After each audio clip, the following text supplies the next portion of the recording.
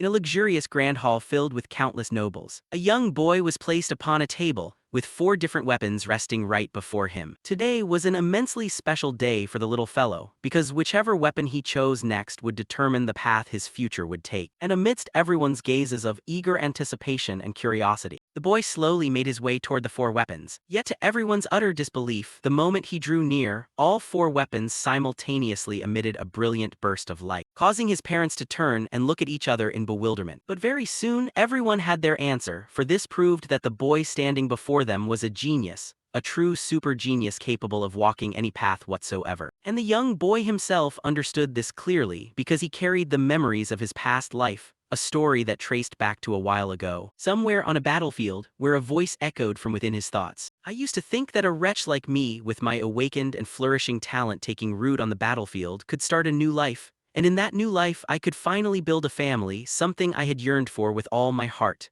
But I was wrong. At that moment, amid the desolate ruins, someone's voice rang out in admiration. How tenacious. It has been a long time since anyone forced me to swing my sword more than 10 times. Are you that famous Rick, the talent who bloomed on the battlefield, as his gaze fell upon a young warrior standing before him, whose left arm had already been severed while he panted heavily from blood loss and sheer exhaustion. Hearing the words of the man opposite him, Rick thought to himself, he knows me, I never thought I would feel happy about something like this. Thinking this, Rick forced himself to lean on his sword, raised his head to look at his opponent and greeted him, haha, what an honor to be recognized by you, Lord Thurman, as this young warrior belonged to the Drenic Empire, Rick. While right before him, Duke Thurman caught sight of the young man knowing his name. A flash of surprise crossed his eyes as he asked back, haha, you know my name. Yes, who hasn't heard of your reputation? One of the 6 hex-level knights of the Althian Empire. Just a single day on this battlefield was more than enough for me to feel the crushing weight of the Black Wave.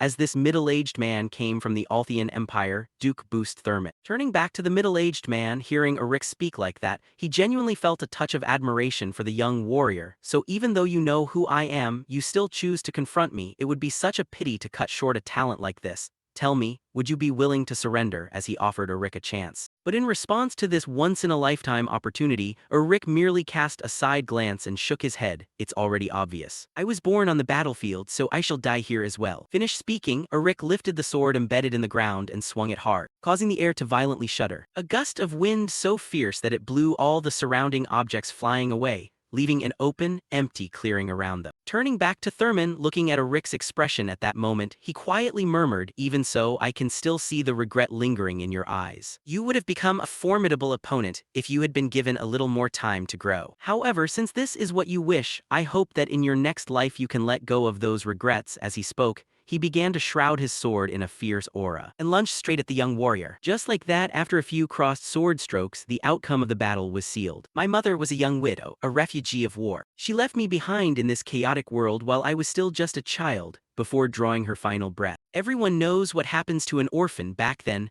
Rick lived a wandering life across the battlefields, a solitary existence just to scrape by, where he would do absolutely anything to survive. At the age of 14, Rick was sent to his very first battlefield, and right there his hidden talent awakened. The mana core within his chest elevated his movements and senses to a degree that was previously unimaginable. At that time, a superior officer told Rick, Commander Rick, I plan to put your name forward for the upcoming special knight appointment. With your talent, joining the Empire's 5 hex-level knights will no longer be an impossibility. Hearing his superior say that, a smile unconsciously crept onto Rick's face. Having broken through 3 mana cores to become a 4-core, I've finally been given the opportunity I've waited for so long. After this battle, I can finally find peace in this weary life. I am finally going to have everything. Right until that man appeared. With a single sweep of his sword, Thurman effortlessly shattered Rick's blade to pieces. And right after that, his sword pierced straight through the boy's chest. What a shame, I wanted to climb higher, I wanted to have a family, he thought to himself, before his body was blasted backward like a cannonball. And just like that, Rick's dream was pitifully crushed. I thought that was the end of it all, yet after his vision went completely black, Rick suddenly heard a tender, affectionate voice. Oh, our little Dane is awake, haha, such a good boy, didn't cry at all. Why are these eyes so clear and beautiful? This child is truly a gift bestowed upon us by God. A beautiful woman with blonde hair gently touched the tiny hand before her while speaking in an affectionate tone. Meanwhile, the man beside her wore a matching expression. Haha, the boy is indeed a great gift from God, he laughed and said. And it was only at this moment that Rick shockingly realized his current state. What a baby, what are they talking about? As he thought this, an expression of utter bewilderment washed over his face while his tiny hands flailed wildly in the air. As if sensing his fear, the man smiled broadly, reached out with both hands, lifted him up before his face and spoke, Dane, you must become an exceptional lancers and follow in the footsteps of your father, yours truly, a man named Arkin Sagria. However, the moment she heard those words, Lady Lily Saugers instantly snatched baby Dane right out of his arms and snapped, what on earth are you talking about? Dane is going to become an extraordinary assassin. Seeing his wife react that way, Arkin's expression turned awkward. Darling, come on, how could you let our youngest son become an assassin? That's terrifying. A real man has to wield a lance. Wielding a lance is the most perfect and magnificent martial art. As he spoke, a dreamy look appeared on Arkin's face. However, Lady Lily immediately brushed that notion aside. I already said it, being an assassin is far better than being a lancer. He can lurk in the shadows to assassinate targets without ever drawing any attention. That's way cooler, she yelled out. To sum it all up, that's right, I thought it was the end, but I had been reincarnated. Not only that, but I was reincarnated in the Althian Empire, my sworn enemy, as the youngest son of a count. And lately, my new parents have been passionately arguing over my future. Surely because I was born late, they want me to take over their respective legacies even more, Dane thought to himself. Returning to the young couple after arguing to no avail, Arkin finally relented. Alright then, let's do this, we'll teach him both of course, Dane will definitely be an assassin. Lady Lily laughed and said, Dane, grow up to be a lancer. Lancers are the best, Uncle Arkin coaxed. He's going to be an assassin, Lady Lily reminded him once more. And while they were still bickering, the coachman up front turned around to give a warning, my lord, we have arrived. Hearing this, Arkin was slightly startled. I didn't think time would fly by so fast. What, we're here already? Now Lily, take my hand, oh goodness, what if someone in the city sees us, the lady said, feeling shy. Come on, I just want to hold my wife's hand. What's wrong with that? Alright, watch your step. As he spoke, he proactively reached out to help his wife down, giving Dane, who was resting in Lady Lily's arms, a full mouthful of dog food. What an eyesore, he thought to himself. Then, after taking a sweeping glance at the surrounding scenery, Dane's eyes could not conceal his excitement. Oh my, it looks like Dane is very happy to be home. Look how happy the boy is. True, if this is my home, then it'll be even easier for my talent to spread its wings. He smiled and thought to himself, ready for a brand new beginning. Time quickly passed by 2 months later. At this point, baby Dane began to babble a few words, making Lady Lily immensely overjoyed. Oh my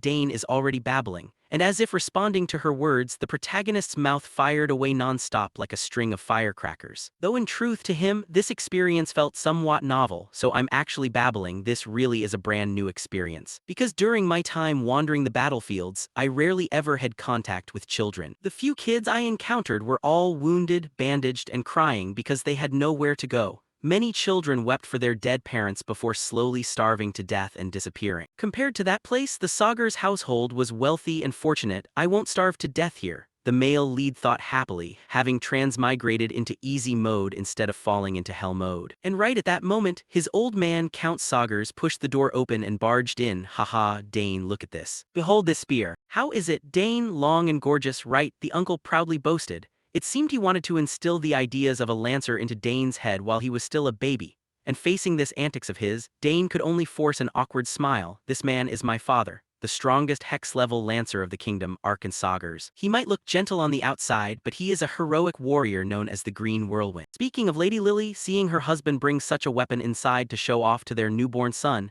she angrily snatched the spear away and interrogated him. Seriously, how could you bring something so sharp into our son's room? Facing this, Arkin's attitude instantly wilted. I just wanted to show it to Dane. I already told you, you cannot do that. If you do this again, I will teach him basic stealth arts from when he's a toddler, Lady Lily said coldly, making her husband break out in cold sweat. Lady Lily was formerly the kingdom's finest assassin. Returning to Arkin, despite being somewhat afraid of his wife, the uncle still argued back. Come on, everyone does it these days. Famous magic families also place magic staves right next to their newborns the moment they are born. A spear compared to a staff, that spear is way too sharp, Lady Lily screamed, leaving their young son to witness this scene and sigh like an old man. What a harmonious family. Hearing this, Dane became well aware of his situation. The reason the two of them cared so much about his future was because his two older sisters had both chosen paths completely unrelated to lances or assassination. Time flew by quickly, and now Dane was being visited by his two older sisters. Look at this, Dane. If you do this, Tata, your cheeks will puff right up. As she spoke, the little girl in the red dress did something that puffed Dane's chubby cheeks outward.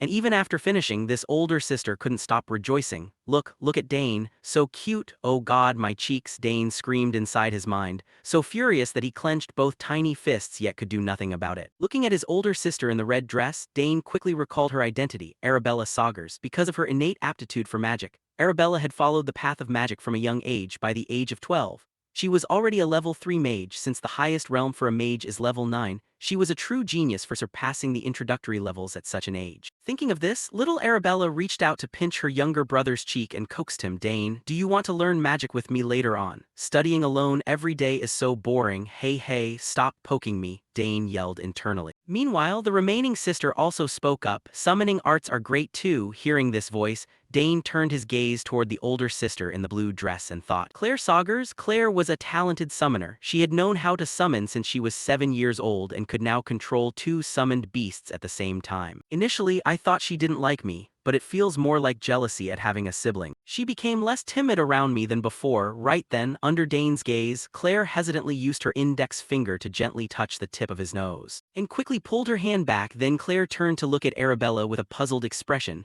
Why is it so soft? True, Arabella chimed in. Following that, Claire turned back to tease her younger brother and said, Hey Dane, it would be so much fun if you also had summoning talent. I'll teach you later. The older sister smiled and said, and facing these offers, Dane could only offer a hollow smile inside his heart. Haha. Everyone wants to teach me their own talents. My father is a level 6 lancer. My mother is a former assassin who once tried to assassinate the king. My eldest sister is a genius maid, while my second sister is a talented summoner. The Count Sagar's household is truly a perfect noble family. Exactly the ideal family I had always imagined. So what's the point of seeking revenge in this life? Even though my death was miserable, that was a battlefield after all. Saying I'm going to take revenge on the ones who beat me fair and square is laughable, Dane thought listlessly to himself. It seemed at this moment, he had completely thrown any thoughts of revenge to the back of his mind. Returning to the story, very soon he was startled awake by the bickering up front. Spear arts. He has to choose the spear, Arkin shouted. Stealth and assassination are much more useful, Lady Lily reminded him.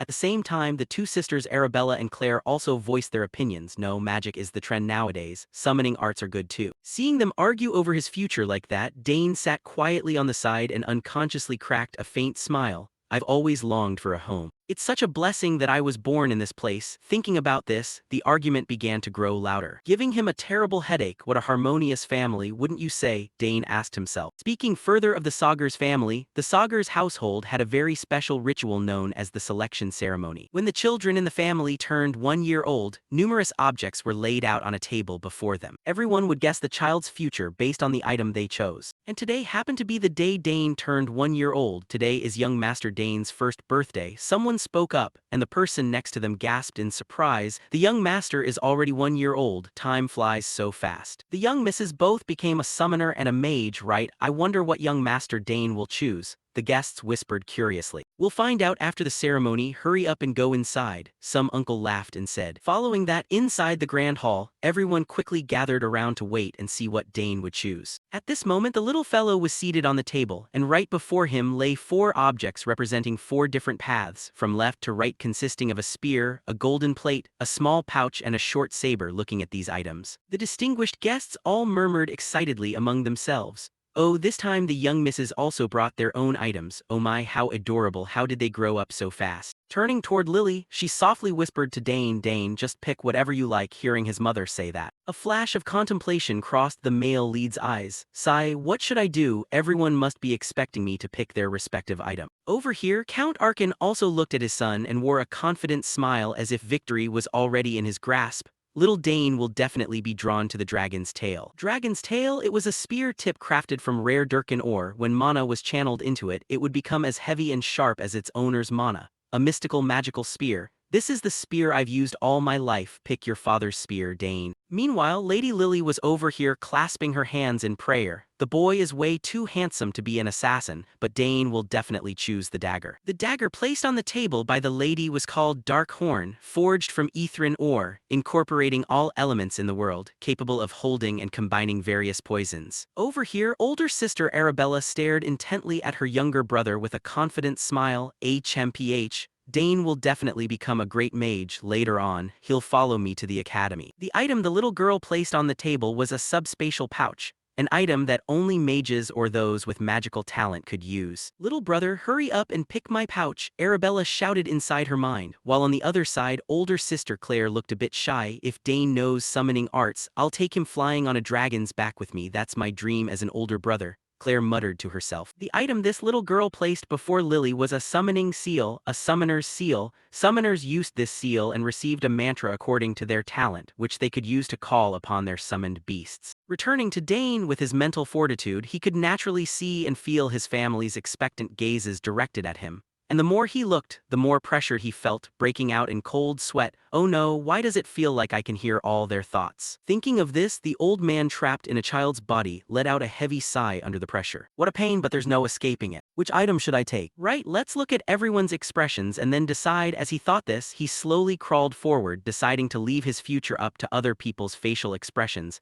And seeing him start to move, the crowd grew excited. Oh, the boy is choosing. That's right, Dane, pick what you want if you can. Pick something long and solid, Arkin yelled out, but was immediately interrupted by Lady Lily. No, something short and sharp is much cooler, son. I like that pouch the most. Remember I showed it to you before, right, Dane? Come summon with me instead. Words of enticement began to ring out, giving our godlike protagonist a headache, feeling the pressure before even making his choice. Next, as Dane walked toward the 4 items, for some unknown reason, all 4 of them emitted a brilliant aura that left his face blank for a few seconds. Huh, what's going on? Wait a minute. In the background, the young couple had no idea what was happening either. What is this? Lady Lily asked. I have no idea. Arkin shook his head and said. Over here, the surrounding guests grew even more excited at the sight. Everyone look. All 4 items are reacting. Oh my, how can that be? It seems the young master is an all-around genius, someone exclaimed. While Dane himself was overjoyed. Haha, I was already talented on the battlefield, but this lifetime is on a whole different level. Returning to older sister Arabella, faced with this situation, she could only turn to ask her father, Dad, what do we do? Something like this has never happened before, right? I can't even believe it myself, Arkin replied. Then the young couple turned to look at each other and reached a unanimous decision. Well then, all 4 of us will teach the boy. Hearing this, the 2 older sisters turned to their parents in blank astonishment. Huh, all of us. Up front, Dane burst into a hearty laugh of pure amusement. Time quickly passed. 6 years later, at some training grounds, the sound of weapons clashing against one another echoed continuously. And currently, Dane was sparring with his father Arkin, looking at his son effortlessly parrying his attacks. Arkin said with satisfaction, well done, Dane, you have completely mastered the technique I taught you. Thank you, Dad, Dane hurriedly replied. Seeing this, the uncle rubbed his head and laughed heartily. Good, good, that's my boy. At the same time, in the distance,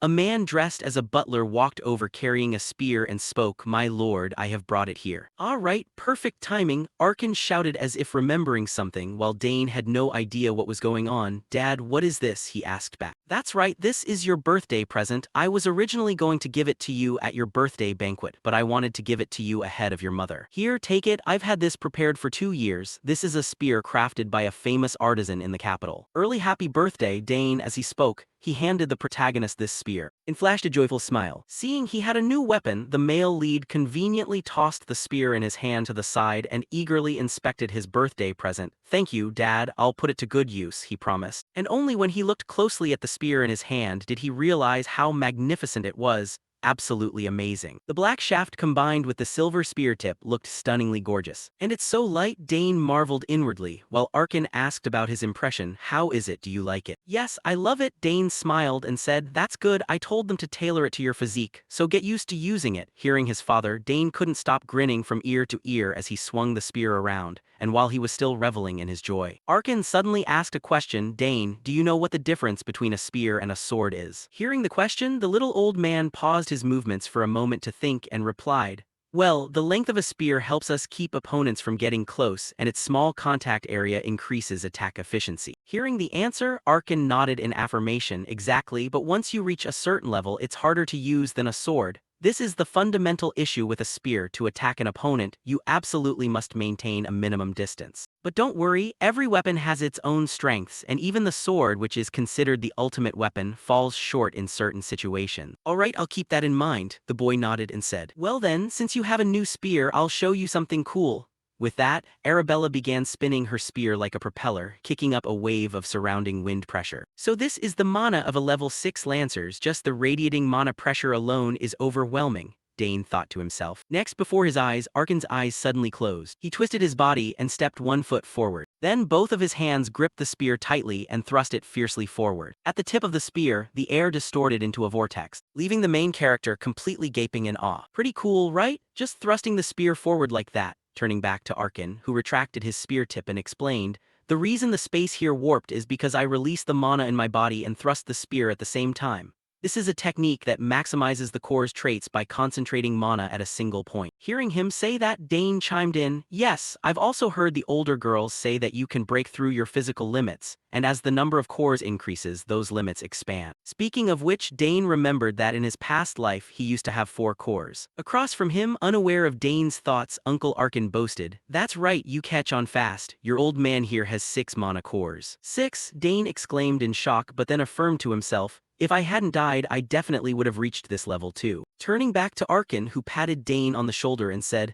"Why don't you give it a try? Use your new spear and see." Hearing this, the boy replied, "Yes, Dad. Relax your mind, forget whatever you're thinking and just thrust the spear forward." Following his father's advice, he immediately answered, "Yes, sir." In his past life, ever since realizing his talent for swordsmanship, he lost all interest in the spear, only keeping it around as a backup. Alright, time to go all out. Thinking that, he tightly closed his eyes to focus his concentration. Looking at this posture of his, Arkin thought with satisfaction, the stance is pretty solid. It took me 7 years to pull off this technique, but with Dane's talent, I wonder if the kid." Just as he thought that, Uncle Arkin's eyes suddenly widened. Because right before his eyes, the moment Dane thrust his spear forward, cracks began to spread across the space like shattering glass. "Dane, how on earth did you do that?" "Haha, color me impressed," the uncle laughed and said. Dane didn't hide anything on his end either, spilling all his thoughts. "When I thrust the spear, I concentrated my mana at a single point and channeled it into the tip. Right as the mana hit the tip, I cut off the flow." Hearing his son say that, the uncle felt even more astonished. "Wait, you channeled mana into the spear and then cut the flow? Dane, did you already create a mana core?" "Yes, while reading a book on how to make a mana core, I tried practicing it and luckily managed to pull it off," he bullshitted.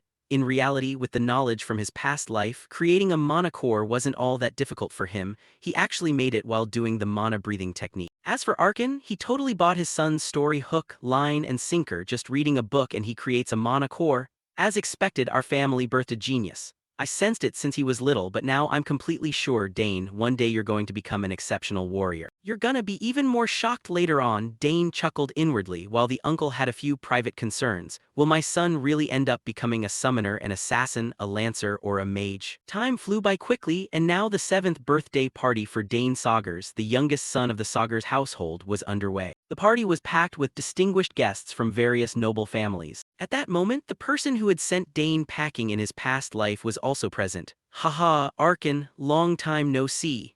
Hearing the familiar voice, Uncle Arkin turned around with a smile and said, "Duke Bout, how have you been lately?" "Oh, come on, there's no need to be so formal, just talk normally." The uncle waved his hand, speaking of Bout Thermion, the greatest family of the Althian Empire, head of the Thermion family. Turning back toward Arkin, the uncle hurried over to Bout and whispered, "Too many people are watching us, I'll act normal in a bit." "Haha, do whatever you want," Bout gave a wry smile before turning to ask, "So where's that kid?" Hearing this, Arkin turned around to call his precious boy, "Dane, come over here and greet Duke Bout." "It's Duke Bout? I never expected to run into him here," Dane expressed in his heart, recalling the face of the man who had struck him down in his past life. Then, as he was brought before Bout, the uncle nodded and said, "So this is the kid. Dane, is this the son you've always been bragging about?" Replying to the remark, Dane calmly greeted him, "My name is Dane Saugers." Although he looked polite on the outside, the little rascal was a bit annoyed inside, unable to suppress his anger upon meeting the man. "It's an honor to meet you, Duke Thermion," Dane said as he slightly bowed in a polite greeting. Looking at his action, Uncle Bout burst into a hearty laugh. "Your son is so well behaved, looks like he never gives you anything to worry about. So is he learning spear arts like you too?" "That's right," Arkin admitted just as a little girl walked over. She stood in front of the group and politely greeted, "Greetings, Count Saugers. My name is Layla Thermion, it's an honor to meet you." This red-haired girl was Layla Thermion, the youngest daughter of Duke Thermion. Brushing that aside, after calling the 2 kids over to exchange greetings, the 2 fathers shooed them away. Right after, as if remembering something, Uncle Arkin turned and asked, "How is your wife doing lately?" In response to the question, Bout's expression grew somewhat gloomy as he said, "I've tried every possible way, but there's still no progress." "You've been through a lot, but I'm sure she'll get better." Arkin spoke up with words of comfort. However, Uncle Bout knew very well those words were just meant to soothe, and he gave a heads up. If you suddenly don't see me around, please understand, because that means I used magic to rush back to the capital. By the way, where did that kid Dane go? As he spoke, the uncle cast his gaze around for a moment while giving the male lead some unsparing praise. This kid is pretty sharp, I wanted to talk to him a bit more. Yeah, I don't know either, I don't see Layla anywhere either, Arkin replied. Right at that moment when Duke Bout glanced out the window, he noticed that who knows when. The two kids had dragged each other out to the courtyard, prompting a smile. Looks like both little ones got bored of this party. Back to little Layla, while strolling in the garden with Dane, the little girl suddenly broke into a smile and shared frankly, "Actually, I don't like tagging along everywhere with my father, but right now I'm glad I came with him." Finishing her sentence, she stared intently at Dane in deep thought. Under the moonlight, he looks even more handsome. Across from her, Dane smiled back upon hearing those words. That's great, our territory is a very beautiful and peaceful place, he said with a smile. But this answer seemed to trigger some unpleasant memories for Layla. Yeah, it really is. There's always something going on in Thermion. Nobles come to see my father every day, and sometimes even royalty shows up. Every time that happens, I have to go out and greet them. I hate it. I'd rather wear simple clothes and sword fight, Layla said dejectedly. It seemed that having to constantly greet people noble style all day long was exhausting for a child, though Dane didn't pay much attention to that part. What caught his attention was Layla's preference. "Oh ho, so she uses a sword too?" the boy exclaimed in his heart in surprise. Turning back to Layla as if feeling she was acting a bit strange, she turned and asked, "What about you?" I like both places. It's not as bustling as the capital. But I look forward to practicing the spear every single day," Dane voiced his thoughts, leaving little Layla somewhat surprised. The spear. She involuntarily let out an exclamation, but after remembering Dane's identity, she quickly understood. "Oh right, I forgot Count Saugers's nickname is the Blue Cyclone. I've heard my father talk about how amazing he is." Pausing for a beat, Layla turned to Dane and asked, "So you want to enter the academy too?" Responding to the question, Dane just gave a slight shake of his head. "No, I don't practice the spear for that reason." "Then why? Isn't training just naturally meant for getting into the academy? Getting accepted is really hard, you know," Layla said hurriedly. At that point, Dane awkwardly scratched his cheek and answered, "Well, I want to train so that whenever I do get in, I'll perform even better." Turning to Layla, the answer actually left her stunned for a few seconds. "Huh. But what if you fail? Then I'll just try again." Dane shrugged and said, "And if I still fail, I'll just assume that path isn't meant for me." His carefree attitude made Layla worry on his behalf. "I don't believe this. Aren't you afraid of disappointing your family?" "Not really," Dane mumbled. Hearing that, Layla felt a tinge of envy toward him. "I'm so jealous. My family treats failure as a shameful thing." "Oh well, forget what I just said," she waved her hand and said. Turning to Dane, seeing the girl talk like a little old lady made him feel pressured in return. Sigh, "I didn't know I'd end up worrying about stuff like this." Thinking that, Dane let out a sigh and asked, "Why are you like that? You seem like you're really good." Hearing those words from Dane, for some reason, Layla's eyes flashed with joy as she hurried to ask, "Really? Then can you check out my swordsmanship and see how it is?" "Huh, your swordsmanship?" Dane asked back in confusion. "That's right," Layla smiled. Looking at the expectant look on her face, even though he was a bit reluctant, Dane agreed, "All right, fine, but just a little bit." Seeing Dane agree, Layla couldn't contain her excitement and immediately asked, "Awesome, so where is your training ground? Follow me." "A little while should be fine, right?" the boy asked himself. Time passed quickly, shifting scenes to the training ground where he usually beat each other up with his father. At this moment, with a sword in hand, Layla began demonstrating her swordsmanship for him. Each powerful sword stroke and thrust began to unfold before Dane. Even a lifelong genius like him had to nod in recognition after witnessing it. Wow, her transitions between offense and defense are so fluid and her strikes are well timed. But after a while, the tempo grew a bit chaotic. Dane stroked his chin in thought with a puzzled look. Meanwhile, Layla, right after finishing her routine, didn't even take a breather before hurriedly asking Dane, "How was it?" "Pretty awesome, right? Real eye candy." "Really?" Layla asked happily. Seeing that expectant look, Dane felt a bit awkward and muttered to himself, I should probably tell her." Thinking that, Dane spoke up to point it out, "Yeah, but starting from the third stance, it looks like you had a half-step excess. From what I remember, the other postures are fine, but because you take that half-step extra compared to before, your subsequent strikes end up slightly off target." The more Dane spoke, the wider Layla's eyes widened in front of him. Ultimately, the little girl completely petrified at Dane's words. "Was I a bit too blunt?" Dane asked himself awkwardly. "Sorry if I made you upset. It's been a long time since I saw swordsmanship like that." Turning back to Layla as if Dane's criticisms had wounded her pride, the girl became determined to open the boy's eyes. Oh, is that how it is? I haven't even shown my full strength yet. Thinking that, Layla gripped her weapon tighter and started dancing her sword once more, until her foot tripped over a bead, and she lost her balance, lunging forward to wrap her arms around Dane. Thank you so much, Dane. Dane was flustered at that moment. Hey, what are you? Before he could finish, Layla blurted out, you really have sharp eyes, spotting my flaw that I've had for so long. Thank you, I'll definitely remember this. As she spoke, the girl took the opportunity to rub her cheek against Dane's, leaving the young master extremely flustered. You're suffocating me, and put that sword away, will you? Saying that, Dane hurriedly pushed the girl away.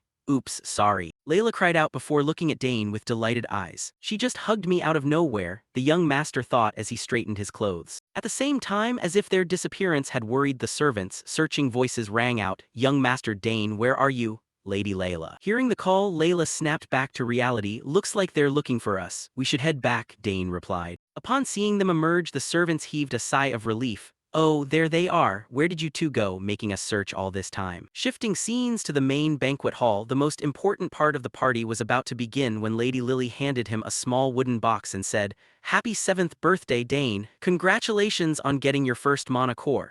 Happy birthday, Dane. Thank you, Mom and Dad, he gently replied. After opening the gift from Lady Lily, he was somewhat startled. This is a family crest lapel pin, the exact thing his older sisters kept bragging to him about. Beside him, Lady Lily also smiled and said, Hold on to it tightly, Dane. This pin will be proof of your honor and status. As soon as the words fell, the surrounding guests nodded and offered their congratulations. Happy birthday, young Master Dane. The youngest son is finally recognized as a member of the Saugers family. You're going to grow up to be just as amazing as the Count. Hearing those words, Dane unconsciously broke into a smile. This is the first time I've been praised by so many people, he happily thought. But right at that moment, the entire grand hall began to shake violently as if an earthquake were happening. What's this noise? What's going on? Damn it, is there an intruder? People panicked and shouted. Meanwhile, seeing that the situation was taking a turn, Dane hurriedly looked over at his father. But as if he had anticipated this long ago, his father helplessly said, Calm down, no need to panic. Here it goes again, and I thought we'd get some peace today. Can you guess who it is, Dane? Lady Lily asked playfully. As if remembering something, the young master's eyes widened. No way, he thought to himself, and quickly. Above the ceiling of the grand hall, a blinding source of luminous energy slowly appeared, causing the group of nobles below to panic and scramble backward. What is that? Who's there? Someone shouted. Following everyone's gaze, from within that beam of light, a red figure leaped out. Look at the clock, your big sister isn't late, am I right?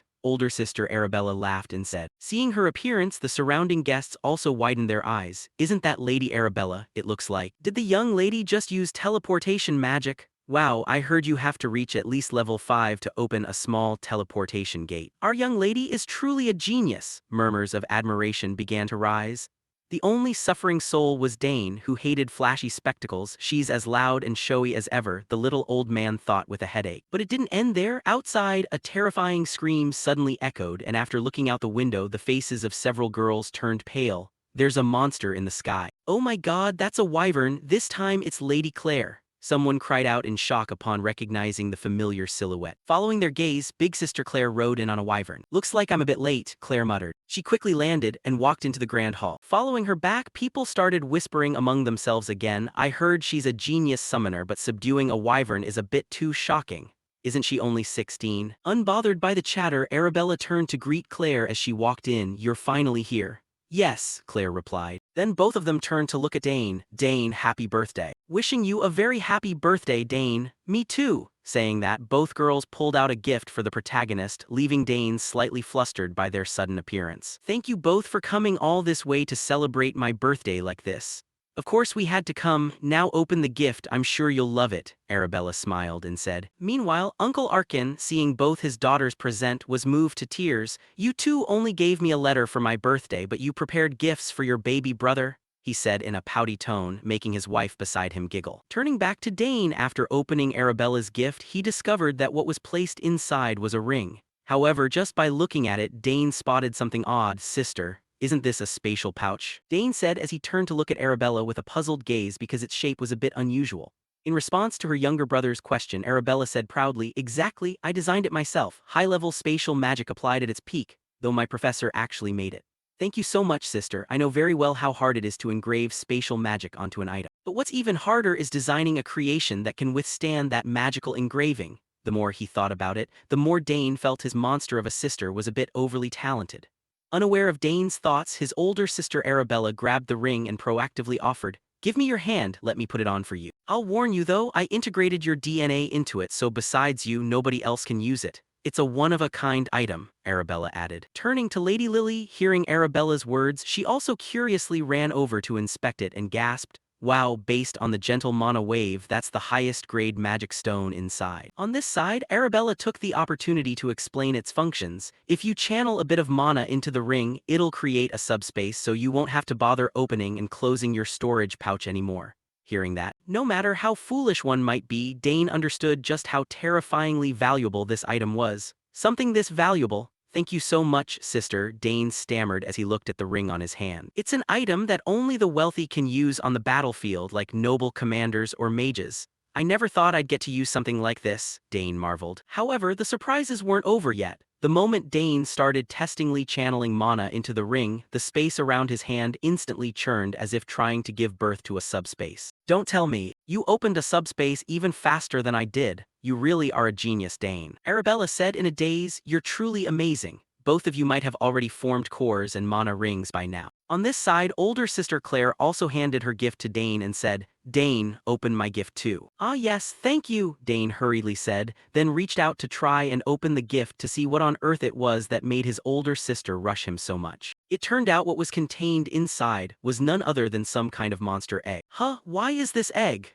Dane said as he picked up the egg to observe it, but just seeing his movement, Claire panicked and warned, "It's not just an ordinary egg, you need to be careful." Hearing that, Dane frowned and asked, "Huh, then what is it?" Around them, the others also curiously turned to look at the egg, and at that moment Claire whispered into Dane's ear, "That is a demon beast. I once tried to summon a Decoron and this thing appeared during one of those times. I don't know which summoned beast will be born from it, but I know that everyone in this world understands just how valuable it is." Hearing this, both of Dane's eyes looked at the egg with a hint of shock. "Right, I've heard of it too. Demon beasts are different from summoned beasts. They are a distinct entity, and though they share a few similarities, once a demon beast is summoned, it can exist permanently in this world, unlike ordinary summoned beasts." Turning back to Claire, as if realizing that her younger brother had grasped the value of the gift, she patted Dane's shoulder and whispered further, "Nobody else knows about it yet, Dane, only you, so please keep it a secret until it hatches." "Yes, absolutely," Dane said with a smile. Meanwhile, Arabella saw the two of them whispering back and forth and angrily shouted, "Hey, why are you two whispering for so long?" Ignoring this outburst,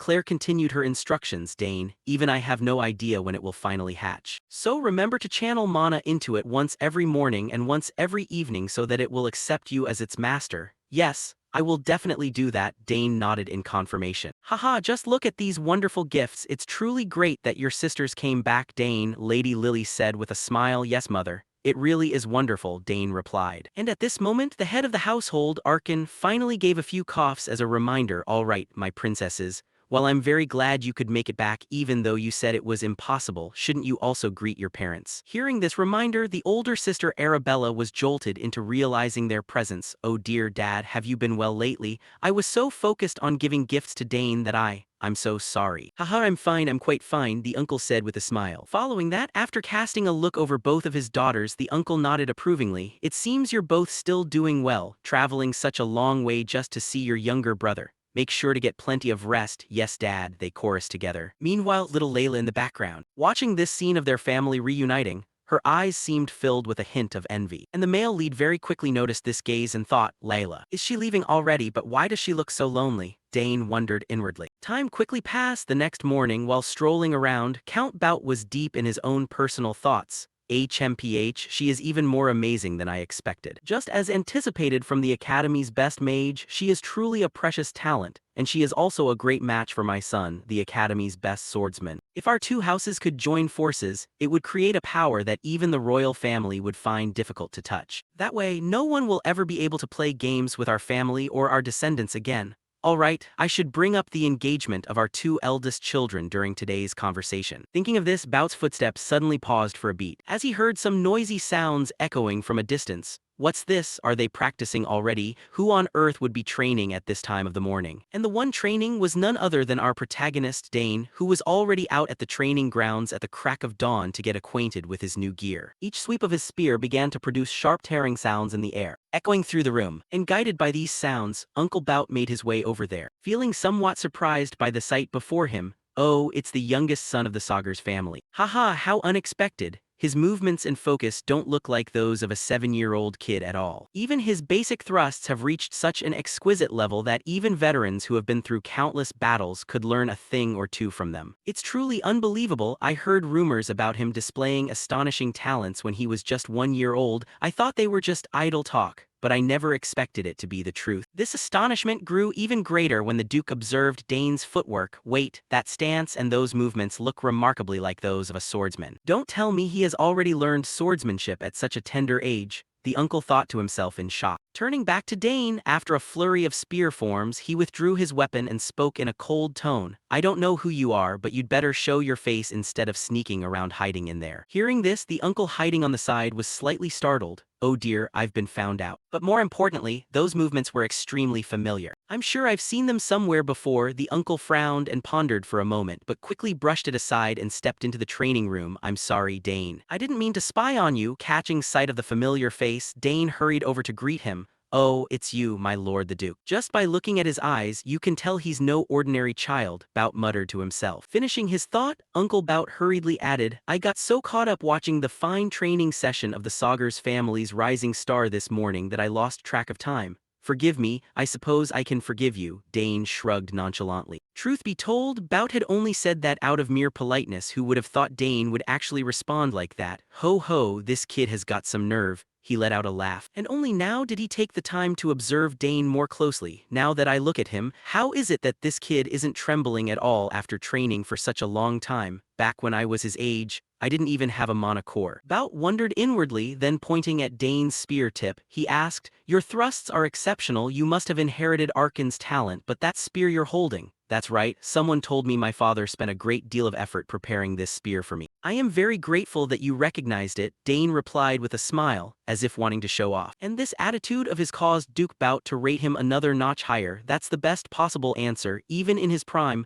my son had great skills and manners, but not to this extent. Perhaps I should really consider arranging a marriage with this family. Thinking of this, the uncle already started wanting to hook his daughter up with Dane. And to carry out his plan, he began to probe gently. Actually, my Layla is also practicing the sword. You two are the same age, so you might make good friends when you enter the academy. Yes, my lord, I'm sure I'll get along well with her, Dane replied with a smile. Ha ha ha, I like your straightforward personality, young man. Anyway, it seems I've disturbed your training quite a bit. Well then, as he spoke, Bout turned around as if wanting to leave, but right at that moment, the uncle suddenly remembered something and turned back to remind him, Oh right, Dane, I'm curious about one thing. Have you ever practiced swordsmanship before? Turning to Dane, upon hearing the uncle's question, a jolt went through his heart. Oh no, it seems my old habits slipped out without me realizing it. To think he could notice it just by looking once, Dane thought to himself. And very quickly he changed his expression and replied, No, I've only read a few textbooks on basic swordsmanship, but I've never actually practiced the sword. He glossed the matter over. But with what he had just seen, Bout still felt something was slightly off. Strange, I swear I felt something like a pure battle spirit emanating from him earlier. As he spoke,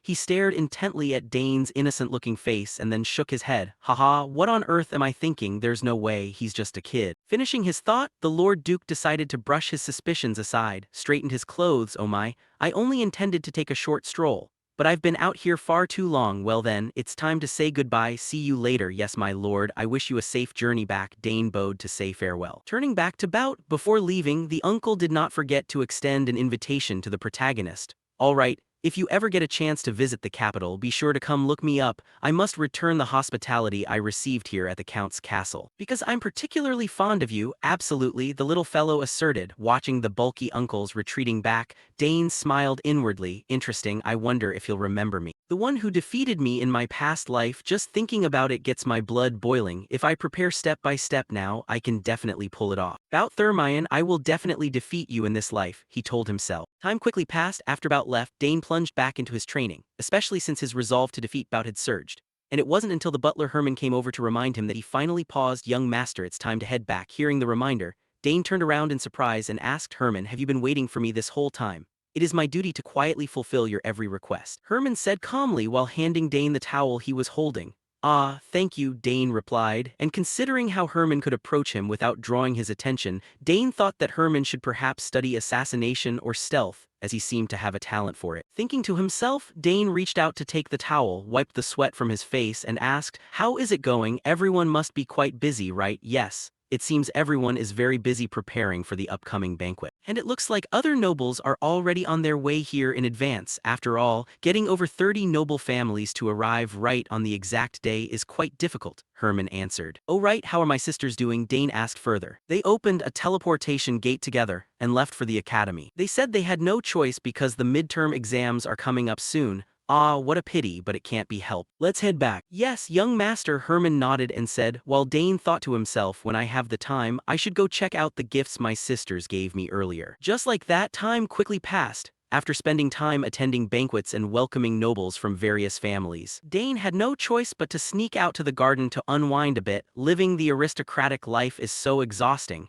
My schedule is even denser than usual because it's my birthday too. At least I can find some solace resting in a garden like this." As he spoke, he looked around and silently admired the gardeners. "The gardeners tend to this place so skillfully. I feel strangely at peace just looking at these flowers. My eldest sister said that in nature, flowers hold the most concentrated amount of mana within them. Since I have some free time, I suppose I should analyze the mana of these flowers." Actions speak louder than words. Right after that, Dane sat down before a cluster of flowers and slowly closed his eyes to sense it. "I've trained as much as possible. Yet neither magic nor summoning magic has shown any significant progress. I'm still not sure which one I should focus on. Having too many talents can sometimes be quite troublesome." The lucky young man secretly complained about his own gifts. Before a gentle gust of wind burst forth from his palm, blowing away all the surrounding flower petals. "Look at the mana in the flowers. Such a small flower holds such a large and fierce current of mana. If someone can sense the mana in nature and turn it into their own, it will then settle within their body and transform into a new tier of magic. This body's mana absorption rate is truly terrifying. I can actually see things that others can only perceive with their sixth sense, haha." Right at that moment, with just a slight perception, the surrounding mana actively poured into his body like a whale drinking water. Feeling every single stream of energy surging within him,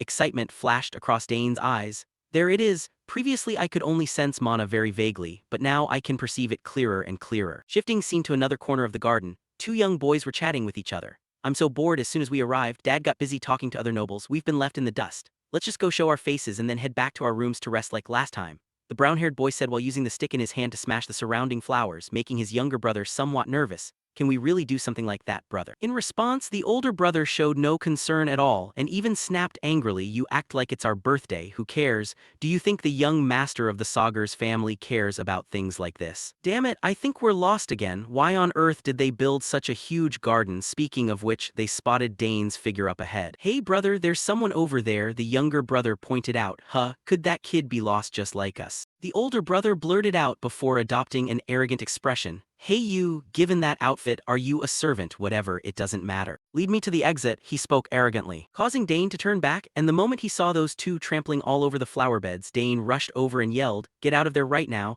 Don't you see what you're stepping on?" Seeing Dane's attitude suddenly turn hostile, the older brother confusedly said, "What's wrong with this brat? How dare he yell at us just because we stepped on a few blades of grass?" Without answering the question, Dane turned around to interrogate them instead. "Why are you walking on the flowers instead of the path? You've ruined the flowers." "Ha, such a little kid with such a big mouth. Don't you know who I am?" The foolish older brother began using his identity to intimidate Dane, completely unaware that he was arguing with the young master of this very household, and naturally, given his status, Dane didn't care about anyone at all. "I know you're a brute who ruins flower beds," Dane said with a frown. And with his arrogant nature, how could the idiot on the opposite side hold back his anger immediately? He rushed over, grabbed Dane by the collar, and yelled, "What did you say, brute? Who do you think you're talking to, servant? I am the son of Count Tyron, a distinguished guest of this castle." Hearing this, Dane instantly recognized Tyron's identity, Count Tyron. "He was the noble who got captured after I defeated him on the battlefield." What an irritating noble, like father like son. Thinking of this, he finally understood why this brown-haired brat was acting so cocky. "Even in the southern countryside, you must have heard of the Tyron family.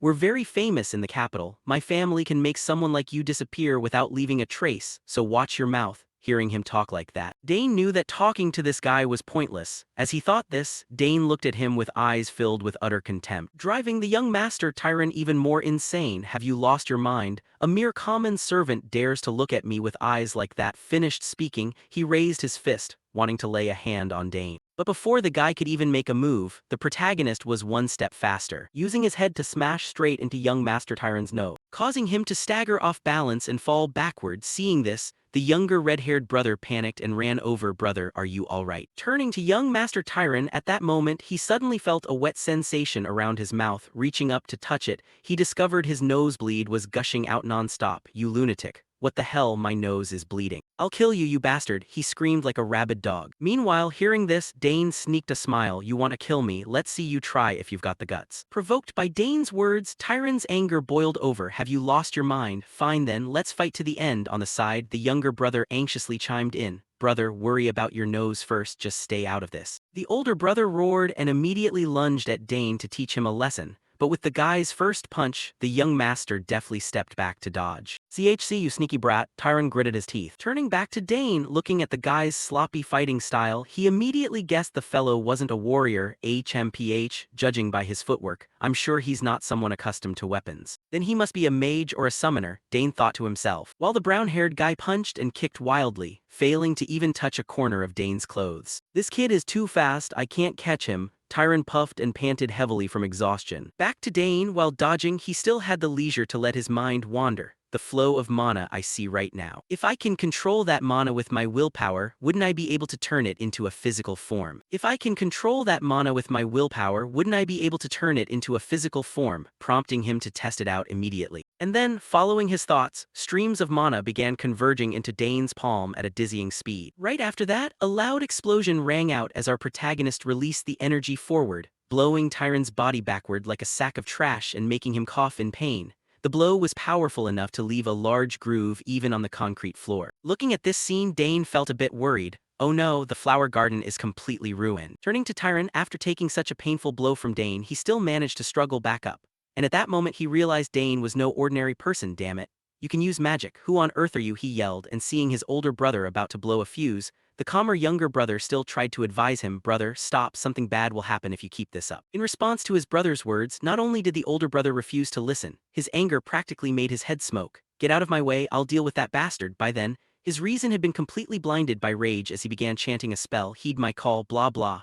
As the words echoed, black magic aura began bursting out all around Tyrant's body. And with these words, Dane instantly realized that he was a summoner. And just as he had guessed, a vortex of energy suddenly appeared behind Tyrant. And from within this vortex, a wolf's head peeked out and leaped straight out. Seeing his summoned beast appear, Tyrant grinned arrogantly, haha, how's that? This is Genpu whom I summoned. I'll show you the consequences of messing with Digron. Tyrant, Genpu, tear that guy to pieces. Turning to Dane, seeing Digron summon such a mediocre wolf, he lost all interest. A mere ordinary wolf, completely incomparable to Sister Arabella since she can even summon dragons. Back to Digron at that moment, he also gave orders to his summoned beast, that's right, bite his throat out. Hearing the command, the wolf immediately lunged straight toward Dane. But for some reason, looking at his face, the protagonist's aura seemed to kick in. When right after that, the wolf suddenly slammed all four paws into the ground to break. Following that, its color changed from red to blue, under the bewildered gazes of the two brothers. Even later, seeing the wolf bow its head before Dane, Digron could hardly believe his eyes. What is going on? How is Genpu?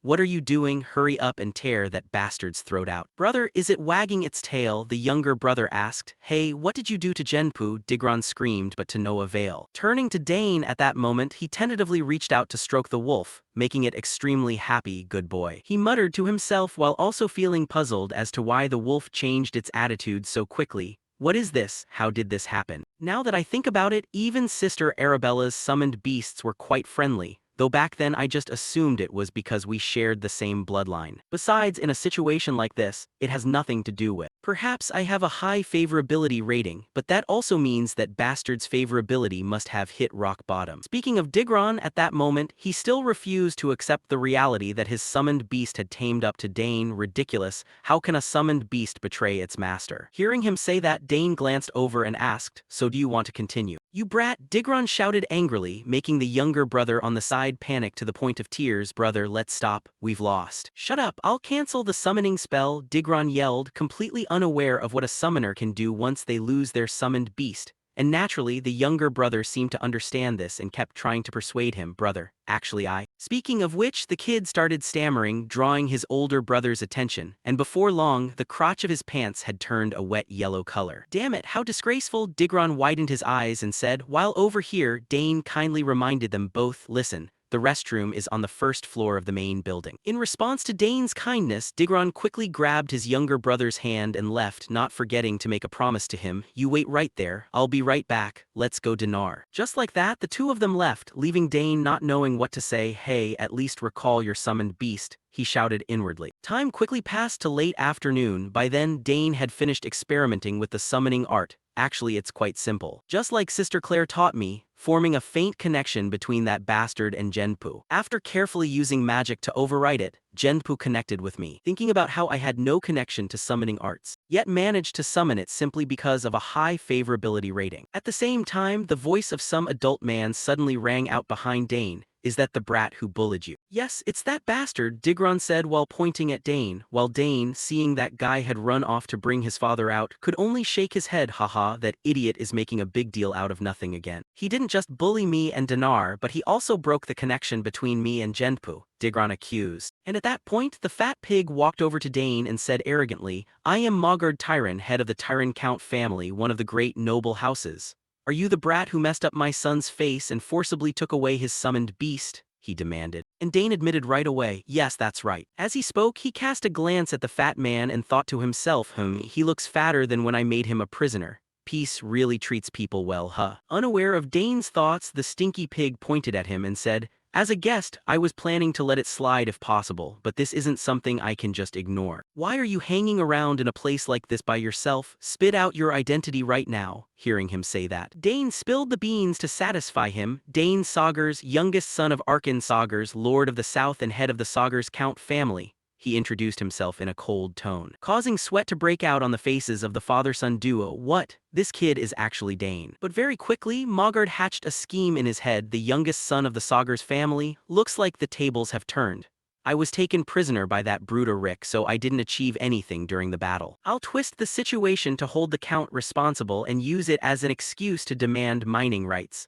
Those nobles who look down on me will have to kneel. Thinking that, he broke into a smile and spoke, you're the master of this birthday party, Dane, right? That's right, Dane replied calmly without a trace of worry. Seeing his attitude, a wave of anger suddenly surged in Mogard's chest. Arrogant brat, I didn't come all the way to the remote southern lands just to celebrate your birthday, he gritted his teeth inwardly. Then turning to pat his son on the shoulder, he continued, well, what do you plan to do about this? You injured my son, a guest invited to your home, and you even stole his summoned beast. This is a crime. That's right, today is the end of the line for you, Digron chimed in. I'm going to speak with Count Saugers and demand he takes responsibility. Let's go, he ordered, turning back to Dane. Of course, Dane wasn't about to just accept that lying down. I understand, but before that, I demand an apology. Hearing Dane's demand, the father and son's faces turned as purple as a pig's liver. What? An apology? What absolute nonsense, that bastard. Before they could finish, Dane loudly ran his mouth. That's right, it's true, I hit your son's nose and hurt him, but I was being threatened, so I was merely defending myself. And I didn't steal the summoned beast. Genpu followed me willingly. Up front, the little punk Digron shrieked, what? Genpu would never do that, Dad, that brat is lying. Unlike his son, the stinky fat man had caught wind of some information somewhere and thought otherwise. Wait, I heard the second daughter is a genius summoner. That's right, I get it. Maybe that girl taught the kid how to sever the bond. He stroked his chin in thought for a moment and continued, even if what you say is true, it's still tragic that a summoned beast was taken away. But you're asking for an apology. Yes, exactly, Dane replied calmly. Meanwhile, the little brat Digron kept barking away. HMPH, who does this brat think he is acting like this? So arrogant, interrupting while the adults are talking. Talking to this kid gives me a headache, Fat Mogard thought to himself and lowered his voice a bit. All right, fine, I won't scold you anymore. Let's see what Count Saugers has to say about this. Turning back to Dane, looking at the man's expression, a thought suddenly crossed the boy's mind. It looks like he's actually really looking forward to this. Right as the conversation reached this point, as if hearing the commotion, Arkin and Bout rushed over. Are you looking for me? Arkin spoke up, startling the crowd. Count Saugers, even Duke Thermine had arrived. Time quickly passed until the sun had completely set. At this point, the little punk Digron was presenting the story from his own perspective. I got lost in the garden with my younger brother, so I wanted to ask your child to show us the way, blah blah blah. On this side, Dane watched his father calmly listen to the guy's story and felt a wave of admiration inside. That's my dad. He cared deeply for his family, but he wasn't the type to blindly play favorites. Even in conflicts with outsiders, he could fairly judge right from wrong. Turning to Digron, who had now reached the climax of his tale, suddenly he hit me right on the nose and kept mocking me with that weird technique. So I just called out my summoned beast to scare him, but he stole my summoned beast and even tried to attack me. The little brat put on an extremely pathetic face as if he were the ultimate victim here, while his father, the stinky fat pig Mogard, chuckled as he listened to his son's elaborate bullshit. Only Dane, who saw right through the faces of these two, sighed in his heart. He can lie with such a straight face. I'm genuinely looking forward to this guy's future. Turning to Mogard after waiting for his son to finish, the old man spoke up, Count Arkin. I only intended to warn the kid, but stealing someone else's summoned beast is just not right. I can't simply let this slide. In response, Arkin said calmly, we can't just listen to one side of the story. I want to hear Dane's version, evaluate the whole situation, and then come to a conclusion.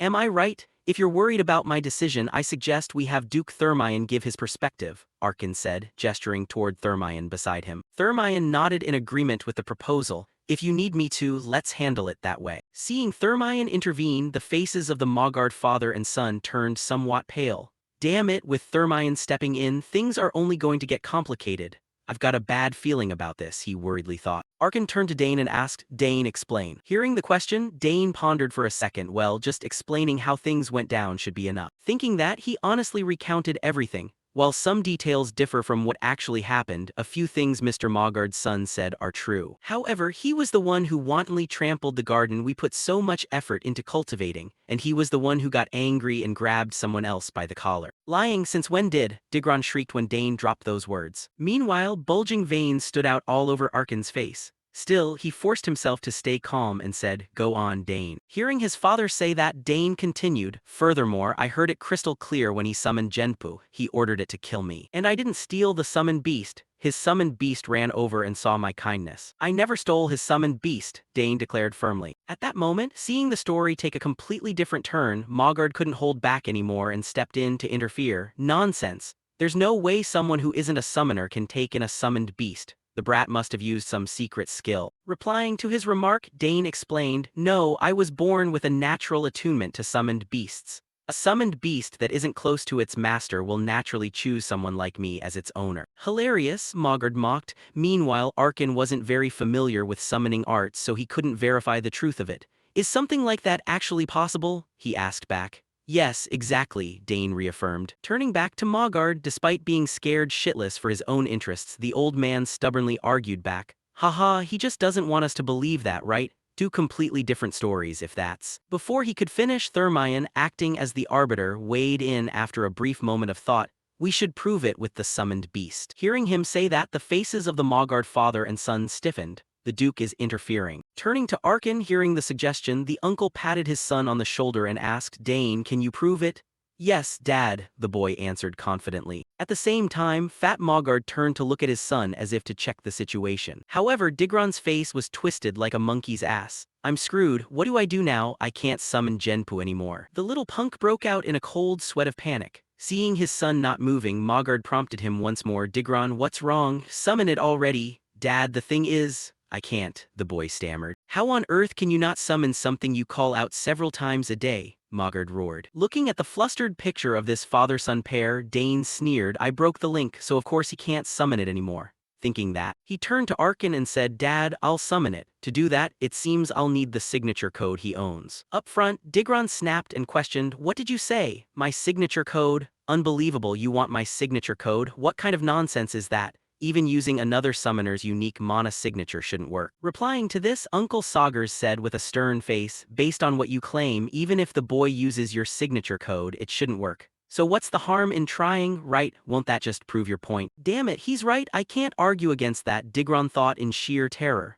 Left with no choice, Mogard had to turn to his son and say, "Show them your signature code for a second, Digron." "But Dad," the little brat stammered, tears welling up in his eyes. "Hurry up," Mogard barked. With no other option, Digron reluctantly brought out his personal code, supposedly because a summoning signature had a unique code belonging to another summoner. Nobody else could possibly use it. But Genpu, which Digron had summoned, was now enveloped by his own mana. The summoning signature was merely a medium. "Genpu is linked with me, so it will answer my call," Dane thought to himself. And right before everyone's eyes, the moment Dane channeled mana into Digron's summoning card, an energy vortex appeared, and from within it, a wolf materialized right in front of Dane. It stuck out its tongue and joyfully licked his face. Even though they had heard Dane say it beforehand, seeing the scene with their own eyes left everyone utterly astounded. "Dad, how is that possible, my Genpu?" "No way," the father and son stammered out. "Amazing, you told me the boy had never learned summoning arts," Bout said in a daze. "That's right, I had no idea things would lead to this," Arkin replied with a clueless expression. Meanwhile, Dane stroked Genpu and whispered, "Sorry for summoning you just for this, but thanks for showing up." "Damn it, this turned into a total disaster," Fat Mogard shouted internally. Returning to the matter at hand after Dane recalled his summoned beast, Arkin spoke up again. "What should we do now? We've verified the boy's summoned beast. Do you concede?" It seems Dane was telling the truth, right? Hearing this, Mogard could only force an awkward laugh. "It seems we misunderstood the part about the summoned beast being stolen. My son had no intention of killing Dane, right? Right, Digron?" "Yes, I just wanted to scare him a little. I never meant to kill him," Digron chimed in. "See, the boy had no such intentions," Mogard smiled, trying to wrap the whole matter up right there. Faced with these remarks, Dane was so furious he clenched his fists. "Haha, this bastard just makes things up as he goes." Thinking that, before Dane even knew what to do next, someone's voice suddenly rang out, capturing everyone's attention. "That's not how it happened." Hearing the voice, everyone turned in unison, and discovered that the person who had just arrived was none other than little Layla. Turning to Uncle Bout, seeing his youngest daughter suddenly show up here, his expression turned slightly awkward. "Layla, what are you doing here?" "I heard your voice when I walked past," she replied. Then Layla turned to greet Arkin and Mogard. "Greetings to both of you, Count Arkin and Count Tyron." "Ah, right," the fat man nodded, feeling a wave of anxiety inside. This kid is the Duke's daughter. Unbothered by his attitude, Arkin immediately focused on Layla's previous words and asked, "What do you mean by that, little one? Was he lying?" The uncle's face displayed extreme anger. At that moment, Layla shared what she had witnessed. "Actually, I accidentally overheard their conversation while taking a walk earlier." Hearing this, Digron's face turned completely pale. "What? That girl heard everything," he cried out in his head. "Is that true, Layla? Would you mind recounting everything you heard for us?" Arkin asked hurriedly. "Ah yes, what happened was," and with that the girl began explaining what she had seen. Thanks to this, Dane was saved the trouble of racking his brain to explain. "I didn't expect this, but with her here everything turned out smoothly." Time quickly passed. With Layla stepping forward to testify, the father and son ran out of excuses. Left with no other choice, the stinky fat pig turned to his son and yelled, "Digron, what are you still standing there for? Apologize right now." But even at this point, the little punk accepted reality and stammered, I'm sorry, I was wrong. "I want you to direct that apology to my son, not me," Arkin said coldly. Seeing this, Mogard immediately patted his son's shoulder and said, I understand, I was just about to tell him to do that." "Digron, hurry up."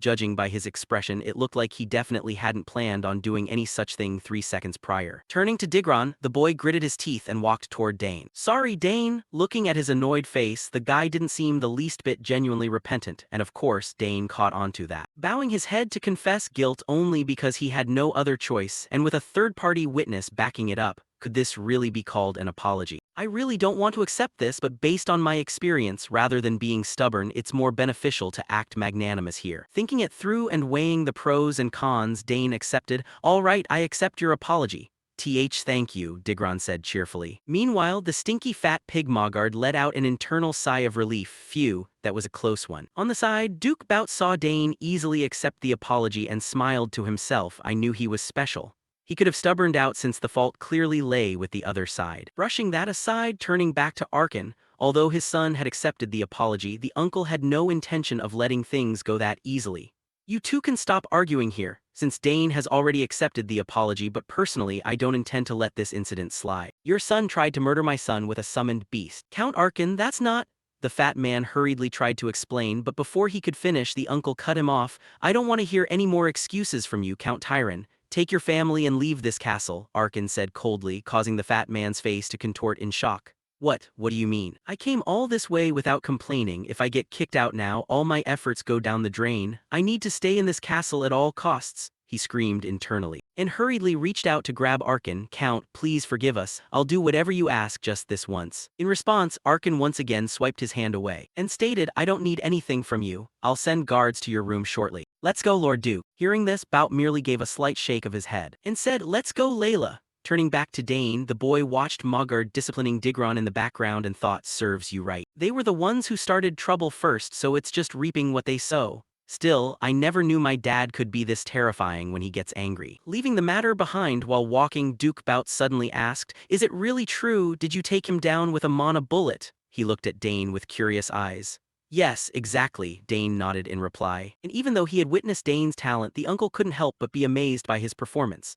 Spear mastery, summoning, and now even magic. Truly astonishing. Has history ever seen anyone this talented? Bout looked at Arkin with a hint of jealous envy, making Arkin swell with internal pride.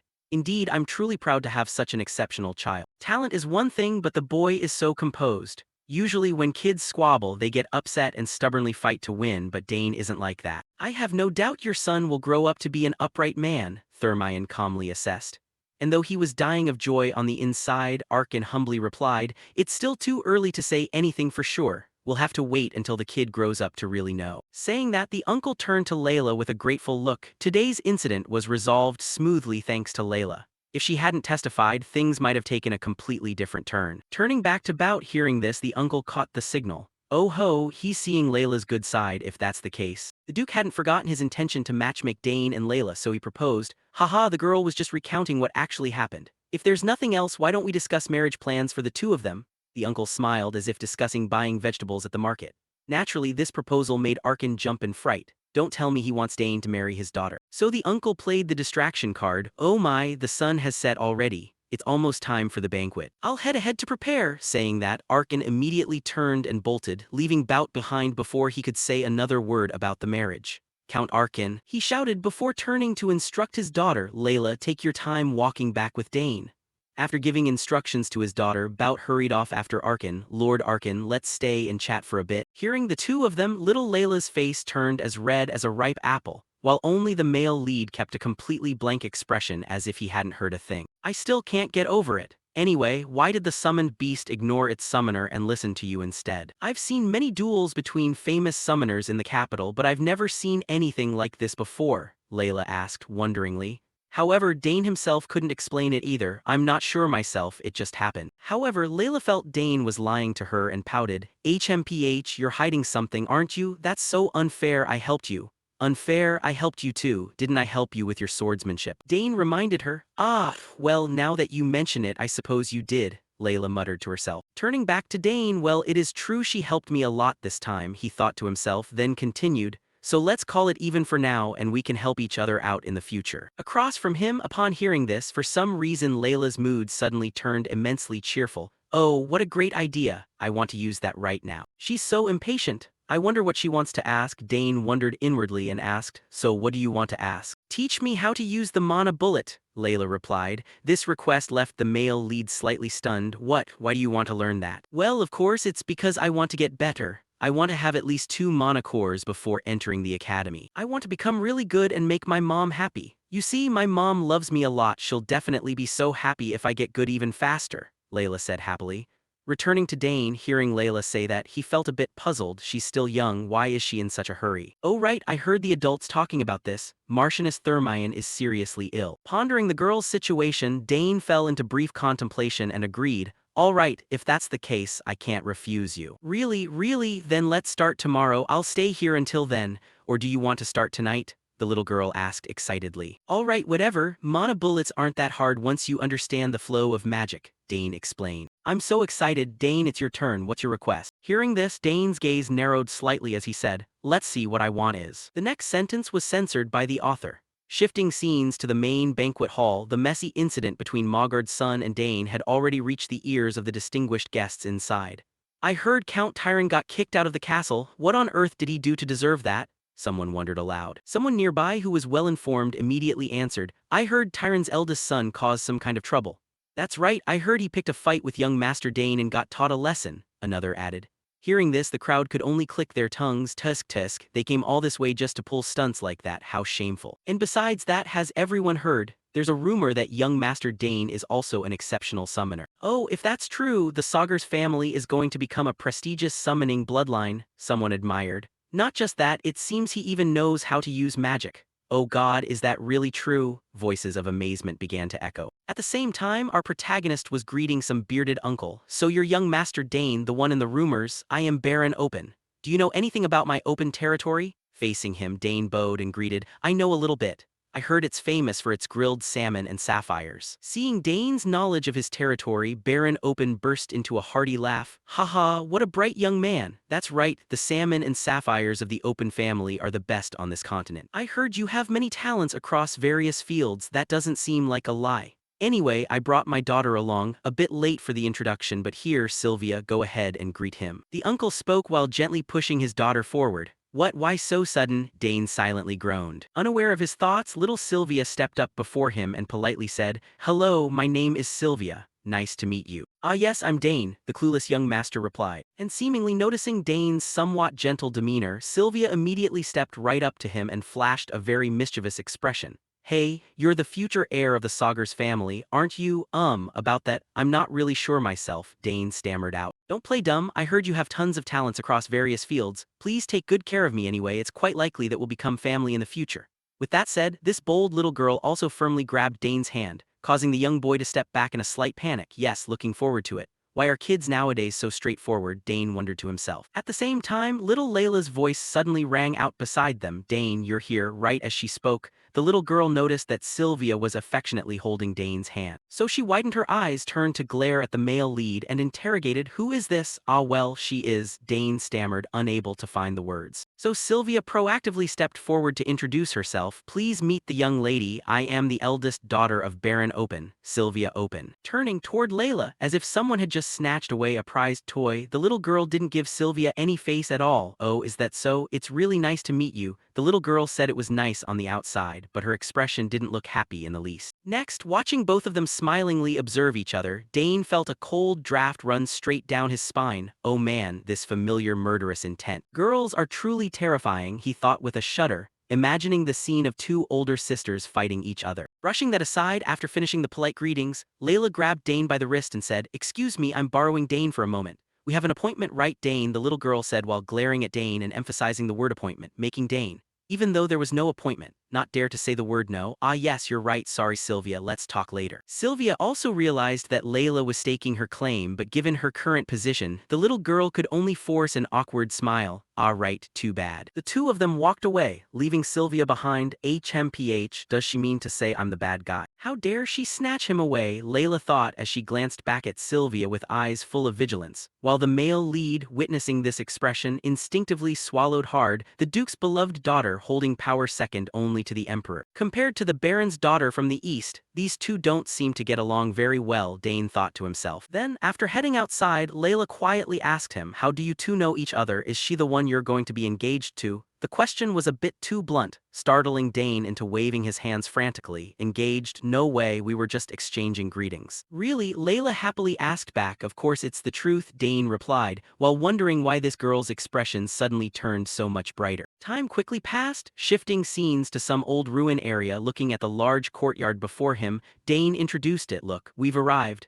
This is a secret place that only my sister and I know about. Seeing this, Layla's eyes widened. Wow, who would have thought a place like this existed? That's right, no one will disturb us here, Dane confidently asserted. And the deeper they walked inside, gazing at the giant vines and foliage covering the surroundings, Layla's spirits grew even more excited. Wow, this is amazing. I had no idea a place like this existed. No one will ever know what we do here. Returning to Dane, once they reached this spot, he got straight down to business. Exactly, this is a very suitable place for training. By the way, have you ever sensed mana yet? Hearing the question, little Layla pondered for a few seconds and replied, A little bit, not enough to form a mana core, but I've been trying to absorb mana by breathing. Opposite her, the male lead started frowning. HMPH, so you haven't entered the breakthrough stage yet. Thinking about it, he even felt a bit puzzled. I figured this out myself on the battlefield. I thought the Duke's household would have taught her this. Thinking this, since the uncle had agreed to guide Layla, Dane began directing the little girl. let's start with the simple stuff first. First you need to feel the mana you've absorbed inside your body. Feel it inside the body, Layla asked with a puzzled look. And Dane nodded in confirmation once more. That's right, if you want to project mana from your body, you need to learn how to control the mana inside first.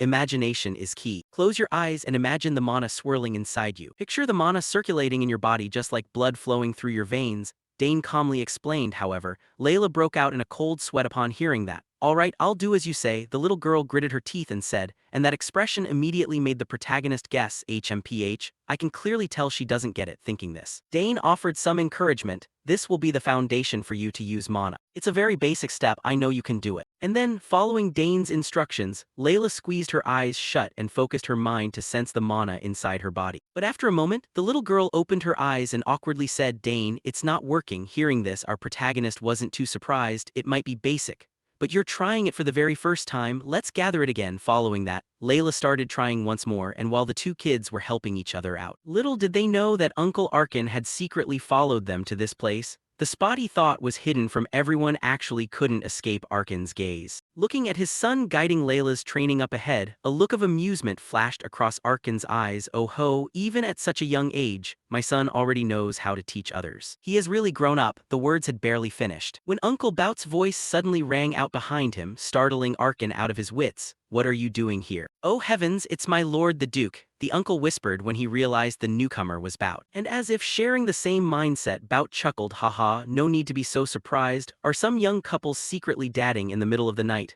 What do you mean, a couple, and how did you even find this place? Arkin asked in confusion. Faced with the question, Bout wore a smug expression. Did I intrude anyway? Your stealth skills are way too sloppy. Your wife is a legendary assassin of the Empire, yet you didn't learn a single thing from her. I tried my best, Arkin sighed. As he realized his sneaking had been caught and tracked by Bout, turning back to Bout, the uncle offered his old friend a piece of advice. If the master of the mansion goes around spying on other people's business, they're going to talk trash about you. Old friend, hearing this, Arkin started in alarm. Spying? I'm just following my son. Oh, you're doing that too? I'm following my daughter, the uncle laughed and said, leaving Arkin across from him to let out a sigh. I don't really have room to talk, but you really are a hopeless father. Brushing that aside, since birds of a feather flock together, they eagerly watched the couple up ahead. You just found out now, let me see too, following their gazes. At that moment, Dane brought his hands before him, channeling mana into his space ring, instantly causing a green light to appear right in front of him. Seeing this, little Layla's eyes lit up as she asked, do you have a space pouch like this? Oh yeah, my sister made it by hand and gave it to me as a birthday gift, Dane explained. Hearing him say that, the little girl's face went blank. Oh man, I'm so jealous. My brothers haven't paid attention to me ever since they started attending the academy. Speaking of which, Layla noticed Dane pulling a mirror out of his space ring and asked with confusion,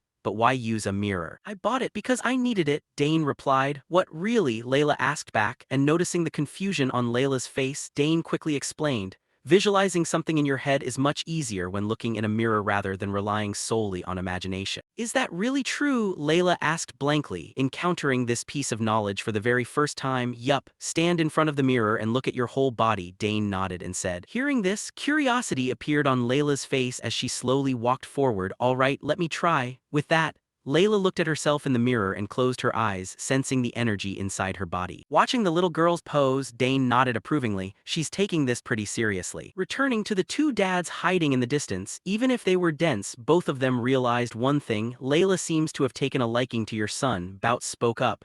Is it that obvious? Arkin asked back. Of course, the child isn't usually this open. And his words also startled Count Arkin. Is something wrong? The child is normally such a bright kid. Hearing the question, as if recalling something, Bout's expression suddenly turned a bit somber. She only looks like that on the outside. On the inside, I'm not so sure anymore. After her brothers left for the academy, her mother became bedridden, so she couldn't stay by the child's side like before. That made it hard for her to open up to others. Is that so? Arkin's gaze turned puzzled as he looked at his close friend. But if you understand her situation so well, why do you treat your own biological daughter so coldly? Answering the question, a thoughtful look crossed Duke Bout's face. Have you ever realized? I do that for a reason. When I raised my sons, I paid too much attention to them, and when they grew up, they got spoiled. Hearing him say that, Arkin hurriedly reminded him, hey, don't lump Layla in with them. The child will get hurt. No wonder she asked Dane for help, Arkin complained. You're still as nagging as ever, Bout muttered. What? When am I ever like that? Arkin startledly retorted. Brushing that aside, Bout looked at Arkin with an expectant gaze. Tell me,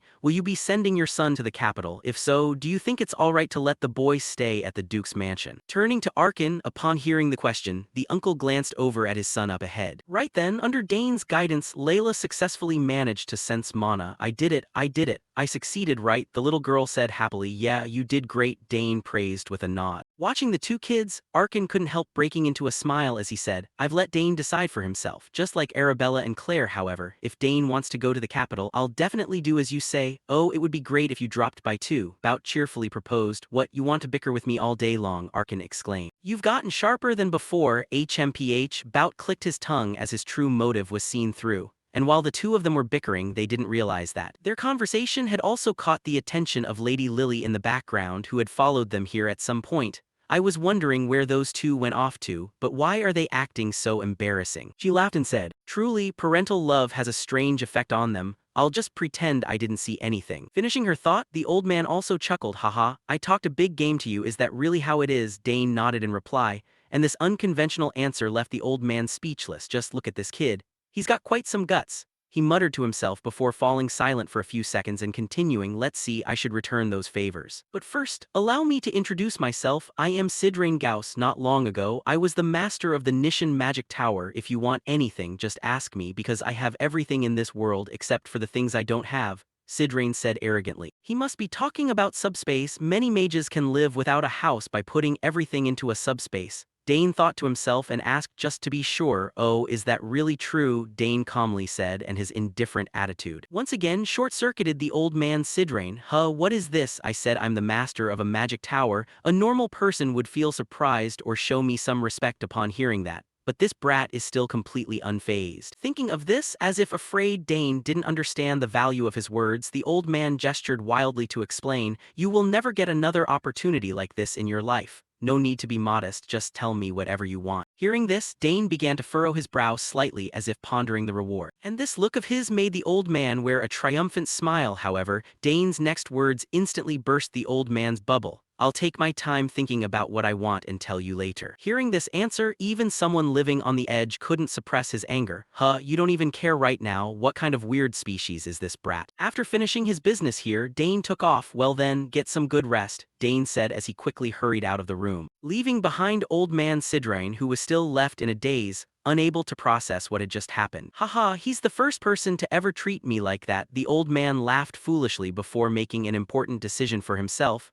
I was planning to stay a day or two and then leave, but I guess not. I need to stay longer to investigate this interesting fellow more thoroughly. Time quickly passed, shifting scenes to the training grounds. After finishing his workout and resting, Dane told the butler Herman about the story of picking up Sidrain in the forest. And upon learning his identity, Herman couldn't suppress his astonishment. The master of the magic tower, he must be exceptionally skilled in the field of magic. He exclaimed, absolutely, from what I heard. He's a level 8 mage. Dane nodded and said, level 8, so that's even higher than Miss Arabella. Herman asked back, yup, that's right, if it's true, Dane replied. And hearing this, Herman's voice gradually grew excited. Young master, that means a very powerful person owes you a favor. Magic towers function like independent territories on this continent. They're practically nations of their own, he exclaimed, while Dane himself found it hard to believe his own luck. Who would have thought he was such a big shot? Returning to Herman, after congratulating his young master, the man started wondering, but I wonder why the master of a magic tower was wandering around in the forest like that. Up ahead, Dane was swinging his spear while sharing his thoughts. That's no ordinary forest. Mages consider it a forbidden forest. They call it the Forest of the Apocalypse. Hearing the name, without needing much explanation, the butler partly understood how terrifying it was and clicked his tongue. If it's the Forest of the Apocalypse, even mages would face severe trials. But for him to survive safely, it was all thanks to you, young master. Without answering, the protagonist glanced at the sword in his hand for a moment and spoke. Herman, bring me a new sword. All the ones I'm using right now are too short and light. Hearing Dane's complaint, Herman turned around to look at the swords resting on the rack and said, I see. All those swords are broken war blades the Count brought back. No wonder. I'll go prepare a longsword so you can train with it tomorrow. Seeing he couldn't get a new sword right away, Dane had to accept it. Thank you, then I'll finish today's training with this sword. Finished speaking, he suddenly remembered the gift Count Bout had given him years ago. Ah, come to think of it, I also own that thing, the seal given to me by Count Thermion. 7 years have already passed since that day. If I get the chance to visit the capital, I'll definitely go visit him. Next, after finishing today's training, on his way back to his room, Dane ran into his father Arkin. It looks like you worked extremely hard today. Yes, Dad, I thought you had business to take care of outside. Did you come back early? Dane asked in surprise. Things wrapped up faster than I anticipated. and I had a reason to rush back home. Arkin smiled and said, and immediately Dane guessed why his father had rushed back. Is it because of the master of the magic tower? Dane asked with a smile, and the uncle admitted it with a sigh. True, who knows, maybe he can help Arabella out. He might make a good mentor for her. Returning to Dane, hearing his father say that, he started picturing some bad scenarios. As I thought, Dad thinks the master of the magic tower can help Arabella, but I'm not sure if he can handle her temper, especially considering how decisively she punches a senior. Dane worriedly thought to himself. Unaware of this, Count Arkin patted his son's shoulder and praised. Anyway, you saved another life. Well done, Dane. I just did what I had to do. He humbly replied, not everyone can pull off something like that. What you did was truly amazing. Arkin reminded him. Then, as the father and son walked together, Dane remembered something else and turned to ask, oh, are my two sisters not coming this time either, Dad? Hearing the question, Count Arkin regretfully said, about that, why is it so hard to see my daughters? Arabella just finished her long semester and is choosing a magic tower to join. And I heard Claire received a request to participate in an appointment as a teaching assistant from her professor. Seeing both older sisters achieve success, Dane felt happy for them. Both of them are quite impressive. Dane nodded and said, your sisters are indeed impressive, but I'm looking forward to you as well. I wonder how the world will treat a multi-talented kid like you. The uncle wondered aloud. I don't know either. Dane shrugged, making the uncle burst into laughter. Just thinking about the things you do always makes me crack up, Arkin cheerfully said. Returning to Dane, hearing Arkin mention bout, Dane also felt a bit of anticipation in his heart. Duke bout Thermion, I want to spar in swordsmanship with him again one day. Anyway, I wonder how Layla is doing. The last time I received a letter from her was a year ago. Well, I'll probably find out whenever I get to the capital. Time quickly passed. A few days later, old man Sidrain was screaming at the top of his lungs. What, I'm still not fully recovered? I'm going to go crazy staying in this room for too long. Seeing the old man complaining so much, a doctor looked exhausted and had to compromise. All right, just don't go too far, and for the time being you are not allowed to use magic. What, not allowed? Sidrain shouted. Because a mage like him not being allowed to use magic felt like an addict going through withdrawal. Opposite him, the doctor, fearing the old man didn't grasp the seriousness of the issue, reminded him, that's right, your mana flow hasn't purified yet, and we haven't neutralized all the poison in your body, so you'll have to wait a little longer. Hearing this, although he really wanted to use magic, the old man wasn't stubborn to a fault and gave in. HMPH, I guess it can't be helped. It's been a while since I couldn't use magic. I'll just treat it as a change of pace. But staying here any longer is something I can't bear. Let's go outside. With that, the old man excitedly stood up, wanting to explore the surroundings like a child, leaving the doctor beside him to sigh at this sight. You don't even know your way around here. Ignoring those words, Sidrain slammed the door shut, leaving the doctor suddenly feeling a bit anxious. If he causes any trouble, I suppose I'll be the one taking the punishment, he muttered to himself. Shifting scenes to a certain corner of the estate, a few maid girls gathered to gossip. Mages only come in two types, a genius on the left and a lunatic on the right. Listen, he's walked up and down every single floor of the house dozens of times, and now he's been staring at the flowers in the backyard for hours. But isn't he supposed to be the strongest among mages, right? If so, then whatever, he's definitely out of his mind. Miss Arabella needs to live a normal life. But gossiping voices echoed, and just as they said, for some reason, old man Sidrain was sitting there admiring the carefully tended roses in front of him. I'm really curious, who on earth created this garden? I never expected these flowers to hold such an extraordinary amount of mana. The old man wondered aloud. At the same time, Dane approached and greeted him. I dropped by to check on you but didn't see you. Turns out you were here. Hearing the familiar voice, Sidrain turned around and replied, haha, you thought I ran off somewhere, didn't you? He explained, exactly, that's what I was hopping for. Dane smiled and said, returning to Sidrain. Glancing at the peaceful scenery around him, the old man's soul felt somewhat healed. This area really is a great place for someone to rest and recover. Now I can understand why nobles head south when vacation season arrives. Yeah, this place is wonderful. I'm kind of sad to leave so soon. Dane agreed with a nod, and this piece of information made old man Sidrain somewhat curious as he asked, what, you're leaving soon? Where are you planning to go? Answering the question, Dane shared frankly, not too far, I'm heading to the capital. Ah, the capital, then you must be heading to that academy, right? And your sisters are inside the academy too, right? Yup, they'll have an easy life there. Dane smiled and said, while on the other side, old man Sidrain began observing Dane with curious eyes. His sisters are famously known for having extraordinarily exceptional talents, so I wonder just how talented this young boy is. Should I test him? Thinking this, curiosity completely took over the old man's mind, making him unable to resist using his sensory ability to envelop Dane's body. only to instantly discover that an unbelievable amount of energy was contained inside the boy, causing him to break out in cold sweat. Good grief, what is this dense mana? His mana is shockingly concentrated. If other geniuses of his age group are considered a stream, then this boy is a violent waterfall. A mana volume like that is usually very unstable to the point of exploding, but how on earth? Turning back to Dane, how could this old man's probing escape his notice? So he gave a warning. Don't you think it's a bit rude to appraise someone else's magic without their permission? Dane annoyingly said, making the old man across from him awkwardly scratch his head.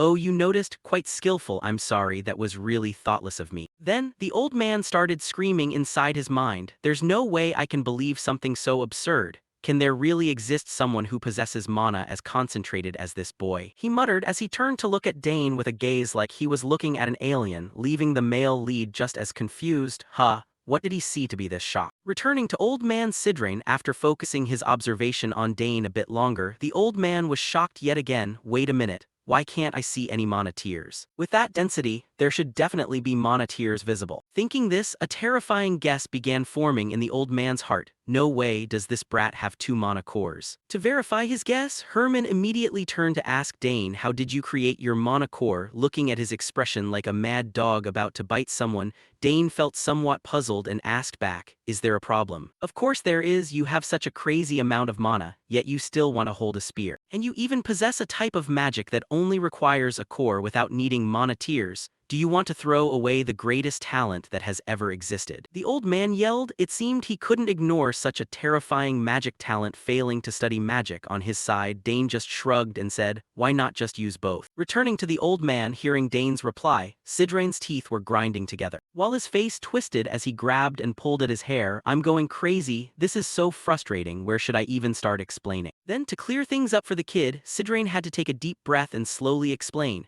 Do you know why the lifespan of a magic swordsman is so short? They are strong because they possess both a mana core and mana tears at the same time. However, they hinder each other, and when they collide, problems arise. That's just how the laws of nature work. The mana compressed in the core is channeled into the mana tears, so the tears can't withstand the impact and end up exploding. The old man spoke with extreme seriousness, making Dane, even though he hadn't experienced it yet, break out in a sweat. Man, I've looked into this quite a bit, but is this really impossible? He asked himself inwardly. Returning to Sidrain, the old man was now too angry to even look at Dane. HMPH, what a wasted talent, such a complete waste. Over here, as if ignoring the old man's angry attitude, Herman asked, can't you use magic without mana tears? Answering the question, the old man pondered for a moment and said, it's not impossible, but without the refinement of mana tears, how are you going to cast spells that require pure mana? Besides, it's not like nobody ever had the same thought as you before. However, most of the ones I knew met with failure. Hearing that he still had a chance, Dane patted his chest and said, well then let me try. I haven't tried it yet, but it seems feasible. What is this crazy brat talking about? Herman gritted his teeth and thought to himself in response to Dane's words. If I rearrange the magic, Dane mumbled, raising his hand to wave it through the air, and with every movement he made, it left behind a blue energy trail filled with countless strange ancient runes. Then he clenched his fist tightly, and immediately, a fierce fire suddenly ignited in midair. And by some miraculous feat, it didn't seem to harm the protagonist at all. Seeing the fire appear, a faint smile spontaneously crept onto the male lead's face. Oh, it worked, but it's only a basic level 1 spell. Opposite him, old man Sidrain's eyes nearly popped out of his skull at the unbelievable sight before him. What? How is that possible? This kid doesn't have any mana tears. How can he use magic? Thinking this, the old man couldn't help shouting out loud, unbelievable. You should only be able to use spell casting through refining the magic circle, yet you. The more he talked, the more flustered Sidrain felt. Returning to Dane, the young man just gave a wave of his hand and created some kind of barrier. At the same time, he voiced his speculation. My older sister Arabella said my affinity for magic is very high. Maybe that's why. Hearing this, Sidrain still found it hard to believe in his heart. Ha, even so. Is this what commoners mean when they describe uncopyable talents? The so-called innate talent. Sidrain thought to himself in his heart as for the first time he personally experienced the feeling of being a commoner looking up to true geniuses. Unaware of his thoughts, even Dane himself was somewhat startled. When I tried it just once and it actually worked. It really is effective. So you can use magic without spell formulas, now I get it. The young master nodded to himself, while Sidrin's face across from him went blank to the point where he could barely stand. Innate mana affinity, and even purer and denser mana than anyone else in this world. Does such a person really exist? Thinking about this, an overwhelming urge began to well up inside old man Siddrain. Would you like to become my disciple? He proposed. However, Dane didn't seem very interested in using magic just yet. Nevertheless, the old man refused to give up, constantly nagging in his ear. I'm telling you, let's talk about this. Passing up a talent as incredible as yours is such a waste. Do you know how to use tier 2 magic? I don't know the code for it, so I can't. Dane replied awkwardly. This answer made the old man laugh like he hit the jackpot. Oh ho, wonderful. If you become my disciple, I'll cast tier 8 magic right away. Before the old man could finish his sentence, Dane flatly rejected him with a straight face. No thanks, I'll pass. Seeing himself, the dignified tower master of the magic tower and an 8th tier mage, rejected over and over again by this brat, former tower master Sidrin's anger reached its absolute limit. His pupils turned completely white and he gritted his teeth like a rabid dog in need of a rabies shot. Fortunately, before he could lunge forward and take a bite out of Dane, Count Arkin's cheerful voice rang out, "Haha, I never thought you'd be so buddy-buddy with my son." "Oh, Dad." Dane greeted upon seeing his father walk up. "So, son, what are you two discussing?" Arkin asked. At that moment, Dane annoyedly said, "Well, he keeps bugging me to become his disciple, but I turned him down." "A disciple?" Arkin said, casting a meaningful glance at Siddrain, which made the old man somewhat embarrassed as he turned to persuade Arkin. "Well, Count Arkin, your son possesses the talent of a great mage." "Haha, is that so?"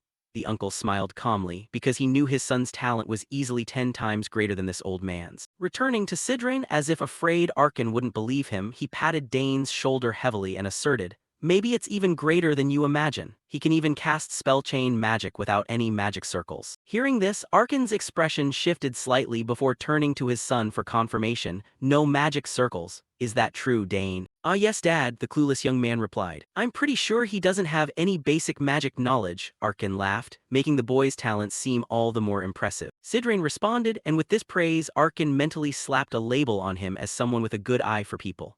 "As expected of the former master of the magic tower, you instantly saw my son's talent. It's not just simple talent, your son is a genius. The boy could even become a rare magic lancers." The old tower master smiled and suggested. Instantly, an image flashed in Count Arkin's mind of Dane dressed in knightly attire, holding a sword aloft and proclaiming, "Swords are better than spears."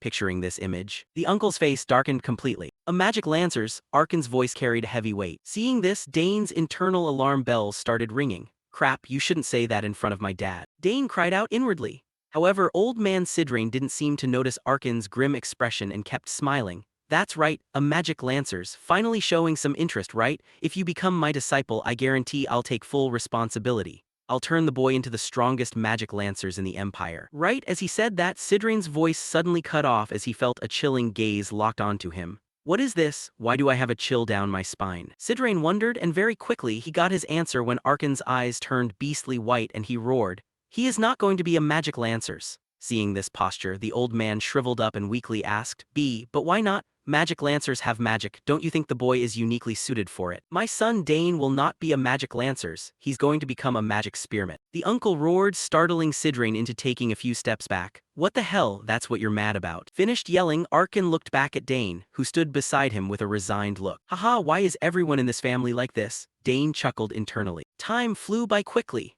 At this moment, Dane was reading in his private room, and the matter of becoming Sidrin's disciple remained undecided. Right now, the protagonist was also delving into some magic knowledge. For a mage, becoming a disciple carried immense significance. Mages usually nurtured their successors through a practice called inheritance, a tradition dating back to ancient times and lasting all the way to the modern era, even after general magic education was established. That's right, the master of the magic tower wasn't just looking for a regular disciple, but a successor. Considering that an 8th tier archmage was hanging around him, it meant his talent was something utterly extraordinary. After hearing so many praises, he could feel something stirring inside his body. Speaking of which, Dane's eyes suddenly widened as he recalled a childhood memory. "Ah, I remember now." An image surfaced in Dane's mind of older sister Arabella bringing a glass orb before him and instructing, "Whenever you want to see me, just pour magic into this crystal orb." Thinking of this, the young master immediately opened his storage chest, took out the magical crystal orb and cheerfully said, Alright, I'll just ask Sister Arabella. In another development, somewhere that looked like a library, older Sister Arabella suddenly heard her younger brother's voice. Sister Arabella, it's me, Dane. Hearing the familiar voice, the pen in her hand suddenly stopped as she said happily, Dane, my little brother. Then very quickly, Dane began recounting everything to his older sister to ask for her opinion. Naturally, after hearing it, Arabella couldn't hide her astonishment at her younger brother. What? Dane, you can use Tier 1 magic, but you don't even have a magic circle yet. Well, I don't have one, but I can still use it anyway. He shrugged, leaving the young woman to wryly smile. I knew you were a genius, but I never expected you to be this good. Returning to Dane, he continued, magic circles only serve to purify and circulate mana. Maybe it's because my mana is already too pure. Hearing Dane's deduction, Arabella nodded in agreement. That sounds reasonable. Ah, I have a way to test it. Dane, I'll send you a magic stone through the transmission device in your room. Just pour a little mana into it. Got it, Dane replied happily. He also marveled at his own good luck for having such a sister. My eldest sister is so good to me, mana always makes me so curious. Advice from a 6th-tier mage was extremely useful. On the other end, as if remembering something, Arabella added a warning, come to think of it, if you can use magic, you're going to get a lot of attention at the academy. No way, I don't want that, Dane said in panic. That's unavoidable, talent is what attracts the most eyes. Make sure to tell me if you get bullied at school. I'll deal with anyone who dares touch my little brother. Arabella said confidently, prompting Dane on the other end to remember something else and ask, oh, now that you mention it, I almost forgot. I heard you broke the nose of that guy who kept hitting on you. Was it the second son of Duke Well? Hearing this, Arabella recalled the hateful face of that second son and gritted her teeth. Don't even mention that bastard. She angrily shouted, causing the people walking nearby to eye her with apprehension. Noticing this, Arabella hurriedly lowered her voice and continued, anyway, even without a magic circle, can your mana get even purer over time? Replying to the question, the protagonist's voice grew hesitant. I don't know either. Well, I'll look into it later, Arabella nodded. However, before she could chat with her younger brother much longer, a female student ran over from afar to remind her, Senior Arabella, the professor is looking for you. Hearing the reminder, though reluctant, Arabella had to speak up. Dane, I have to go now, I'll call you back later. Okay, see you later then, Dane said. Alright, I'll send the magic stone to you as soon as possible. Returning to the protagonist, after waiting for his sister to hang up, the young master unconsciously broke into a joyful smile. I'm about to step into a whole new world. Even I didn't expect my mana to be this pure. Could I have the heart of a dragon? Dane murmured, raising his hand to his chest as if to feel it. In another development at this moment, old man Sidrain, unable to persuade Dane into becoming his disciple, was letting out deep, death-like sighs. Oh God, I'm done for. I used mana to probe him, which made my condition even worse than before. I intended to leave early, but I can't go yet. Not until he accepts my proposal. What do I even have to do to get him to agree? Should I give him some magical artifacts, or pass down my generations of accumulated knowledge? Sidrain asked himself, but immediately shook his head to dismiss the idea. No, that's way too much. If I give him all that and he still refuses, I'll end up leaving with nothing. The more he thought about it, the more the old man felt his hair turning a bit whiter. At that moment, Dane's voice suddenly rang out from outside the door. Are you in your room? It's me, Dane Saugers. Seeing Dane come to find him, a glimmer of hope suddenly flashed in Sidrain's eyes. What is he here for? Did he finally agree to my proposal? Thinking this with eager anticipation, Sidrain spoke up. Come in. Hearing this, Dane opened the door, quickly stepped inside and said, Good, you're here. I have something to talk to you about. Oh, what do you want? The snobby old man asked. After looking at Dane's expression, the old man suddenly jumped to the conclusion that Dane had come to ask to become his disciple and laughed heartily. Haha, I knew it. Everyone wants to become the disciple of an immensely talented 8th-tier mage like me. The old man laughed with utter glee. Before the old man could finish laughing, Dane ruthlessly corrected him. No, that's not it. Hearing this, the smile on Sidrain's face vanished instantly and he clicked his tongue in annoyance. Tusk, then what are you here for? Didn't you say you had no interest in magic? It's not that I have no interest in magic, Dane shook his head. Then why don't you want to be my disciple? Don't tell me you already have a master, Sidrain asked back. But Dane shook his head a second time. No, I don't have a master yet either. Hearing this, even a clay bodhisattva would have felt a bit annoyed in his heart. I'm losing my mind. Is this brat playing with me? If not, what on earth are you here for? If not, what on earth are you here for? Sidrain gritted his teeth and asked. Naturally, Dane didn't have the luxury of time to chat idly with this old man. I don't know how to progress when reaching the 2nd tier. Getting my eldest sister to teach me is too difficult since she's far away. When all is said and throwing hands aside, the best way is to learn from old man Sidrain. He still owes me my life after all. Thinking of this, Dane decided to cash in on that life-saving favor. I don't just want to be a regular mage. Across from him, the old man made a connection and said, "What? So you want to become a magic spearman?" "Nope, I'm going to become a mage, spearman, assassin, summoner." The young master rattled off a ridiculous multi-class title that made Sidrin's jaw drop as wide as a bowl. "What? Does a class like that even exist?" The old man scratched his head and said, "And swordsman too." Dane added, faced with this chosen path of his, Sidrin could only shake his head. "How ridiculous. That's too hard to pull off. You're still deciding to turn me down even when you don't know this is your only opportunity?" "That's right," Dane replied calmly. With that resolute tone, Sidrin fell into deep contemplation. Damn it, he's too stubborn. The old man sighed internally. However, in times of difficulty, his brain seemed to kick into gear, helping him come up with an idea. Maybe that will work. Thinking of this, Sidrin slammed his fist on the table and shouted, "Do you want a recommendation letter? I heard you want to enter that academy, right? If I write you a recommendation letter, you'll get direct admission," Sidrin said excitedly. Faced with such a juicy piece of bait, Dane found it extremely tempting. This condition was truly irresistible. "All right," he sighed and said. "Great, now let's discuss the details," Sidrin shouted. "Can I set a condition?" Dane asked further. Hearing this, the old man laughed triumphantly inside. He's hooked. I'll seize this opportunity and make sure he can't slip away." Thinking that, he cheerfully replied, "Naturally, go ahead. Well then, can you teach me how Tier 2 magic works?" "Of course, I understand all kinds of magic in this world," Sidrin puffed out his chest with confidence. "Oh, is that so? Then I'm counting on you," the protagonist said with a voice full of eager anticipation. Nothing to it, the old man waved his hand while telling himself he's still very young. A recommendation letter or the mechanics of Tier 2 magic is nothing compared to getting him. Thinking this, the old man wanted to show off his great knowledge right away. "Then let's start right now. Even though my physical condition isn't great, it doesn't matter." "All right, let's begin," Dane nodded. He has completely fallen into my net." Sidrin chuckled inwardly. However, contrary to the old man's delusions, Dane wasn't that foolish. "Oh, by the way, I'll consider this as repayment for saving your life in the forest." Hearing Dane drop those words, Sidrin's face froze as he asked, "What? You said it yourself, you owe me a life-saving favor so I can ask for whatever I want." "I've already stated it," Dane said with a very mischievous smile, leaving the old man's eyes rolling back in shock. "Wait, what about becoming my disciple?" "Of course, no way," Dane shook his head. Hearing this, no matter how clueless he was, Sidrin realized he had been completely played by Dane. I just got scammed." Scammed by a 14-year-old. Thinking of this, the old man's brain started spinning again, making him realize a catch in Dane's request as he shouted, "Wait a minute, you asked for two things but I only owe you one favor." Replying to the challenge, Dane coldly said, I don't think so. "First, I saved you from the forest. Second, I removed the poison from your body. Furthermore, I had to carry you all the way back here, but I didn't even count that." The protagonist confidently listed off his life-saving merits, leaving the old man looking as if he had lost his life savings. Why is this kid so cunning? Good grief, my back is starting to ache a bit. To sum it up, the experience of old age simply couldn't defeat the passion and cunning of youth. Time passed quickly, shifting scenes to the training ground. Because he had fallen into Dane's trap, they were now present there to practice magic. But of course, Sidrin didn't plan on giving up easily either. "Let's see, it doesn't matter. If I keep persistently persuading him, maybe he'll change his mind in the future. It would be such a waste to just let go of an innate talent like this." Thinking that, the old man started giving instructions. Forming a monocore before even having a magic circle isn't worth mentioning. The important thing is being able to use magic without a magic circle. The mechanism of Tier 2 magic I'm about to explain is extremely complex. Countless people have given up at this step. So listen very carefully next time, Sidrin said, casting an arrogant glance over his shoulder at Dane.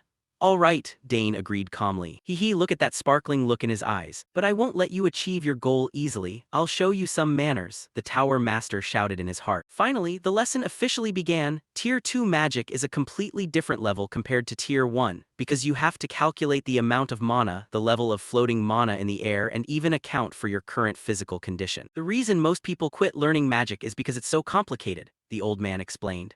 Meanwhile, Dane attentively pulled out his small notebook to jot down important points. Seeing this focused posture of his, Sidrin felt a bit skeptical internally. "Well, do you understand what I'm saying? You're definitely going to end up begging me to explain it in simpler terms." Imagining the picture of Dane having to beg him, the old man sneered and said, "Basically, that's how it is. Do you understand?" Replying to the remark, Dane nodded confidently. "Yes, I understand. I have to learn a lot, not just how magic works but also things I haven't encountered yet." Across from him, Dane's remark completely went against Sidrin's expectations, leaving the old man utterly flustered. "What? You actually understand all of it? Then tell me about the laws of magic. Turning back to Dane, hearing the question, he casually answered while writing in his notebook, the first law is coexistence. Mana can coexist with the material world and other sources of mana. Through coexistence, a mage uses their own mana and surrounding mana to cast magic. The second law is conservation. If mana gathers enough material elements, then through conservation, it can cast magic utilizing all different elemental attributes, blah blah. Hearing Dane talk up to this point, Sidran's entire body stiffened like a log. Unbelievable, he completely understands the essence of magic and he even added his own interpretations to it. Most people find this boring, but it seems he doesn't think so. How can someone like this even exist? The old man sighed despondently in his heart. Then, because Dane had answered the question so brilliantly, he decided to dive deeper into the lecture. With each tier up, magic becomes exponentially more complex. Instead of explaining it, I'll demonstrate it for you. Saying that, the old man paused for a beat and waved his hand to the side, causing his arm to be covered in long strips of blue energy. Very quickly, these energy strips intertwined to form a grid-like symbol. Looking at this symbol, old man Sidran turned to Dane and said, for example, this is tier 1 magic which can be cast using simple laws. However, from tier 2 onward, it's completely different. Tier 1 can't compare. Finishing his sentence, he began demonstrating further, creating larger energy strips with countless incomprehensible symbols floating around them. This is how tier 2 magic works, the old man calmly stated. On this side, looking at the example magic Sidran created, even Dane felt the complexity level had stepped up to a completely different tier. They intertwine in such a complex way, it feels even harder than the theory. Dane frowned in thought. Returning to old man Sidran, seeing the change on Dane's face, he chuckled. How about that?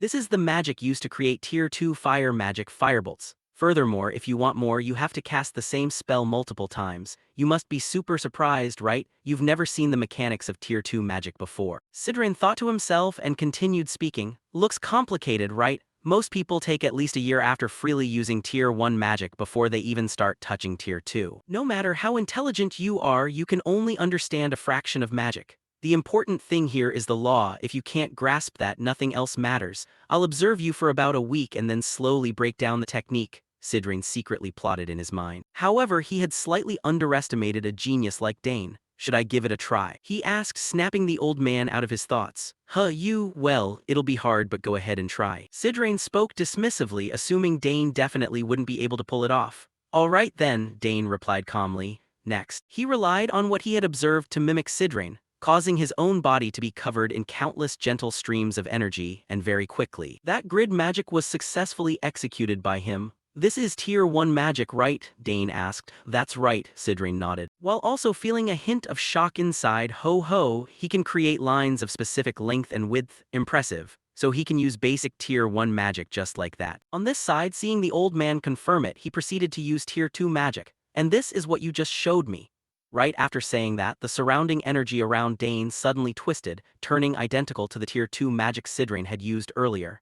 At that moment, Sidran didn't even know what to say to match the scene before him. For real, he perfectly copied the mechanics of tier 2 magic. He understood it just by watching me do it once. Thinking that, a wave of curiosity surged inside the old man as he asked, how on earth did you do that? When I observed it, I memorized the laws and patterns. When visualizing the magic in my head, it wasn't that hard, Dane explained gently. Even though Dane explained it so simply, Sidran knew damn well how insanely difficult this was. It was truly beyond imagination. Even a magic genius like me took a while to use tier 2 magic, yet this kid can materialize it without a magic circle. The old man thought in astonishment. But the surprises weren't over yet, because right after, the protagonist decided to show off a little more by proposing, then I'll try using firebolts too. Wait, what? Sidran asked back, but Dane didn't have time to repeat himself. He immediately extended both arms to the sides and concentrated his mind, controlling each of his mana streams, turning them into glowing streaks that flew haphazardly around him. Then, from within those glowing streaks, 4 fire arrows suddenly appeared in midair.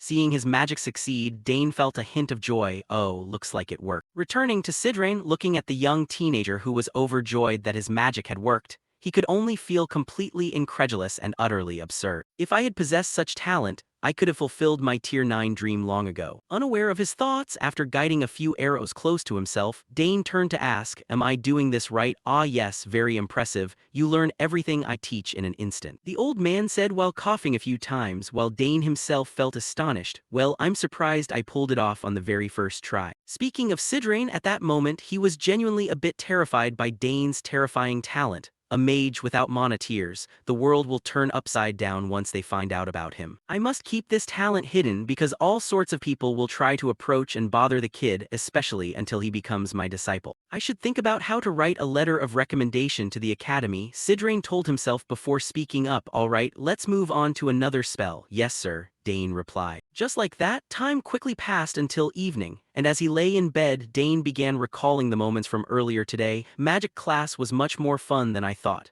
I need to study both theory and practice thoroughly, but since I can use magic. Thinking back to his past life, he had been trapped in a situation where he was forced to give up magic, at a time when he didn't even know if he would lose his life. Spending time studying magic was an extreme luxury for him, and just to survive, he had to keep swinging his sword. Because magic, past a certain point, prioritizes theoretical study over practical application. It makes me look forward to this lifetime even more. Combining the theory I learned from my sister with my innate talent, I can display explosive growth with just simple guidance. And having the former master of the magic tower as a teacher, what magic will I learn tomorrow? Dane wondered with curiosity. Just like that, time quickly passed. Half a month later, Dane and Sidrain went to find Arkan to propose something. What, you want to make magic reagents? Arkan exclaimed in astonishment. Yes, since we don't have enough materials, I'll need to go outside the territory, Dane replied. HMPH, experimenting with potions already, the uncle said blankly, while beside him, Tower Master Sidrain affirmed, don't worry about the kid.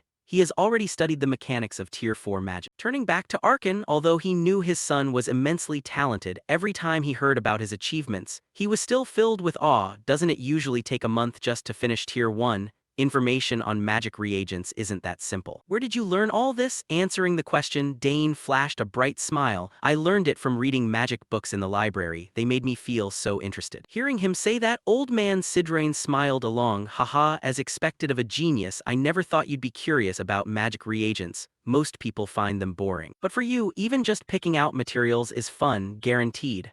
Opposite them, seeing the smiling expressions of those two, Arkan grew a bit pensive and agreed, very well, this will be a precious experience for you. Since you're heading out, make sure to inspect the territory as well. Yes Dad, Dane replied. Next, the three of them, Dane, Herman and Sidrain, left their mansion and stepped out onto the street, and the moment he appeared, it caused a commotion as his identity was recognized by the people. It's young Master Dane, young master, he's carrying snacks. It's the new product. That silver-haired mane is blowing in the wind, looking so gorgeous today. Greetings from the townspeople began echoing everywhere, and the male lead didn't put on airs as he turned to nod and smile at them. I hope everyone is doing well. I'll come back for the snacks later. Beside him, the old wizard Sidrain watched the way the townspeople treated the young master and stroked his beard in thought.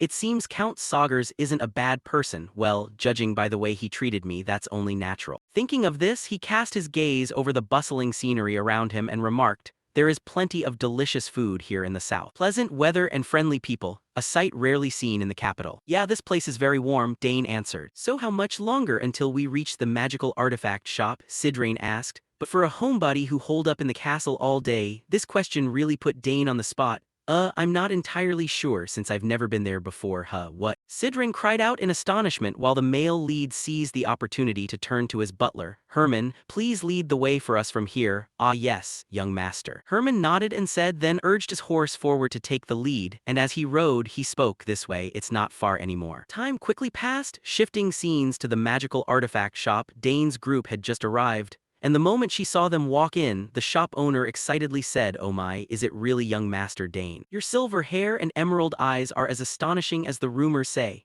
Thanks for having us. How has business been lately? Dane greeted her. And facing the question, the female shop owner shrugged and said, same as usual, not many people in the territory buy magical artifacts.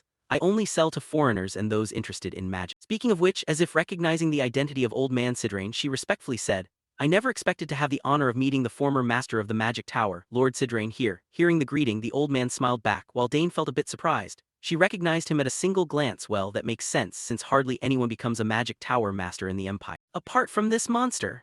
Returning to the shop owner, knowing they were there for what they needed, she didn't waste any more of their time. Feel free to browse the shop, just call me if you need anything. With that, she stepped aside to let them choose freely. HMPH, since this is your first time visiting a magical artifact shop, look around as much as you like. I'll go chat with the shop owner for a bit, Sidrain said, suit yourself. Herman replied. Then, while the old man was busy chatting up the lady, Dane took the opportunity to inspect the various bottles and items lined up on the wooden shelves, whispering in admiration, wow, there are so many interesting things here. And there's something strange too, a rather familiar feeling, the young lord wondered inwardly. Besides, if I touch the magical artifacts, I can see their magical reactions. Must be because my magical sensitivity is quite high. Thinking this, Dane suddenly sensed a strange aura that caught his attention. What is this? A fairly strong reaction is coming from over there. What could it be? As he spoke, he turned his gaze toward the source of the aura, and seeing Dane's posture, the shop owner reminded him, young master, those are just decorations. Oh, is that so? Dane muttered while the old wizard beside him turned to suggest, why don't you come over here and check out some potion-making materials?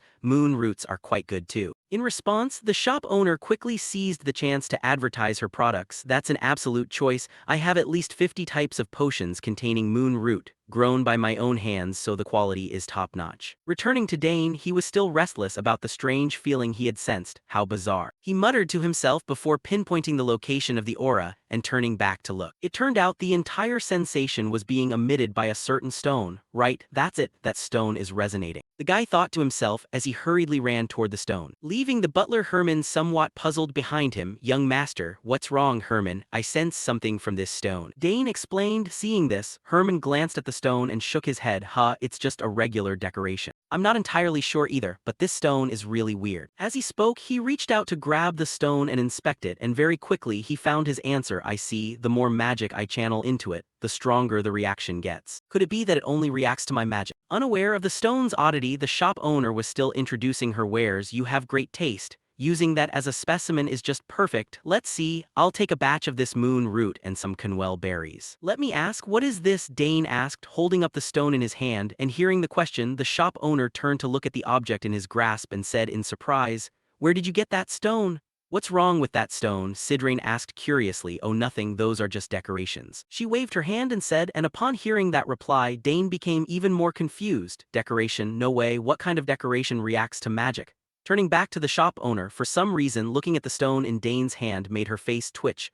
Hey, looking at that stone just pisses me off. Hearing this, the old wizard curiously turned to ask, what's wrong? Did someone scam you? The shop owner let out a sigh and said, a few years ago, some peddlers paid me with a large bundle of goods. When I opened it up inside, it turned out to be that lump of rock, and the guy was already gone. I didn't know what it was, so I had it appraised, but in the end it was still just a plain rock. I didn't know where to put it, so I just left it there. Strange, this stone is definitely not ordinary. Dane wondered inwardly, but instead of voicing his doubts to the old wizard Sidrain beside him, he decided to keep it to himself. Turning back to the shop owner, seeing that Dane still hadn't picked anything out, she suggested, young master, if you want something better, look over here. I have some very special magical creation. I'll show you. With that, the lady quickly pulled out a scroll and introduced it. This is a business card scroll, blah blah. Ignoring the sales pitch, Dane kept his focus entirely on the stone in his hand, though there are many cool things here. This is the only one I want, unaware of Dane's thoughts. The lady continued her enthusiastic pitch. If you put it inside, it will automatically save the information you want, and you just have to call out the person's name, their business card will appear.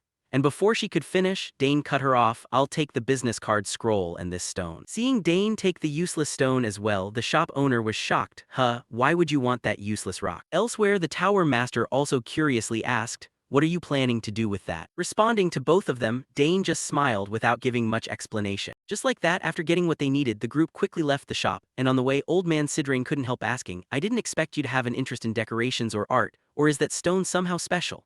Seeing that the old man had caught on to him, Dane let out a few laughs. Haha, you figured it out? Well, of course, otherwise why would you buy a useless rock? Then Dane finally spilled a little bit of information. Exactly, this stone is definitely not a regular decoration. It can react to my magic. Hearing the kid say that, a hint of interest gradually surfaced on Sidrain's face. Is that so? I'm not sure what that stone is either, but hearing you say that makes me curious. There are too many people here. Let's head back to the mansion to examine it more closely. Very well, Dane nodded, and the group quickly urged their horses to gallop back to the mansion. Time quickly passed to the afternoon, and now the two of them were getting ready to start researching the stone. Do you know what it is? Dane asked. Are you underestimating my priceless experimental tools? With these, I'll find out what it is, even if a mage appraised it and said it was nothing special, Dane added, hearing that. A look of contempt crossed the old man's eyes. HMPH, no matter what he said, how could he compare to this gear of mine? I burned all my money on these advanced tools. They can analyze anything you put on them, Sidrain said as he turned to look at the magical tool he had just pulled out of his subspace, and seeing him confidently assert that, a flicker of anticipation showed in Dane's eyes. Great, let's test it right away. Alright, I'm quite eager myself, just place the stone right on here, and channel your magic into it with that. The old tower master placed the stone fragment over the star-shaped symbol, and right after he channeled his mana into it, the magic circles hidden inside the device activated,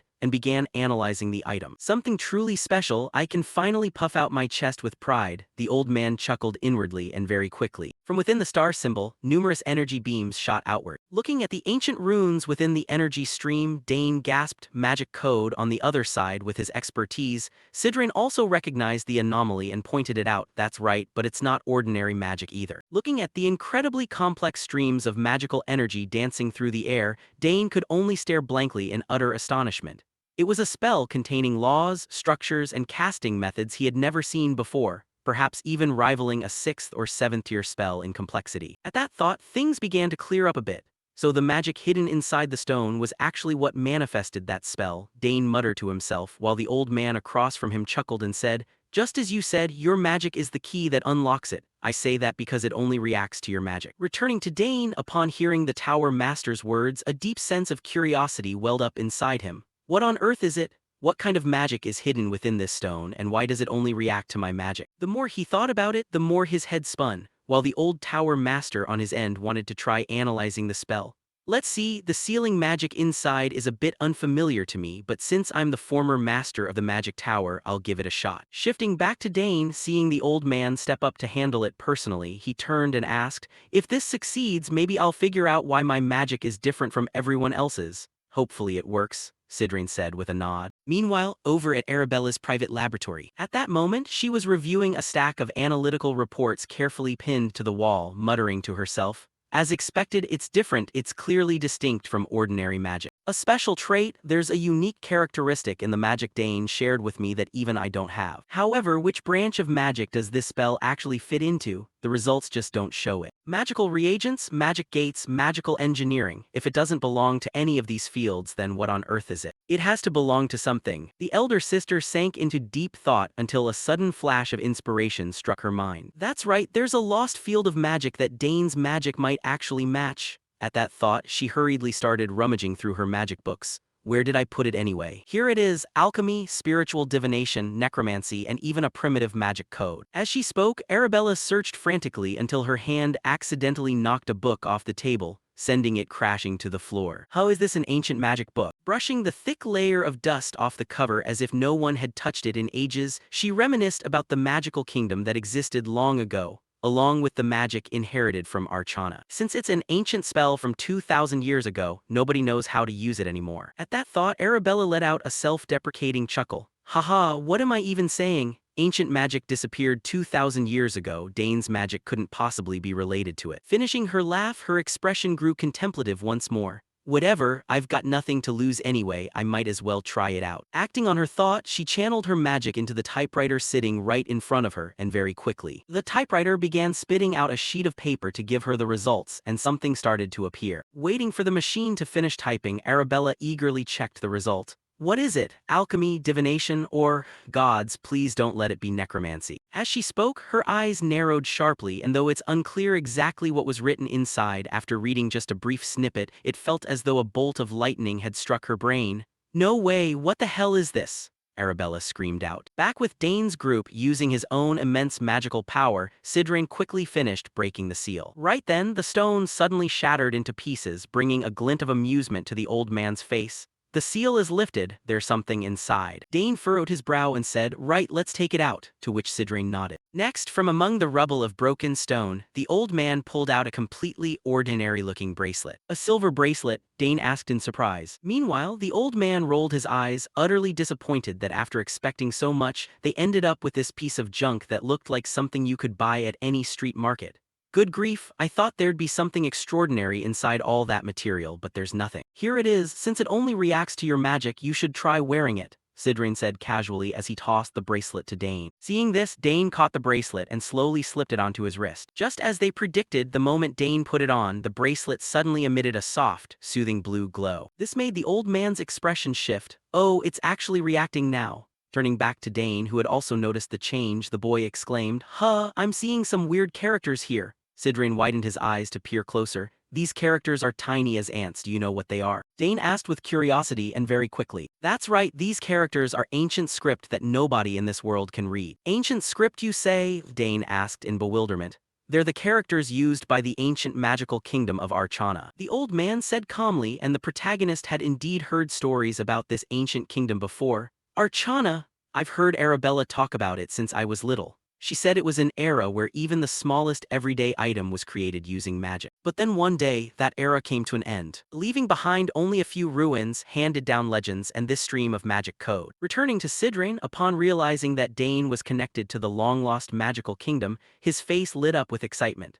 "Haha, I knew your magic was special, but I never expected it to be linked to the ancient magical kingdom. So that must be why I was able to move through the forest so easily these past few days." Dane nodded in response. "Seems like it, because the magic in that forest originates from Archana." The old man gave him a sideways glance, his desire to make the boy his disciple growing even stronger. Turning back to the protagonist after looking at the bracelet and sensing it for a moment, he shook his head. "But I don't sense anything else inside this bracelet." In response, the former tower master didn't know much either, so he could only offer some advice. "You can take your time exploring it, however, don't go talking about this to outsiders." "Yes, I'll do as you say." Dane nodded, and right after that, the two of them suddenly heard a strange sound like something cracking. "What's that noise?" they said in unison. "Don't tell me that warning sound means a monster is attacking," Sidrin said anxiously, which was entirely understandable since he was currently as helpless as a chicken tied up for slaughter. However, at that exact moment, after checking and sensing his condition again, Sidrin realized he could finally use his magic normally without causing any damage to his body. Regaining his trademark confidence, the old man laughed. "Haha, excellent, my body has almost fully recovered. Time to stretch a little, shall we? I can finally return the favor." At that thought, the old man felt an itch to smash something in celebration, turning to Dane and snapping, "What are you still standing around for? Go grab your spear or something." "What is that? It sounds just like the noise coming from over there." Seeing the old man beside him working himself into a frenzy, Dane calmly explained, "This sound has nothing to do with monsters. This sound means my eldest sister is trying to contact me." He spoke while looking down at the pendant in front of him that kept ringing like a phone call, an explanation that completely deflated the old man's enthusiasm. "What? You should have just said that from the beginning." "Haha, no way a monster would show up in this area. Now if you'll excuse me, your excellency, I need to talk to my eldest sister for a bit." Dane replied awkwardly, and immediately afterwards he established a connection with his sister Arabella. "Yes, sis, is there something you need?" On the other end, seeing that her younger brother had taken forever to pick up, annoyed Arabella slightly. "Dane, why did it take you so long to answer?" "Sorry, sis, did you need something?" Dane asked. Hearing this, Arabella finally cut straight to the point. "While I was analyzing your magic code." She seemed to sense something, stopped mid-sentence and asked, "Wait, is someone next to you?" Instead of answering, Dane seemed to guess something and countered, "Don't tell me you figured out my magic is ancient magic too." "What? How did you know that?" Arabella screamed. Following that, after some explanations, Arabella finally understood the situation. "Ah, I see. So while you and Mr. Sidrin were analyzing a stone, you deduced it came from the ancient magical kingdom, and you're saying that stone only reacts to your magic?" "Yes, exactly." Dane nodded. Meanwhile, upon hearing that Arabella also knew Dane's magic was ancient magic, Sidrin gritted his teeth. "That girl figured it out just by analyzing the brat's magic. I knew she was a genius, but she's even more talented than I imagined." He muttered a silent curse inwardly. Turning back to Arabella once everything was clarified, she asked worriedly, "Does anyone else know about this?" "No, ma'am," Dane replied. "Good, Dane, listen very carefully to what I'm about to say, and Mr. Sidrin, I hope you're listening too. You'd better keep this a secret. If this leaks out right now, you won't be able to handle the consequences, Dane." As for the old man, hearing Arabella bring him up, he let out a few coughs. "Ahem, Miss Arabella, I've heard quite a bit about you from Dane." "Oh, it's you, Mr. Sidrin. I realize I dove right into business without introducing myself. Don't worry, I'll keep this a secret. Because if this gets out, not only Dane but the entire Saugers family will be dragged into a massive mess," the old man stated firmly. As expected of you, Your Excellency, you grasped the problem right away. Arabella said cheerfully, does this conversation leave a record? He asked back. No, the moment this conversation ends, it will automatically disappear. Good, nobody wants to leave evidence lying around. Besides, I plan to return to the Magic Tower to investigate this matter further. Sidrain added, thank you for helping us, Your Excellency. No, no, Miss Arabella, I'm just doing this out of a mage's sense of responsibility, so think nothing of it. The old man waved his hand dismissively. Then, as if remembering something, he turned to ask, while we're talking, I heard you were looking for a magic tower to join. Have you decided on one yet? Back to Arabella, upon hearing this, she caught the drift of old Sidrain's intentions. Not yet. However, I'm not considering the Nixon Magic Tower, it doesn't specialize in the field I love. She said awkwardly, I was wondering earlier who that brat got his stubbornness from, looks like it runs in the family. Sidrain thought to himself, though quickly shaking it off since his primary focus was on Dane anyway, so Arabella's refusal didn't disappoint him too much. Haha, I understand. Well, you don't necessarily have to join our tower after all. In response, Arabella offered some comfort. I'm sure there are plenty of brilliant people out there who will join your magic tower anyway. But anyway, Dane, let's discuss the details later, alright? Alright, take care, sis, Dane said with a nod, quickly cutting the device's connection. Seeing their conversation end, the old tower master nodded approvingly. Your sister has grown into quite an impressive person. Hearing that, Dane puffed his chest out with a bit of pride. Well, obviously, even this item was made by her. She says these sleek crystal orbs are the latest trend among young mages today. Turning back to Sidrain, he glanced slightly at the communication device in Dane's hand and shook his head. Right, impressive indeed, but I don't need such a trinket. When someone reaches the 8th tier, constantly keeping in touch with others isn't something they care about. If there's something important to say, they can just come find me in person, right? Yes, I understand, Dane replied to keep the old man happy, while secretly thinking that old Sidrain probably didn't have any friends at all. Brushing that aside, Dane soon brought up the matter of possessing ancient magic to his parents. You say you have ancient magic, that makes me a bit worried, Arkin said. Haha, don't worry, Dad. Dane chuckled as if it were no big deal. If anyone dares to target you, I'll make them pay, his father said in a resolute tone while Lady Lily chimed in with her own promise. Ooh, sounds fun. As for me, I'll make sure anyone targeting you just permanently falls silent in my own special way. Shifting back to Dane, seeing his parents being so bloodthirsty, he started breaking out in a cold sweat for whoever might try to mess with him. Haha, they're radiating pure killing intent, but having these two protect me means I don't have to worry at all, he thought to himself. Afterward, Arkin stroked his chin in thought and mused, if that's true, it means there's ancient magic hidden somewhere in our lineage, doesn't it? Hearing her husband's speculation, Lady Lily also nodded. That's a great question, and we have no idea if any of our ancestors possessed it. I'll check my side of the family. Hearing both of them, a spark of anticipation arose in Dane's chest. If both families look into this, will they actually find something? It's not strictly important, but I'm dying of curiosity. Setting the ancient magic aside for a moment, Lady Lily wore a thoughtful expression as she turned to her son. Anyway, it seems you've crossed more than just one boundary by now. Dane, if you stay here any longer, it's only going to stunt your growth. It's about time you considered moving to the capital to live. Hearing this, Dane's face looked slightly flustered. The capital? He asked blankly.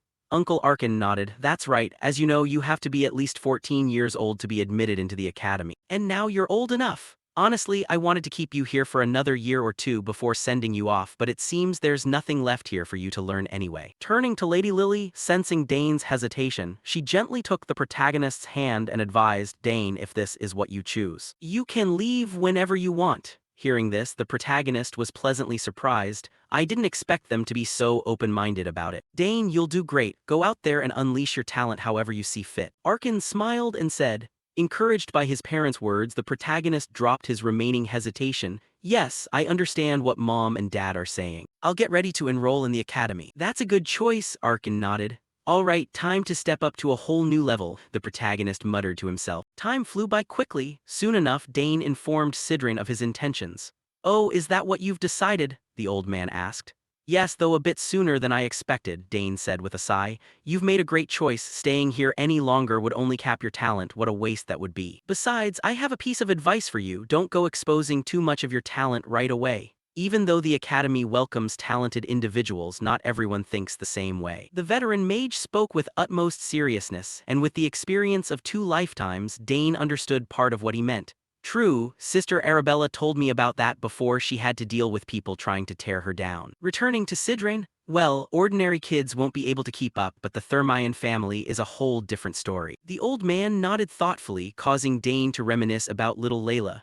Ah, that's right. Come to think of it, I told her I'd visit her if I ever made it to the capital. If I don't visit her, she'll be terribly disappointed. By the way, I should figure out what kind of weapon to forge using the crest Duke Thermion gave me earlier. Musing to himself, unaware of the protagonist's inner thoughts, the old man across from him stroked his beard and contemplated. Let's see, if you're joining the academy in 3 months, you should set off from here 2 months from now. Hearing this, Dane nodded in agreement. That sounds reasonable, and what about you? Upon hearing the question, the old man shared his plans. I'm heading back to the magic tower. I think I've got work to do. Thanks to you, I'm not bored anymore. If I find any clues regarding ancient magic or anything related to it, I'll let you know. Really, I'd be endlessly grateful if you could do that, Dane said hastily. Now, as for the rest of your lessons, since we're short on time, we need to pick up the pace. Reaching the 3rd tier is tough, the 2nd tier is nothing compared to the 3rd. Yes, I'll study hard. And I've prepared a gift for you. A gift? Sidrin's voice held a hint of surprise. Dane pulled a small wooden box out of his spatial storage, placed it in front of the old man, and nodded. That's right, my sister sent me this via teleportation magic yesterday. It's a brand new item fresh off the workshop.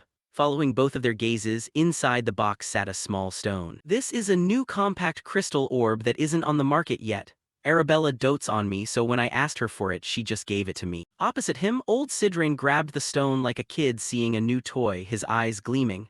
Oh, quite compact and pretty. Well, I don't really need this thing, but I'll graciously accept the gift you've prepared for me. I can engrave my mana into this thing. Yes, please use it to keep in touch with me. Despite claiming he didn't need it, he looked wildly excited. Dane thought to himself and began teaching the old man how to use the modern device. That's right, you do it right here. Haha, this thing is actually really easy to use, the old man said happily, making Dane inwardly apprehensive. He's not going to spam me with messages all the time, is he? Time rushed on until evening. At that moment, the protagonist suddenly fell into deep thought about the days ahead. The academy, I need to seriously prepare during these remaining 2 months. My goal is to advance my summoning magic to a certain level. I'll aim to officially enter the summoning magic class, earn a summoning crest, and get the chance to participate in the ability evaluation exam. Since Sister Claire is an assistant professor, I'll probably run into her often once I enroll. At that thought, Dane turned to look at the egg resting inside the glass terrarium beside him and muttered, "Ah, I forgot to drench my buddy in mana today." True to habit, he immediately began channeling his internal mana directly into the egg. As he channeled his energy, he pondered, "For 7 straight years, I've painstakingly soaked it in mana day and night, yet it hasn't shown the slightest reaction. Still, since the mana I'm feeding it has nowhere else to go and it's been absorbing all that energy, it's bound to hatch one day," Dane thought with a gaze full of anticipation. Time flew by. Shifting scenes to Arabella, she was currently explaining the academy exams to the protagonist. Yeah, there's a general exam and a specialized exam. On the other end, the male lead understood the gist of it but still had to ask, "Is that so? Could you explain in a bit more detail?" Let's see, the general exam is a preliminary screening to classify candidates. It covers culture, history, and empire-related topics. For you, passing it won't be a problem at all. Of course, the better you do, the more advantageous it is, since it counts toward your entrance evaluation score. The next one is the specialized exam. Just like the name implies, you pick a major and be tested on it. The exam content depends entirely on the professor, but I trust you'll pass easily. Besides, you even have a recommendation letter," Arabella said with absolute confidence, harboring not a single doubt about Dane's ability. "Ah, I see. You guys passed it easily too, right?" Dane asked. "That's right, it was genuinely no trouble at all." Arabella shrugged before adding a warning. "However, once you pick a major, you'll have to stick with that exact major from the specialized exam, unless you want to transfer later on. Right, so you have to choose very carefully at first. I still secretly hope our youngest won't choose the spellcasting major." On the other end, Dane, who was in the middle of practicing swordsmanship, let out an awkward laugh upon hearing this. "Haha, you still haven't given up, huh? Alright, I'll think about it. So if I want to change my major after enrolling, I can only transfer?" he asked further. Usually yes, unless you graduate and start all over from scratch. Of course, you can also sit in on classes for other majors. However, generally from the third year onward, advanced major classes won't allow students from other departments to join. Arabella explained patiently, and with this information, Dane fell silent in thought for a moment before saying, "Then I'd better choose a single major to commit to." On the other end, as if remembering something, Arabella immediately reminded him. Ah, right, there's a program called the elective major designed specifically for freaks of nature like Dane. There's even a thing like that? Sounds interesting, Dane exclaimed, though realizing that kind of path wasn't a walk in the park. So Arabella had to warn her younger brother. Unless someone is intentionally trying to fail out, nobody wants to enroll in that. Arabella shook her head. Why is that? Dane asked out of curiosity, because up until now literally nobody has ever passed that exam. Huh, is that so? The protagonist muttered in realization.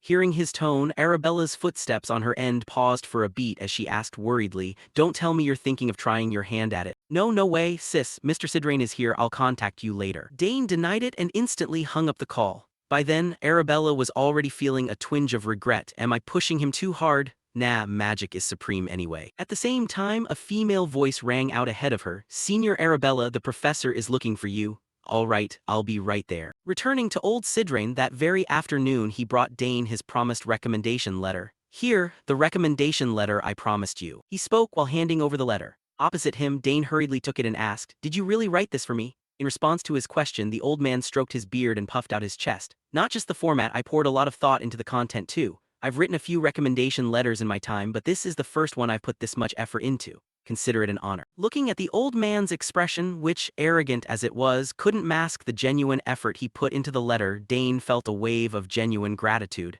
"Yes, I'll make sure not to disappoint you." Back to Sidrain, looking at Dane, the old man suddenly sighed. "How I wish you were my disciple. But even if I took you on as my student, I doubt you'd obediently call me master." A statement that hit right at home, making Dane's breath hitch for a beat. Haha, how did he even know? The brat thought awkwardly to himself. Brushing it aside, Sidrain turned to ask, "So, are you all set for your trip?" "Yes, actually I don't have that much stuff to carry. Besides, the facilities at the academy dorms are already top-notch, so most essentials are provided." Hearing this, the old man clicked his tongue, shook his head and imparted some wisdom. "The facilities are good all right, but there are some bastards hoarding them. Still, you aren't the type to back down against scum like that." "Right, haha." Hearing him talk like that, the academy sounded less like a school and more like a den of wicked nobles. Dane thought to himself with a crooked smile. Instantly catching that expression, Sidrain warned him, "Don't forget this, it can get pretty harsh out there. If you act soft, plenty of bastards will bare their fangs at you right away." Hearing the warning, Dane quickly pulled himself together and thought,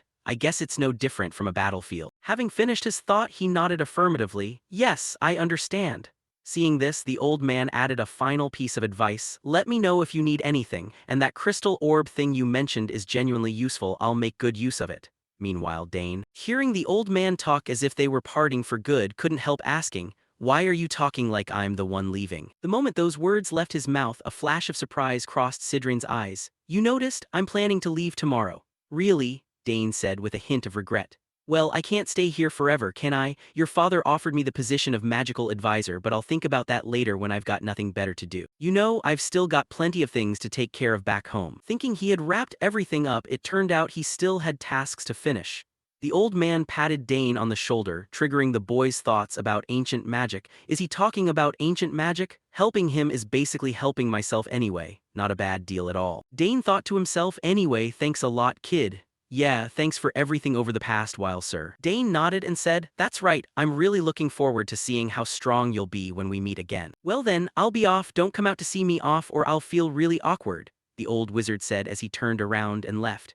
"Yes, please take care of yourself, sir," Dane replied, feeling a bit of a hollow ache in his chest, probably because they had been together for so long, making him feel a little sad to see him go. Time quickly flew by, and one day during the month the couple Arkin and Lily were talking to each other. "Lord Sidrain has left safely and Dane said he would be setting off today, right?" the uncle spoke up to ask. "That's right, the boy said he's all packed and ready. Hearing that he's leaving early puts my mind at ease, but I hope he doesn't run into any trouble on the way," Lady Lily said, feeling a bit anxious about her son heading out into the real world for the first time. Hearing this, Count Arkin patted his wife's shoulder to reassure her. "We're using the teleportation gate that Arabella prepared, so what kind of problems could possibly happen?" Hearing those words, the lady's expression relaxed a bit. "Right, I was just worrying over nothing." Turning back to Arkin, thinking of the affection and his family members, a happy smile spread across his face. Say what you will, I think we've done a great job raising our children. Meanwhile, the kids from other families are busy fighting each other over the head of the house position. We'll have to make a clear decision one day too, but I won't play favorites with any of them. At the exact same time, the door to the room opened and Dane stepped inside. Since he had already finished preparing everything he needed, he came to say goodbye to his parents. Father, mother. Seeing him walk in, the two of them nodded.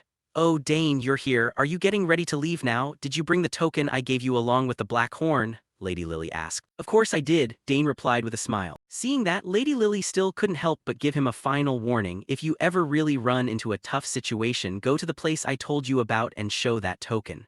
Yeah, I remember. By the way, are those people your old colleagues? Dane asked out of curiosity. That's right, they're very close friends of mine. Even though it's been a while, they'll definitely help you out. The lady spoke with confidence while Count Arkin on the side started breaking out into a cold sweat. Don't tell me our Dane is going to go over there and start down the path of a real assassin. Thinking of this to keep Dane from heading to that kind of place, Uncle Arkin hurriedly reminded him, Hey Dane, when you get to the capital, make sure to go see Duke Thermion before entering the academy. The Duke will help you out. Yes, father, he answered. Right before the parting, Lady Lily suddenly couldn't hold back her tears anymore. Dane had grown up to the point where he was about to leave them like this, and right before the parting, Lady Lily suddenly couldn't hold back her tears. Seeing his wife like that, the uncle could only force an awkward smile. Haha, let's see him off with a smile, my dear, after all. We're not going that far away, she said while gently wiping away her tears.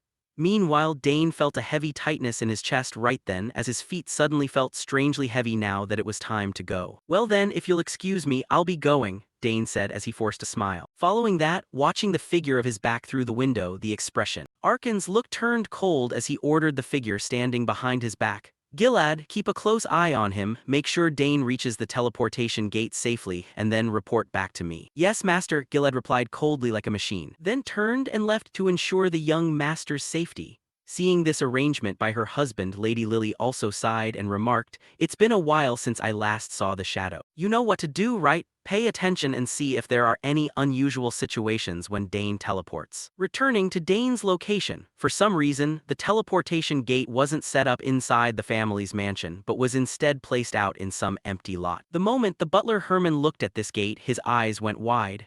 Young master, seeing something like this in person is really impressive. That's right, this is the teleportation gate that our eldest sister prepared in advance. Dane smiled and looked at the sophistication and complexity of the gate, bowing mentally to his older sister. That's right. Now I finally understand why she spent a whole year investing in this project. Standing next to him, the young butler turned to ask, if we step in here, will the teleportation really activate? Yeah, probably, Dane replied with a smile, while recalling the time before when this gate was first being built.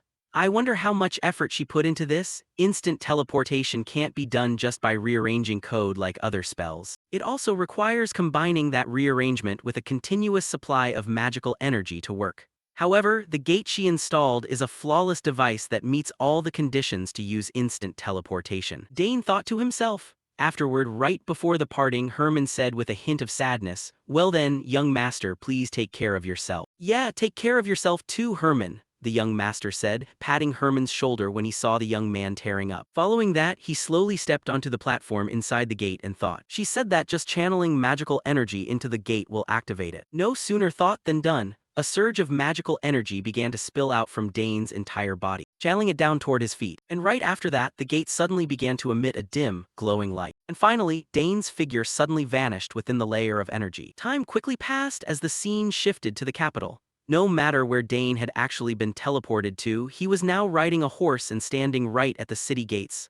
Looking at the bustling crowd ahead, a hint of joy showed on Dane's expression. We've arrived. The entrance to the capital of Althian. The young man smiled, and right at that moment, as if recognizing Dane's identity, a knight raised his hand in greeting. I've been waiting for you, young Master Dane Saugers. I am Luik Asmar, captain of the Thermion family's first knight squad. Oh, so it's you, sir. Dane replied smoothly as if he knew what was going on, even though he had no idea who this guy was. Still, having the captain come to greet him in person made him feel a bit flattered. Unaware of Dane's thoughts, Captain Luik continued, From now on, we will escort you. Saying this, he turned back to give instructions to his two subordinates. Make sure the travel route is secure. Yes, Captain, both of them answered in unison. Then let's set off immediately. I look forward to your help. Dane nodded and said while also feeling a strange thought in his heart. Stepping foot here for real felt so surreal, he never expected the day would come when he'd set foot in the very center of the Thermaean Empire, a place he once hated, and as a promising figure at that. Afterward, walking along the road leading to the castle, Dane heard the bustling sounds of countless people trading. Hurry up, it's cheap, magically frozen parfaits, only 1 silver coin. Hearing these sounds, Dane couldn't help but look around with interest, observing everyone and praising them in his mind. Haha, all sorts of strange things, I never expected the capital to be this lively. Just as he thought of that, Captain Luick turned his head back and reminded him, over there is the mansion of the Thermaean family. We've arrived. Hearing this, Dane turned his gaze forward and couldn't help being overwhelmed by its scale. What a grand mansion! He let out an involuntary exclamation as a massive architectural complex came into view right before his eyes. However, there wasn't much time to observe it closely before the protagonist suddenly got the feeling of being watched from behind. There's something very strange. It feels like someone is watching me. Could it just be my imagination? Dane muttered to himself. Let's put this aside for now. Following the knights, Dane quickly arrived in front of the main building's entrance. Standing on both sides were servants lined up with utmost solemnity to welcome him. Welcome, young Master Dane Saugers. Hearing them speak, Dane turned and nodded in greeting. Thank you for the reception. Then he praised the group, such neat ranks, standard discipline and etiquette, exuding a natural and powerful aura completely different from my home in the south. Thinking this, he stepped forward to face Uncle Duke Bout, whom he hadn't seen since he was a little child. Standing before him, Dane didn't forget his manners as he dropped to one knee and greeted him. Dane Saugers respectfully pays his respects to Duke Thermaean. Responding to these words, the uncle broke into a bright smile and nodded. Right, it's been a long time, Dane. How have you been lately? The trip must have been exhausting. Go on inside and get some rest. Saying that, the uncle hurriedly led the protagonist inside his house while taking the time to carefully observe Dane's current appearance, couldn't helping marveling. Oh, even at a glance, you look completely different from 7 years ago.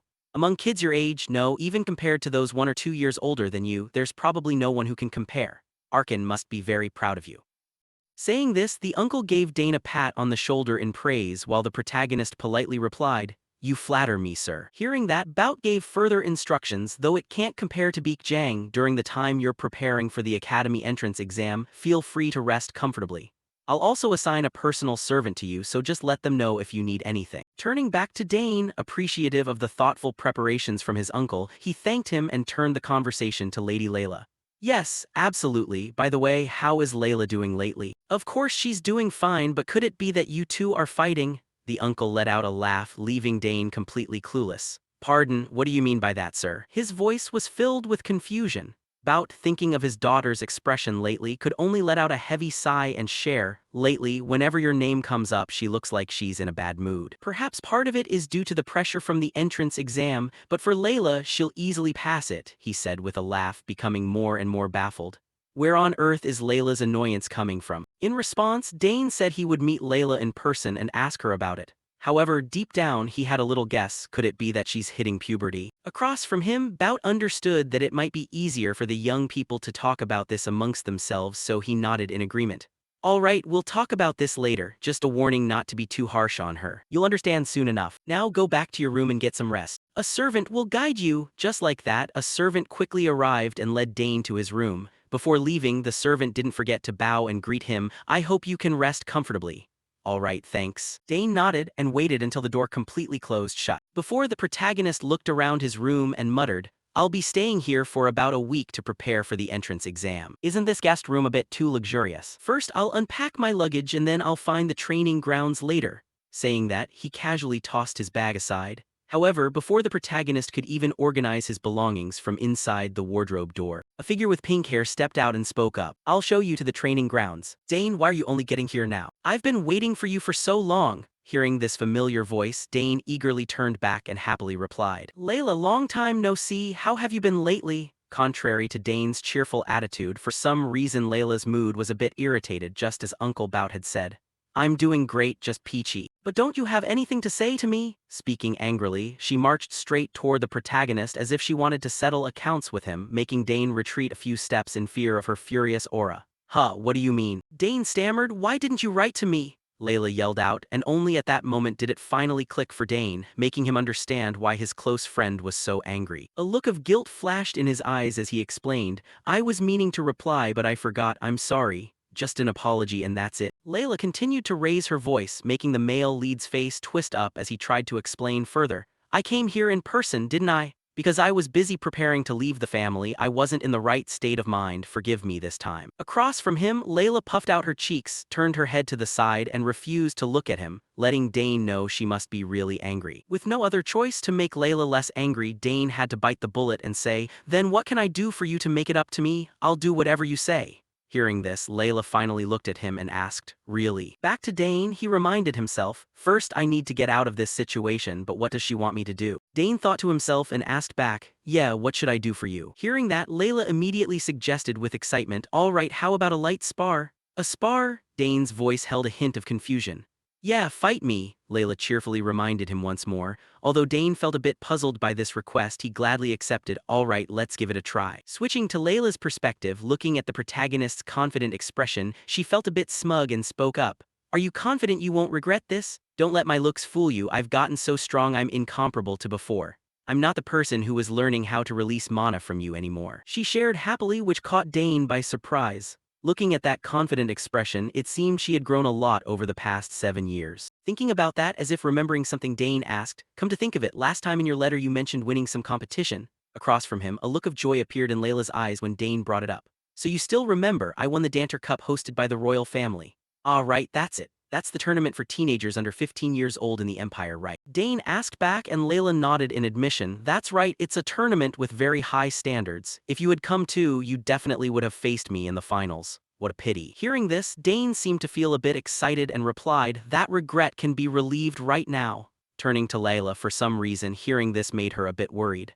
"Are you really okay? You still have to take the entrance exam. What if you get hurt?" "I'll be fine," Dane waved his hand with utmost confidence. Seeing him agree like that, Layla had no reason to refuse anymore either. "All right, it's getting late today. Tomorrow as soon as we wake up, let's have a match." Time quickly passed until the next morning. Shifting the scene to a spacious courtyard, true to their promise, Dane and Layla were both there to prepare for a sparring match. However, when it came to the weapons to be used, Dane hesitated a bit and asked, "We're using training weapons." Hearing his question, a look of surprise appeared in Layla's eyes. "Could it be that you're still using unblunted weapons?" In response to this, Dane gently shook his head. "No, but this is just a light spar."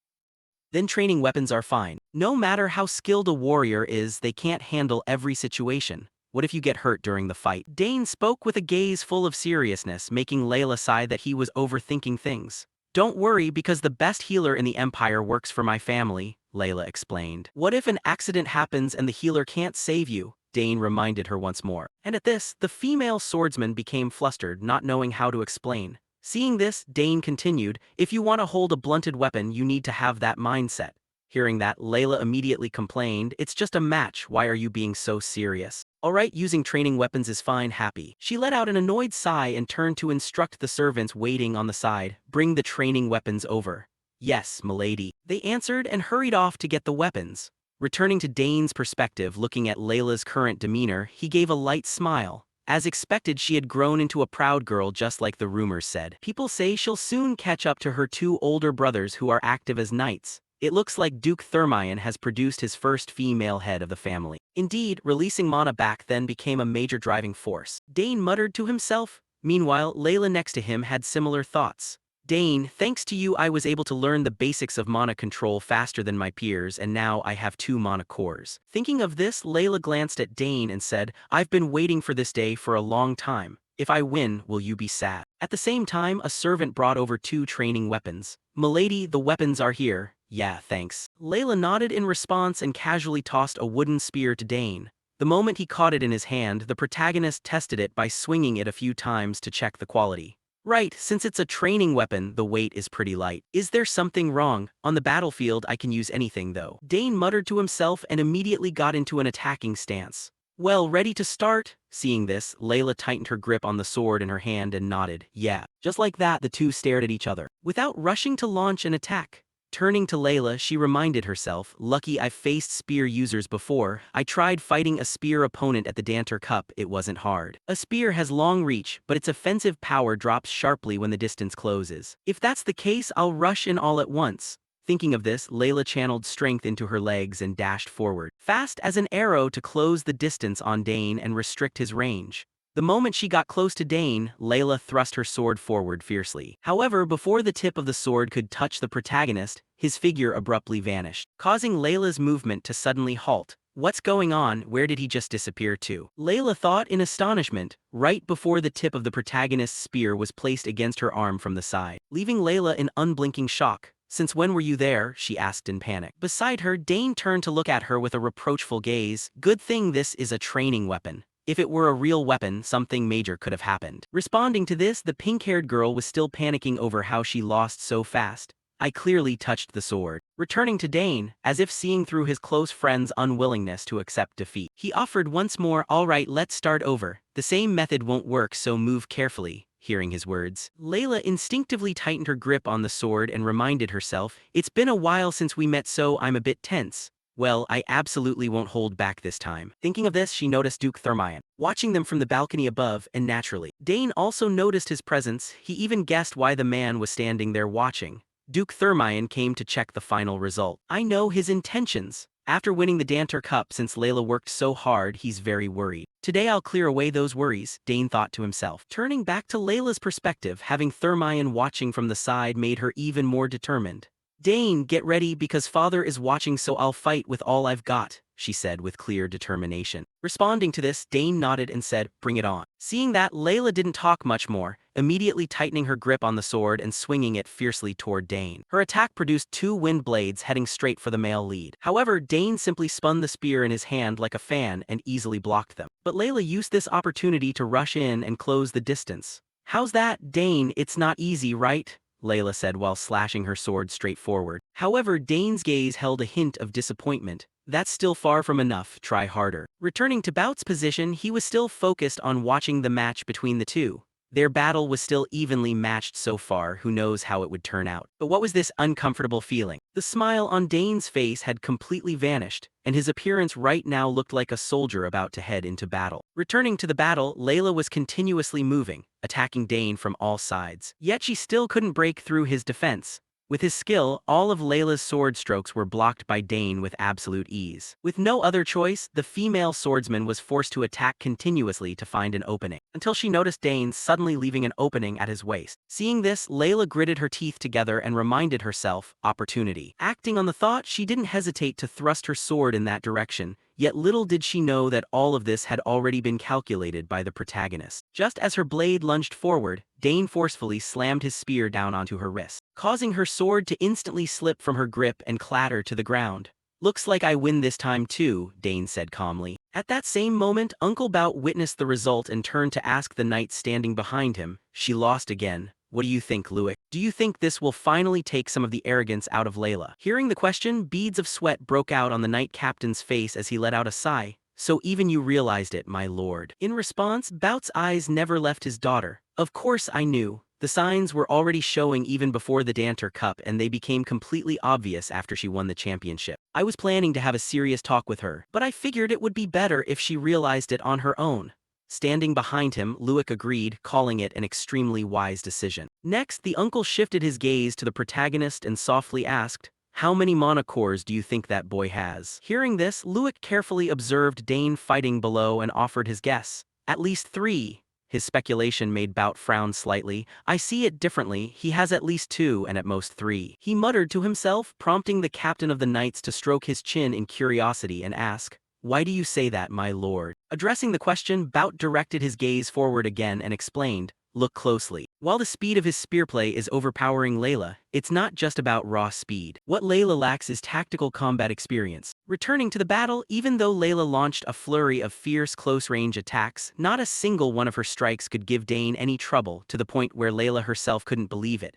"You're blocking everything?" she asked in disbelief, and Dane confidently affirmed, "I can see right through all your moves." Shifting back to Bout, a flash of nostalgia crossed his eyes, remembering that Layla's greatest period of growth happened after her inspection tour of the South 7 years ago, right after meeting Dane, and perhaps it was happening again now. Standing behind him, the knight Herman observed Dane's ability and offered unreserved praise. "This is quite interesting. The young miss won the Danter Cup, yet she can't use her full strength against him. Earl Saugers must have trained him exceptionally harshly." Hearing those words, Uncle Bout almost burst out laughing. No, you don't understand Arkin. As strict as he is, he's not the type to put someone through harsh training, unlike me, and honestly, Dane doesn't even need harsh training. What do you mean, my lord? Luik asked in confusion. And to that question, Bout simply replied with a profound statement. An overwhelming talent that ordinary people wouldn't even dare to dream of surpassing. Dane is a genius. He probably didn't participate because he simply had no interest in that tournament. Is that so? Luik said in utter astonishment, finding it hard to believe.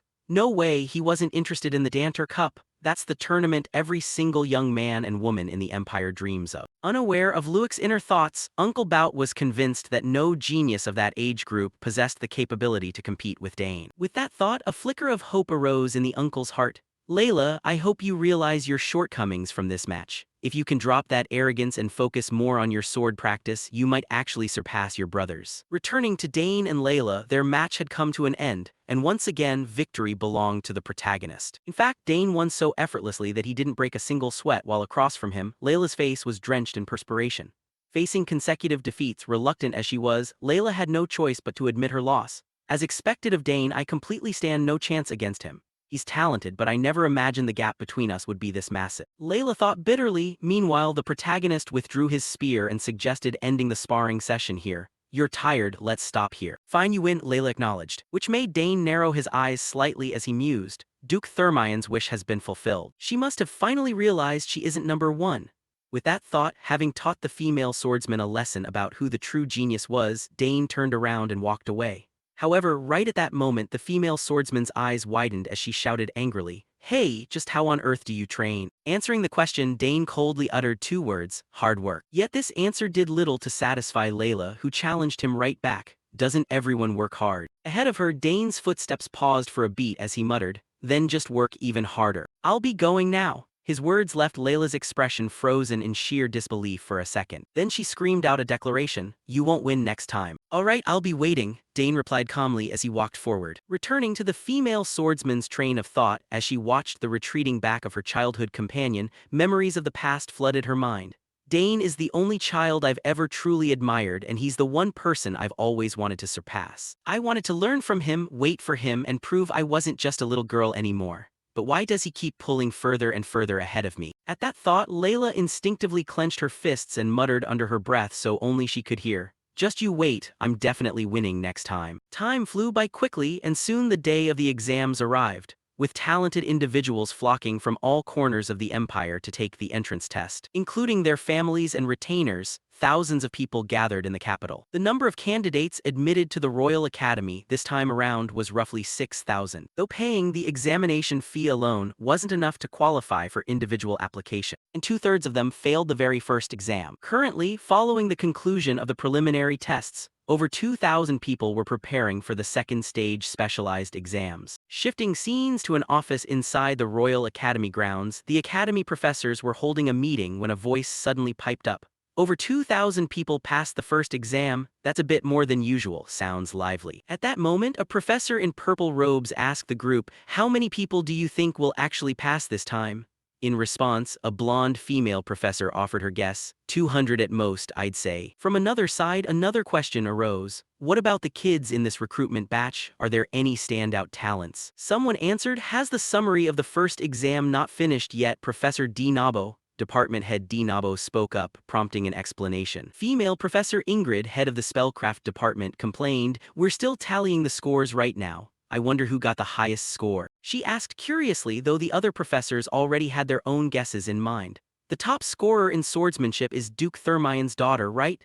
"That's right, she's the one who won the Danter Cup. That final match was magnificent. Duke Thermion has raised his children brilliantly. Looks like the swordsmanship top scorer is someone we can genuinely look forward to," Professor Del Pinzo, head of the summoning department, said with a face full of anticipation. Head of the swordsmanship department Esterand confirmed with absolute certainty, "Looking forward to it, it's practically guaranteed." Indeed, since she has no real competition, another person chimed in, leaving everyone else in the meeting filled with envy toward Esterand.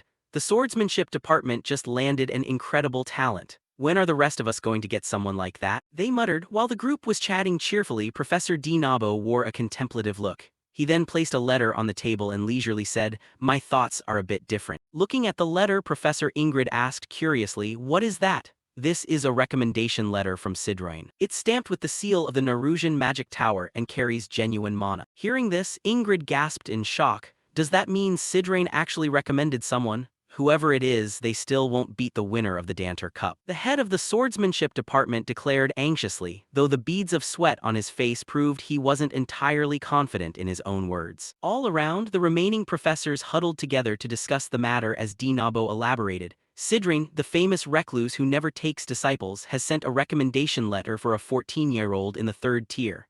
3rd tier? Just who on earth is that? Professor Del Pinso hurriedly asked. Without letting them wonder for long, Dinabo dropped the name, Dane Saugers. Hearing it from Dinabo's mouth left everyone in utter shock once again. It's the Saugers family again. They already produced 2 geniuses in the magic and summoning departments, and now even their youngest son is personally recommended by Lord Sidroin. Returning to the professors, news of such an exceptional student naturally stirred their curiosity.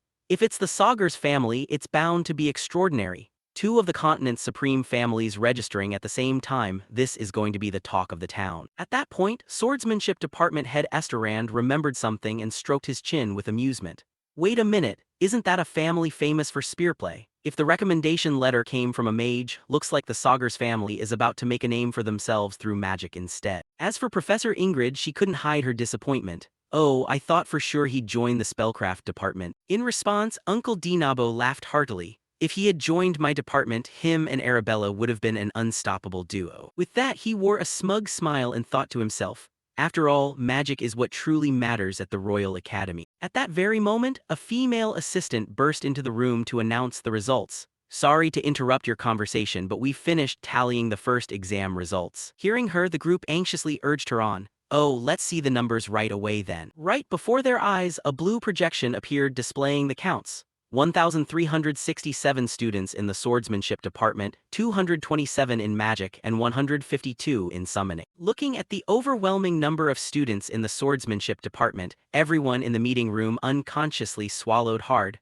1,367 people in swordsmanship, and 227 in magic. The gap with the swordsmanship department is truly staggering. Returning to swordsmanship department head Esterand after checking the results screen, he said cheerfully. Oh, as expected, the top name is from the Thermion family. Shifting to Professor Dinabo, he quickly checked the list as well, his eyes narrowing sharply. Wait a minute, Dane Saugers, I don't see that boy's name here. Hearing him, everyone exchanged bewildered glances. Really? What happened to Sidrin's recommendation letter? On the other side, Ingrid checked her own list and shook her head. My department doesn't have him either. Out of options, one of the male professors turned to the assistant who had just delivered the news and asked, Hey, is there any candidate not listed in the regular departments? Blushing and nervously double-checking the papers in her hands, the assistant stammered, Well, there is one candidate applying for the liberal arts major. And out of all 2,000 candidates, Dane Saugers scored the highest on the first exam. What? Dane Saugers got first place, Esterand bellowed in shock. Shifting back to Dane, he was currently reminiscing about the past month. I've been here for a month already, time really flies, fighting Layla feels like it happened just yesterday. Before I knew it, the first exam is already over and I'm waiting for the results. Thankfully, the test wasn't too difficult, he thought happily. At that moment, the pink-haired swordswoman Layla rushed over to check on his results. Dane, did you get your results? What place did you get? Hearing her, Dane held out his wrist right in front of her face and bragged, I got first place. Of course it's you, how annoying, I missed out on first place again. Layla grumbled before spinning back to Dane. How on earth do you even study? Well, mostly by going over the materials my sister sent me, Dane replied. Meanwhile, the pink-haired girl rubbed her head with a headache. I looked at those too, but they're still so hard. Especially military science. How is a 14-year-old supposed to know anything about military strategy and management? I thought that was the easiest part, don't you find it interesting? Dane asked in genuine surprise, largely because he had the unfair advantage of having lived through those exact experiences in his past life. Returning to Layla, watching Dane take an interest in such a bizarre subject earned him a look as if he were an alien. What? Are you even human? Not just military science, but art, music, and even the history of the Drenic Empire, she gasped in disbelief. Meanwhile, Dane smirked proudly. Well, that used to be my major. At that thought, he recalled his past life. There are so many things you naturally pick up just by surviving on the battlefield, he thought to himself. Brushing that aside, Layla asked, Say, which department did you pick for your second stage exam? 3 of them, I suppose, Dane replied. The moment he said that, Layla guessed his intended major and dropped her jaw in shock. 3? Are you seriously applying for the liberal arts major? Come on, spill it. Aside from spellcraft and summoning, what else is there? She shot him a sideways glance, yet Dane just smiled mysteriously without spilling the beans. I'll let you find out at your own pace later. Why on earth would you pick the liberal arts major? I don't get it no matter how hard I try, Layla yelled out in frustration. However, Dane calmly replied that he simply wanted to study that specific field, making Layla's scalp tingle as she warned him, the acceptance rate for that major is practically zero. In response, Dane explained his motive for choosing such a notoriously difficult path. I heard that if you study liberal arts, you can attend literally any class you want, and you don't even have to declare a major until graduation. You get to study every single subject under the respective department heads. Before Dane could finish explaining, Layla cut him off because she already knew all too well. Who doesn't know that? Did you pick it just because you didn't want to study with me? She loudly accused. Of course not, Dane shook his head and replied. So you actually think you can pass that major? What can you even do besides spear techniques and summoning? Tell me. Layla pressed like an enraged lioness, leaving Dane somewhat flustered as he debated whether he should truly reveal the full extent of his talents to her. Time shifted to a meeting among the three department heads. Dinabo, Ingrid, and Dell they had gathered to discuss Dane's exam situation. Since we're finally all here, the liberal arts major requires passing 3 separate rounds of exams. There's no way around it, he has to take them all. Spear techniques and summoning core circle magic are fundamentally contradictory. Passing both is practically impossible. What on earth is he thinking? Even though someone managed to clear 2 rounds in the past, almost everyone fails the final round right.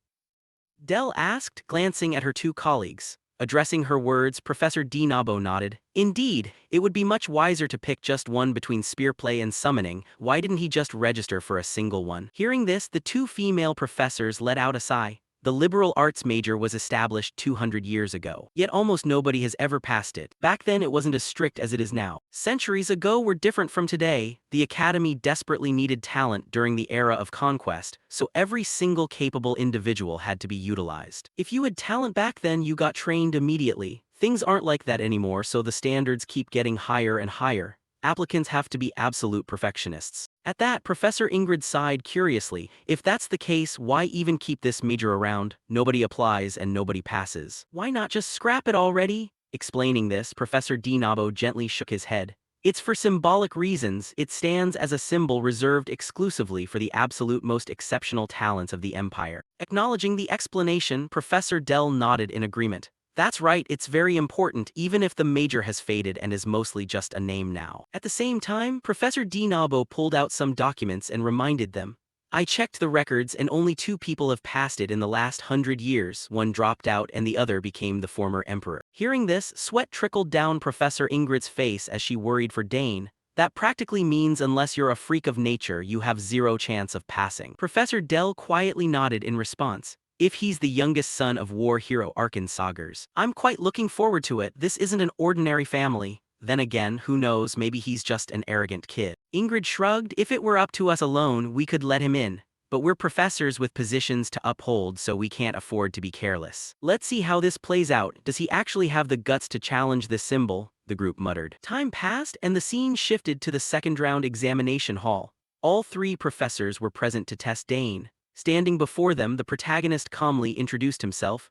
I am Dane Sagers, applying for the liberal arts major at the Royal Academy. Hearing him, Professor Dinabo nodded and asked, do you realize what applying for this major entails? Of course, I heard I have to pass all 3 rounds of exams to be accepted, Dane replied with a bow. Then, as if offering him one last chance out of courtesy, Professor Ingrid spoke up. You said your name is Dane, right? It's still not too late. I have immense respect for Earl Sagers. He is the greatest man in the Empire, and I don't want to see his son get disqualified, therefore. Before she could finish her sentence, Dane interrupted from across the room. Thank you for the advice, but I came here fully prepared to give it my all. His voice was filled with such unwavering resolve that it immediately snuffed out any remaining thoughts of discouraging him.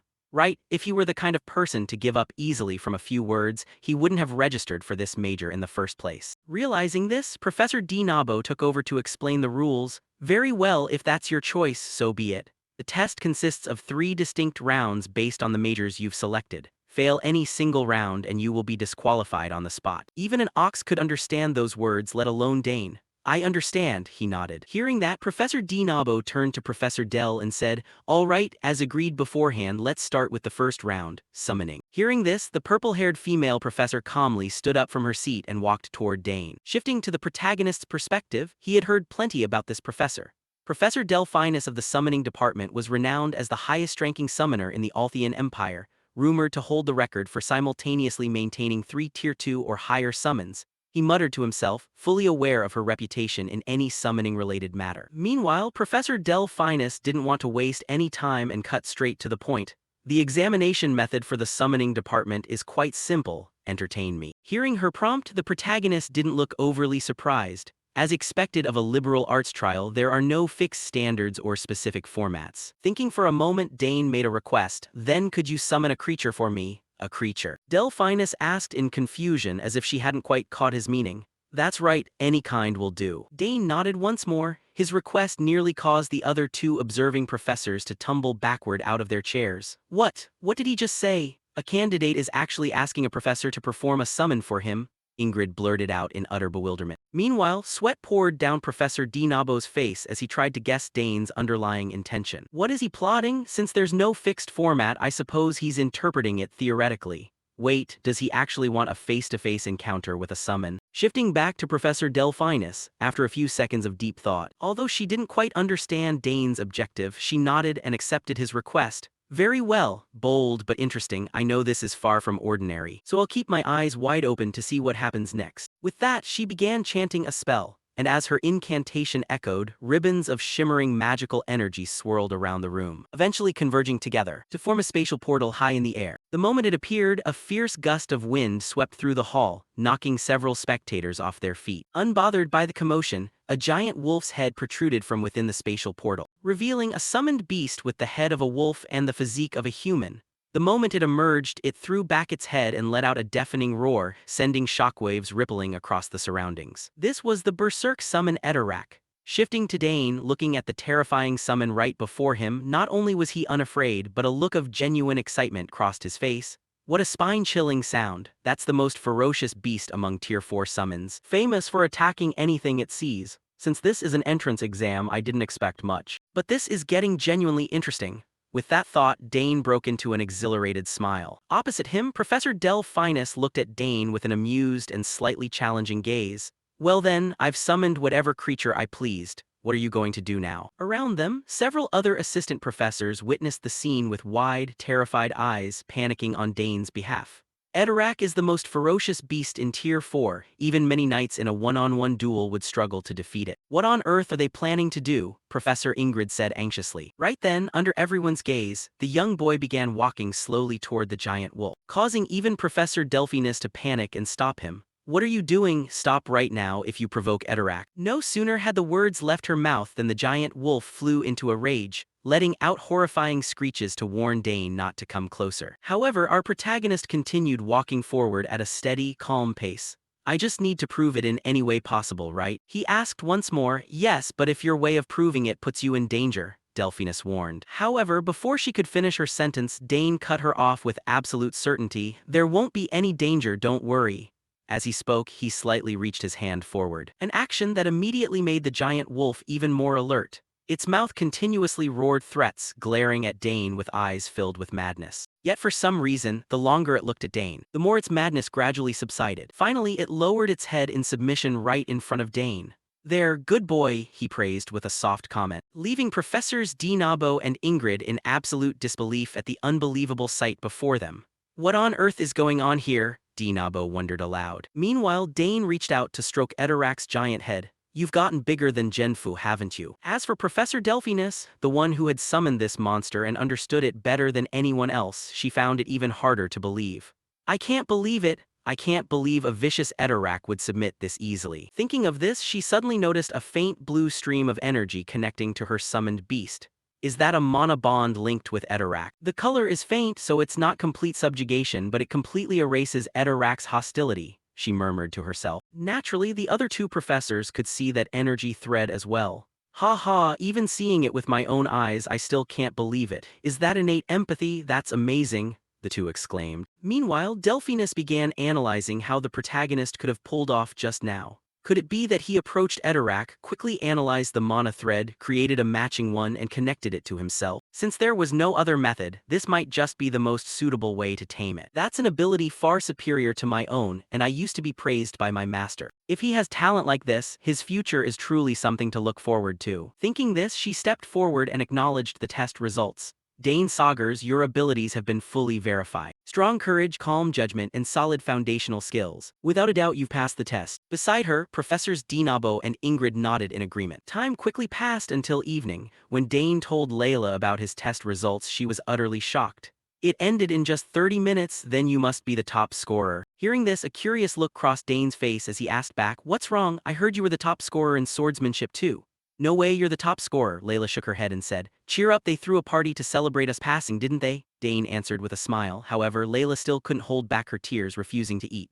"Eat a lot, okay." Saying that, she could only cry inwardly, sigh, "I can't believe it. I never expected there would be such a massive gap. It feels just like an irresistible force of nature, a natural disaster. That's exactly what it feels like." Thinking this, she aimlessly wandered off. Seeing her crushed demeanor, Dane wanted to offer a few words of comfort. But before he could call out, Uncle Bout stopped him. "She wants to be alone, just leave her be, don't worry too much, Layla will get over it." Saying this, the uncle paused for a moment and asked the protagonist, "Have you contacted your father yet? The Count must be very proud." Naturally, Dane didn't need the uncle's reminder, he had already done it.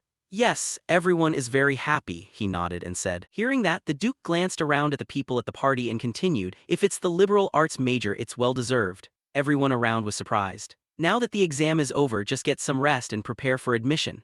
In response, Dane didn't forget to thank him. "Yes, thanks to the Duke's care, I've had a wonderful time." Afterward, Bout seemed to remember something and asked Dane again, "Right, have you thought about what item to commission from the forge?" Hearing this, Dane honestly shared his thoughts. I'm thinking about a sword, but I don't have a concrete plan yet. My body is still growing, so I'm not sure how to design the sword. I'll think about it a bit more since this is a great opportunity." Hearing his explanation, Bout nodded as if he understood. "That's true, there's no need to rush, take your time." At that moment, a nearby servant quietly reminded the uncle, "Duke, it's time to check on the Duchess." Hearing this, Bout's expression changed and grew urgent. "I know, I'll be right there." Finished speaking, he hurried off to see his wife. Watching his retreating back, Dane guessed that the Duchess's illness was likely still ongoing. Beside him, Layla offered a more detailed explanation for Dane to understand. "Luckily, the symptoms haven't gotten worse, but they haven't improved either. It's been like this for several years now." Turning back to Dane, facing this situation, he could only sigh inwardly, what a tragedy. As someone who had never seen a family member fall ill, it was a feeling he couldn't truly comprehend. Should I go comfort Layla? He asked himself. Time quickly flew by. 2 days later, on a morning at the Royal Academy,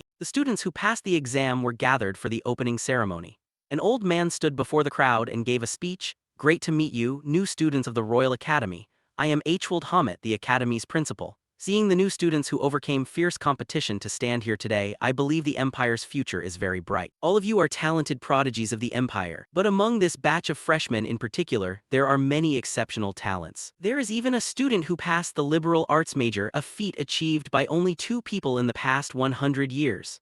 This student has been approved by all 3 department heads, the Sword Arts Department, the Magic Department, and the Summoning Department." Hearing these words from the principal, the group of students below began to panic and look at each other. "Oh my god, they got into the liberal arts major? Unbelievable, who on earth is so talented?" Turning back to Hwold, not letting the crowd wonder for long, he invited the student up to represent the freshmen. "Top scorer Dane Saugers, please step forward." Hearing the call, Dane calmly stepped forward. Once they heard his family name, the surrounding students gasped in awe. "That guy is the one who passed the liberal arts exam. What kind of blessings did the Saugers family receive?" At the same time, Dane's parents were also there to witness their son participating in the opening ceremony. "Do you see Dane over there? The boy has grown up a lot, he looks pretty good. First place, no less. You've raised your son wonderfully," Arkin Bout praised with a smile, causing Arkin to beam with pride and politely reply, "Compared to you, it's nothing." Hearing this, Bout's face turned somewhat frustrated as he complained about his 2 sons. "I raised 2 sons and neither of them turned out any good. The youngest enrolled without a word to anyone, the eldest was cast out, and the youngest ran away from home. Meanwhile, you have 2 daughters. I'm truly jealous, but you still have Layla, don't you?" Arkin replied with an awkward smile. Hearing that, Bout glanced at his daughter with a hint of regret. "I just wish my wife could be here too." Shifting the scene to Professor Delphinus, she was talking to Dane's older sister, Claire. You've been close to your summoned beast since you were a child, right? Yes, Professor, Claire nodded, making the professor even more certain of her thoughts. Indeed, harmony seems to exist from birth. Saying that, she gazed at Dane like she was looking at a monster. A child without any crest surpassed all summoners. Paying her no mind, Claire turned to voice a question of her own. Professor, if Dane's harmony level is high, is there a possibility he might summon creatures from beyond the horizon? Beyond the horizon. That's another world where the summoned creatures that disappeared 100 years ago used to be connected. To her question, Professor Delphinus could only give an uncertain answer. Who knows, the creatures from that place choose their own mages. Then there's a chance. Returning to Principal Hwold after looking at Dane's face, he nodded with satisfaction. So you're the rumored Dane Saugers. Feel free to fully showcase your talent inside the academy. With that, he handed the protagonist a piece of paper. Seeing this, Dane reached out to take the paper and affirmed, I will keep that in mind, Principal. And now, the representative of those who pass the exam will take the oath, someone shouted loudly. Just like that, time quickly passed and the opening ceremony concluded.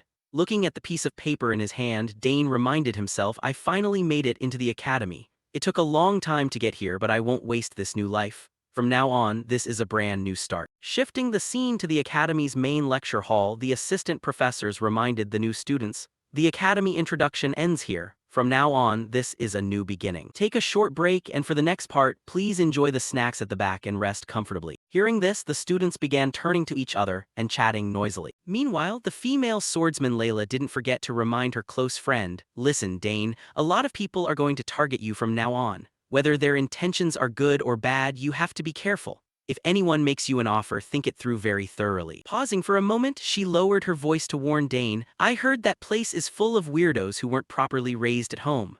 Seeing her acting like a young mother worrying about her child on their first day of school, Dane sighed despondently. Got it, I know. Hearing his reply, Layla immediately realized Dane wasn't taking her words seriously and warned him again. Don't brush it off, listen carefully. At the same time, upperclassmen cheerfully ran inside and pitched the new students to join their clubs. Haha, definitely got some fresh recruits. Grab that red-haired kid, that's the talent we've been looking for. They spoke cheerfully while recruiting freshmen like pyramid scheme agents, making Layla sigh in exasperation.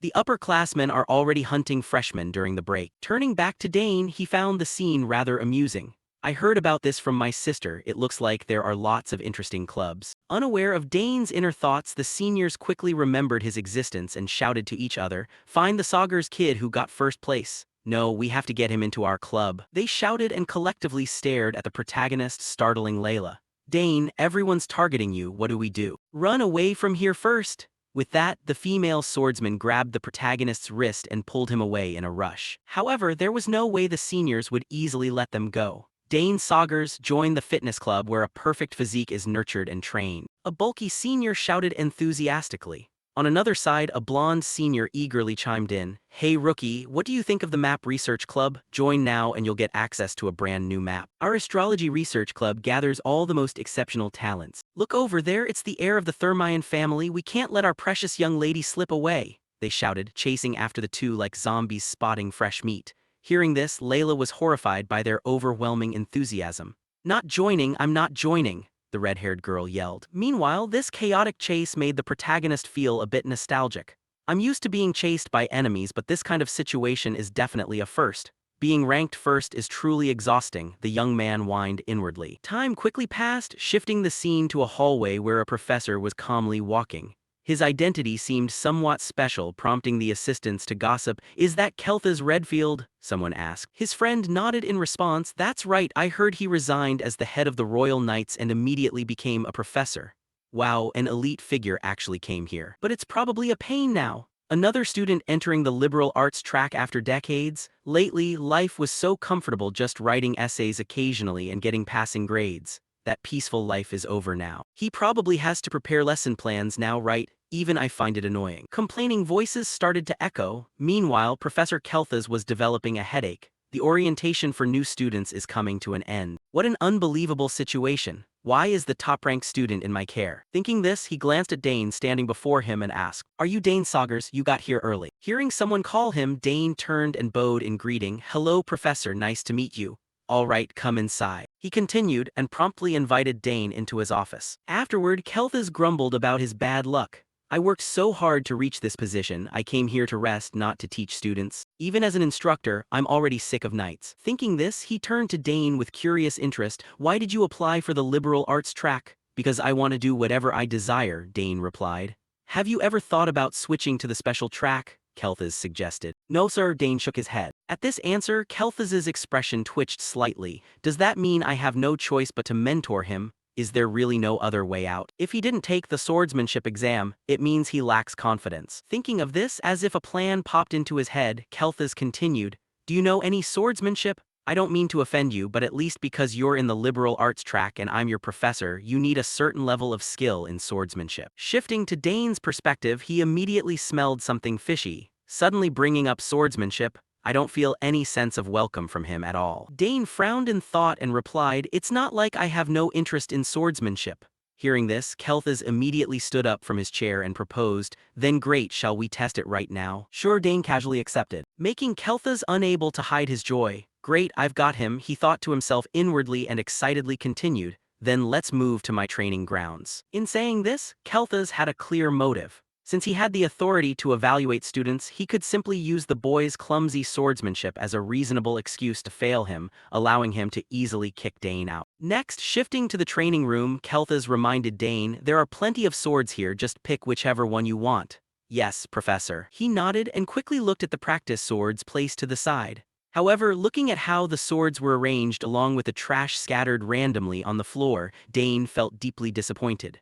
Why is a training ground in a place like this? Even if there are no liberal arts students, this is getting a bit too extreme. Oh well, I'll just pick a suitable one. Thinking this, Dane casually picked up a sword. Is that enough? Kelthas asked back. Yes, this sword is enough, Dane confirmed firmly. Hearing that, Kelthas began laying down the rules. If you can attack me with that sword even just once, you pass. It won't be hard because I'll only move within a 2-step radius, he said confidently, completely unaware that standing right before him was a super expert in swordsmanship.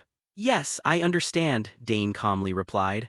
All right, then let's begin, Kelthas said coldly. While thinking to himself, he calmly accepted my conditions. Is he that confident? He wondered. Following that, Dane gripped the sword in his hand tightly and rushed forward to launch an attack. First, he aimed his sword directly at Kelthas's waist, which the professor easily sidestepped. However, that strike still left Kelthas secretly surprised. Oh, that's fast. Is that why he passed the liberal arts major? He thought inwardly. Right before the sword in Dane's hand began slashing and thrusting toward him as fast as a machine, startling the professor and forcing him to use his own sword to bat Dane's weapon away. Once done, he swallowed nervously in worry. That was way too close, using such abnormal swordplay. Could he be an idiot who actually knows how to use a sword? Furthermore, that kid moves like a battlefield swordsman, not with the posture of someone from a noble or knight background. Kelthas frowned in thought. However, before he could analyze much further, Dane rushed in to attack again. The protagonist's body continuously moved, unleashing lightning-fast attacks from all directions, forcing the professor to struggle immensely just to block them all. The longer they fought, the harder it felt.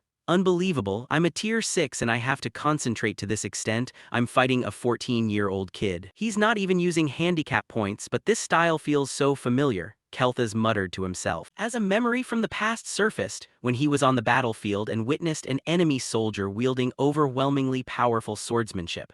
Surprising, there's someone this fierce in the Drenix Empire too. Yet that person didn't wear medals or banners symbolizing a knight. Who on earth was that person? Returning to reality while Kelthas was distracted and reminiscing about the past, Dane seized the opportunity to land a strike on his flank.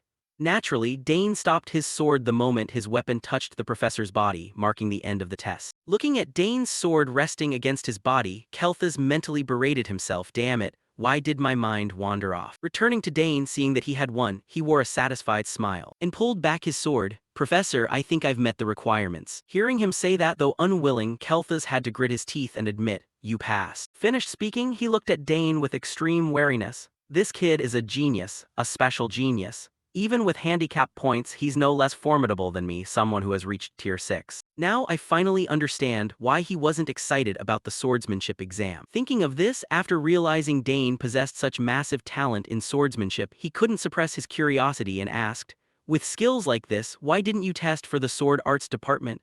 Because I thought my family would be sad, Dane replied, a response that startled Kelthas. But very quickly, remembering Dane's background, he understood the reason. Dane's father is a master of polearm arts and his two older sisters are masters of magic and summoning. Could he have chosen all three just to meet family expectations? It's not that he lacked confidence in swordsmanship, I guessed completely wrong. Returning to Dane, unaware of the professor's internal thoughts, he asked, "Has the professor finished confirming everything?" His words snapped Kelthas out of his daze and he hastily nodded. "Ah, yeah, all right. You can leave now, I'll send you the notification soon." "Yes, thank you, Professor," Dane bowed and quickly left the room. Watching his retreating back, Kelthas could only lament his bad luck for a second time. What a failure. I bet the department heads who acted as examiners felt the exact same way. All my plans to chase him off so I could live comfortably have gone up in smoke. Afterward, Dane ran into his older sister Claire outside on the campus grounds, and she looked quite surprised that he had managed to clear the exam so effortlessly. "Did you really pass the test? That's seriously strange. Professor Kelthas isn't the kind of person who easily lets students pass. That professor usually only attends one routine meeting a year, but this time the headmaster had to call him in. He absolutely hates troublesome things." Hearing this, Dane felt a bit hard-pressed to accept it and complained, "He really is someone who just lives life the way he wants." To which Claire replied, "Yeah, that's why I'm so surprised. But it's a good thing nothing happened, Dane." Claire smiled and said, making Dane feel a warm sense of appreciation inside. "My second sister doesn't give empty praise, it's clear she's genuinely relieved that I'm safe and sound. That's one of the reasons why I like my second sister." At that exact moment, his older sister Arabella came running over from afar and shouted, "Oh, Dane, I was wondering where you went. Turns out you were hanging out with Claire. You passed the exam, didn't you?" she asked with a bright smile. Watching the moment the three siblings gathered together, the surrounding onlookers immediately burst into a flurry of excited murmurs. "Look at that, the Sagar siblings are all together. I thought just Arabella and Claire were amazing on their own, but now the youngest brother is even more skilled than his older sisters. What kind of family are they anyway?" the group whispered in awe. Shortly after, Dane followed a guide to tour the dormitory area. As they walked, the guide introduced himself. "My name is Max Howe, in charge of all dormitory operations. The dorms are divided into 3 zones based on entrance scores, and the highest ranked zone is called Danter 1, named after the first emperor. Student Dane, since you're the top scorer of the liberal arts major, you'll be staying in this zone. The cafeteria, training grounds, and library are all top tier, plus there are private lounges and magic projection rooms. Additionally, there are also classified facilities. It might not happen, but depending on your grades, there are cases where you might be forced to leave this zone. Arabella and Claire stayed in this zone too until they graduated." With that, he pulled out a key and continued explaining, "Here, this is your access key, Student Dane. We'll provide you with 2 spares, so if you lose yours, make sure to report it to me. Be careful from now on, there are a lot of eccentric students here. They aren't bad people, but unexpected things happen sometimes. Alright, go check out your room, and if you need anything, let logistics know." Finishing his spiel, Max left immediately, leaving Dane to let out a sigh. "Phew, should I go check out the room?" Thinking to himself, he hurried over to take a look around and admitted, "It's super high-end, but why is it so quiet?" Something felt very off. He couldn't sense any human presence at all, as if everyone had simply vanished into thin air. "What on earth is going on here?" Dane muttered with a frown. Extremely curious about the situation, Dane closed his eyes and concentrated on diffusing his internal energy outward. "Let's try expanding my spiritual perception," he thought to himself. Then, Dane's streams of energy began slowly spreading outward, drifting into every nook and cranny of the dormitory, and the layout of the area gradually mapped itself inside the protagonist's mind. A faint scent of machine oil drifted past his nose, accompanied by the quiet grinding of gears. "This is a trap." Realizing this, Dane figured out what was happening and broke into a subtle smile. "So that's how it is, a welcome ceremony," Dane muttered to himself. Just as he predicted, somewhere inside the dorm, a group of students was watching him through a simulated projection screen. Seeing Dane standing frozen without moving an inch, a red-haired student asked curiously, "Why isn't he moving? Does he actually have insane intuition?" Beside him, a blue-haired student complained, "Hey Arnold, do you think he figured out all the trap?" In response, the young man named Arnold flashed a confident smile, adjusted his glasses, and stated with absolute certainty, "No way in hell that's happening. My family, the Joulard family, are the finest hunters who have existed for hundreds of years, so I'm extremely confident in my traps." The handsome student speaking was none other than the eldest son of Baron Joulard, Arnold Joulard, a third-year student in the marksmanship department. Facing his confident declaration, one of the students in the group grew a bit nervous and asked if it was dangerous.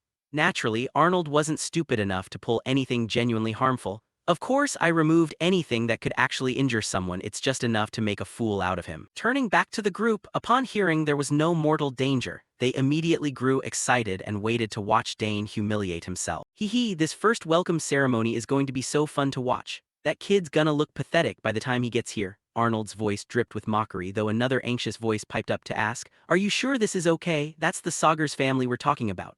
"So what? Every single one of us went through a very memorable welcome ceremony, haha." "Just wait, he's definitely going to be scared out of his mind," Arnold replied carelessly without a hint of fear. After all, when it came to major families, this kind of harmless prank among kids wouldn't ever warrant the adults stepping in. Unlike Arnold's confident front, a girl in the group frowned and warned him, "Did you forget he's the top scorer of the liberal arts major? Things might actually turn out differently this time. Both his older sisters are absolute geniuses, and if he managed to ace the liberal arts major, he might be even more of a monster than the two of them."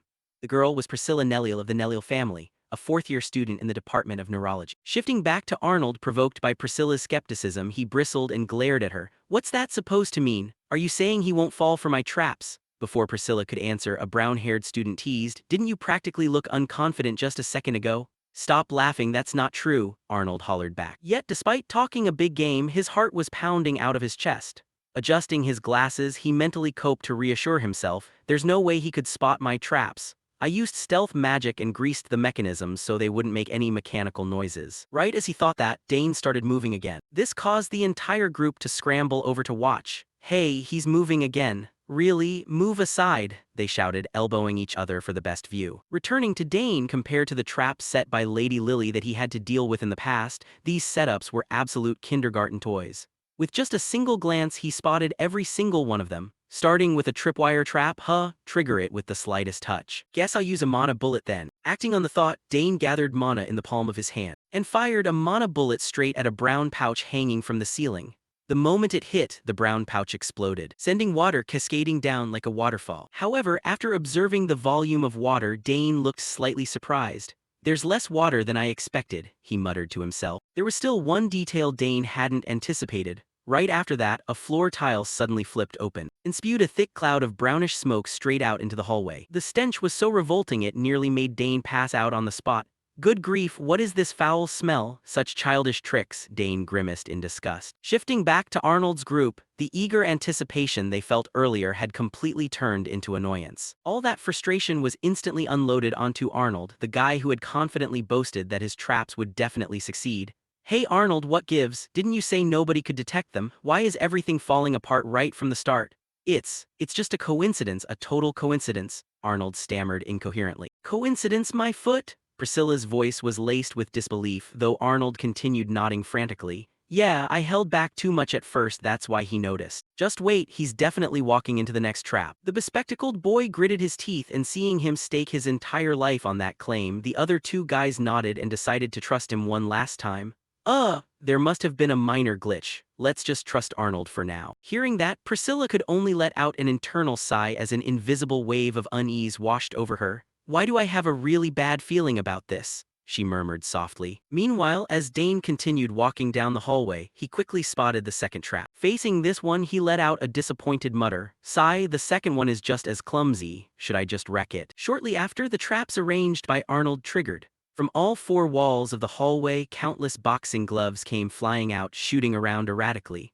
However, thanks to Dane's incredible agility, he easily dodged every single one without breaking a sweat. Even the intricately arranged spike traps proved completely useless against our protagonist. In the observation room, watching Dane's performance left the young group stunned into speechlessness before someone blurted out in awe, "As expected of the Sagar's family." Behind them, Arnold's face turned completely pale as he realized how utterly useless his painstakingly crafted traps were against someone like the protagonist. Even his two buddies lost whatever remaining faith they had in him. It's like Dane knows exactly where everything is. Arnold worked so hard to hide them, yet they're getting exposed this easily, the two muttered in disbelief. Still, unable to swallow his pride, Arnold refused to give up. "Damn it, it's way too early to quit. There's no way he's dodging the final trap," he growled through gritted teeth, causing Priscilla to pause and ask, "What's the final trap?" Instead of giving a straight answer, the bespectacled boy flashed an enigmatic grin. "Hee, you'll see soon enough." True to his word, they very quickly got to witness Arnold's ultimate trap.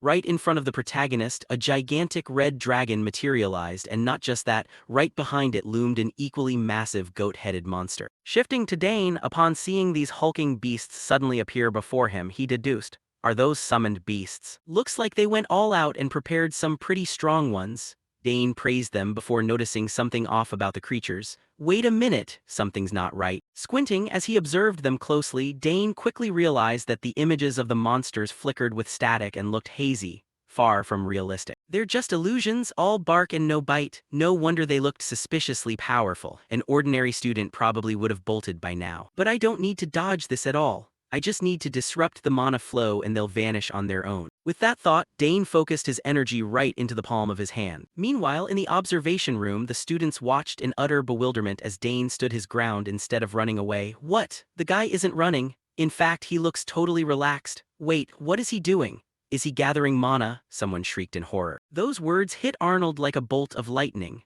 Cold sweat poured down his face in torrents. He saw right through the illusions in an instant. No way, how is that even possible? The more he thought about it, the deeper the panic etched itself onto Arnold's face. Catching his expression, Priscilla clicked her tongue and shook her head. It's completely over, she whispered. Returning to Dane, once he gathered enough energy, he unleashed it directly toward the monster illusions. Instantly, the fake beasts shattered into nothingness in the blink of an eye, as if they had never been there at all. Brushing his hands off, Dane smirked. What absolute nonsense. Let's see where the mastermind hiding this stuff is. Shifting scenes back to Arnold's group for reasons unknown, they suddenly bolted out of the room with expressions of absolute terror. That's an Aetherak, run for your lives. Why is a thing like that here? Arnold, damn it, do something, the black-haired student roared. However, Arnold was already scared out of his mind and had zero courage left to fight off the giant wolf chasing them down. I don't know, what the hell even is that? Arnold screamed. Isn't that the thing you prepared? The red-haired student fired back frantically. Then, the giant wolf suddenly threw open its jaws and let out a deafening roar, sending the red-haired student screaming in absolute panic. At that exact moment, Dane's voice chimed in from right beside them. So this is where you guys were hiding. Hearing the familiar voice, Arnold and his group felt as though they had just found a lifeline. Spinning around to beg for help, newbie, if you did this, can you deal with it? We'll apologize, please get rid of that thing. Shifting back to Dane, feeling he had given the seniors quite enough of a scare, he dismissed the wolf summon, letting it dissolve safely back into a spatial portal. Only when it completely vanished did the group finally let out collective sighs of relief. Shortly after, the long-haired student dusted off his clothes and awkwardly cleared his throat to speak with Dane. Ahem, looks like the welcoming ritual kind of backfired. Welcome to the dorms, rookie. I'm Droyan Valentine, a fifth-year student in the Department of Alchemy and the sole heir to the Marquis Valentine family. Possessing a fine build and handsome looks paired with an easygoing charm, he extended his hand forward. Seeing this, Dane reached out, firmly shook his hand and replied, "Ah, yes, very nice to meet you," while mentally thinking, what on earth is this guy rambling about? Unaware of Dane's inner thoughts, Droyan enthusiastically continued praising him. You're remarkably good at dodging traps. So you're taking the liberal arts major? That must be why the welcoming ritual failed. Arnold is probably devastated. He's the heir to the famous Juillard hunting family and the mastermind behind all those traps. Droyan cheerfully advertised, leaving Arnold deeply mortified. Damn it, why drag me into this? He shrieked. So he's the one who designed those traps, Dane thought with an amused smile. Next, Droyan motioned to the others. Hey everyone, come over here and say hello. Ah, right, the group replied, quickly stepping forward. Following that, Droyan pointed at Priscilla and introduced her. This is Priscilla, a fourth-year student in the Department of Holy Arts. Best not to mess with her for someone aiming to become a priestess, she's actually. Before Droyan could finish, Priscilla guessed where he was going with it, shoved the scrawny guy aside and hijacked the introduction. Gentle and beautiful, right?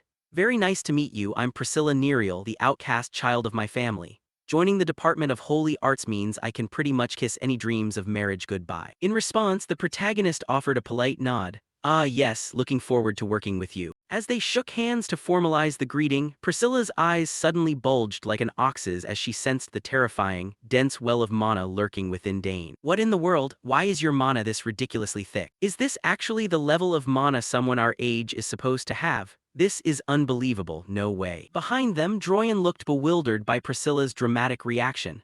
Is that really such a big deal? He asked, to which the red-haired student replied, pretty sure it is. Meanwhile, Arnold looked deeply annoyed by the commotion. They're making such a big deal out of a little thick mana. Ignoring him, the red-haired student stepped forward and introduced himself. Nice to meet you, Dane. I'm Scal Hespro, a second-year student in the Department of Martial Arts. Don't get the wrong idea, I'm nothing like these muscleheads. Muscle is important, but martial arts isn't just about raw brawn as everyone thinks. If you're ever interested, just say the word and I'll teach you real martial arts, Scal promised. Finally, Dane turned his gaze to the last person, Arnold, who stubbornly turned his nose up in the air as if he couldn't care less about the introductions. This uncooperative attitude earned him complaints from the group. "Hey Arnold, what's your deal? It's your turn. Don't tell me you're still sulking just because your traps got wiped out. Getting bent out of shape over a little thing like that? Talk about petty," the group nagged, raising visible veins of irritation on Arnold's forehead. With no other choice, seething with anger, he reluctantly turned to greet Dane, though the only thing he managed to spit out was his own name, Arnold Gullard. That was the extent of his greeting, though Dane didn't mind at all and cheerfully smiled at the boy's bad mood. "I'm Dane Saugers, very nice to meet you." Seeing the boy still bristling over his shattered traps, Dane wondered to himself, should I give him some pointers? Not wanting to stare at his sour mug any longer, Dane offered a bit of constructive criticism. "Your traps were actually quite well made. You clearly understand mechanisms and triggers, but the paint job makes them too easy to spot. Why don't you try mixing F3 silver and D6 black in a 4:6 ratio instead of using pure D6 black? At that brightness level, it'll blend in much better." Aside from that, it's the kind of trap anyone would fall for. Standing nearby, the group watched in sheer dizziness as Dane casually started giving Arnold trap-making tutorials. Is he seriously tutoring Arnold on how to set traps? You're a fascinating guy. Shortly after the greetings wrapped up, the group escorted Dane to his new room. Walking alongside them, Dane mused inwardly, these people are pretty entertaining. Still, it feels great to have decent people around. Things are starting to get interesting. Time flew by, quickly shifting scenes to a corner of the school grounds where Dane was chatting with his close friend Layla. Nobody knew what he had just told her, but the swordswoman shrieked in absolute shock. "What? You're taking 6 major classes this semester?" In response, Dane calmly explained that it was only 3 majors with 2 classes each. Hearing this, Layla still shook her head at his overly nonchalant attitude. "There are general education courses on top of that. You won't even have time to sleep. Usually freshmen only take 4 classes, which means, let's see, I can probably skip the first class." Shifting to Dane, he gave Layla a slightly condescending look. "Can you even say that with a straight face? That's exactly why military science was added as 2 general ed classes." You're so heartless. I'm terrified of military science. My grades dropped so much last semester because of it," Layla complained, which Dane couldn't help but agree with internally. Fair enough. It really is the hardest subject. Then, checking the time, Layla hurried off. "That's the top scorer for you. See you later at the swordsmanship major class. I have to go attend my general lecture." Curious, Dane asked, "What general lecture are you going to?" Understanding cosmetics and skin care," Layla announced with a face full of excitement. While Dane could only chuckle internally, hee, just like a girl. Thinking that, he nodded and replied, "Got it, see you later then." Time passed quickly, shifting to the military science classroom where our protagonist Dane was currently sitting. Naturally, his appearance drew plenty of curious and probing gazes from everyone in the room. "Isn't that Dane Saugers? Why is he here? Is he actually planning to sit through the lecture? Could it be, being account son, he looks kind of cold?" I think I get what you mean." The whispers drifted straight into Dane's ears, making his face twitch slightly. "I can hear every single word you're saying," he muttered unhappily to himself, before opening his textbook to ponder the subject of general military science. "Based on what I read yesterday, some of this matches up, but other parts completely contradict reality. Makes sense. If theory and reality always matched up, no country would ever lose a war. But the reason military science is taught is because foundational theory matters. You need a baseline of theory to understand real-world battlefields, and by recognizing where reality deviates from it, you grasp the true utility of military science." Right as he thought that, a middle-aged professor with a stern expression stepped through the classroom door, instantly plunging the entire room into silence. "Hello everyone, I am Francisco Gabius and I will be teaching military science theory. Just call me Professor Gabius." Once roll call is done, we're diving straight into the lesson. Shifting to the protagonist's perspective just by looking at the professor's stern face, Dane's estimation of him went up several notches. Judging by that look, this guy clearly has deep, hard-fought battle experience. This is going to be worth looking forward to, Dane thought to himself. Once roll call concluded, Professor Gabius launched into his lecture, his voice echoing through the quiet room. "You must dive deep into military theory if you want it to be effective on the battlefield. Soldiers can afford to be reckless, but a commander must always balance victory against the lives of his men. Clearly, theory is crucial. Only by anchoring yourself in theory can you comprehend the reality of the field, and by recognizing the inconsistencies in practice, you discover the true purpose of military science." I'm genuinely curious how many of you talented students here will step up as elite commanders. In your opinion, what is the single most important element in warfare? In response to the question, while everyone else hesitated, unsure how to answer, Dane suddenly raised his hand. Seeing this, the professor narrowed his eyes slightly and prompted, "Go ahead." The student who raised his hand, "Let's hear your thoughts." Answering without a shred of hesitation, Dane stated firmly, The most important principle is supply chains. Hearing this, a look of appreciation flashed across Gabius's eyes as he nodded. Spot on. Victory, conquest, upgrades, all of these mean nothing unless the supply lines are guaranteed. Fascinating, we've barely started and someone already nailed it, he said with amusement before throwing a follow-up question at Dane. Then do you know the three most critical factors in managing a supply chain? Answering the question, Dane replied, first is strict military administration. Moving supplies from the capital to the front lines involves not just physical distance but a long extended chain of command. If even a single person harbors selfish ambitions, corruption easily takes root, ultimately leading to severe supply shortages. When Dane spoke those words, he drew entirely from his own lived experiences on the battlefield. He wasn't just spouting empty rhetoric, he genuinely understood the reality of the situation. Most supply failures stemmed from unscrupulous middlemen, even if the shipments initially left safely. Correct, and next is, Gabius pressed on. This time, Dane answered with lightning speed, standardizing the supplies.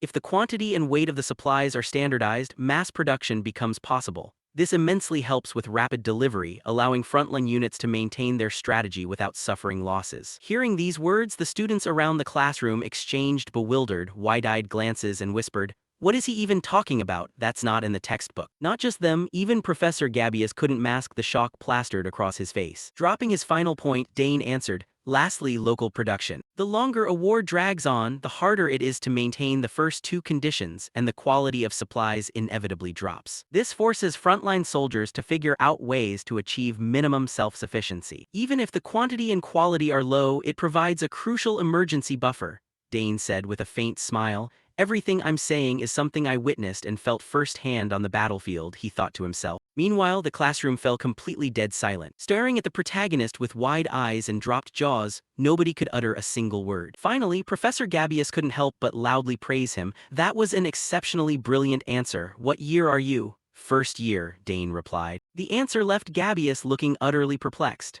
Cold sweat beaded on his forehead as he stammered, "What, you're just a freshman? How on earth does a kid who just entered the academy know all of this?" He curiously asked for more details about what Dane had just said: strict military management, standardized logistics, and finally localized production for self-sufficiency. Those answers come from the practical experiences that soldiers and officers have had to go through on the battlefield. As someone with no battlefield experience, how on earth do you know that? Across from him, Dane's expression grew pensive. Naturally, he couldn't say that he had experienced this firsthand, so after a couple of seconds he bluffed, "My father often tells me about these things." "Your father? Then what's your name?" Gabius asked out of curiosity. "I'm Dane Saugers," the protagonist replied with a proud face. Upon hearing his family name, Gabius was completely convinced. The Saugers family? So you're the son of the Green Whirlwind. No wonder it all makes sense. If you're from the Saugers family, then you must be the student who passed the liberal arts major. No wonder your level is so different from the other freshmen. Thinking of this, with his doubts cleared up, he spoke up to the whole class. "Haha, so you all heard that clearly. Completing the military theory section that we study on our own is exactly what student Dane Saugers just answered. Applying theory to fit real-world situations based on textbook knowledge. This is the ultimate goal that military science aims for. Let's move on to the next part." With that, he looked at Dane with eyes full of anticipation. It's been a long time since an exceptional Saugers appeared. Time quickly passed. After the class ended, Dane ran off in a panic. As he walked, he muttered to himself, "I almost ended up in the graduate school." As soon as the class ended, Professor Gabius called me right over, and on top of that, he tried to persuade me to enroll in the graduate school.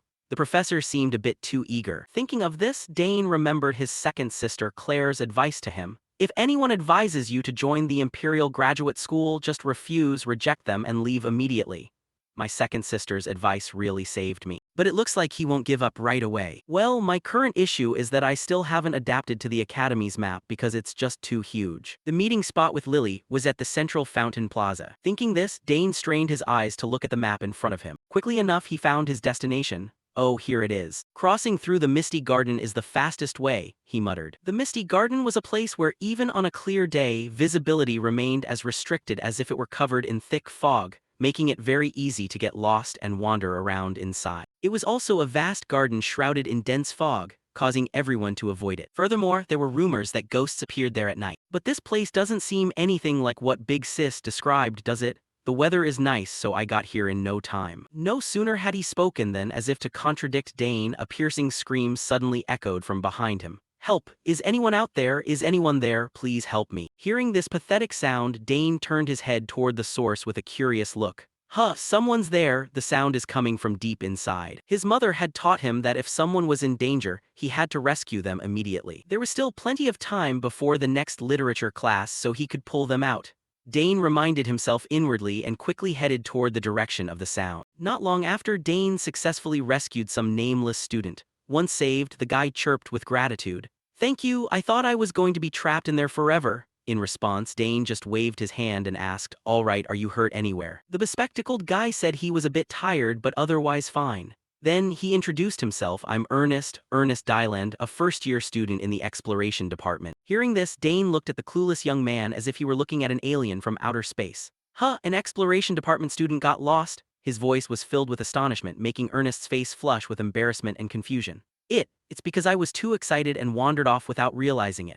How excited do you have to be to lose your way like that? Dane complained. Brushing aside the story about Gabius's absent-mindedness, Dane noticed his last name and asked, if you're Baron Dyland, your family estate should be in the west. Is your crest a ship and a sailor? Of course, that's the most famous family when it comes to exploration, right? Dane asked, and Gabius nodded in agreement. That's right, my family has been charting uncharted seas and foreign lands from generation to generation. But that sounds a bit tough for you, Dane silently reminded himself in his mind. Then Gabius embarrassedly scratched his head and asked Dane in return, it's surprising that you know about our family, what's your name? I'm Dane Saugers, the protagonist replied with a smile. The moment he heard his family name, Gabius's expression changed instantly as he blurted out, so you're the new student who passed the liberal arts major after 100 years. Yeah, well, that's me, Dane awkwardly scratched his head. Meanwhile, Gabius began looking at him as if he were gazing at his own idol. Oh my god, how lucky, I've wanted to meet you even if just once. Shifting to Dane's perspective, Gabius's overly enthusiastic attitude only made him even more flustered. Calming down, Dane suddenly noticed something a bit unusual about Gabius's appearance and frowned in thought. He said he wasn't hurt anywhere. Then what are those bruises? And there are scars too. They look very different from exploration injuries. Could it be? Dane speculated inwardly, a vague idea forming in his mind. To verify his guess, the protagonist asked, are you exploring this garden? Hearing this, Gabius shared, exploring, I just feel excited. Actually, for me, not just the garden, but anything new I approach is an exploration. Not just this maze-like garden, but people and objects as well. Saying that, Gabius opened his backpack to show Dane countless items he had collected. Look at this! Seeing this, Dane looked somewhat surprised and said, are all of these exploration tools? There's so many. My goal is to explore every single place inside the academy, Gabius continued. Pausing for a moment, he lowered his voice to remind the protagonist, this misty garden is definitely one of them. There has to be something here. Cloudy skies and yet the fog is this dense. Isn't that a bit absurd? Turning back to Dane, hearing mention of the garden changed his expression as he nodded. That's true, so have you figured anything out yet? To Dane's question, Gabius could only shake his head regretfully and replied, not yet, but I'm certain there's some kind of power inside this garden. But isn't it true that no one has ever managed to figure it out? Dane shrugged in response. However, Gabius had his own thoughts on the matter. Yes, but what if there's a reason no one even thought to figure it out, or what if people tried and still couldn't?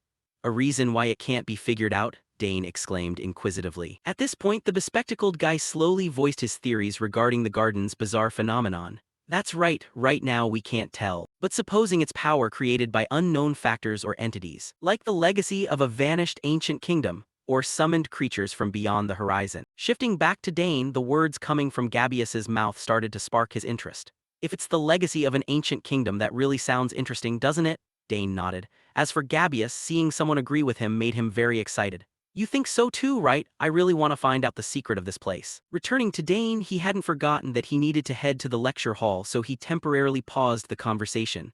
Ah, right, I'm on my way to a lecture. Hearing this, Gabius was startled and hurriedly said, sorry, let's get out of here right now. However, before they could even move, the weather suddenly shifted and poured down heavy rain. Causing Gabius's expression to change, he turned back to remind the protagonist. This is bad, I heard that when it rains, the fog gets even thicker. What, if that's the case, it'll be hard to get out, right? Dane hurriedly asked back. That's right, we're going to lose our sense of direction, Gabius said through gritted teeth.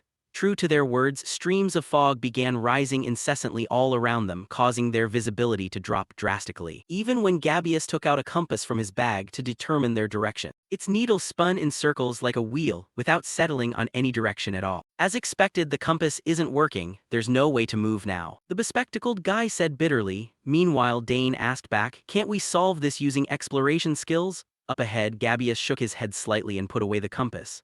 There's another path here, but the fog is too thick to reach it. Some unknown power is affecting this place. Hearing this, sweat began to bead on Dane's forehead as he muttered, an unknown power, damn it. Could we have walked right into a trap? Unaware of Dane's inner thoughts, Gabius turned back to say, my body feels heavier. What should I do now? I'm sorry, Dane, this is all my fault. Up ahead, seeing the four-eyed guy look so worried, Dane reassured him, no need to worry, we should wait, observe the situation and figure it out from there. Then for some reason our protagonist suddenly felt a sensation quite different from Gabius. This fog, I feel a bit familiar with it. Am I just imagining things? What's going on? I don't feel weak. Instead, I strangely feel a surge of power. Could this be? Shifting to Gabius's perspective, he was now worried to the point of tears. Wiping away his tears, he said, this is bad. If things keep going like this, Dane is going to be in danger. No sooner had he spoken than a blinding stream of light suddenly appeared beside them, stopping the guy from crying. He turned to look and discovered that, for some reason, a powerful surge of energy was radiating from Dane's body, so intense that it pushed Gabius's body backward. What's going on? Such terrifying mana, he screamed out. Along with this mana dispersion, the fog surrounding the protagonist was blown away.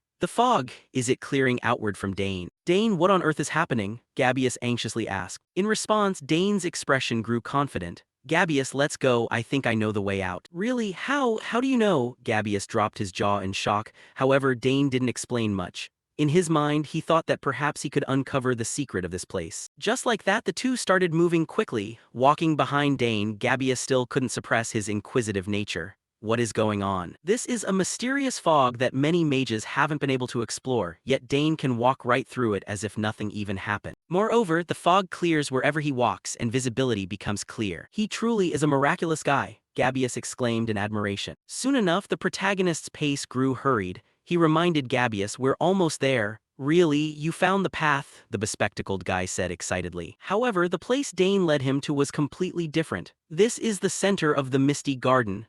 Gabius let out an astonished cry as he stared at the fountain before him. Turning to Dane, seeing Ernest look so shocked, he figured the guy might know something and hurriedly asked, what's wrong? Is there something special about this thing? An even more astonished look from Ernest answered his question. Of course, most students who come to the Misty Garden are looking for this. Saying that, Ernest's eyes suddenly lit up as if realizing something, and he let out an ah, you don't know the legend of this place? As for Dane, he truly didn't know a damn thing about this school's lore, so he could only shake his head. A legend? This place has a legend. Explaining this, Ernest calmly said, there's a legend here that if you reach this place before the fog clears, you'll be reunited with the person you long for the most. Beside him, Dane lost interest after hearing it. Another typical romance story. The protagonist let out an inner sigh and shrugged, asking Ernest, but with the road here being this difficult, how on earth is it still operating? Hearing this reminder, a curious look appeared in Ernest's eyes as he nodded in agreement. You're right. Next, Dane focused his gaze, staring intently at the fountain and offering his assessment.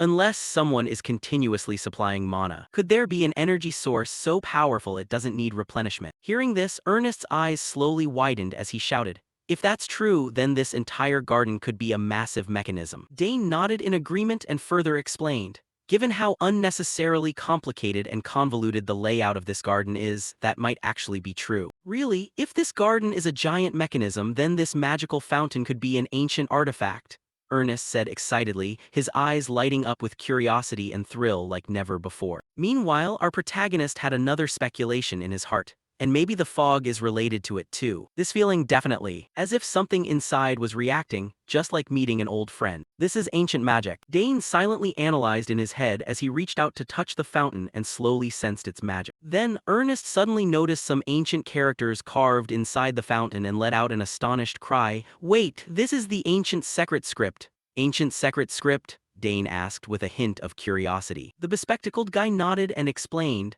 that's right, at first I wasn't sure because I couldn't see it clearly, but now touching it I'm certain. This is the language of the long-forgotten ancient kingdom of Sekret. After hearing this, Dane couldn't hide his astonished gaze as he praised, you know about this too? Of course, I'm from the Dyland family. Learning ancient languages like this is essential for explorers. It's so frustrating to reach ancient ruins and not be able to read what's written there. Naturally, I haven't mastered every single language yet, but I learned this one from my father when I was a kid. Let me try decoding it, Ernest said with his eyes shining like bright stars, excitement and thrill clearly written across his face. In fact, this young man even took out paper and pen to take notes. Without waiting for Dane's consent, he threw himself straight into the exploration work, leaving Dane to only break into a goofy smile. Haha, his explorer instincts are truly flaring up. Just like that, time passed and Ernest racked his brain to decode the language inscribed on the fountain. As he worked, he muttered, "This word means qualification. What word is this?" "That's right, this is it, if you put these words together." "Dane, I'm done decoding it," he shared excitedly, and Dane asked what it actually meant. Putting those words together. "Dane, I'm done decoding it," he shared excitedly, and Dane asked what it actually meant. Answering the question, Ernest immediately handed his notebook to the protagonist and shouted, "Those who possess the qualifications shall prove their strength." This was a rather obscure phrase, leaving Dane completely clueless. Qualifications, prove. Could qualifications here refer to ancient magic? Somehow, the closer I get to the center, the more familiar I feel, Dane thought to himself. Meanwhile, Ernest had a similar thought. Funny, isn't it? If the qualifications it refers to mean ancient strength, there's no way anyone could match that. To this, Dane simply replied blandly, "Thanks, Ernest." Finished speaking, he began channeling the power within his body into the bracelet that he and Old Man Droyan had obtained earlier. Shifting to Ernest's perspective, seeing Dane suddenly use his power as if he had an idea, the explorer hastily asked, "Hey Dane, what are you doing?" Without answering Ernest's question, Dane remained deep in thought. They say runes hold power just from their shape. If I use this bracelet, it might react. Then, true to Dane's prediction, the ancient characters carved on the bracelet began to appear. "Strange symbols are showing up on the bracelet," Ernest shouted. Then, our protagonist reached his hand forward, and the bracelet automatically detached itself from his wrist, flying toward the fountain and triggering some kind of resonance. Next, the entire ground around them shook violently. "What's going on? It's shaking hard." "Dane, what did you just do?" "The fountain is sinking into the ground," Ernest screamed in astonishment, while Dane himself couldn't suppress his joy. "Awesome, that really was the right answer," he muttered to himself. "By now, even a fool would have figured out the problem. What's going on? Even the fog is clearing away, activating an ancient artifact this easily." The qualified person the fountain spoke of turned out to be Dane. Thinking this, Ernest stared intently at Dane as if wanting to figure out what kind of person his friend really was. However, before Ernest could think further, the giant blue crystal before them suddenly emitted a blinding light. Seeing this, Dane hastily reminded his friend beside him, "Ernest, look at that, something is glowing in the center." Hearing this, Ernest temporarily cut off his train of thought and focused his attention. Following that, both of them widened their eyes and dropped their jaws at the sight before them. "Wow, it's so pretty, it looks like a gem.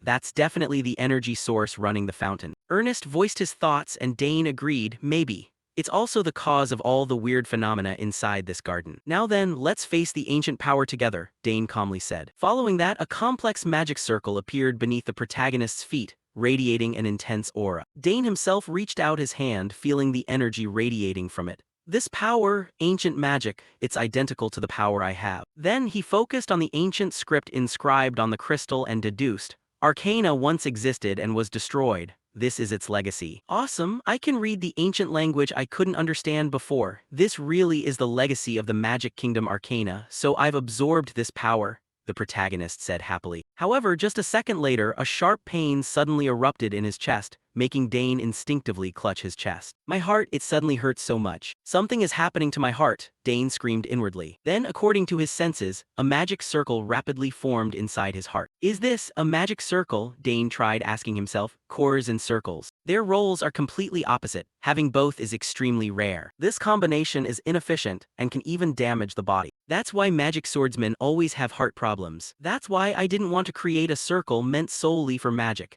But I never expected it to be forcibly implanted into my heart." The protagonist sighed, anxiety clearly written across his face to the point where even Ernest could easily notice. He turned to ask Dane, "Are you really okay? You've looked so pale this whole time." Ernest's voice was filled with worry. Seeing this, Dane didn't want to make him overthink, so he forced an awkward smile and waved his hand. Don't worry, I'm just overthinking things. Hearing this, Ernest fell pensive for a few seconds. Then, not wanting to dig too deep, he nodded. Right, I was shocked too, but the power you absorbed, right? Both the fog and those ancient languages. It seems they're all connected to you. Shifting to Dane's perspective, Ernest's intense curiosity didn't surprise him too much. Ernest must be full of questions. He saw everything. It's best to get the situation straight first, Dane thought to himself. Thinking this, he shifted all the blame onto his older sister. I just did what my sister taught me. I don't know the details either. Is that so? Well, let me know when you figure it out, Ernest smiled and said. Dane nodded definitely. As the two left the garden, Ernest reflected on everything that had happened today and excitedly shared. Today I feel like my blood is boiling. That's the true spirit of an explorer. Dane, do you want to explore the Academy's mysteries with me? Then we can share any strange phenomena or secret places we find. Sounds fun, Dane replied with a smile. At the same time, he held a hint of anticipation inside. Who knows, there might be other places containing magic like this. Then, as if suddenly remembering something, Ernest reminded Dane. Hey Dane, didn't you say you had a class coming up? Ernest's reminder startled Dane, reminding him of his class. He gave Ernest a pat on the shoulder and bolted off. Right, Ernest, sorry, I'm heading out first. Catch you later, the bespectacled guy laughed and said. Watching Dane's retreating figure gradually shrink into the distance, he fell into thought. He's truly an interesting friend. If I keep exploring alongside Dane, amazing things are bound to happen. I'm so excited. Returning to Dane, at this moment, his body was hurtling forward like a gust of wind.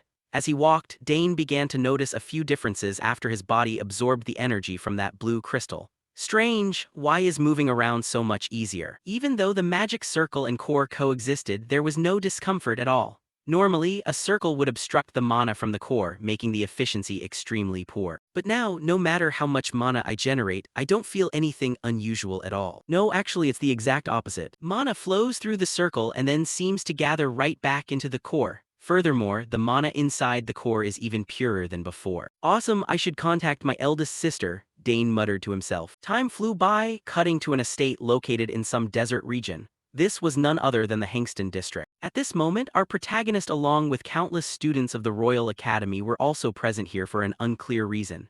Beside Dane, his close friend Layla excitedly shared. So this is the famous Hangston district I've heard so much about? Oh, I see the entrance. Right then, a massive gateway stood before the two of them. Looking at it, Layla let out an admiring gasp. That's definitely the famous magical barrier. A magical barrier? Dane's voice was filled with bewilderment. Hearing that, Layla realized Dane didn't know a damn thing, so she smilingly explained.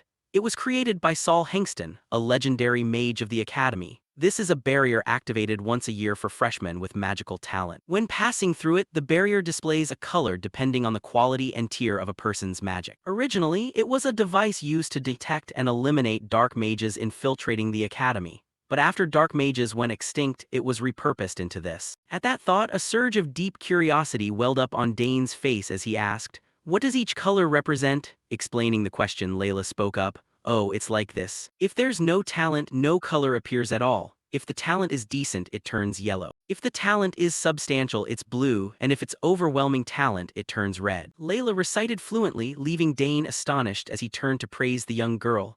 You really study a lot. Hearing that, Layla gave a subtle wink and proudly replied, I want to know everything about the Academy after all. Then she reminded Dane, oh, and by the way, all of your sisters turned out red. Well, Dane, I'm heading in first. After speaking, the female swordsman slowly stepped through the gate, and unsurprisingly, the color that lit up the gate was red, proving her to be an overwhelmingly talented genius. It's red, Layla said happily. That's amazing, Dane acknowledged with a nod. Hee hee, at least I'm good up to this point. Layla raised her hand to show off her achievement. Following that, Dane couldn't help wanting to test the extent of his own talent. Guess I'll give it a try too. With that, he slowly stepped toward the gate. Although he hadn't stepped inside yet, Dane had a speculation in mind. I'll probably get red too. Since I've absorbed ancient magic as well, it might even be stronger than usual. That was what he thought. However, the result produced by the gate was completely different. The color displayed on the gate wasn't red, blue, or yellow, but green. Looking at this stream of light, both of their faces turned bewildered. Huh, green, what's going on here? There's no such thing as a green tier.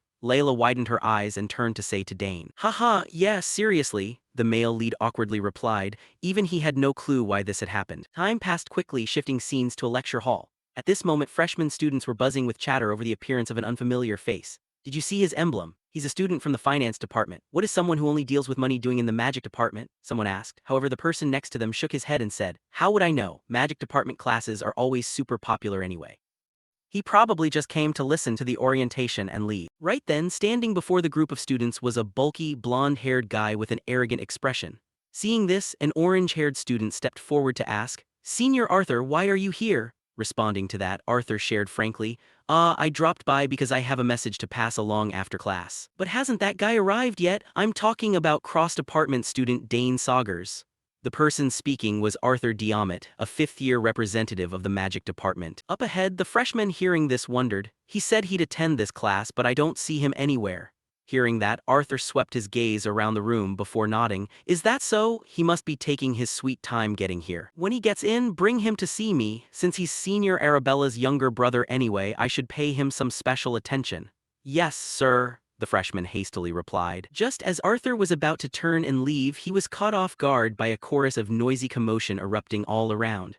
Wow, he's actually so handsome. Look at those eyes, they look just like emeralds. It must be nice being the top scorer, being the center of attention wherever you go. The person standing next to him is Layla Thermion, right? Admiring whispers began to spread. However, for someone like Dane who detested noise, being stared at and gossiped about by so many people gave him a massive headache.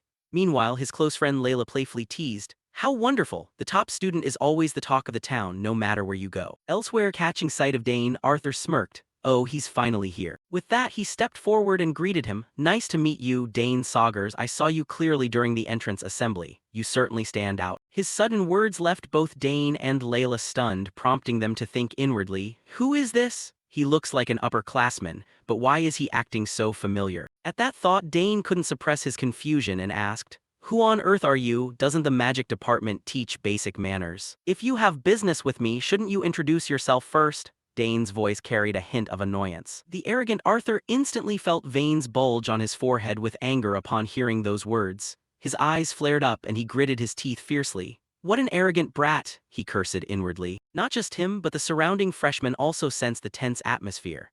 Arthur looked like a ticking bomb ready to explode at any second, leaving them deeply worried for Dane. Did he really just talk to Senior Arthur like that? Isn't this going to turn into a huge problem? Offending an upperclassman means your academy life is practically over. Returning to Arthur, after taking a few deep breaths to steady himself, he scolded Dane. I came here specially because you're the younger brother of an upperclassman I respect, yet you act arrogant and don't know your place. Have you ever considered that your behavior might drag down your family's reputation? Hearing that, Dane sarcastically retorted, HMPH, I've never thought about it, and as far as I can tell, aren't you the rude one here? Across from him, Arthur's teeth clenched once more as he said in a cold voice, can you seriously not see the situation you're in? With that, he reminded himself, if I let this slide, my honor will be ruined, Senior Arabella will surely understand. Thinking thus, he decided to teach Dane a lesson. Looks like you need to be taught a manner or two, huh? Right as he finished speaking, Arthur began channeling mana into the palm of his hand. But unfortunately, before the two of them could start throwing punches, a booming roar echoed out. Bang! The professor slammed his textbook down onto the desk and barked, what's going on over there? Is there a problem? Hearing the authoritative voice, Arthur instantly shrank back and nervously explained, Professor, I just dropped by to welcome the freshmen. As magic department head Drivo, he knew full well things weren't as simple as Arthur claimed. However, since no serious incident had occurred yet, he didn't intend to dig deeper, merely giving a cold reminder. Is that so? Then save the socializing for after class. Hearing this, Arthur had no excuse to stay. Still, before leaving, he threw a cryptic remark at Dane. I'll let it slide this time. Watching him leave, Layla quietly cautioned Dane, you should be careful, that guy doesn't look pleasant at all. True to Layla's thoughts, Arthur had zero intention of letting this go easily. He coldly ordered a lackey beside him, take him to that place. The order startled the subordinate. Huh, but he's Senior Arabella's younger brother. Is that really a good idea? Arthur narrowed his eyes, his voice icy. I'll explain it to Senior later, just take him away. Shifting back to the classroom, once the noisy crowd cleared out, Professor Drivo began his lecture. Today is orientation, so we'll keep things simple and wrap up early. But since this is a combat-oriented practical course, let's start by measuring everyone's mana. As he spoke, he placed a device shaped like a dish with a hemispherical top onto the desk. Across from it, the students stared intently at the mana measuring device, excitedly whispering, wow, is that a mana measuring device? I've seen one before. Returning to Professor Drivo, he didn't keep the students waiting long, quickly instructing. If you place your hand on the device and channel your mana like this, you can see the number of your mana circles. Demonstrating directly, he placed his hand on the device and began channeling his mana inside. Right after, several magic circles manifested behind him. Seeing the number of circles, the students couldn't contain their shock and blurted out, "Wow, 8 circles, that's the caliber of a professor for you." Ignoring the students' cheering, Drivo continued explaining. Naturally, even at the same tier, the color becomes deeper the higher your proficiency is. However, there are cases where mana circles don't appear. That doesn't mean you lack talent, so don't worry. That's right, it's completely normal for some people not to have formed mana circles yet, the students chimed in. Drivo nodded and went on, "That's why we cannot rely solely on circle tests for evaluation. Since you're taking this class, you should at least know basic magic. We'll use this magic sphere to measure mana much more accurately. Use basic magic, psychokinesis, to control the sphere and demonstrate your mana control capability." Just like this. As he spoke, he manipulated numerous spheres to float all around the room. Seeing that sight, the whole class stared in amazement. Incredible, the magic runes formed perfectly. He can move spheres using just psychokinesis. "No need to make such a big fuss," Layla complained under her breath. Here, Professor Drivo continued introducing, "Even basic magic has variations in power and precision depending on the user. To move the sphere, you must infuse mana into it. Given your current level, managing 3 spheres at most is already quite impressive." Hearing that, swordswoman Layla glanced over at Dane and asked curiously, "Do you think Dane can control more than that?" In response, Dane gave a subtle nod. At that moment, Professor Drivo glanced at Arthur and proposed, "Arthur, you're just auditing, but could you demonstrate for your juniors?" Hearing this, the arrogant Arthur, looking for an opportunity to show off in front of Dane, thought to himself, "I'll make this kid understand the gap between us." Thinking thus, Arthur eagerly accepted, "Yes, Professor, I understand." Not just him, even Dane felt a spark of interest. "Now I'll get to see where all that arrogance stems from," Dane thought to himself. Shortly after, Arthur briskly stepped up to the podium and channeled mana into the measuring device.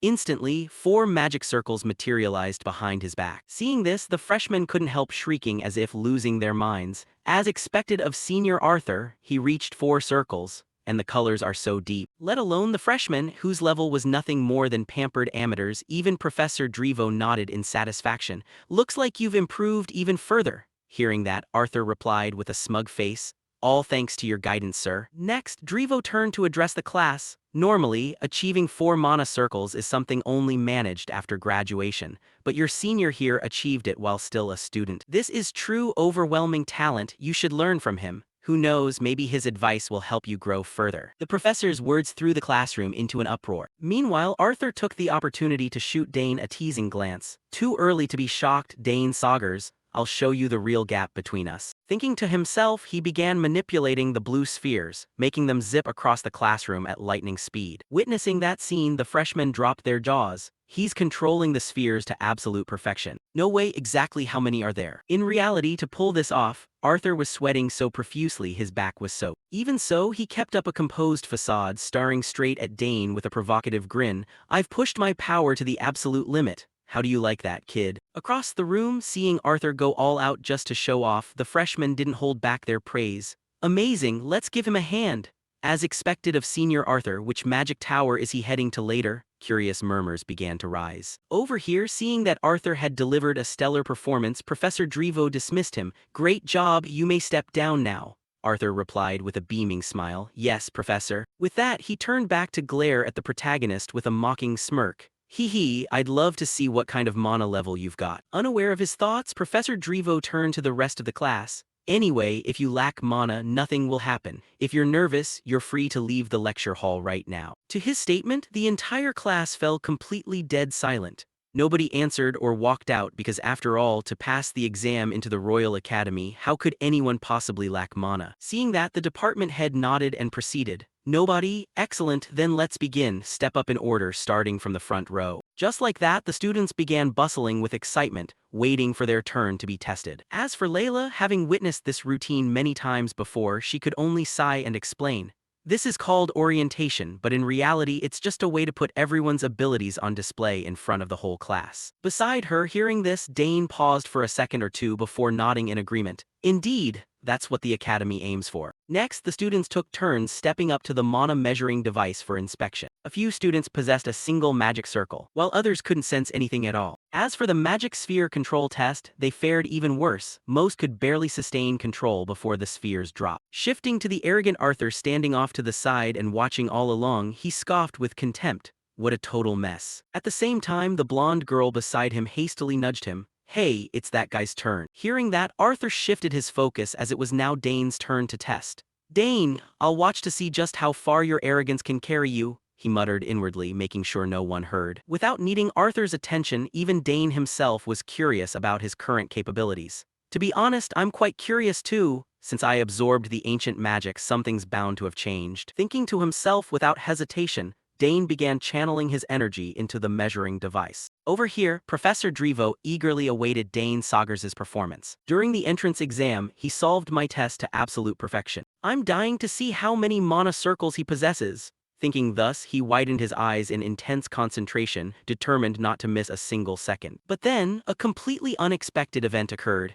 The measuring device suddenly flashed a bright red screen displaying the words, "Unable to measure." At that exact moment, the entire classroom erupted into chaos. What does that mean? Is it broken? If he has no mana circles, that means he has none. But why is it unmeasurable? The students muttered, stepping closer to Dane to get a better look. Meanwhile, our protagonist harbored his own internal theory. Could this be because of the ancient magic I absorbed? As for Professor Drevo, compared to the other students, he was the most shocked of all because he knew the true reliability of this measuring device.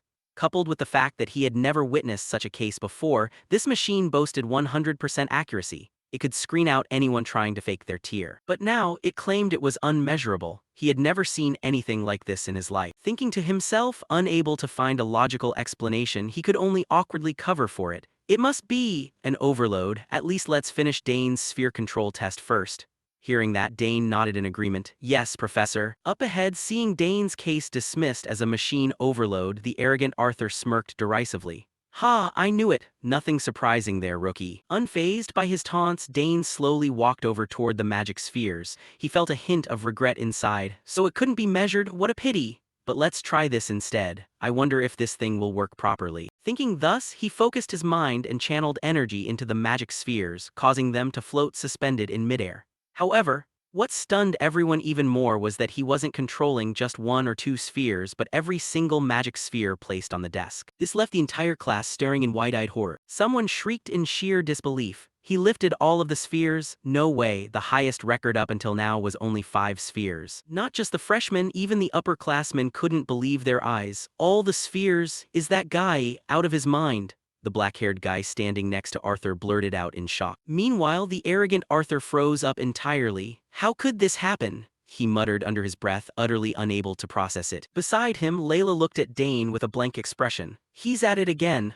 I'm not even surprised anymore. But I never imagined he could lift all of them. He's even more astonishing than I thought. Looks like after absorbing the ancient magic, he's grown even stronger. She deduced silently in her heart. Shifting back to Dane, manipulating these magic spheres felt rather entertaining to him. Thus, he decided to unleash just a tiny bit more power. All right, let's make this even more impressive. With that, he began maneuvering the spheres, arranging them in a specific pattern. Seeing this sight, Professor Drevo broke out in cold sweat. Am I seeing things right now? He's arranging the spheres with absolute precision. To form a picture, not even Arabella could pull this off. Following everyone's gaze up in the air, the outlines of a lion and a snake gradually formed. Someone screamed in shock upon realizing what it was. That's a lion and a snake. That's the family crest of the Sagers family. Amidst the uproar caused by Dane, Layla could only sigh and offer a word of caution. It's my turn now. Calm down, Dane. Dane slowly withdrew his magic at his close friend's request. Meanwhile, Professor Drevo showered him with unreserved praise. Truly outstanding, Dane Sagers. Even Sidrain, who never takes disciples, would be proud to call you his student. Responding to the praise, Dane gave a modest nod. Thank you, Professor. All around, the people hearing this explosive piece of news dropped their jaws. Wait, what? He's the disciple of the former Magic Tower Master? Now I finally understand why he entered the advanced magic department. Returning to Arthur's group, the black-haired lackey was sweating profusely, panic-stricken as he asked, Arthur, what do we do now? That guy is no ordinary person. He might even be stronger than you. In response, Arthur, losing his mind with worry as well, yelled back, "Shut up, I'm thinking." Gritting his teeth tightly in tension, he cursed Dane under his breath. Damn it, the Saugers family is terrifying, why are they all monsters? With that kind of level, we need to change our plans. How annoying, but if I pick a fight and end up outmatched in power, I'll lose too much face. If I can't beat him with skills, then I'll have to bring him under my wing another way. The arrogant Arthur plotted in secret. Then, as if reaching a decision, Arthur told his two cohorts, "We need to pull him into the student council." "What? The student council?" the other two cried out, but Arthur simply nodded firmly, explaining his reasoning. "Yeah, ever since I got a foot inside that council, controlling him will be much easier if he comes under my command." Hearing that, his two companions still couldn't accept the decision and tried to dissuade him. "But he's only a freshman," the brown-haired guy spoke up. The orange-haired girl hastily chimed in, "That's right, even we wouldn't dare dream of joining it." However, Arthur was dead set on roping Dane in and completely brushed off his subordinates' warnings. "It's unprecedented for a freshman to join the student council, but who cares? Rules are meant to be broken, right? Trust me, with him around, the reputation of our spellcraft department will skyrocket." Smirking to himself, he thought, "And naturally, my own reputation and career will soar right along with it." Ignoring him, Professor Drevo spoke with a deeply pained, regretful expression. "Absolute perfection, Dane Saugers. If I had known this beforehand, I would have competed with the other professors to ensure you entered the magic department." Hearing that, Dane calmly replied, "I'll do my best no matter which department I'm in." Professor Drevo then turned and shouted loudly to the other students, "Did you all hear that? Students in the magic department had better stay more alert." With that, he patted the protagonist on the shoulder and instructed, "If you have free time, make sure to come see me." For Dane, having the freedom to meet with the head of the magic department was a good thing, so he readily agreed, "Yes, Professor." Just like that, when the class ended, Dane and Layla quickly left the lecture hall. As they walked, the female swordsman Layla complained, "How do you pull stuff like that off? And why do you always manage to do such unbelievable things?" Dane shrugged, replying with casual nonchalance, "Well, to be honest, I don't really know either."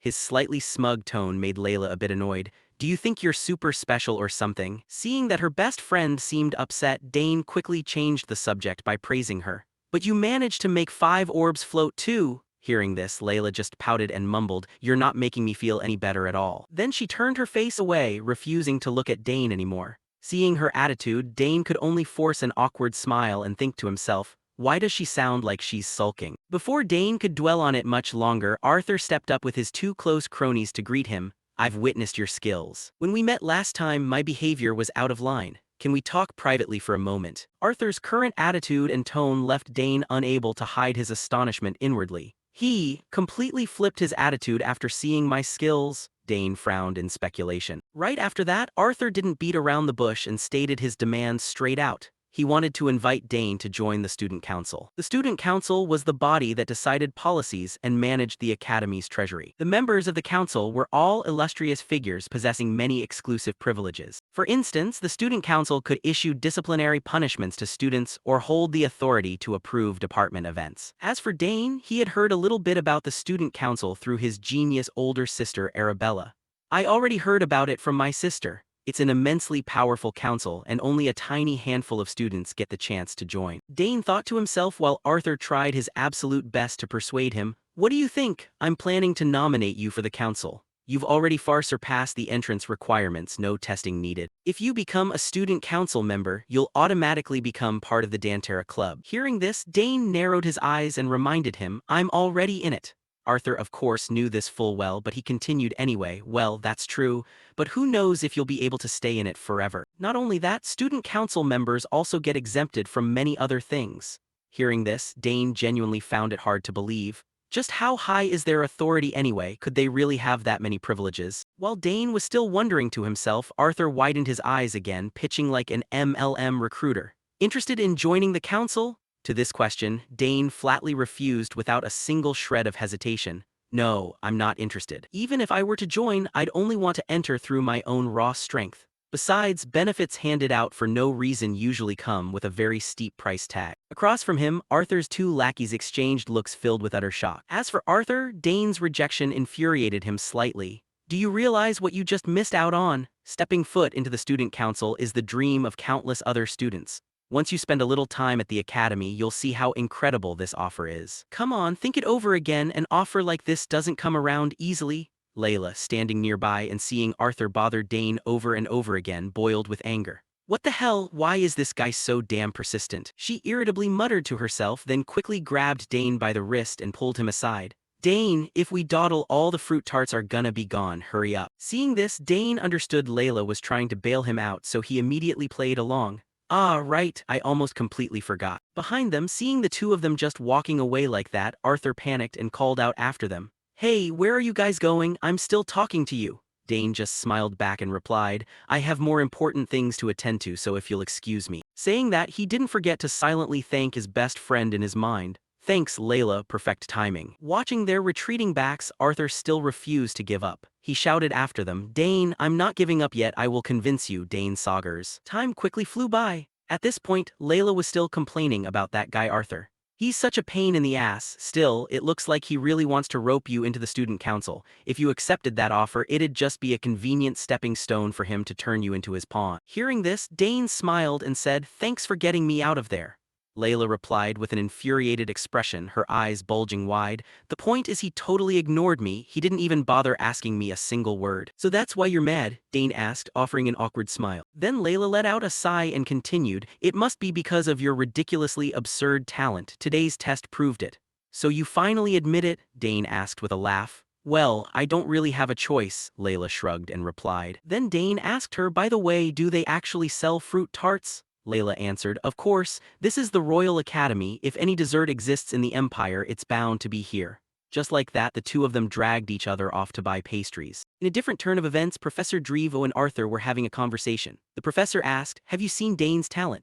Yes, he's truly incredible, Arthur nodded in admission. The professor burst out into a laugh, haha, he might even outclass Arabella. The professor's remark left Arthur astonished as he probed further, is he really at that kind of level? Answering this, a light smile spread across Drevo's face. He tilted his head slightly and said, magic is indeed a vague realm hard to pin down, but talking about innate magical talent it's not entirely out of the question. Beside him, Arthur was struck dumb by those words. Oh God, does he mean his talent has surpassed even the senior I admire so much, he asked himself. Returning to Professor Drevo, noticing that Arthur seemed to have bad blood with Dane, he advised him. Regarding that, Arthur, just turn a blind eye when it comes to Dane, treat him well so he can enter the magic classes. Hearing the professor's words, Arthur's hand instinctively clenched tight against his thigh. He thought angrily, gee, everyone's like that. They're all completely blown away by his talent. Then, despite his jealousy, Arthur shared his thoughts. Actually, I ran into him after class to invite him to the student council, but he turned me down. Hearing this, the head of the magic department was stunned. What, could he have caught wind of something from Arabella's end? His talent is far too amazing for us to let slip through our fingers. Just like that, the two of them fell into a gloomy silence. However, as if remembering something, Arthur probed cautiously, Professor, regarding that recommendation letter from earlier. Before he could even finish his sentence, the professor cheerfully replied, ah, that thing, it doesn't seem to be going very smoothly. But don't be too impatient. You still have 2 years left, right? Someone like you is bound to get recommended by the Magic Tower before graduation anyway. Shifting to Arthur's perspective, while he wore a bright smile on the outside, he was silently cursing the professor in his heart. Damn it. He said the exact same thing last year. Does he think I don't see through his real agenda? If I take one of the slots in the Magic Tower, it means losing a student he can mess around with, right? Is he actively blocking me? I heard he was the one who cut the 2 slots to the Magic Tower I tried applying for during my 3rd year. Thinking this, since there was nothing he could do to the professor anyway, Arthur had to say, all right, then I'll try my best to persuade Dane. Hearing this, Drevo nodded in satisfaction. Good, Arthur, I'm counting on you for this. His words made Arthur's face freeze for a split second. Damn it, my whole future is held hostage by this guy. Like it or not, I have no other choice but to do what he says. That damn old man, he cursed silently. Meanwhile, over at Dane's side, the protagonist was carrying a large bag over his shoulder as he turned to ask his best friend. By the way, Layla, is the path to the cafeteria always this packed? Why are there so many club events going on? Addressing the question, the female swordsman explained. If a club has too few members or can't prove its active status, it gets disbanded. This is my first time taking part in this many events, Dane added. Beside him, Layla glanced at the bag Dane was carrying and smiled. We won tons of prizes anyway. 20 mana stones, 15 lunch discount coupons, 5 meal vouchers, 8 convenience store discount coupons, and a treasure map. Then Layla reached out, picked up the map and asked, what's this? Dane replied. The senior host said it was bought at an auction in Arkender. Beside him, hearing this, the female swordsman's eyes lit up like car headlights. Bought at an Arkender auction? then this thing must be super valuable. Seeing her money-hungry expression, Dane just offered a light smile and thought to himself, yeah, my dad told me before. The Arkender Auction House is a place that specializes in collecting rare and beautiful items from all over the empire. The most skilled appraisers in the country examine everything to ensure only absolute masterpieces are put up for sale. Up front, Layla pointed at the seal on the scroll and exclaimed, "This seal is completely intact." "Is this an academy treasure map?" Dane guessed, and Layla nodded in agreement. "I've heard this academy has tons of hidden and secret places." Saying that, she tossed the map back to Dane. Looking at it, a thought crossed his mind. Ernest is gonna love seeing this. Shifting the scene to the assembly hall, this was a place mainly used for holding general education lectures. And right at this moment, our protagonist was standing outside the building. Gazing at the massive architecture before him, Dane couldn't help marveling. So this is where they teach imperial history. Before coming here, the head butler taught me all this in advance, so I already know most of the content. What a relief, Dane thought to himself. At that same time, his exploration-loving buddy Ernest greeted him from behind. "Hey Dane, we meet again." Hearing the familiar voice, the protagonist turned back to answer, "Ernest, are you taking this class too?" To Dane's question, Ernest cheerfully introduced, "It's a mandatory course for first years after all. I figured I'd run into you here." "We meet again? How do you feel? Is your body still holding up?" Dane smiled, but his reply was a bit vague. "Not much has changed. It's a bit complicated. I'll explain the details later." "Oh right, Ernest, there's something I wanted to tell you." Dane smiled, likely intending to bring up the treasure map he had just won. However, before Dane could say it, a red-haired guy leading a group of people approached Ernest up front to cause trouble. "Hey, you're Ernest, right?" Hearing this sound, Ernest's expression turned panicked, something that didn't escape Dane's sharp gaze. He wondered inwardly, "What's this?" Ernest's expression just changed. He's shaking. He looks utterly terrified. Across from him, the brown red-haired ringleader smiled cheerfully as if they were the best of friends. "Wow, Ernest, I didn't expect to run into you here. Long time no see, huh?" For some reason, sweat was beating down Ernest's face more and more from sheer tension. This made Dane think, he looks no different from a soldier with psychological trauma. Then Ernest stammered out a reply, "Braun." "Hey." Seeing this, the guy named Braun criticized him. "If you made it into the academy, why didn't you let me know? I got here first." Beside them, Dane thought, are they friends? But they don't look like an ordinary pair at all. Saying that, he watched closely as Ernest bowed his head and said, "Sorry, I didn't know." Braun stepped closer, rubbed Ernest's head and continued, "Damn, how'd you even get in here? I figured you wouldn't make the cut. Every time you talk, you shake like a leaf, don't you?" "Talk about good timing. I'm too lazy to go out and buy stuff since we bumped into each other here. Go buy me a sandwich," he said loudly with a smile, turning Ernest's face dead pale as he cried out, "What, right now?" Seeing Ernest refuse him, Braun's expression shifted slightly as his voice dropped dangerously. "What's this? You don't want to go, Ernest?" Ernest nervously explained, "I'm hanging out with a friend right now, so it's a bit inconvenient." Shifting to Braun's perspective, he glanced over at Dane and teased, "Your friend, though he does look kind of tough. What department are you in? If you're hanging out with Ernest, I can already guess your level." His tone was dripping with contempt. This stirred a flame of anger inside Dane's chest. "I don't know what family he's from, but that carefree, reckless attitude reminds me of thugs out on the battlefield." The more he thought about it, the darker Dane's expression grew. Still running his mouth with mockery, Braun chuckled, "Is this guy too chicken to answer?" However, right at that moment, a teacher took notice of their group and barked, "Hey you kids, what are you doing? Class is about to start, get inside." Hearing this, Braun turned to answer, "Right, we're heading in now." Finished speaking, he threw a parting warning at Ernest, "We'll talk after class. I've still got plenty to say to you. This academy is about to get a lot more interesting." With that, the red-haired guy led his pack of hounds into the classroom, leaving Ernest behind shivering with fear. Seeing the boy's trembling arm, Dane stepped up and asked, "Ernest, you okay? Who are those guys? Looks like you know them." Hearing this, Ernest forced himself to regulate his breathing and explained, "They're from another family. Back at home, they used to bully me. I knew they went to this academy, but the campus is huge and there are so many departments. I thought I wouldn't run into them again. Sorry for dragging you into this." Ernest's tone was heavy with guilt, making Dane pause in thought. But then he replied, "I'm fine, let's just go to class." He looked so pale, just how badly did they torment him? Thinking this to help Ernest feel a bit more at ease, Dane reassured him, "Don't worry too much, I'll go with you." Dane's words left Ernest unable to hide his surprise, but right after he shook his head and refused, "Go with me, you don't have to, I can handle it myself." Shifting to Dane, looking at Ernest's scrawny frame, he knew that handling it probably meant acting as a punching bag for Braun's crew. Dane asked, Are you seriously planning to go alone and just do whatever they say? If you do that, they're just going to keep bullying you like before. Come on, you saw my magic at the fountain. What are you still worried about? The protagonist's reminder made Ernest recall the moment Dane unleashed that terrifying surge of energy back at the fountain. He suddenly realized just how strong Dane really was.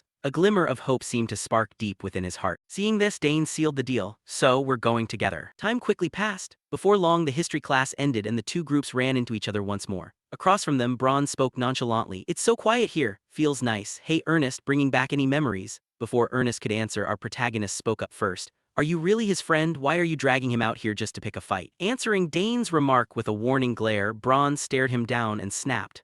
And who the hell do you think you are sticking your nose into this? You got a death wish. Dane coldly retorted, I'll throw those exact words right back at you. For an arrogant punk accustomed to bullying others like Braun, how could he ever stomach someone defying him? Veins bulged on his face as he screamed, What? You arrogant little punk, just because you got into the academy you think you're hot shit now. Have you ever heard of the Sauer family? I'm the heir to the most powerful family in the West. Dane provokingly picked his ear and shrugged. The Sauer family. Never heard of him. Across from him, Braun's face twisted into an explosion-ready bomb. His lackeys standing behind him chimed in instantly. What did that brat just say? Braun, are you just gonna stand there and take that insult? Seeing his lackeys getting riled up for a fight, Braun didn't disappoint them. He gave the order, hey, go get him, beat him to a pulp. Unfortunately for these lapdogs, completely unaware of Dane's true strength, they remained overly confident. Ernest, you really picked the wrong friend, now you're gonna get twice as beat up. The thug's threats terrified Ernest, causing him to take a step back and advise the protagonist.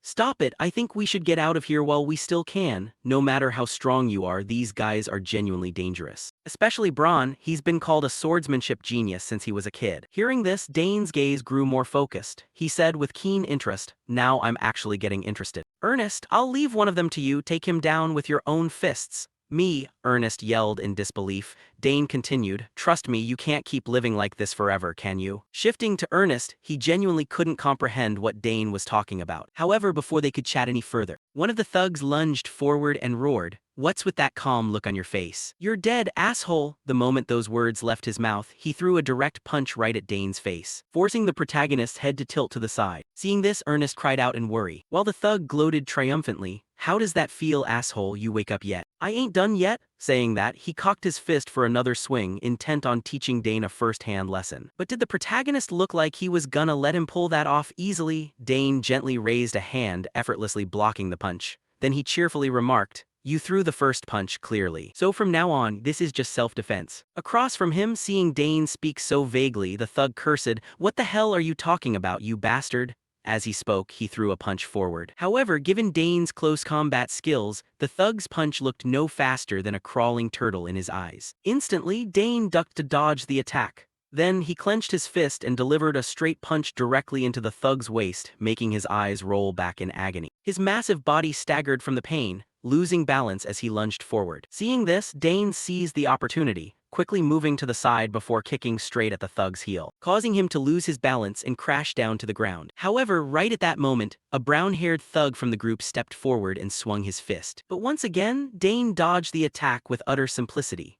Taking advantage of the brief moment before the brown-haired thug could recover his stance, Dane immediately slammed a straight punch into his chin, followed by a powerful shoulder check. As a result, his body flew backward like a torn sack, nearly colliding with another member of the group. Yet Dane's assault wasn't over yet. He had no intention of giving these thugs a chance to fight back. Immediately, Dane used his magic to conjure orbs of energy and fired them straight at the remaining two, sending them flying backward and passing out right on the spot. It sounds lengthy when described, but in reality, this fight took place in just a matter of dozens of seconds. After taking down the thugs, Dane looked somewhat surprised. Phew, why did I suddenly get so strong? Is it because of the ancient magic? All around, Ernest and Braun stood frozen in place, staring wide-eyed as they watched Dane win so easily. What the hell? What on earth is happening? They muttered in utter shock. Meanwhile, a flash of hesitation crossed Arthur's eyes, but he still didn't forget to curse his subordinates. Damn it, you idiots. Up ahead, the flunkies began to wake up, coughing as they said, Braun, this guy isn't normal. But before they could finish, Braun howled like a rabid dog, shut up, you look pathetic, you got taken down this easily.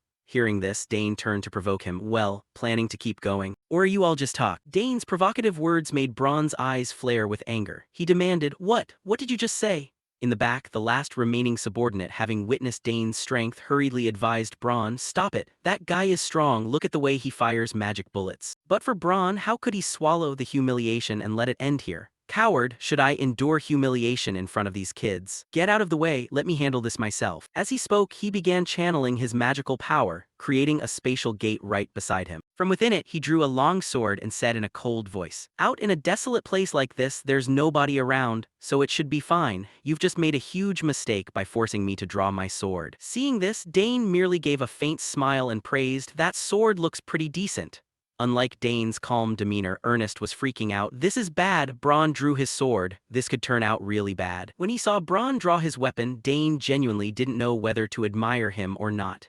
Is he stupid or unimaginably confident? This guy is reckless. Doesn't he care about academy rules? Dane thought to himself. While Braun continued his threats, "You know what? When the weather is gloomy, fog rolls into this area, a fog so thick that nobody will ever find a missing person."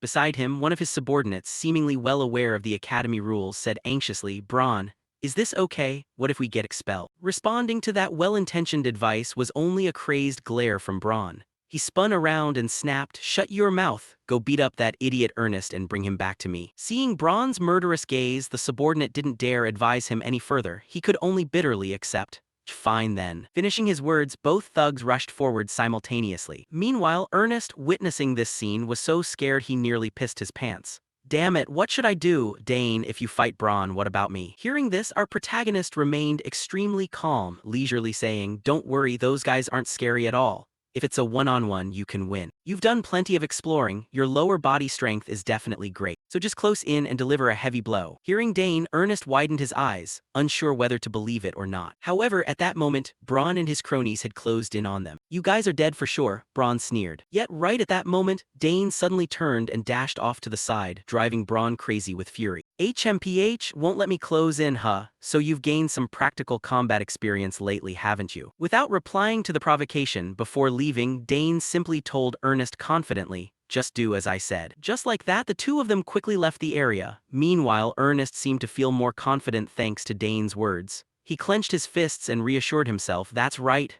Dane is right. I can't keep living like this forever." Opposite him, the brown-haired thug walked up to Ernest. Scratching his head, he spoke in a tone full of contempt, "Clenching your fists now, your eyes look like they've got some fire in them. Friends must be really important, huh? Looks like you just needed to stand next to him to feel more confident." He smirked and continued, "Come on, take a few hits and get lost. All right, I'll go easy on you." As he spoke, he interlocked his fingers to warm up. Meanwhile, Ernest's face was sweating profusely. He told himself, "Don't panic. Think, in this situation, what would Dane do?" Right then, the image of Dane dodging the black-haired thug's punch flashed in Ernest's mind. But before he could think of a plan, the brown-haired thug laughed out loud. "Well, let's just throw a few punches first." Saying that, he swung his fist rapidly toward Ernest. However, right before the punch hit his face, Ernest instantly lowered his body, using the top of his head to take the blow. Then he suddenly lunged forward, unleashing an all-out punch. "The person you knew, the old me, is dead." Ernest's powerful punch slammed straight into the thug's face, making him hurt so badly that he spat out saliva. Looking at the thug rolling around in pain on the ground, Ernest still couldn't quite believe he had taken him down. Sweat streamed all over his face and he shouted loudly, "I did it." Not far away, Dane heard Ernest's victorious shout and teased, "Braun, looks like your companion has gone down." Hearing that, Braun panicked and cried out, "What's no way? My friend losing to such a pathetic loser?" As he spoke, he turned around to check. And the only thing he witnessed was his crony lying flat out like a dead dog on the ground. While he was busy observing his crony, Dane glanced over at two brooms placed nearby and whispered, "Oh, looks like I found something interesting." Then Dane calmly picked up a broom. He chopped off the broom head, leaving only the handle, treating it like a spear. This made Braun feel as though he had been insulted, and he roared, "You think you can fight me with just that thing?" In response, Dane smiled and said, "That's more than enough." The protagonist's nonchalant statement, as casual as going grocery shopping, made Braun's face turn pitch black. He yelled, "You arrogant punk, today I'm going to grind you to dust. I won't kill you, so don't worry too much. I'll just leave a little scar on your face so every time you look at it you'll remember to fear me." With those words, he rapidly lunged toward Dane, swinging his sword repeatedly. Each of his sword strokes began producing sharp, whistling sounds cutting through the air. However, for Dane, these attacks were far too simple. With just a few basic movements, he could easily dodge them. Seeing this, Braun didn't hold back his praise, "You're better than I thought." Replying to that, Dane smirked dismissively, because your sword moves are way too predictable. Bronn shouted in anger, what do you know about my swordsmanship? You think you're the son of Duke Thermion or something? As he spoke, Bronn was also silently analyzing the situation in his head. He's trying to hold on by channeling mana into the stick, but he won't be able to keep that up much longer. Thinking that to make Dane nervous, he began unleashing threats. You're just a rat trapped in a cage. What can you possibly do with that broken stick? Across from him, Dane just silently smiled. Next, he concentrated even more mana into his stick and thrust forward with immense force. The lightning-fast thrust struck straight into Bronn's chest, making his eyes roll upward from the excruciating pain. Before his whole body curled up like a shrimp as he writhed on the ground. Just a wooden stick and it packs this much power, the thug thought in panic. As explorer buddy Ernest witnessed this scene, he widened his eyes and blurted out dumbfoundedly, incredible. He took down Bronn in a single blow. I knew Dane was strong, but I never expected him to be this strong. Unaware of those words, Dane walked over to Bronn, who was clutching his stomach in pain, and said, get up, once you draw your sword, you've got to fight to the end. My father used to say once you draw a weapon outside a fair duel, it means you're ready to accept all consequences. For Bronn, no matter how foolish he was, he now realized Dane wasn't as simple as he thought. He muttered to himself, damn it, this guy is in a completely different league. Then he turned and yelled, who the hell are you anyway? Hearing that, Dane introduced himself in a cold voice, Dane Saugers, eldest son of Count Saugers, a freshman in the liberal arts department. Hearing him say that, Bronn's eyes rolled wide open because the name Dane Saugers was way too familiar. Count Saugers? Could you be the first person admitted to the liberal arts department in 50 years? The genius, the youngest child of that family. I guess my introduction was a bit late, Dane whispered. While Bronn was going crazy with regret inside, he told himself, damn it, no wonder he was so confident, but why would someone like him hang out with that idiot Ernest? Returning to Dane, he began weighing his options. So what should I do with Bronn? What should I do? You drew your sword and you lost. Should I take your life? From my perspective, this wasn't a fair match to begin with, but since you actually drew your sword, the more he spoke, the colder Dane's gaze became. Killing intent began leaking from his body, turning the foolish Bronn's face completely pale. This bastard, he actually intends to kill me. Thinking that to protect his own skin, Bronn didn't hesitate for a second, hurriedly sitting up and kneeling before Dane to beg for his life. I'm sorry, I'm truly, deeply sorry. I didn't know you were from the Saugers family. I swear I'll never do something this stupid again. Before he could finish, Dane shook his head to cut him off. It seems you still don't get it at all. You're apologizing to the wrong person. As he spoke, Dane pointed toward Ernest, who was standing by watching. And it seemed that only when faced with mortal danger did Bronn's tiny brain finally start working. He immediately turned around, grabbed Ernest's arm tightly and pleaded, I'm really sorry, Ernest. I genuinely regret it. I sincerely apologize for everything I've done to you, so please forgive me. He cried out miserably as he spoke. Looking at his pathetic appearance, memories inside Ernest's heart began flooding back endlessly. Bronn, the guy I used to be so terrified of, is now kneeling on the ground like a pitiful wretch. Beside him, Dane stepped in and advised, hey, Ernest, let's end this. Whether you want to beat him until you're satisfied or just accept his apology and let it go, do whatever you want. Hearing this, Ernest's lips pressed tightly together. He began to hesitate. Meanwhile, Bronn knew that Ernest's next words would determine his fate. His hands instinctively gripped Ernest's arm as he admitted, that's right, you can beat me as much as you want, I totally deserve it. Returning to Ernest's perspective, seeing Bronn looking so miserable, all the anger in his heart suddenly seemed to extinguish. Honestly, I'd love to punch him once to blow off some steam. He muttered to himself and issued his challenge. Bronn, next time, fight me in a fair match, then I'll forgive you. The sudden proposal startled Bronn so much that he even stopped crying. However, Ernest didn't pay it much mind. He turned around and added, so for this time, I'll let you off. Beside him, seeing this, Dane gently nodded, you did great, Ernest. Just like that, the two of them quickly left the area, leaving the dazed thug Bronn standing behind. Around the same time, the female swordsman Layla tracked them down. Dane, I waited for you forever, but you didn't show up, so I had to come looking for this place. Saying that, she noticed the thugs sprawled out on the ground and turned to ask, what's this? Did you get into a fight? Hearing that, Dane explained, some people picked a fight with me first. As he spoke, Dane cast a brief glance at Bronn in the background. This made the female swordsman a bit curious. I wonder what idiot dared to challenge Dane. Out of so many people, why did they choose to mess with you? In the back, seeing Layla approach, Bronn's face turned as pale as raw liver because he recognized her identity. That's Layla. Is that really the daughter of Duke Thermion standing right here? Ignoring the spectators, Dane asked casually, he said he's in the same swordsmanship department as you. Do you know him?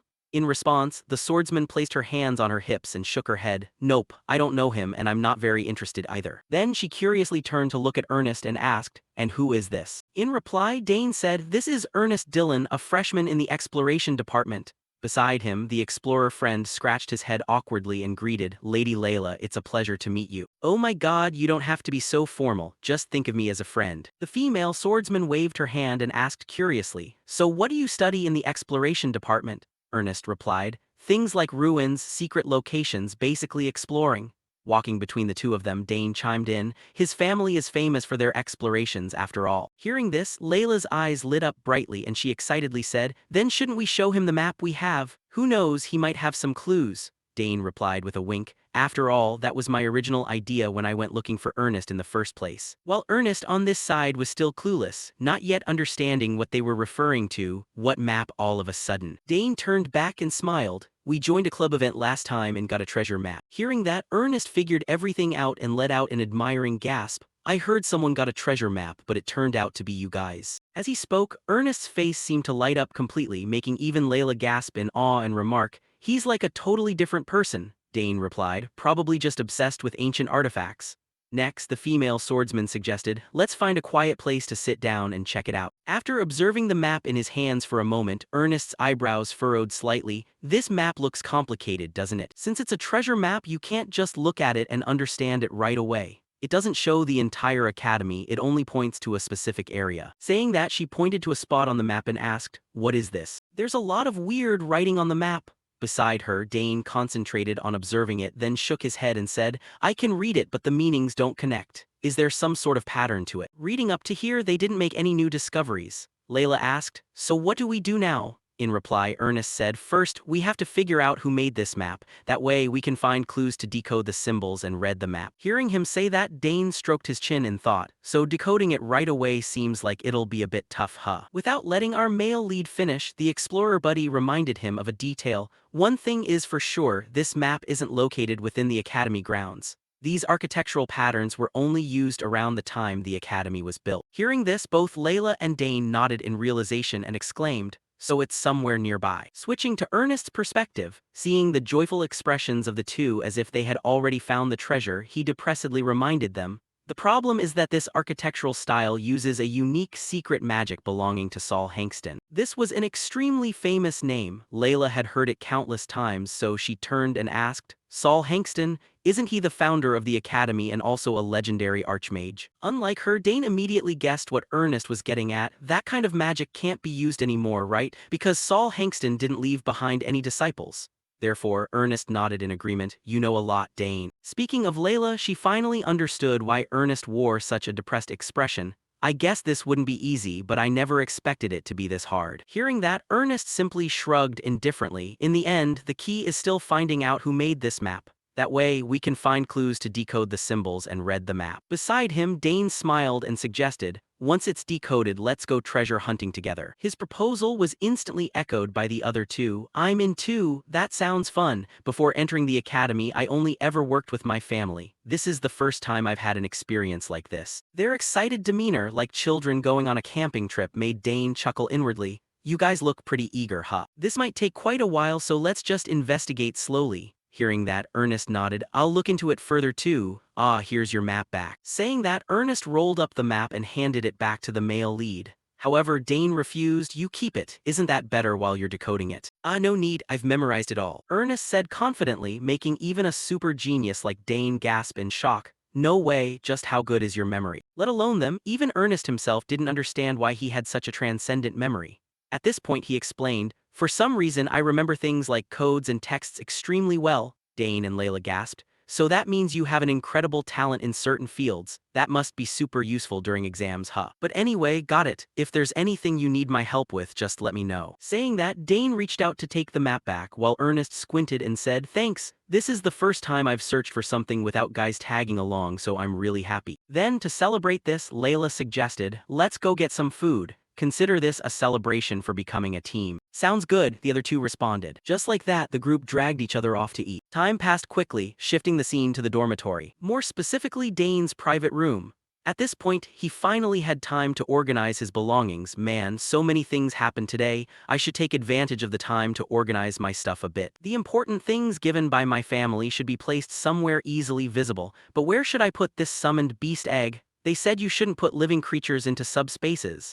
Saying that, Dane looked around a bit to find a suitable spot for the large egg. However, right at that moment, the egg suddenly shook violently, making Dane somewhat panicked. Why did this happen so suddenly? For the past 7 years, there's never been anything like this. Is it because I moved to the academy? No, no matter how mysterious this academy is, the mana distribution here isn't much different from my room. Then, it can only be due to the ancient mana flow I absorbed inside the garden. I never expected it to trigger a reaction from the egg right away. Alright, I'll pour all my effort into this. It might hatch today, meaning I won't hesitate for a single second. Dane immediately placed the egg on the table and transferred his mana into it.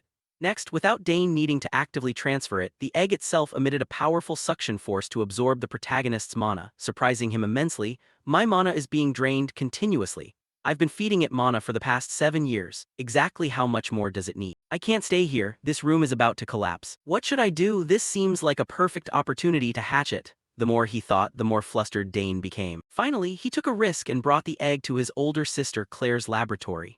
Meanwhile, seeing her younger brother carrying an egg that was constantly radiating energy over, Claire stared wide-eyed and said, "It's reacting so violently, what the hell is going on?" In response, Dane explained, "It's still shaking intensely, I'm not even channeling mana into it anymore." Backing to Claire, she suddenly remembered something and reminded him, "Dane, isn't it time for dormitory roll call now? Skipping it won't do you any good." As for Dane, of course he had already prepared beforehand, so he just chuckled. "I've got a way to handle that, don't you worry." Cutting to the student dormitory, just as big sister Claire had mentioned, right at that moment, a tall guy along with 2 of his friends was walking fast down the hallway and shouting loudly, "My name is Albert, president of the dormitory council. Now, I will conduct the roll call in the Dantera lobby." Inside the rooms, the students realized someone had come to inspect, so they also rushed outside for the roll call. The roll call for the entire Imperial Academy dormitory was carried out according to standard procedures. Over here, their buddy Arneld glanced around, then worriedly said,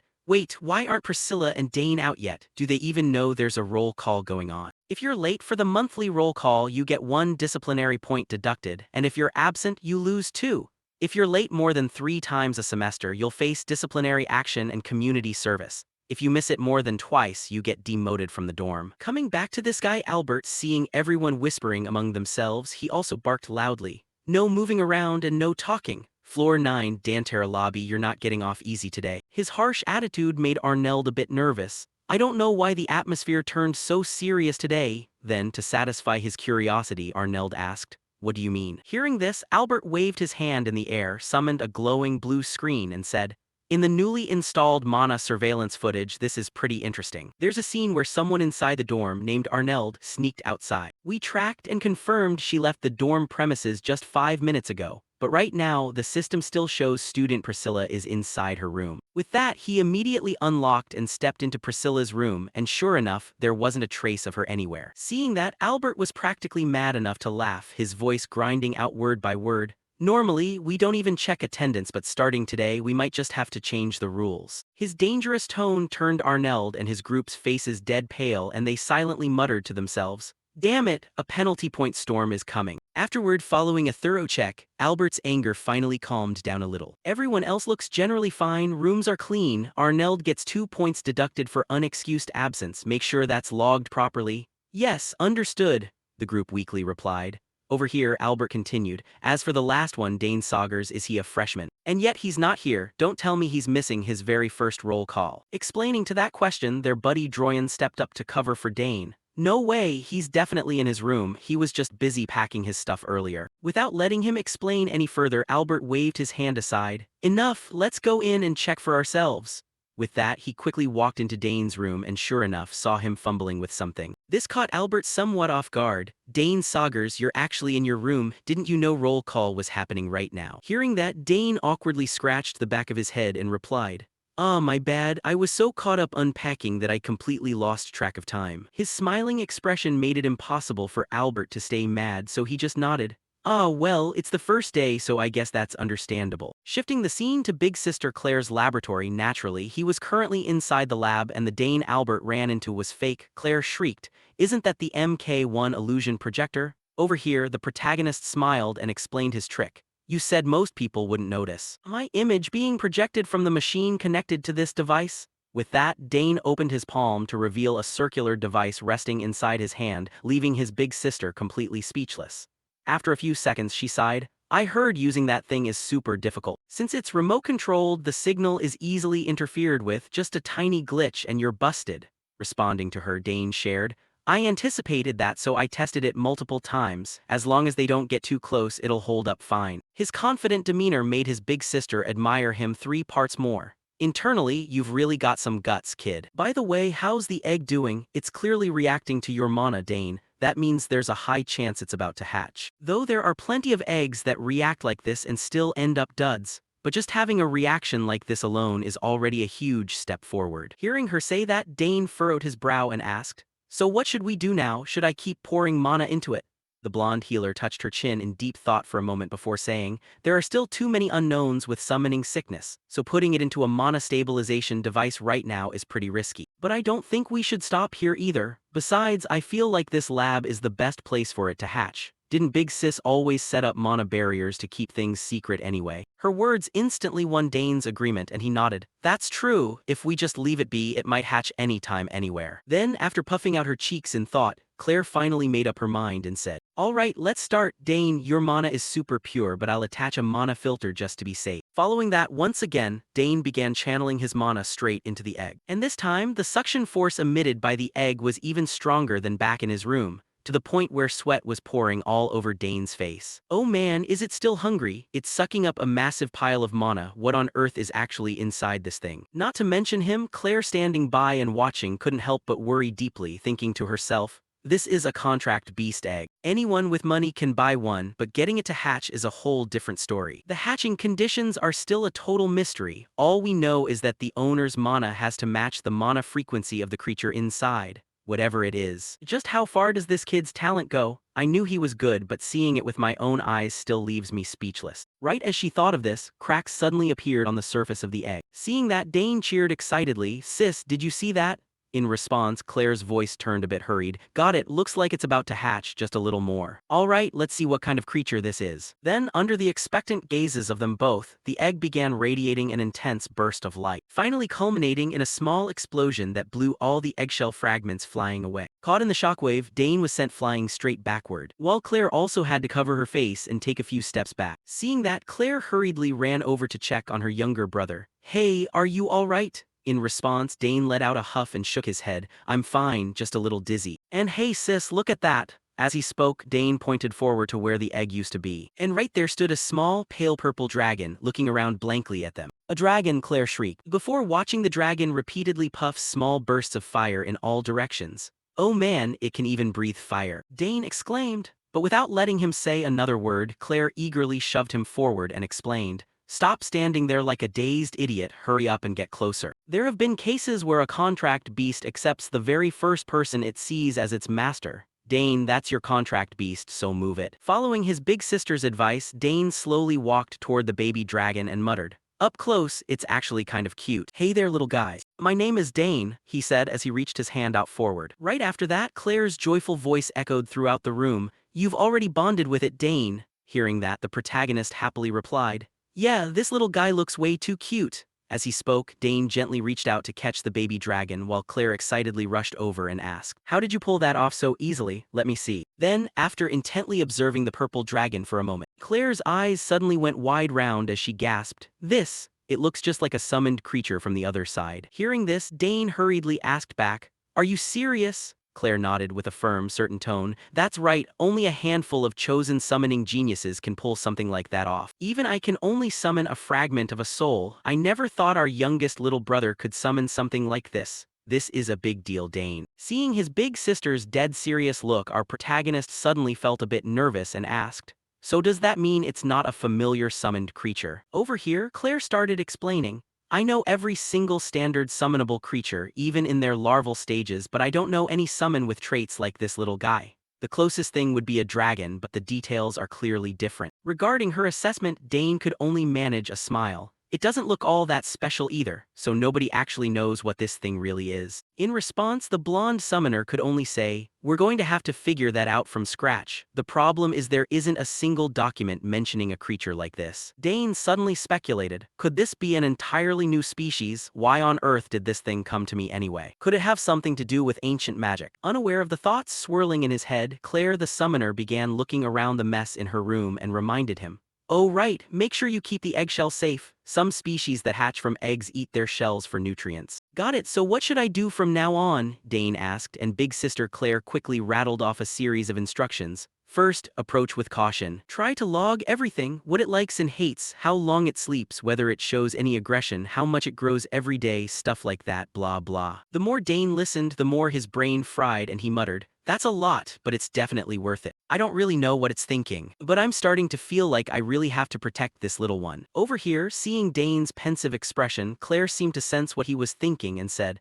"Are you planning to keep it with you right now? People might freak out if they find out. Why not just leave it here in the lab?" Hearing that, Dane nodded. "Maybe, but we can't hide it forever." The protagonist's words left Claire in a difficult spot, unsure of what the best course of action was. But before she could dwell on it, Dane waved his hand. "It's fine, even if I get caught, I've got you guys. It'll feel trapped if it gets stuck inside the lab." Up front, Claire could only sigh and agree. "That makes sense. Then let's use this opportunity to officially register you for a title." "A summoner's title?" Dane asked back, and the blonde smiled as she explained, "That's right, you're still a rookie, but your talent is crystal clear. It's tough trying to juggle everything, but now you've got a summoned beast. This is your chance." Returning to Dane's perspective after a few seconds of deep thought, he rubbed his chin and nodded. "Sounds right, let's do it then." Responding to his words, Claire asked, "All right, you registered for the summoning course, right? Orientation is tomorrow, and isn't the professor Tamaric Splavo? If you show off your talent there, someone is bound to bring up special admission. Normally, meeting those requirements is hard enough, but you're different, Dane. Of course, it'll need approval after that, but I'm sure you'll clear all the conditions." She spoke as she firmly patted Dane on the shoulder, while the protagonist himself seemed rather amused by the prospect.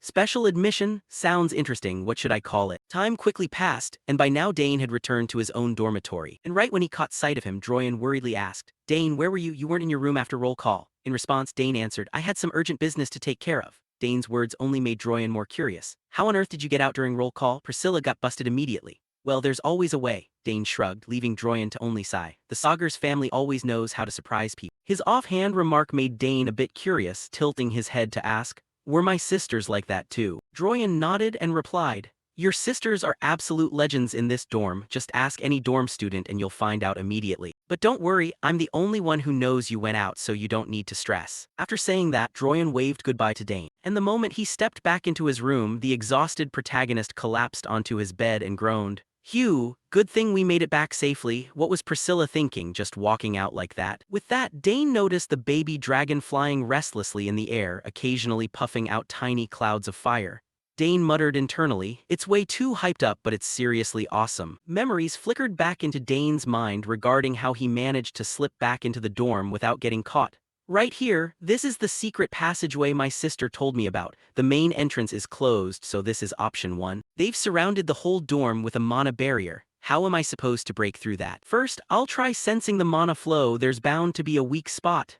As he spoke, Dane gently pressed his hand against the barrier, slowly feeling it out. However, before Dane could even figure out how to dismantle the barrier, the dragon beside him started puffing fire, and instantly blasted a massive hole right through the magical barrier. Long story short, that was how Dane managed to slip back into the dorm without the management team noticing. Just thinking about the baby dragon's ability made Dane's whole body tingle with excitement. Is that a flame that temporarily neutralizes mana? Unbelievable. This dragon is genuinely an extraordinary summoned beast. Time flew by until the next day when the protagonist told Ernest about his new pet.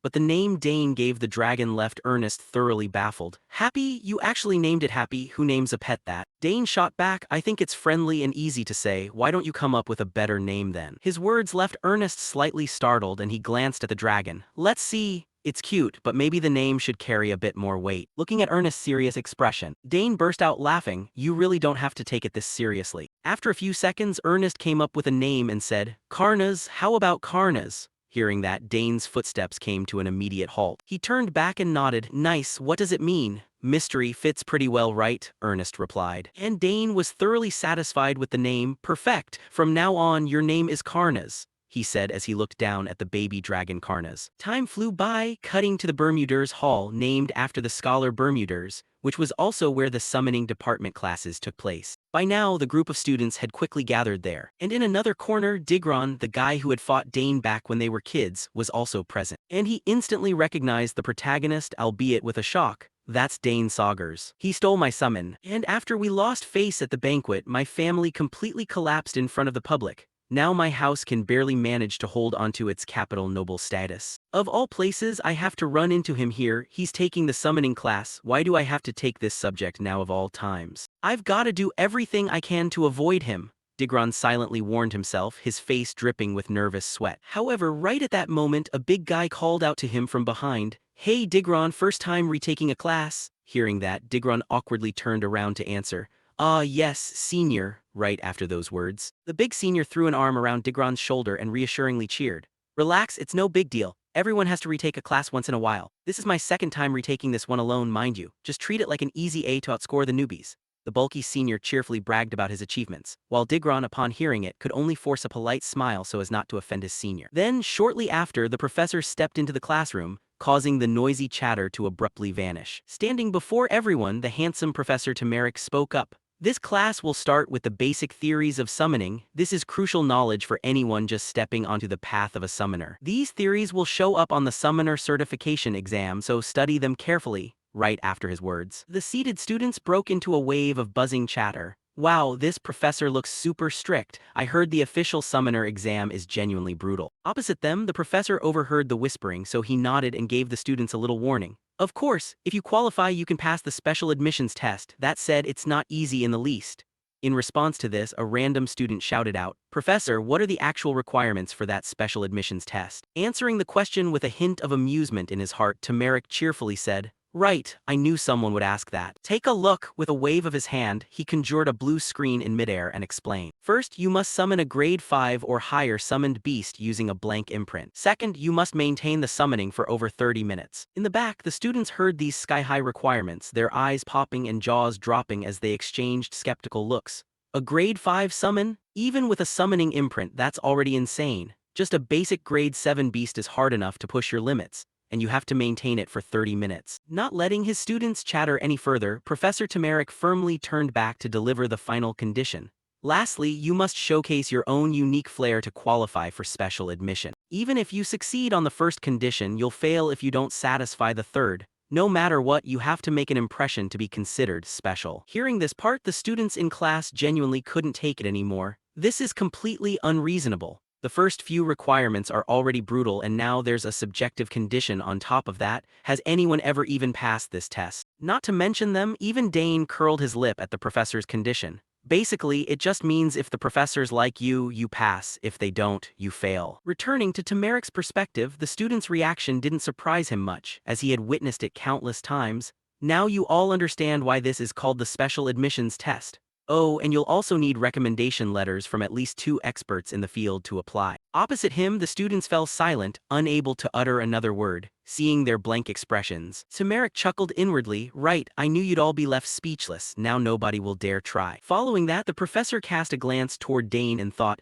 Dane Saugers, was it? What about that cross-disciplinary student? I heard about his entrance test from Professor Delfinzo, about how he managed to form a secondary bond with the grade 4 ether rat she summoned. Unless I see it with my own eyes, I refuse to believe something like that. Maybe she just has ties to the Count Saugers family and made the whole thing up to help him out. I want to verify this myself. With that, Tamaric continued his lecture. Your primary goal is to pass the regular exams, so keep working hard. If you can manage a summon, you'll pass easily, though I honestly don't think any first years can pull it off. Over there, the students continued to look confused, turning to look at each other without a single person saying a word. Even Digron swallowed hard with anxiety, while the protagonist's face was filled with doubt. He thought silently to himself, the new students must be so confused since they've only gone through the theory and compatibility tests. Up at the front, Professor Tamaric continued to smile, provoking his students. Seriously, no first-year students know how to summon. What a disappointment this year. As he spoke, he gave Dane a subtle, sideways glance. This made the main character's scalp itch slightly as he thought,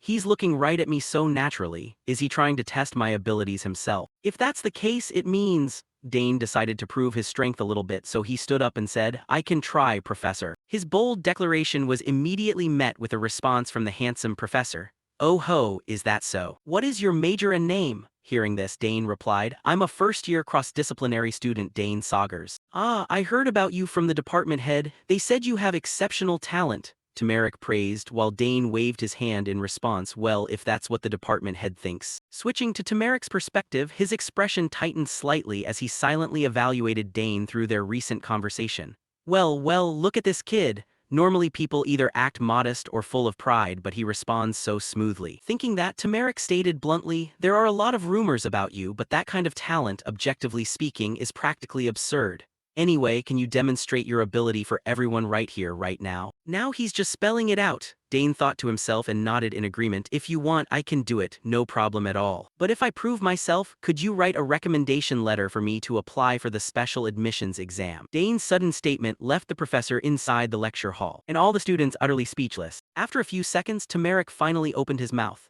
"You're asking for a recommendation letter for the special admissions exam? You understand what that means, right?"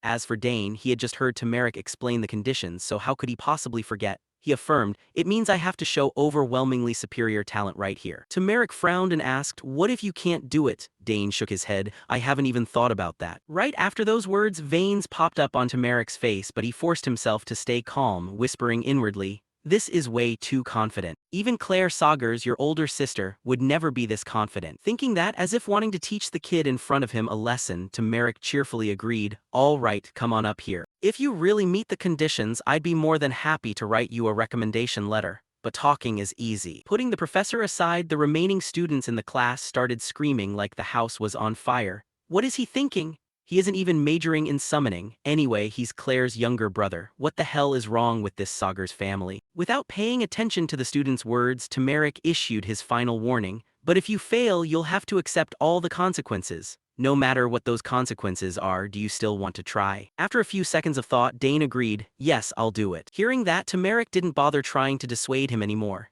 He amusedly requested, "Great, come on down. As luck would have it, I already have a summoning imprint right here." Just like that, Dane quickly walked toward the podium, muttering to himself, "I wasn't planning on doing this right from the very first class, but whatever, screw it. Might as well take whatever I can get." Thinking that, Dane reached out to pick up the white card in front of him, and slowly channeled his energy into the card, whispering, "Answer my call." The words had barely faded when a magic circle began to form in midair, and from within it, a gigantic wolf leaped out. A dangerous aura radiated from its body, and with just a single glance from it, it made the group of students tremble like sheep facing a wolf. "Oh god, it's real. Isn't that a rank 5 summoned beast? How can you do that using a blank imprint?" In another corner, young Digron instantly recognized this wolf as his own summoned beast, which Dane had snatched earlier. "That's my Genfu." Unaware of these thoughts in his mind, Dane confidently turned to the professor and said, "Professor, I've summoned Genfu." On this side, Tamarick was still completely frozen at the sight before him, his face covered in sweat as he screamed inside. How did this kid pull that off with just a blank imprint? Is he making a formal contract already? Or is it because of something else? Even so, he had only just managed the summon. There's no way he can maintain the summon for 30 minutes. Thinking of that, Tamarick felt slightly more calm and said, "Impressive, just like the stories, but the second condition isn't so easy to pass."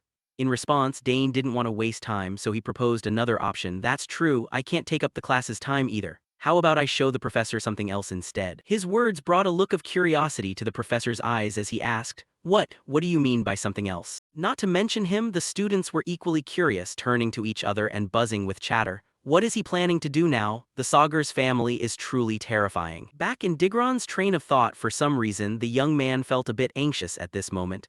Gosh, the third condition is to show something special. In the end, it all comes down to the professor's judgment. If the professor is being this firm, is he really going to pull it off? Thinking that, all the students in the class stared at the protagonist, determined not to miss a single moment. And the professor nodded in agreement. All right, let's see what you can do. And the professor nodded in agreement. All right, let's see what you can do. At the same time, Dane parted his lips and chanted some hard-to-understand spell. And to everyone's utter astonishment, Genfu's body slowly grew larger, and its claws became sharper than before. Witnessing this, even Dane himself, the caster of the magic, was amazed. This really is the power of ancient magic, he muttered to himself. While the group of students almost went crazy, the wolf roaring as if it had just seen a resurrected dinosaur. Summoned beast reinforcement? Isn't that something only fifth-year students can do? And he's not even a student in the summoning department. On this side, the giant wolf Genfu let out a loud roar, instantly silencing the chatter of the students. As for Dane, he smiled and looked at Tamarick, asking,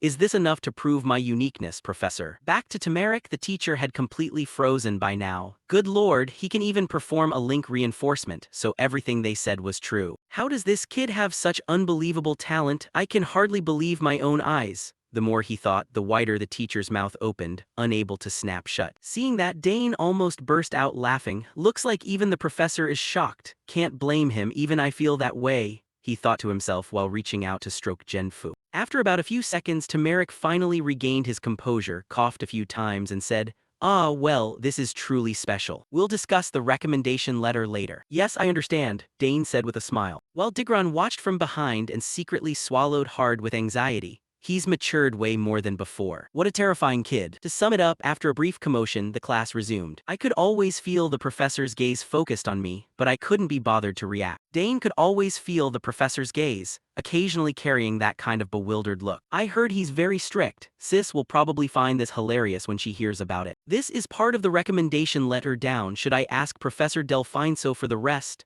Dane wondered in his heart. Not long after that, the class finally came to an end. All right, let's end our class here for today. Just like that, groups of students began leaving their classroom one by one. While walking, a voice suddenly called out, "Dane Saugers." Hearing someone call him, the protagonist turned back, looked at the somewhat familiar red hair and frowned as he asked, "Ah, you're Digron Turin, right? You're Genfu's former owner, so you're studying at this academy too." Hearing this, Digron said sheepishly, "You still remember me?" "That's right, I have to retake classes after failing an exam." Looking at his awkward expression, Dane was slightly curious. Isn't he here to seek revenge or something? Why is he talking so strangely gentle? Unaware of these thoughts in the protagonist's mind, Digron scratched his cheek awkwardly and said, "Actually, I saw you earlier and was planning to ignore you. It's been a while, but I still think that back then I really did something wrong to you." Unaware of these thoughts in the protagonist's mind, Digron scratched his cheek awkwardly and said, "Actually, I saw you earlier and was planning to ignore you. It's been a while, but I still think that back then I really did something wrong to you." Seeing this, Dane's face broke into a gentle smile as he nodded. "That was years ago, don't worry about it, I'm fine." Hearing this, Digron asked happily, "Really? Then can I keep studying here? I won't cause any trouble or get in your way." Hearing this part, Dane seemed to guess something. "Oh, you think I'm going to report you so you'll get expelled or something?" Dane thought to himself, then stepped forward to pat Digron's shoulder and reassure him. "No, don't worry, everything is fine." These words made Digron feel extremely happy and he cheerfully said, "Thanks, Dane. If you ever need anything, just say the word." These words made Digron feel extremely happy and he cheerfully said, "Thanks, Dane. If you ever need anything, just say the word." This led Dane to guess, looks like Karnas has woken up and started acting up. Could it be hungry? Thinking about that, Dane immediately turned to ask, "Right, you're from the summoning department, aren't you? Perfect timing, I need to pick up some supplies from the shop. Can you show me the way?" In response, Digron gladly shared, "Sure. That place is called Hughes and Bowden. I'll probably be visiting there often. It was founded by 2 alumni after graduation and it's been around for over 30 years. Regarding common items, blah blah, the trend these days is blah blah." Seeing his chatty friend sharing so happily, Dane had a few thoughts. Does he really look genuinely apologetic? Looks like I don't need to give him attitude. At the same time, the little dragon Karnas suddenly poked its head out, casting a curious gaze outside, causing Dane to quickly warn it, "Calm down, Karnas." Right after that, the two of them walked to the shop together.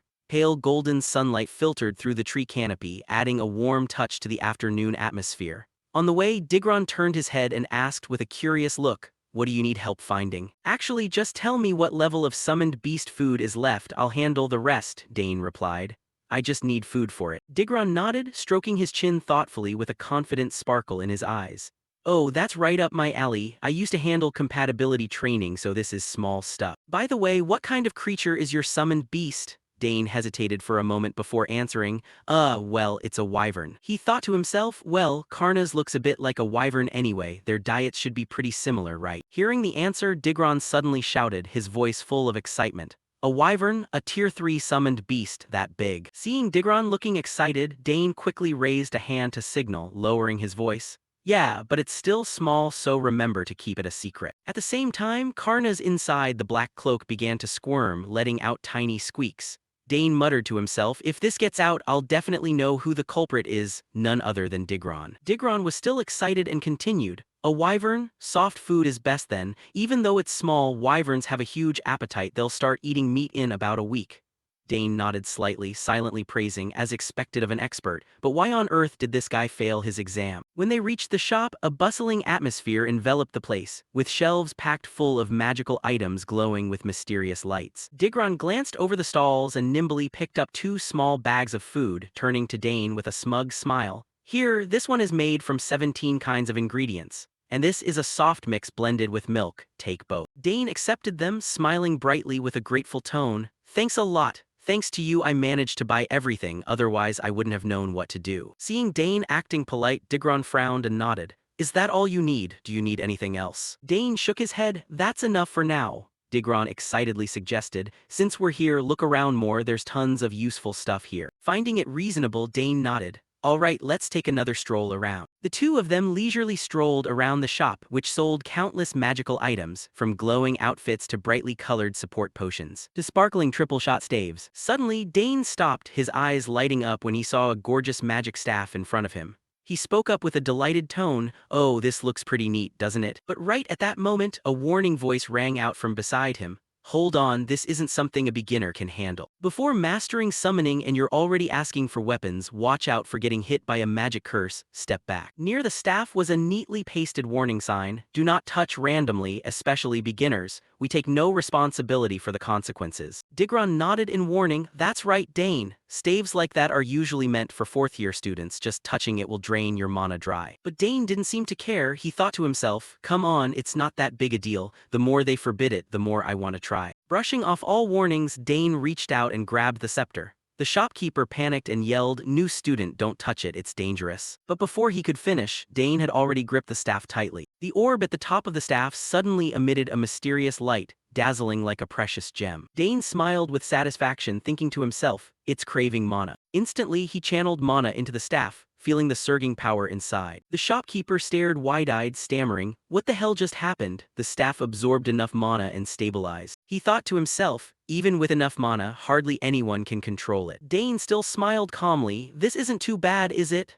Digron, standing next to him, couldn't hide his astonishment. Dane, I know you're good, but you're truly top tier. The shopkeeper stepped closer, placing both hands on his hips in irritation.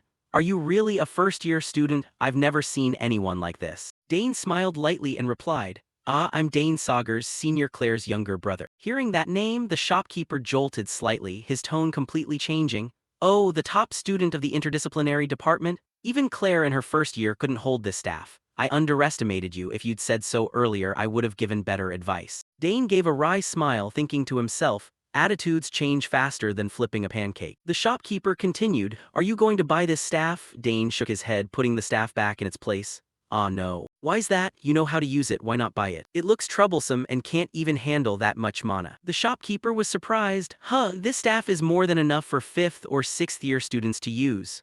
Dane looked at the staff and thought to himself, it feels like pouring an entire well of water into a tiny teacup, totally not worth it. Finally, he said, I'll just take the bags of food. The shopkeeper muttered, why are all the children of the count like this, even your second sister? In her 4th year, everyone was excited to hold a staff except her. She refused, saying it didn't look cool. Dane frowned, nodding as he thought to himself, that's definitely my sister. Thinking that, Dane said, well, if I need anything, I'll come back later. Saying that, he quickly left the shop. Digron, let's go, we'll take this. Afterward, Dane and Digron paid and left. The shopkeeper watched them go, muttering, why are all geniuses so weird? After leaving the shop, Dane found a secluded, quiet corner. He carefully placed the 2 bags of food he had just bought in front of the wriggling Karnas inside his cloak. Looking at the tiny wyvern with eyes sparkling like 2 jewels, Dane chuckled gently. They're good, eat slowly, don't choke. Karnas ignored the advice completely, diving straight into the food bag and emitting happy squeaks. Each soft bite melting in its mouth made the little creature clingy, its tiny tail wagging furiously. Seeing that scene, Dane shook his head and thought to himself, next is the basic class. Layla said there's only 5 minutes left, I need to hurry back to the dorm. Suddenly, a strange noise echoed from a nearby alley, shattering the peaceful atmosphere. The sound of clashing and shattering debris sent flying everywhere made Dane pause. He frowned and muttered, what was that? The noise came from that alley. Vulgar curses drifted out from the small alley, cold as a blade. Hey punk, lower your tone and beat him to a pulp for me. Another voice sounded equally vicious. Stupid clown, can't even open your mouth after a few punches. Dane narrowed his eyes, a sense of unease rising. Someone else wanting to act tough again, huh? There was nobody here yesterday, you're out of luck today. A weak voice replied, trembling yet full of defiance. I'm not scared of you guys anymore. Hearing that, Dane froze, his heart beating hard. Wait, that voice is. He immediately turned his head, his sharp gaze fixed on the alley. There, Ernest was cornered by 3 thugs. His appearance was a miserable mess. Messy hair, crooked glasses, trembling limbs, but his eyes still flashed with a defiant spark. The red-haired thug, clearly the ringleader, sneered in deep contempt. Did you hear what he said, claiming he's not scared?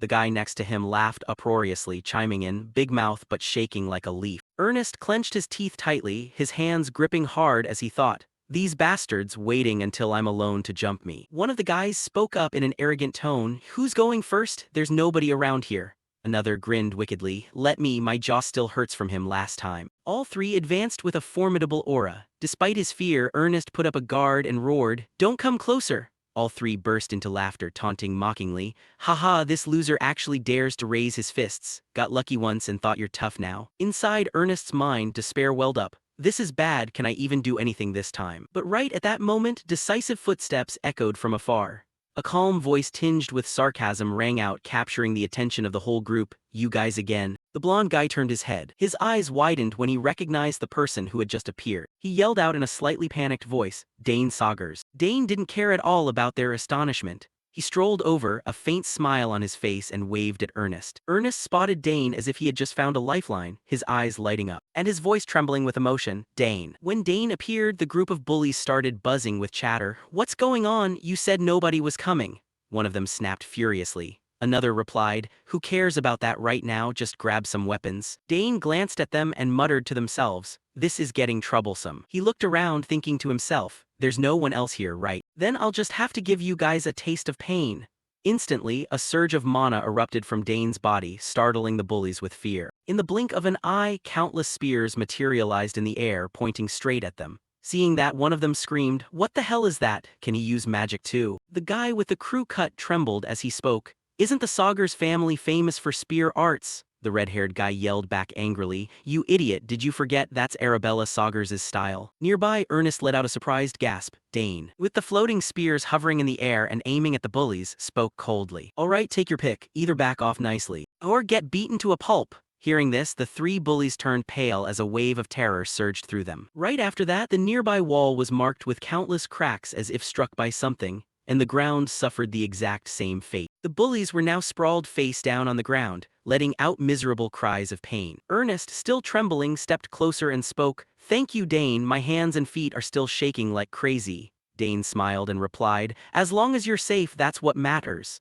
Then he continued, Ernest, let's train together from now on. Hearing that, Ernest rubbed his still aching arm and asked in surprise, what? Dane answered, you said you wanted to beat Braun, right? Ernest nodded with a wry smile. Ah yeah, that's true. Dane continued, that's why I'll help you get stronger. Ernest could only smile. Haha, I'm always relying on you. Afterwards, the 2 of them walked together across the school grounds. Dane turned to ask, oh, by the way, have you joined any clubs yet? Ernest replied, not yet, I've been searching everywhere but couldn't find any exploration or archaeology clubs. Dane wondered, I thought for sure there'd be some. Ernest explained, there's a map research society in our year. But that's a mandatory course, not a club. I also checked out a few map analysis clubs, but they all just use excuses to be lazy. Such a disappointment. Hearing this, Dane rubbed his chin and mused, looks like most people just want an easy life. Ernest nodded in agreement, then asked, but why are you asking about clubs? Are you planning to join one? Dane answered, it's just that everyone is recruiting freshmen so aggressively, it got me wondering if it's really that important. Ernest explained, they say you have to choose carefully because once you join, you aren't allowed to switch for a whole 2 years. Dane chuckled wryly, the rules are stricter than I thought. Choosing the wrong one means wasting 2 whole years.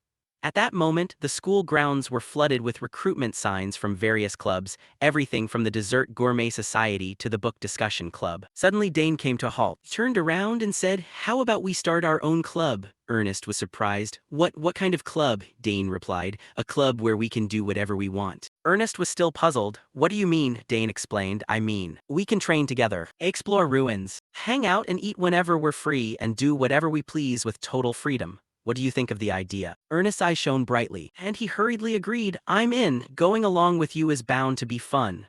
But before he could get too excited, he suddenly asked, "Wait, will a club like this even get approved?" Dane confidently answered, "Don't worry, leave it to me." Ernest nodded. "If you say so, I'll take your word for it, but why did you suddenly think of this?" Dane smiled. "Because all those club invitations are too annoying and I always have to turn them down. None of them caught my interest, so I might as well make my own." Ernest asked further, "If I join, will I get to learn more spear or sword techniques?" Dane smiled. "Naturally, that's a given. Who knows, you might even discover some hidden talents of your own."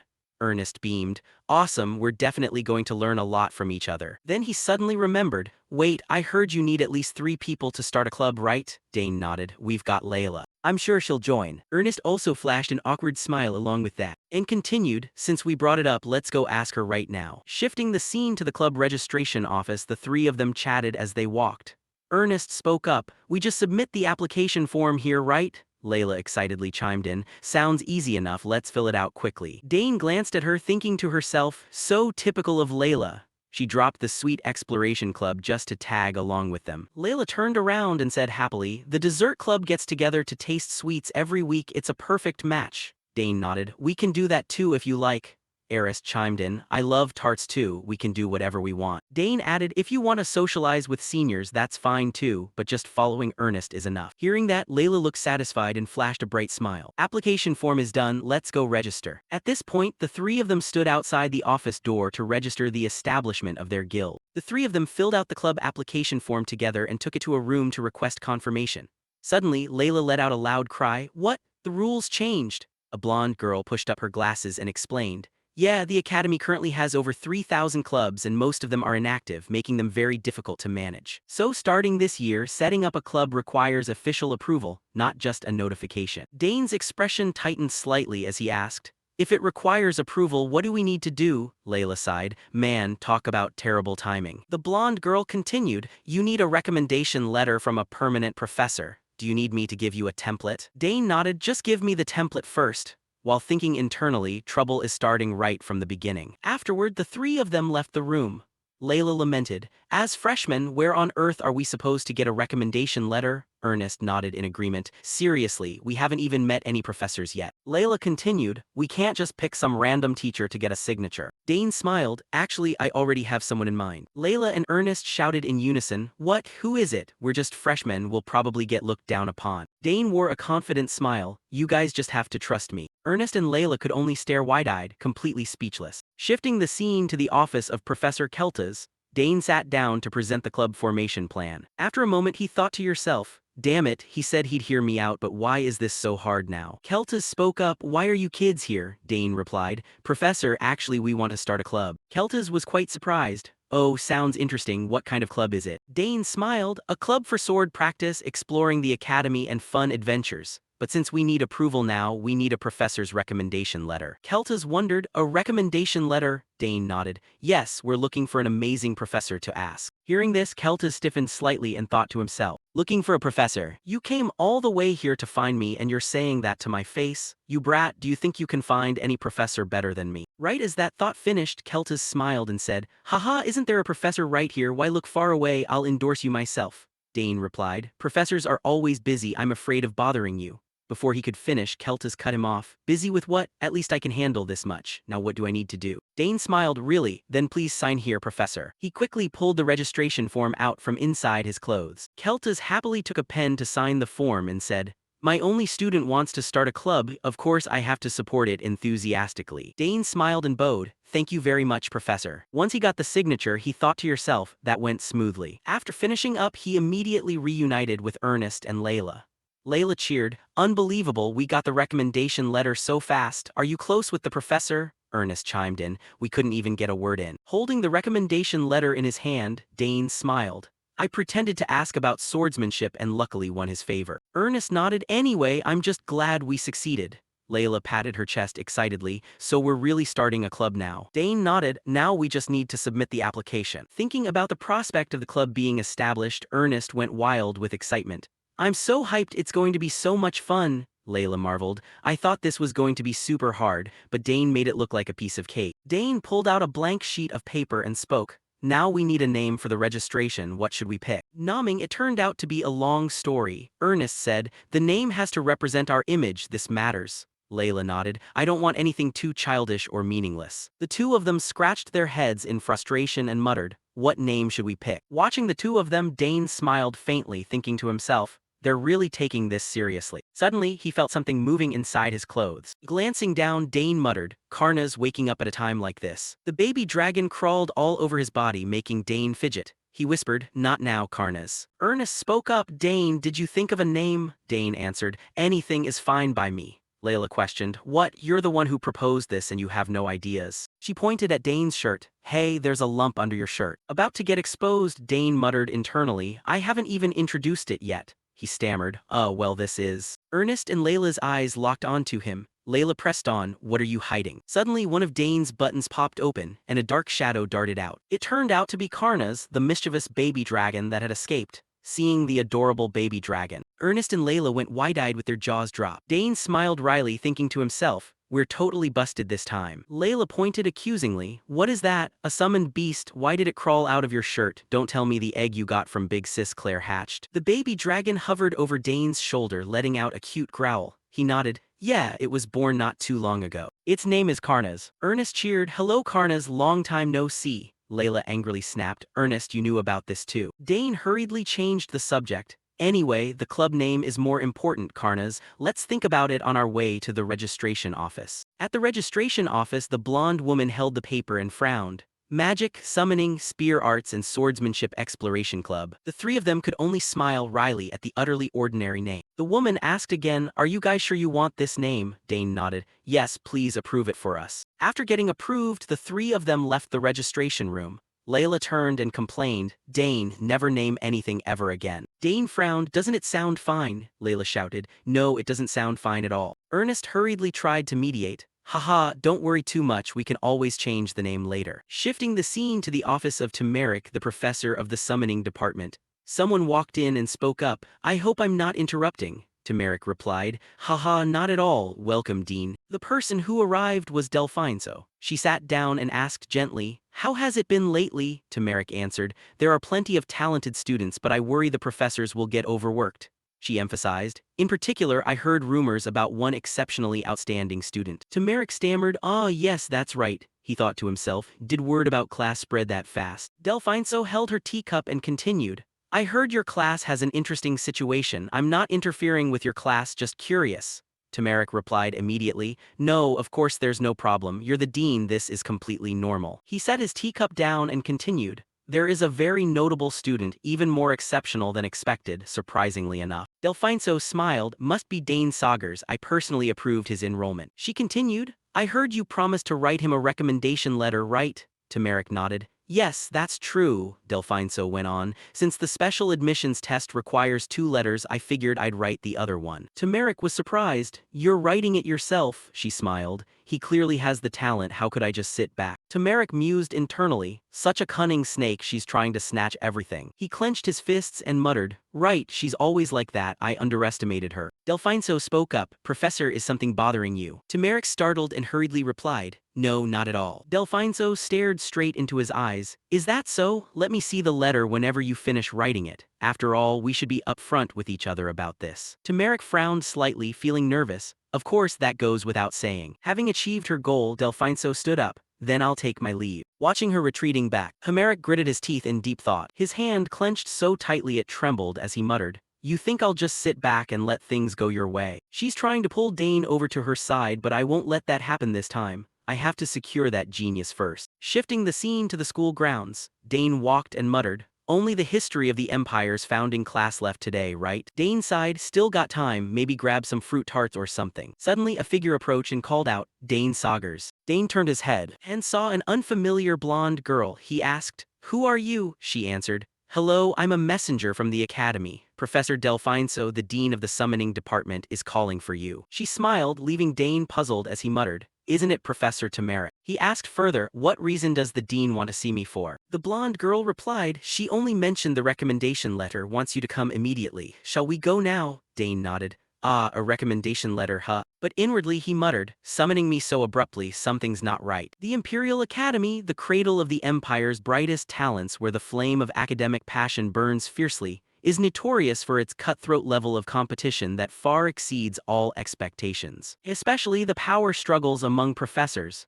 A department's influence dictates the budget, equipment, and facilities it receives. Here, the three biggest departments, swordsmanship, magic, and summoning, always receive the highest budget allocations. A professor's reputation and evaluations shift accordingly, directly impacting their core responsibilities. In the office of the Dean of Summoning, Delfinso looked out the window and muttered, "I can't stay stuck in third place forever. I can't keep losing to those guys." She mused, "If that boy joins our department, we can easily surpass the magic department. The problem is Professor Keltas from the interdisciplinary department. Even so, his sister Claire studies here, so it'll be hard for him to refuse. I just need to make him interested in summoning and the opportunity will present itself." Suddenly a voice echoed from outside, "Professor, I've brought Dane." Delfinso answered immediately, "Come in." She smiled and spoke, "The academy must be keeping you busy, Dane. With your talent, I'm sure you're getting plenty of invitations." Dane humbly replied, "I still have a lot to learn, so I'm approaching everything with a freshman's mindset." Delfinso nodded, "How modest. That eagerness to learn is a very precious attitude.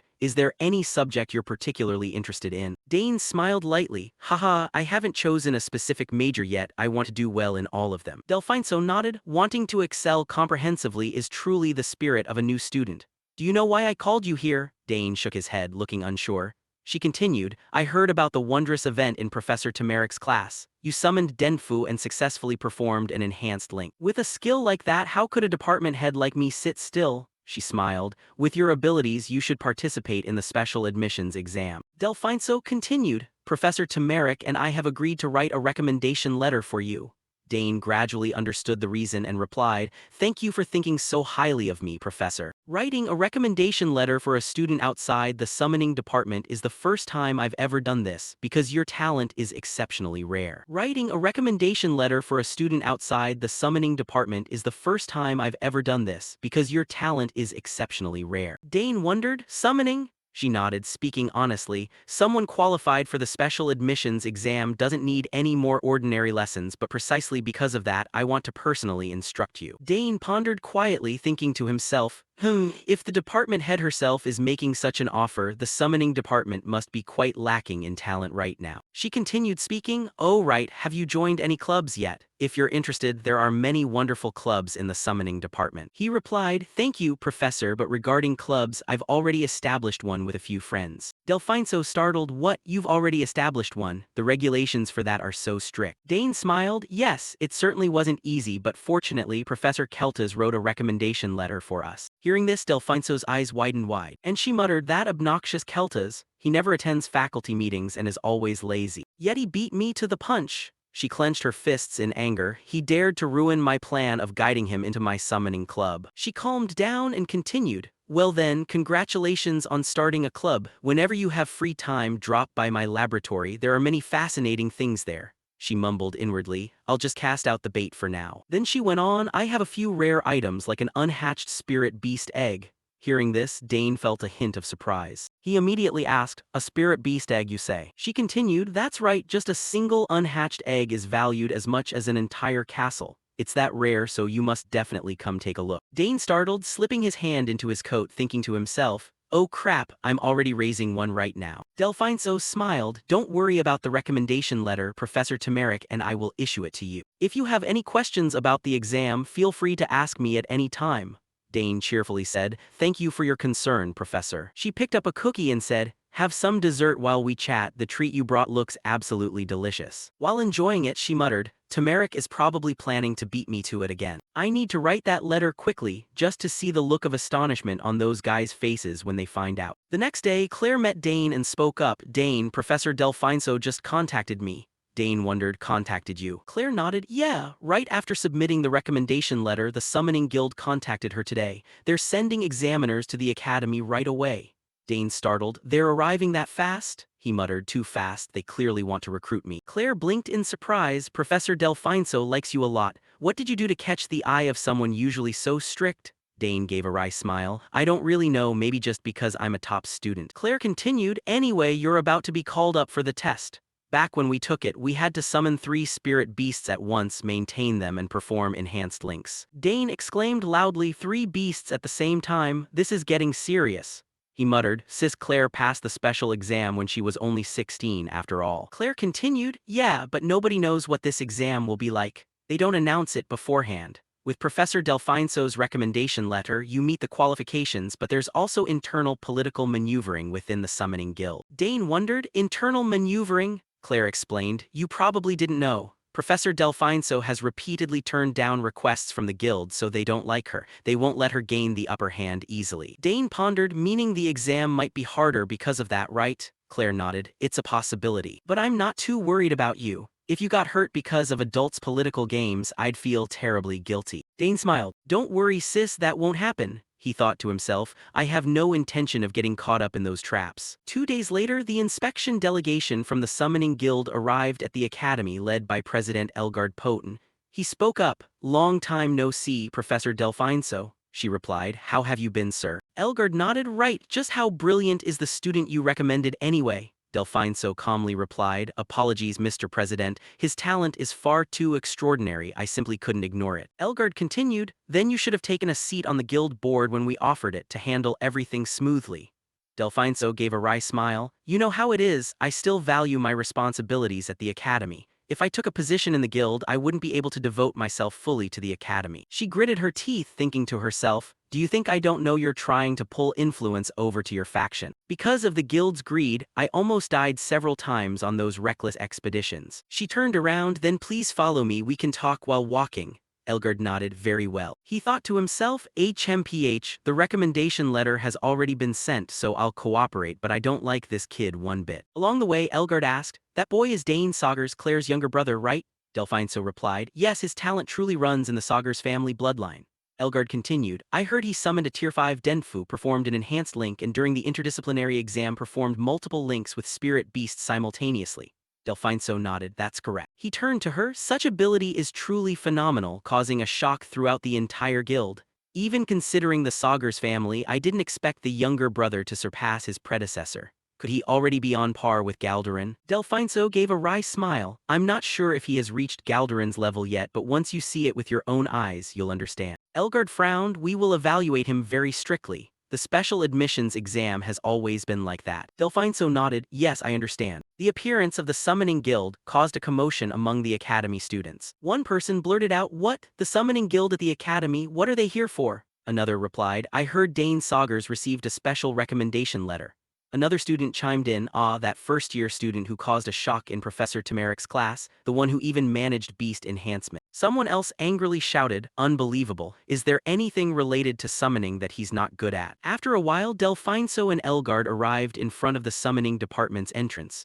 She cheerfully said, all right, this is where the exam will take place. Elgard glanced at the summoning department emblem and muttered, very well, let's go inside. At the testing area, light trickled through the door cracks, illuminating an entire chamber. At this moment, Dane was standing in the middle of the courtyard, then spoke up. I am the youngest son of Count Saugers, Lord of the Southern Territory and head of the Saugers family. My name is Dane Saugers, it's a pleasure to meet you. As soon as he finished speaking, a confident smile rested on his lips. Seeing this, Elgard muttered internally, impressive indeed, it's hard to believe he's only 14 years old yet has such a presence. Now I understand why they were in such a hurry to send the recommendation letter. Elgard stroked his chin lightly and spoke, I am Elgard Poten, president of the Summoners Association. I've heard a great deal about you, you've received no small amount of praise. However, this test won't be easy. Seeing this, Dane showed no fear and immediately replied, yes, I am fully prepared. He mumbled in his heart, he's acting friendly but nothing about this is pleasant. Then Elgard turned to the assistants behind him and said, no need for small talk, let's begin right away. Everyone get ready. Seeing this, the 2 people standing behind immediately answered, yes, sir. Delfinso in the back frowned slightly and spoke up. I wonder what kind of trial the president has prepared for us. Looking toward Delfinso, Elgard stated, whether you pass or fail is up to me. Elgard Poten has the final say, if you object you can withdraw from the exam right now. Dane immediately replied, I agree. He continued, during the exam all forms of cheating are strictly prohibited. If the exam is judged to be unfair, the results will be cancelled and your summoner status could be revoked. Keep that in mind. Dane calmly answered, yes, I understand. Elgard went on, good, then we shall see what this uniqueness of yours is. Right after that, he raised his hand high and announced, the test begins. The supervisors standing around him each had a summoning magic circle appear before them. Immediately afterward, it drew in all the surrounding energy to further reinforce the magic circle. Seeing this, Dane muttered, this is. Suddenly, strange sounds emitted from the magic circles. Right after that, a massive wave of energy enveloped the entire testing grounds. Seeing this, both Dane and Delphinso frowned slightly. Delphinso muttered to herself, they activated the magic circles, does this mean? Right after that, the surrounding mana currents converged toward Elgard. Instantly, his eyes widened slightly as he spoke, answer my call. As soon as he finished speaking, a massive surge of mana poured out from his magic circle.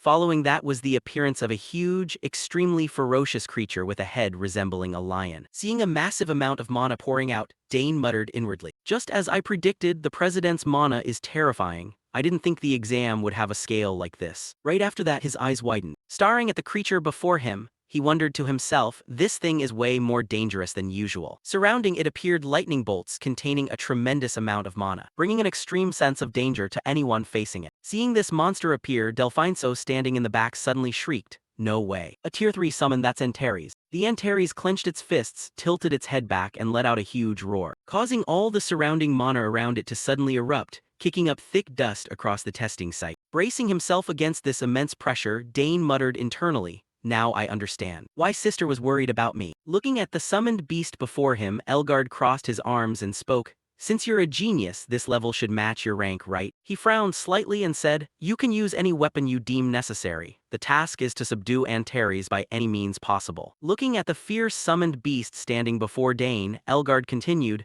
this is the requirement for the special selection test. Seeing this, Delphinso gritted her teeth angrily in her heart. That old man clearly wants to see me fail. He's trying to make a fool out of me. Elgard spoke in an unpleasant tone, but with your outstanding talent you probably have nothing to worry about, right? Of course, if you're scared you can still back out right now. Dane immediately replied without flinching, no, I'll proceed with the exam as planned. Seeing this, Elgard smiled slightly. Very well, I'll give you a bit of time to prepare. Right after that, Dane reached into the subspace in front of him and fumbled for something. He muttered to himself, good, I have the exact right thing for a situation like this. Immediately afterward, he pulled something out and muttered, the spear that Sis Claire gave me on my 7th birthday. Now I finally have a chance to use it. Looking at the beast in front of him, Dane muttered, it's big so it probably has plenty of openings. I'll strike fast and pull back. Seeing this, Elgard frowned slightly. He's using a spear, truly the bloodline of the Sagar's family. Right after that, his gaze shifted to a corner of the testing area, where Tamaric and several students had arrived to watch Dane's test. Seeing this, Tamaric could only gape and stammer, what the hell is this? Making him fight a tier 3 creature, isn't that going too far? Hearing the familiar voice, Delphinso glanced back and spoke, it seems Professor Tamaric has arrived as well, he'll probably object to this. Elgard remained unbothered and replied, it's fine, he's ready, let's begin. Right after that, his expression turned solemn as he immediately stretched out his hand forward and said, Antares, destroy the enemy in front of you. The moment he finished speaking, Antares immediately started gnashing its teeth and hissing. With glowing red eyes, it instantly used its strength to lunge fiercely toward Dane. Dane calmly waited for the monster to approach, and muttered, all right, come at me. As it drew near, the monster abruptly accelerated and lunged right at Dane. But instantly, with his proficient spear fighting skills, he blocked the monster's attacks. Right after that, he dashed swiftly behind the monster. At this point, Dane's expression was no longer as calm as before, and he began to take the matter seriously. His mesmerizing movement also left the onlookers all around stunned. Countless sudden exclamations rang out, gosh, what kind of movement was that just now? Ignoring those words, Ardain quickly recovered his defensive stance. He couldn't help breaking into a confident smile, thinking to himself, looks like the special training is starting to pay off. Opposite him, the monster didn't seem very affected by the wound. Therefore, it continued to rage and charge at Dane to attack. As soon as it closed in, it flailed its massive hand, slamming it directly toward the protagonist, carving a dreadful trough into the ground. Fortunately, Dane dodged to the side in time, otherwise he would have been smashed into meat pie. Seeing his prey escape, a flash of red light appeared in Antares' eyes, filled with fury. Next, it rushed in closely without stopping, unleashing punches that forced Dane to continually leap backward. With every punch from this giant monster, it left a large, bowl-shaped crater on the ground. His close friend Dane couldn't help praising Antares' strength internally. Wow, no wonder it's rank 3, that size and moving at a speed like this. On the opposite side, Antares seemed to be getting smarter. It realized that closing in on Dane wasn't going to be easy. Therefore, right at that moment, a blazing yellow flame suddenly erupted from its body. Then it thrust its hands forward, releasing a scorching column of flame. Seeing this, Professor Delfinzo couldn't suppress her anxiety and screamed. He took a direct hit. Beside her, the old man Elgard stroked his beard, nodding with immense smugness and satisfaction in his heart. Even with enhanced strength, facing Antares is still completely insane. Looks like I can already guess the exam ending early. That was what he thought. However, Dane was about to slap that old man's face. Inside the flames, Dane's spear spun continuously, creating a powerful gust of wind that blew away the surrounding fire. However, Dane was also somewhat startled by the previous attack. That was genuinely close. Just a little more and I'd be done for. Alright, time to end this. Right after that, he unleashed his mana to boost his body's strength, then dashed forward quickly to attack. However, Antares reacted extremely quickly. Before Dane could even land his attack, it clenched its fist and struck straight ahead, tearing the ground to shreds. Too bad an attack that missed Dane was completely useless. Right at that moment, he circled around to the side, targeting the giant's waist, while thinking to himself, for the finishing blow, I'll use what my father showed me. Concentrate mana at the tip of the spear to create an explosion, a single point burst. Just like that, taking advantage of the moment before Antares could recover its guard, Dane's explosive spear tip thrust straight into its waist, and easily pierced deep into this massive body. The pain caused by the wound made the monster roar violently. Meanwhile, Dane gripped his spear tightly and thrust forward with all his might. Streaks of blue energy continuously released outward. In the end, the explosive power of the attack took effect, blowing a large hole into the monster's waist. However, whether this lion man creature had doped or not, damn it, after taking a hit like that, it could still gather strength into its arms as if wanting to retaliate. As for the crowd of spectators watching and witnessing the protagonist's strength, the whole bunch dropped their jaws. Amazing, the spirit beast's attack barely landed, and what on earth was that amount of mana? Returning to the battlefield, this giant monster had practically hacked the game. Right now, the area of its wound was covered in a blazing yellow flame. Within mere seconds, its wound regenerated as if nothing had ever happened. Moreover, being wounded only drove the monster even more insane.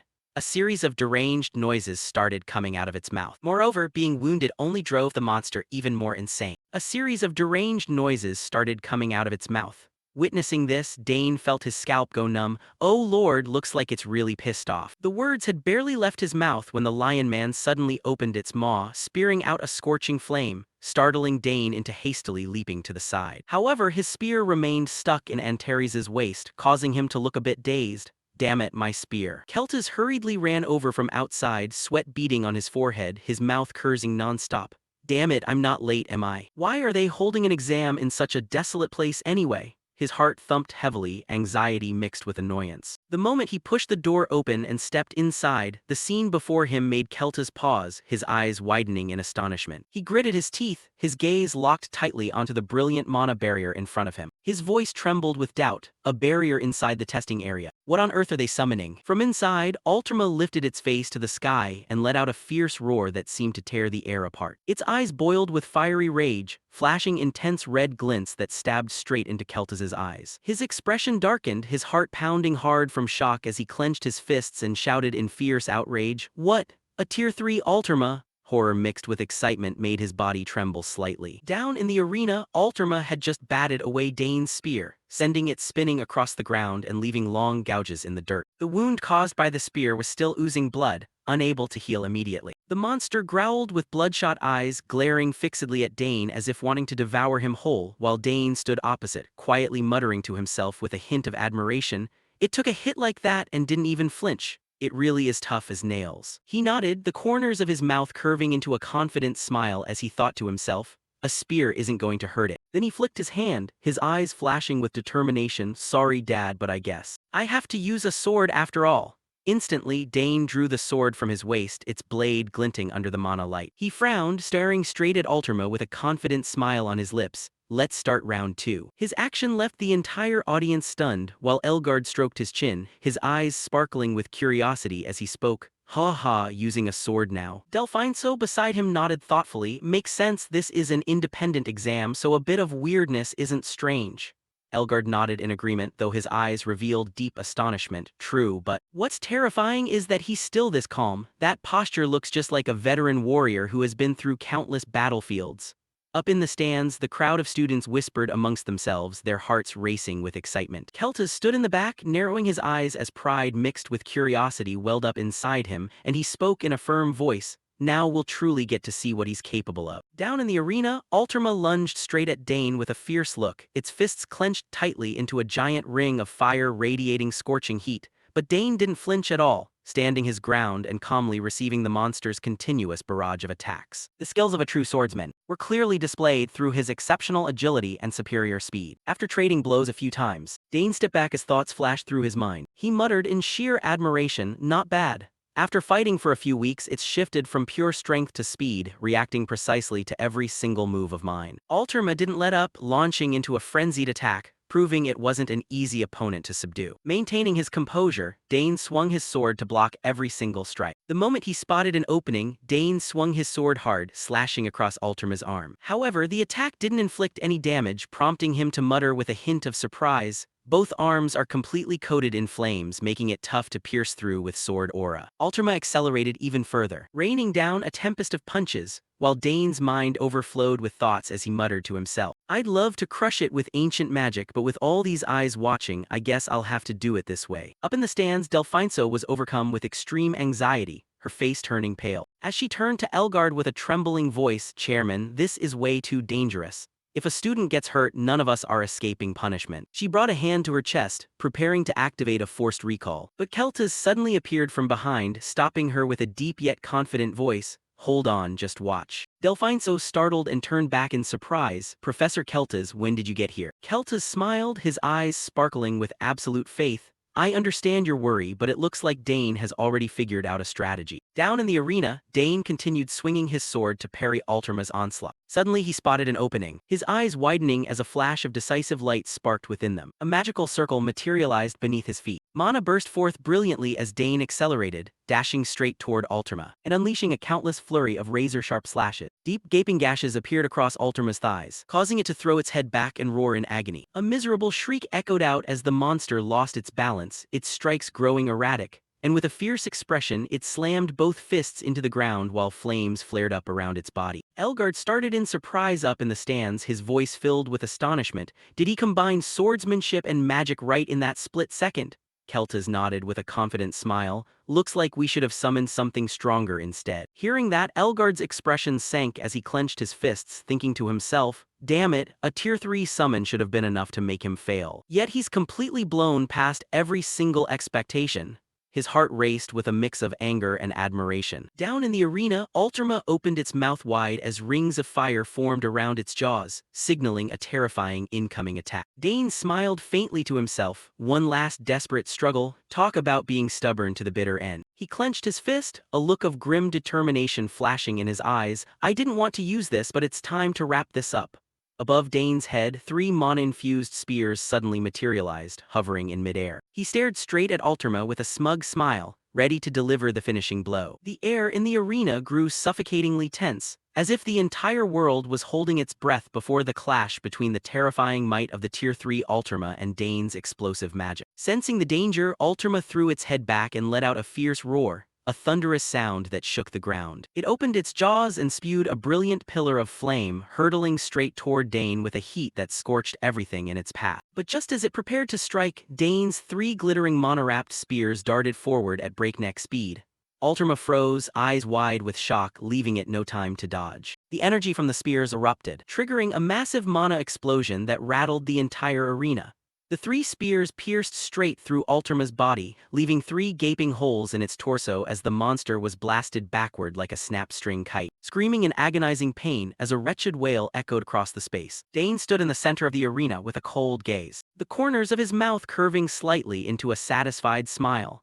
His heart beat steadily, yet his chest swelled with the thrill of victory as he maintained the astonishing composure of a seasoned warrior. Up in the stands, Delphinso turned to Elgard, her face pale and voice laced with worry. "Chairman, this exam is going way too far." Keltas stood behind them, frowning as he spoke in a deep, challenging tone. "Going too far, what do you mean?"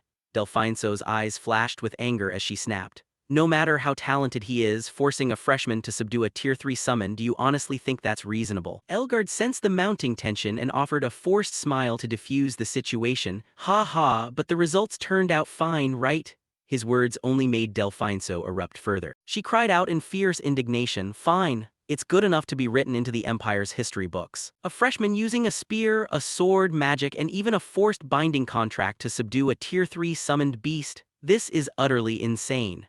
The crowd in the stands fell silent, their hearts pounding at her emotional outburst. Once the battle concluded, Dane calmly stored his weapon away into his subspace, acting as unbothered as if he had never faced a terrifying monster at all. Elgard and Keltas exchanged glances, frowning deeply as awe filled their hearts while they thought, that finishing move was genuinely earth-shattering. Suddenly, Dane approached Alterma and extended his hand toward it, shocking everyone present and triggering a wave of awestruck whispers across the stands regarding absolute power. Dane had established a forced contract with Alterma, suppressing its hostility, and making it a flawless conclusion both tactically and in terms of results. Still furious, Delphinso spoke up. If word of today gets out, people are going to say this was an unfair test deliberately rigged to make him fail. Cornered, Elgard turned to explain, Professor Delphinso, I implemented clear safety measures. But his answer didn't appease her as she sprang to her feet with a reproachful voice, and yet you just sat there while he went toe-to-toe with it? Elgard stammered, scrambling for an excuse that was. Before he could finish, Delphinso glared at him with resolute determination. As a professor, I cannot just turn a blind eye to this, Chairman. Elgard gritted his teeth, nursing bitter thoughts inside. Damn it, how did it end up like this? The whole plan is completely ruined. Keltas stood in the back, closing his eyes in quiet contemplation. He muttered with deep admiration, I knew he was a genius, but to this extent. Right from the start, he resembled a seasoned knight much more than a freshman. The gazes of Keltas and Delphinso locked onto Dane, burning with resolve. I absolutely have to take him on as my personal disciple. Once the exam concluded, Elgard stepped forward and announced in a booming voice, the exam is over. To Dane, who has successfully passed this special trial, we officially confer the title of Summoner along with this badge. May you continue to showcase your talents as a Summoner of the Empire. Accept it. Dane accepted the badge and bowed in gratitude, his eyes sparkling with pride. He stared at the golden badge in front of him, engraved with strange runes, and muttered, a gold badge is only given to those who clear the special exam. That's seriously cool. Holding the badge in his hand, Dane pondered for a moment before raising it high, channeling a massive amount of mana into it as he muttered, answer the call. Instantly, mana surged out from the badge, shooting straight up into the air to form a giant magical circle. From within, a tide-like wave of mana gushed forth, and something shot out rapidly, leaving everyone completely dumbfounded. Elgard's eyes widened as he yelled out, what on earth is that? Down in the arena, a creature with long ears and stubby legs appeared. It was a summoned beast that looked like a little rabbit. Information displayed, Alterma, Tier 4 Summoned Beast, Enhancement Type, capable of overwhelmingly boosting the summoner's physical capabilities. Looking at the little rabbit, Dane smiled with delighted amusement. Pretty high tier, huh? And super cute too. He stepped closer and said softly, great to see you again, Alterma. The air suddenly fell still, everyone standing frozen and speechless at the unexpectedly adorable sight. Delphinso glanced over at Keltas, who was also petrified, thinking to herself, everyone looks completely stunned. She cast a look toward Dane, deep in thought. With this many people watching, the entire academy is definitely going to turn into a complete circus. Just as predicted, students buzzed with chatter all over the campus grounds, with one shouting, is he the one who passed that special exam? And another replying in utter shock, what on earth is the SRES family made of? With a stunt like this, he's even surpassed his older sisters. At that moment, Dane, Ernest, and Layla were walking across the academy grounds. Countless eyes gravitated toward them as Ernest turned to Layla in utter confusion. Layla, I honestly don't get any of this. Can things like this actually happen? Layla crossed her arms and replied indifferently, her eyes sparkling with absolute confidence, don't try to understand it, just accept it and you'll get used to it. The guy's from a whole different world. Ernest changed the subject excitedly. Oh right, I finally decoded that map. Layla brightened up, her eyes lighting up. Really? You're amazing. Dane chimed in with a calm yet eager tone. So once it's fully decoded, let's hold our first club meeting. Hearing that, the group grew thrilled, with Layla chirping, awesome, I'm getting so bored. While Ernest clenched his fist happily, I'll do my best to decode it even faster. Dane remained calm with a smile, thinking to himself, to be honest, I'm really curious about it too. Then he turned to the others, Professor Keltas called for me, so I've got to head out. Catch you guys later. Inside the training room, Keltas waited for him, looking at Dane with a deep, authoritative voice. Alterma is a terrifying summoned beast. A summoner from the Renick Empire once called out two of them and it was a complete nightmare. Just 2 of them took down 3 knights and dozens of soldiers. Dane startled, thinking to himself, I remember now, I heard Professor Keltas was actually present in that battle. Keltas stepped closer with a sharp gaze, and yet you took down that creature without a single scratch. Dane awkwardly scratched the back of his head. It was just luck, sir. Keltas shook his head with a serious expression. Sometimes being overly modest is a double-edged sword. In my view, your decision to switch to a sword was the right call. Dane startled inwardly, thinking, the professor is definitely no ordinary person. Keltas turned and walked slowly. At just 14 years old, your mastery and poise in swordsmanship far exceed your age. He paused, his voice dropping lower. That's why I want to ask you, would you like to formally learn swordsmanship from me? The proposal made the air feel like it froze solid. Dane's gaze grew resolute, his heart beating fast from a mix of excitement and pressure, and he took a deep breath to steady himself for an answer, carrying the determination to rewrite his own destiny. Across the parchment, line after line of text was penned by Dane to send word of his safety to his family. Dearest parents, I hope you're both doing well. The scorching summer is almost here, and outside the brilliant sunlight pours down upon the vast academy where I study. Today is no different as your youngest son remains busy with life at the academy. Currently, Dane was studying swordsmanship under one of the academy professors, and he cheerfully shared this news with his family. Oh, I've completed the swordsmanship lessons with Professor Keltas that I mentioned before. He was extremely dedicated and happy while teaching, something Dane could genuinely feel himself, and he had learned a great deal of theory which made him think coming to the academy was truly a wonderful choice. His quill flew quickly across the page to jot down his thoughts. Now I'm able to execute swordsmanship much more smoothly. Thinking of something pleasant, he smiled amusedly. Perhaps it's time for me to forge a sword at the forge. A moment later, Dane paused and capped his ink bottle. The contents of the letter didn't just cover himself but his friends as well. Oh, Ernest finally decoded the map, and he even discovered that the designer was none other than Saul Hankston. He also wrote about the adventurous exploration of the ruined ancient areas within Dane's academy, located far to the east below the now-abandoned Aymer Holy Hall, where people rumored something extraordinary was hidden within the saints' catacombs. Rereading the letter, Dane felt somewhat dissatisfied, wondering if writing things down in such detail was a good idea. Then he picked up his pen and scratched out a few words. I shouldn't write down too many specifics. Remembering the wooden door blocking the passageway, he changed what he had written in the letter anyway, since that place was a restricted area where entry was forbidden. Dane thought to himself silently. Most importantly, there was the major issue of undead creatures appearing there, and he recalled telling Ernest and Layla about the undead's presence, leaving both of them completely terrified. Undead. The two of them looked at Dane with a Chinese letter, Chinese letter, Chinese letter, Chinese letter, speechless, crying without tears expression, crying out, "That's so creepy, Dane." In the letter, Dane continued recounting his story. I thought about giving up, but luckily I got some help. The help he mentioned was a beautiful blonde maiden who, upon hearing his request, reacted with shock and horror. What? You want me to go with you into the restricted area? Are you out of your mind? He wrote her identity clearly for his family to know. The person who helped was Priscilla, a student from the Department of Theology. Following that was a brief lesson Priscilla taught Dane's trio. Listen carefully, undead creatures will vanish if you destroy their core. She carefully cautioned them. Oh, but before that, you absolutely must receive a baptism from me, leaving Ernest and Layla dazed and clueless as they followed her instructions. Soon after, all 4 of them explored the catacombs together and fought the undead. Dane, smash its core, channel all your dense mana into one strike. Purple streams of light filled the air to help everyone hold back the skeleton horde, and just as expected, Priscilla's holy power was terrifyingly strong. Thanks to her baptism, the kids were able to handle the undead easily. Layla skillfully wielded her sword to hack through every obstacle, not to mention that her swordsmanship had also improved leaps and bounds. Ernest and Priscilla watched each other's backs to keep one another safe. On another front, Dane valiantly fought the undead all by himself. The fierce battle raged on until one of the undead's arms was blown high up into the air. Finally, Dane's group reached their destination, an ancient architectural site now blanketed in moss.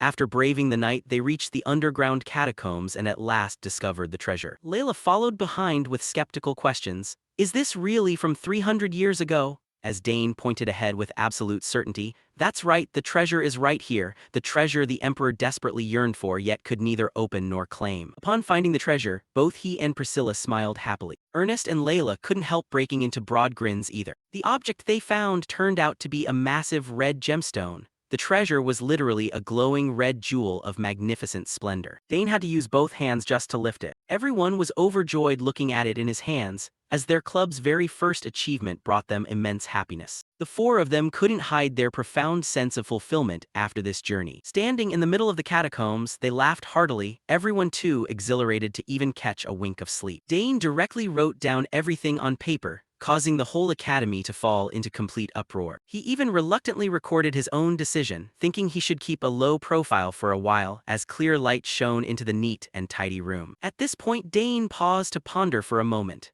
Then he still chose to tell his family the origin and background of the treasure while regarding the true nature of the gem. Everyone would be surprised to learn that it was originally an ancient mana right? And perhaps he didn't even need to mention further that the gem had given him another mana ring. Finally, he stopped writing, whispering to himself, yes, he would tell them directly when the opportunity arose. Dane leaned back against the chair and told himself until then, he would rely solely on his sister. Just at that moment, the calling voices of his friends echoed from outside. Dane, what are you doing? We have to leave right now. There's no more time to clean up the club room. He quickly grabbed his bag while loudly replying, all right, I'm coming right out, before adding a sentence at the very end of the letter. Oh, and after that day, Priscilla also joined the club. Dane opened the door and walked outside. Waiting for him was the familiar presence of the three people including Ernest, and he happily declared in the letter that now the club had 4 members. Ernest glanced at Dane to urge him, Dane, let's go already. Priscilla pretended to be unhappy and teased, how dare you keep your seniors waiting? Layla chimed in playfully, that's right, we're very busy too. Seeing this, Dane scratched his head and smiled brightly to explain, sorry, I had some things to clean up, hurry up. He helplessly wrote in the letter, but because they kept complaining that the club's name sounded so silly. The sound of their chatting echoed throughout the space in the corridor. Today I'll take care of all the heavy lifting, of course, besides you, who else among us could do heavy work? Dane stepped closer and closer to the 3 of them.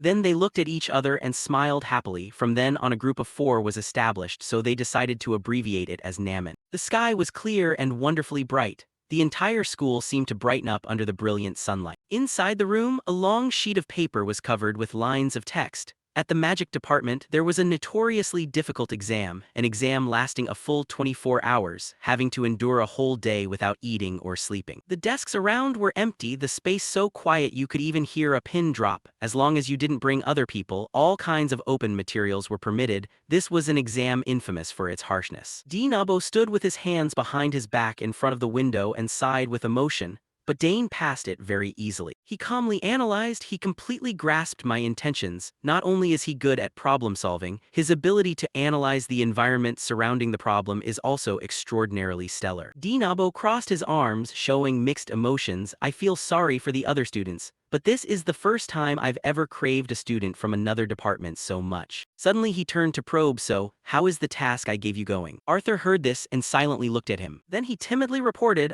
he keeps refusing the invitations to join the student council. If he joins, he wouldn't just hold one position, but could even advance to a key role deciding the future policies of the academy. Hearing that, Dinabo turned his face back to look at the scenery, replying in a calm tone, I see, even when I sent a 5th-year student like you, it still didn't succeed. Dane's figure appeared in his mind and he pondered with annoyed frustration. Damn it, what an unpredictable kid. He doesn't have the vanity or arrogance common at this age. All predictions were completely wrong. Outwardly, Dinabo stood solemnly and seriously while stubbornly resolving in his heart, but he cannot escape my grasp. Thinking of the future prospect, he smiled happily. His inner self remained steadfast and unyielding. I will definitely hold tightly onto him, in the distant mountains and lofty cliffs acting like a wall blocking the path. In the room full of books, Arabella's laboratory, a concerned voice asked inquiringly, is Arthur from the student council still following you around? Dane helplessly replied, yeah, it's a bit annoying. Arabella put her hands on her hips and complained unhappily that Professor hasn't changed at all. It was the same during my time. Seeing this, he rubbed his head and asked doubtfully, did he do the same to you? She admitted right away, Arabella unhappily recounted, he even said he'd make me the president of some student society. Dane surprisedly commented, president of a student society sounds pretty prestigious. She immediately refuted that Professor likes to lure talented kids to turn them into his pawns. She also revealed other mysterious information to him. Those with ability but humble backgrounds and unclear career paths are easily trapped. Hearing that, he immediately remembered Arthur's close relationship with Dinabo. Oh, so that's why Arthur kept tailing Professor Drenavo. Dane smiled smugly and probed, then me refusing was the right thing, right? Arabella looked at him and affirmed with certainty, of course, that Professor is very dangerous. Not only is he talented, but he's also a master at pulling people over to his faction. If you accidentally get involved, you'll become a puppet obediently listening to him, so you must be careful. Unassured, she carefully warned him no matter what he offers, refuse immediately. Dane listened with full patience and answered, I understand, sister, I'll be careful. Suddenly the door of the room was flung wide open. Arabella surprisedly and defensively cried out, what is this?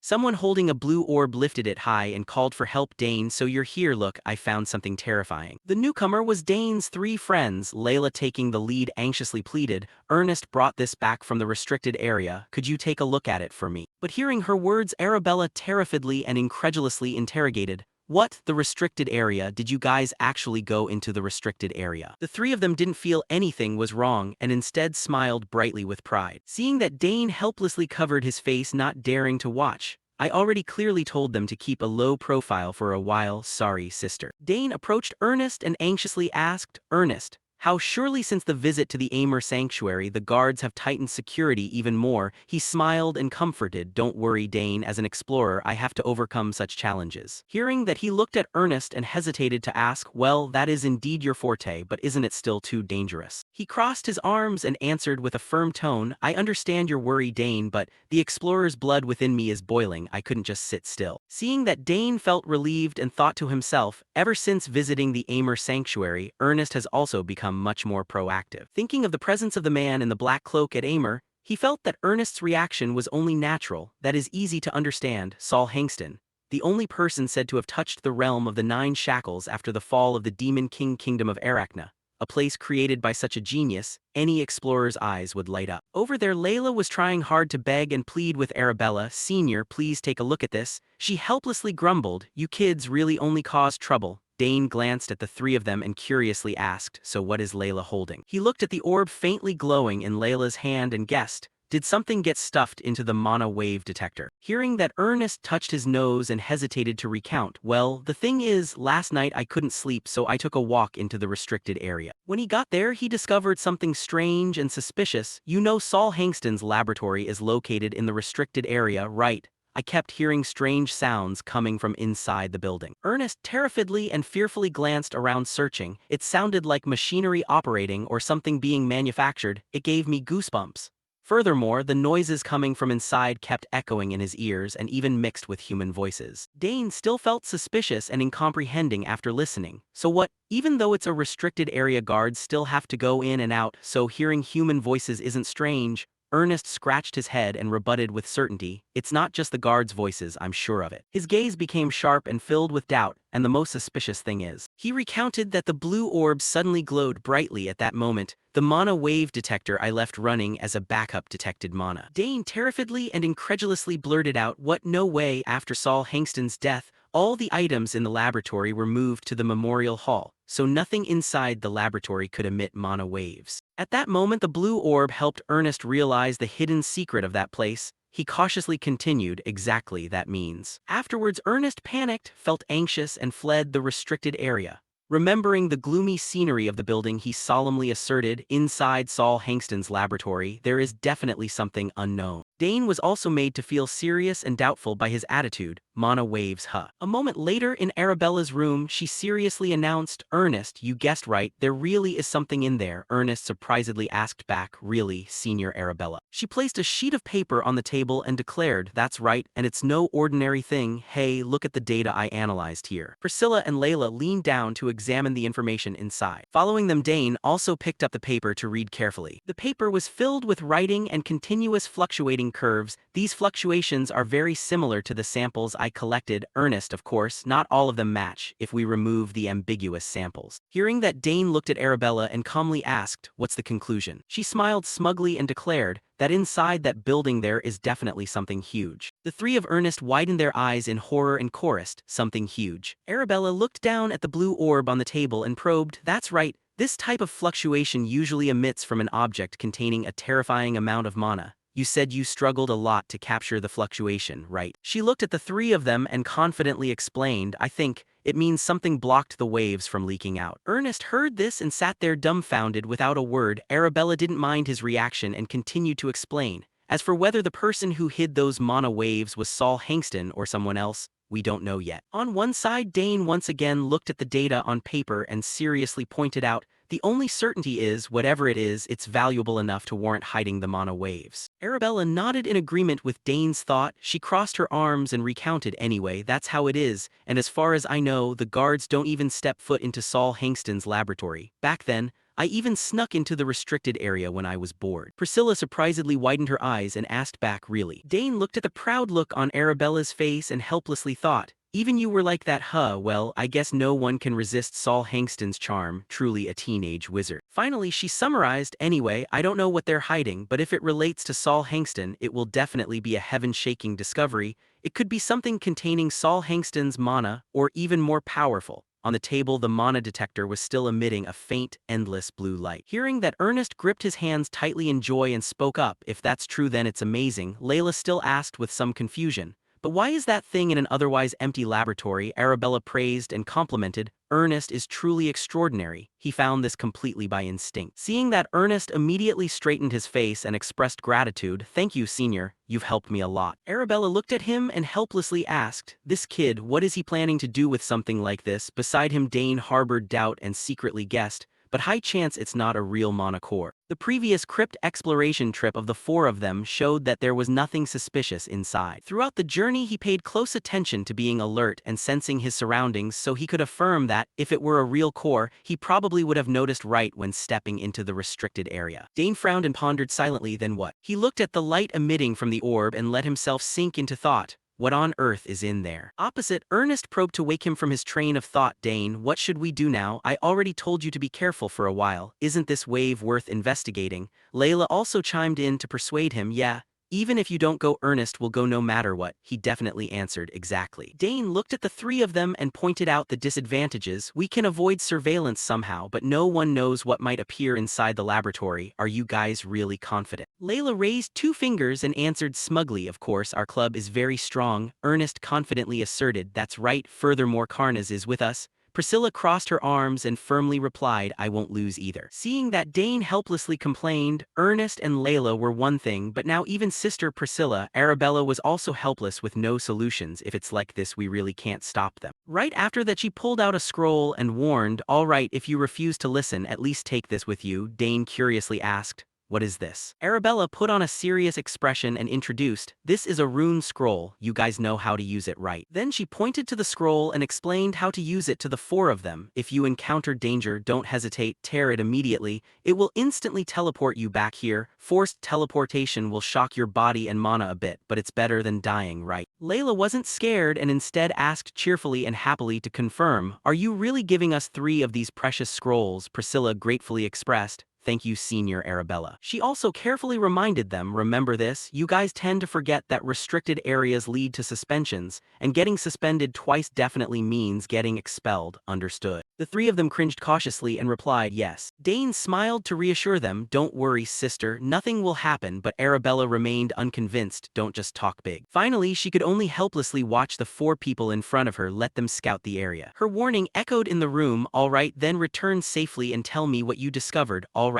Then the space returned to silence as if no one was inside. A while later, the 4 of them gathered in one spot and opened the map to look. Ernest explained the detailed plan to the other 3. Here, the infiltration route, the entrance is from here. There will be a blind spot in vision when moving to this building. We will take advantage of that gap to enter, Dane satisfyingly praised. Ernest, not bad. After discussing everything, everyone packed their backpacks and necessary gear. We will start acting in 2 days. We have distributed exploration gear according to headcount and checked the infiltration route in detail. Ernest thoughtfully instructed everyone on things to note. From here on, we must sprinkle anti-tracking powder while moving. When we arrive, Karnaz's role will be very important to melt the dense mana barrier without leaving a trace. We need Karnaz's flame. Dane nodded in agreement. All right, I'll prepare. Priscilla crossed her arms and also offered her opinion. We must also prepare plan B for emergencies. Instead of blindly tearing the scroll, we should presuppose action directions for each case. Layla surprisingly agreed. Sounds reasonable, Sister Priscilla. Finally, Dane formulated the combat plan. He calmly assigned roles to everyone, so let's do it this way. We'll arrange the combat formation like this. I'll be in charge of mana detection in the front. Layla and Ernest will be in the back. He signaled Priscilla and Sister Priscilla will stand in the middle. Sister Priscilla is quite vulnerable to ambushes. The young lady agreed without a single hesitation. All right, understood. Then he turned to give Ernest his task. Ernest, this time use a short bow instead of a staff. You've practiced a lot, so just shoot with a supporting mindset. He happily accepted. All right, leave it to me. Dane looked at everyone and seriously and cautiously warned, everyone remember. He reiterated the danger of the restricted area. The top priority is not getting caught. We don't know what is hidden inside. Ernest massaged his arm and curiously spoke up. All right, I wonder what's in there. I'm so excited, Layla fearfully prayed, just hoping it's not ghosts. Seeing the good state of the three people, Dane confirmed, is everyone ready? Facing him were three faces without a trace of fear, only excitement. Then, Dane actively and loudly announced, Romantic Club, let's go cause trouble. On the high wall of the building, some guards outwardly stood guard seriously, but their chattering voices kept echoing around. So annoying, if it's like this every day I'll die, just wait a bit, it's 20 more minutes until shift change, which idiot dares to sneak into the restricted area like this? Just wait until they get caught. After those words, the space fell back into silence. The flickering firelight illuminated the figures of the guards. In a corner of the forest, Layla widened her eyes in surprise and blurted out, why are there so many guards? Ernest whispered a guess. I heard they doubled the guards recently. Turns out it's true. It must be because of us. Hearing that, she anxiously probed, what do we do now, Ernest? In the darkness, the figures of the four fumbled and moved quietly. Then they quickly ran in one direction, following Ernest's guidance. At this hour, everyone is tired. There will be a gap. I know which side guards the least. Let's take that path. Near the high wall, another team of guards arrived to announce, it's time for shift change. One standing guard grumbled, looking at them, so boring, almost fell asleep. Another guard suspiciously asked, why are you so late? Behind the relieving guard team, the four of Dane nimbly sprinted past. The other guard, oblivious, was still complaining. Everyone has already dispersed. Following the last person jumping over the wall, they all safely avoided the guards. But because of the momentum from that jump, it made a guard turn to investigate. Seeing that, the standing guard asked doubtfully, what's wrong? The guard rubbed his head and probed, did you hear anything? The other guard unconcernedly replied, probably just wind. The guard suspiciously confirmed, really. It was fortunate that the guard didn't pay attention anymore. Finally, that group of guards left. All right, good job everyone. From upon the wall echoed the confident and assured voice of a guard, guaranteed not even a mouse can slip through. While down below, the four of Dane all knelt on one knee to maintain balance. He calmly reported, good, so we've successfully infiltrated. Under the moonlight, the large house was silent without a sound.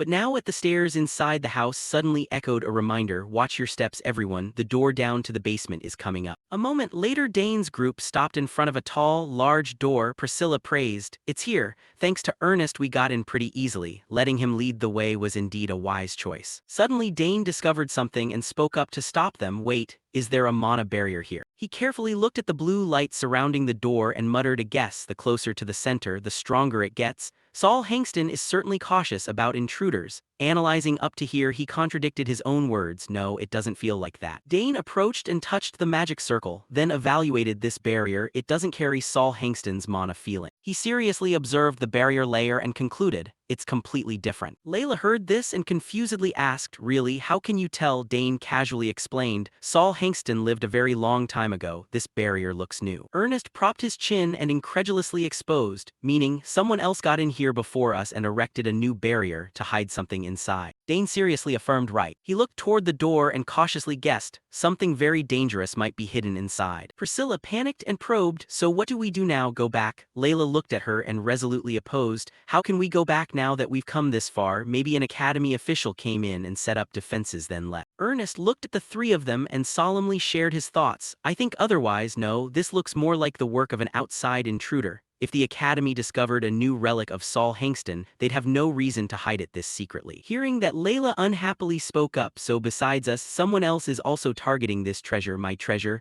Priscilla crossed her arms and helplessly corrected her. We came here to explore, not to steal treasure. Suddenly Dane seriously affirmed, that's right. He looked around the architecture of the restricted area and calmly analyzed, they're different from us. They deliberately erected a barrier to hide something. Whatever it is, running into them will cause a lot of trouble. Layla also sighed worriedly and pointed out, if they harbor malicious intent, It'll be hard for us to stop them. But Dane smiled positively and expressed, yeah, this place might have become a lot more dangerous, but I believe in the power of the romantic club. We are strongest when we're together, right? While inside, Dane thought differently. Sounds reasonable, but honestly I'm dying of curiosity. Ernest, not knowing what he was thinking, tearfully called his name with emotion, Dane, while Layla crossed her arms and boldly and confidently agreed. Well, hard for anyone to beat Dane, that's true. Priscilla, seeing that, helplessly followed the majority opinion. If I let you kids go, something will definitely happen, so I'm coming along too, no other choice. Ernest and Layla, hearing that, looked at her with sparkling eyes. After confirming everyone's intent, Dane smiled and declared, no, one object's good, then we'll go all the way. Then the whole group turned to seriously deal with the barrier on the door. Despite some hesitation and fear,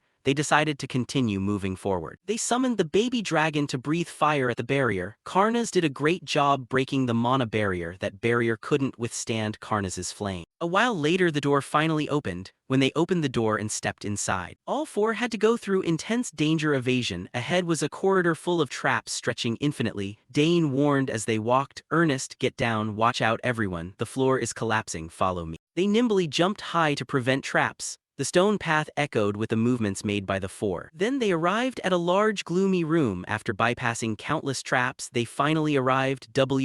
What is this place? I didn't expect such a large room underground. There's a giant room. Piled up there were wooden chests and sacks of rice. Another corner even had a dining table and a bed. Ernest discovered this before everyone else and called out to remind them, look everyone, there's a bunch of food here. Someone definitely lived in this place. Dane also thoughtfully pondered, strange, the space has signs of habitation, as if they stayed here quite a long time. Layla turned back to look at him and suspiciously asked, could the Academy have come here to research? He disagreed with this idea. That possibility is low. Dane glanced around and signaled, look closely. He pointed at the pile of wooden chests nearby and analyzed carefully. If this were really an Academy investigation, the Academy would have provided equipment. The items here are all different, coming from various places, and some are even illegal. If it were actually the Academy, they wouldn't have kept it so secretive. Dane looked at everyone and drew his conclusion. Sister Priscilla is right. This is clearly the work of someone else, not the Academy. Hearing this, Ernest fell silent with apprehension. Afterwards, Dane assigned everyone to search the items in the room. Let's check around quickly. We never know when the owner of this place might return, and with no light and this gloomy atmosphere, it gives people the creeps. Following his instructions, Layla searched through the wooden chest. Priscilla inspected the walls. Meanwhile, Dane knelt down to examine the floor. Suddenly, his hand sensed something suspicious on the ground. What is this?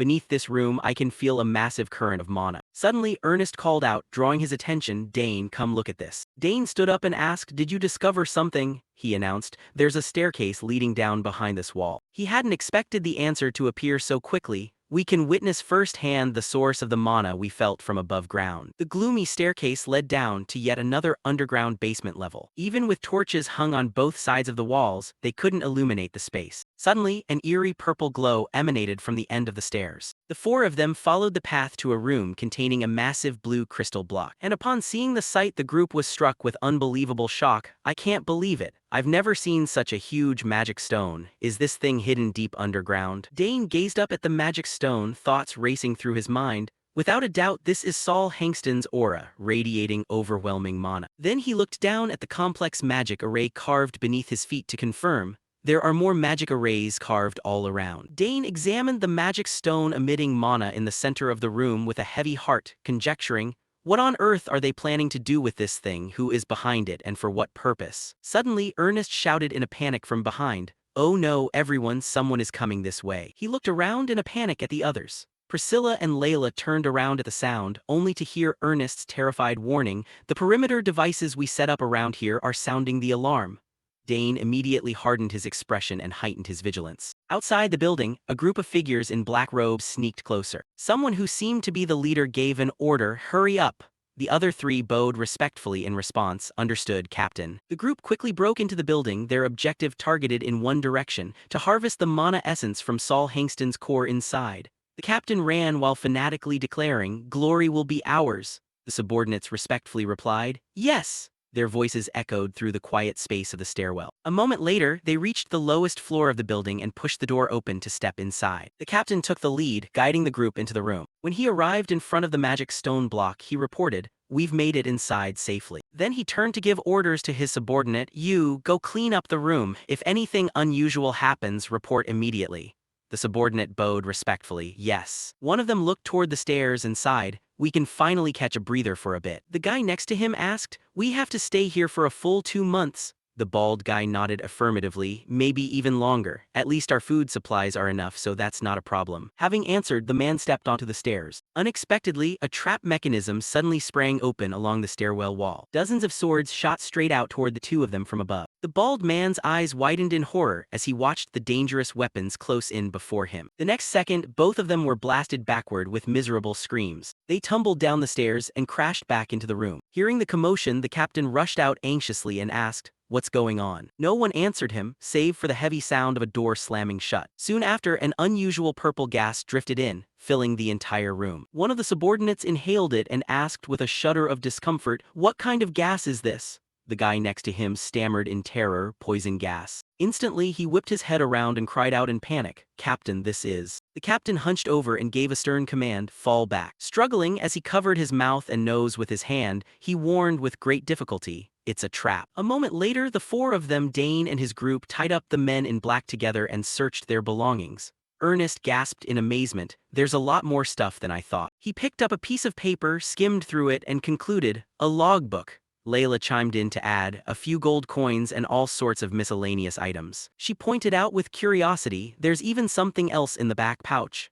Behind them, Dane quietly observed the captured intruders. He frowned in silent contemplation. Who on earth are these people? They're clearly targeting Saul Hangston's magic stone. He looked at the four unfamiliar faces before him and guessed skeptically. Could they be people from the academy, or... Suddenly, Priscilla approached Dane carrying a notebook and reported, Dane, take a look at these notes. They seem pretty important. He accepted without a moment's hesitation, yeah. Dane took the notebook and read the information inside with a serious expression. The paper recorded instructions for a strange experiment. During the essence extraction phase, always maintain 2 extraction machines. When progress reaches 60%, add another one. If the magic array is damaged, stop immediately and reinforce it. Check the attached magic array diagram. Dane pondered and repeated, essence extraction. Priscilla gave a straightforward assessment, sounds pretty dangerous. He agreed, yeah, extremely dangerous. Ernest also approached him with a long sheet of paper. Not only that, these guys even have a continent map.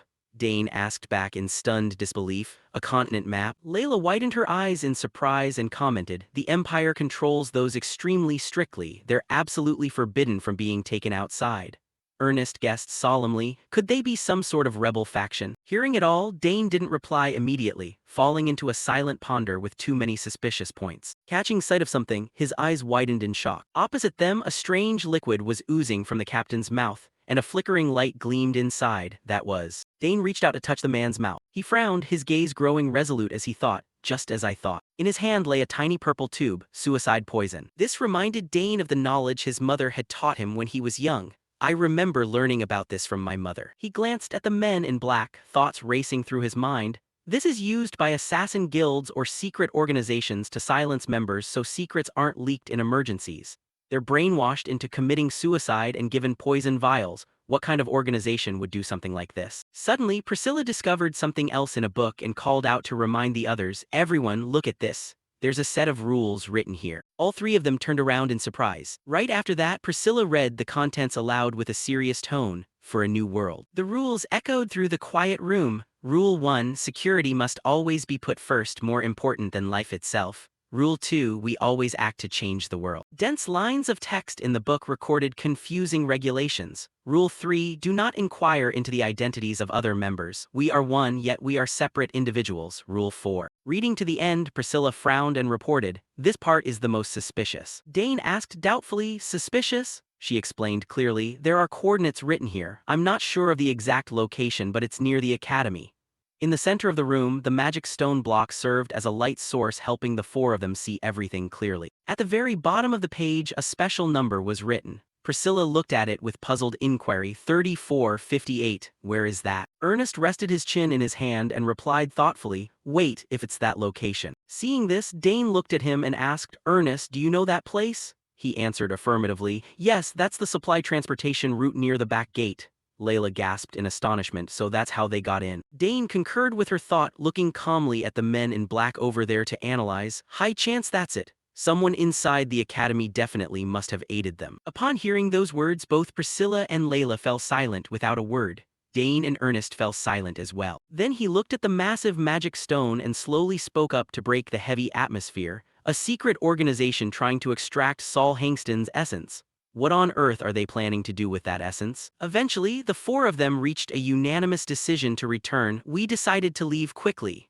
Along the stairwell, the quiet steps flickered with a purple glow as if no one had ever been there. Back in the room, a pitch-black circle was sucking up all the assassins' belongings. All of their items were gathered into the subspace for investigation. Once that was done, the four of them looked at the captured assassins and made a joint decision to report the matter to the academy leadership and guards. However, before leaving, Dane glanced at the magic stone and offered a suggestion, and well, it might be a waste to go back empty-handed like this. The other three stared in bewildered surprise and cried out in unison, "What?" He narrowed his eyes and stared intently at the block of stone. Then Dane made a bold request, "Let's take this magic stone with us." He looked at the magic stone emitting a faint glow and thought, if we leave it here, it'll just fall into their hands anyway. Instead of letting unknown people use it for some conspiracy, it's better for us to take it ourselves. On the wall, the purple radiance still quietly cast its light. Suddenly, an alarmed voice rang out in the room, "Captain, wake up! This is bad, Captain!" Roused by the noise, the captain woke up in a daze and questioned, "My head, what's all this ruckus about?" One of the subordinates looked at the crystal block in terror and reported, "The magic stone! The magic stone is empty." The captain glanced at him in disbelief and yelled, "What? What kind of nonsense are you babbling about?" The other two subordinates also looked toward the ordinary-looking blue stone block ahead, and realizing the guy's words were true, they cursed angrily, "Damn it! The people who set the trap must have done this." The captain widened his eyes, refusing to believe it. No way. Suddenly, a squad of guards marched in from outside. The guard captain looked at them defensively and barked, "Stand right there." The guard threatened angrily, "Who dares violate this sacred academy? We won't let any of you get away." An assassin blurted out in panic, "Why are the guards here already?" The guard immediately commanded, "Catch them, don't let a single one escape." The captain gritted his teeth and cursed inwardly, damn it all." Right after that, the squad of guards rushed forward with weapons to attack the assassins. And witnessing this scene, he deduced with bitter resentment, could the organization have abandoned us? Raising his gaze to look at the solid gray fortress wall standing out against the turquoise sky blazing with sunlight, an involuntary cry broke from his lips. "This is driving me crazy." A figure slowly stepped out from the fortress gate, a cold gaze sweeping across the space. The person sighed, "After decades of peace, is this forbidden area causing trouble again?" The young blonde captain of the guards yelled with an angry expression, "Have the intruders confessed anything?" His bald subordinate touched his chin in thought for a moment before replying, reporting, "Not a single word. We might need harsher measures." In his mind was the image of the three individuals who had just been bound, three faces wearing three different expressions, angry, helpless, and dejected, as they all maintained a stubborn silence. The captain pointed firmly at those who had just been captured and ordered, "Then beat them until they wake up. After completing the preliminary investigation, transfer them to the interrogation room." The bald man immediately replied, "Understood, sir." He frowned in deep thought, "This incident is extremely serious. Even though we doubled security, 5 intruders still managed to slip in." He observed the soldiers packing back and forth in front of him with suspicion, a sense of unease welling up inside him. "I'm definitely going to be punished, and I might even lose my post." Suddenly, a soldier rushed over, "Captain." He reported, "An investigator from the Ministry of Magic has arrived." The captain showed extreme surprise. "Why are they here already?" He pressed the back of his hand to his forehead and massaged it with an annoyed expression, worrying intensely, "Damn it. I didn't expect that lazy old professor to show up here in person." From inside the base came a voice of astonished questioning, "Meaning? You heard noises in this building, noticed the mana barrier vanish, and then found the intruders inside." The captain immediately confirmed, "That's right, sir." Dinabo felt puzzled, strange. Saul Hangston's mana barrier isn't that easy to break. His gaze shifted toward the bound individuals, highly perplexed. If they were capable of doing that, why did they let themselves get caught so easily? The captain closed his eyes briefly, a look of depression evident on his face. "I don't understand it either." He brought forward a book and said with a flustered tone, "By the way, we found this among their belongings. Would you like to take a look?" Dinabo was surprised. "A book?" He reached out and took the thick blue book, sensing a cold magical energy emanating from it. Dinabo carefully opened it and slowly flipped through the pages one by one. After a thorough examination, he announced with a serious expression, "It's sealed with magic, only authorized personnel can open it, but someone forcibly broke the seal."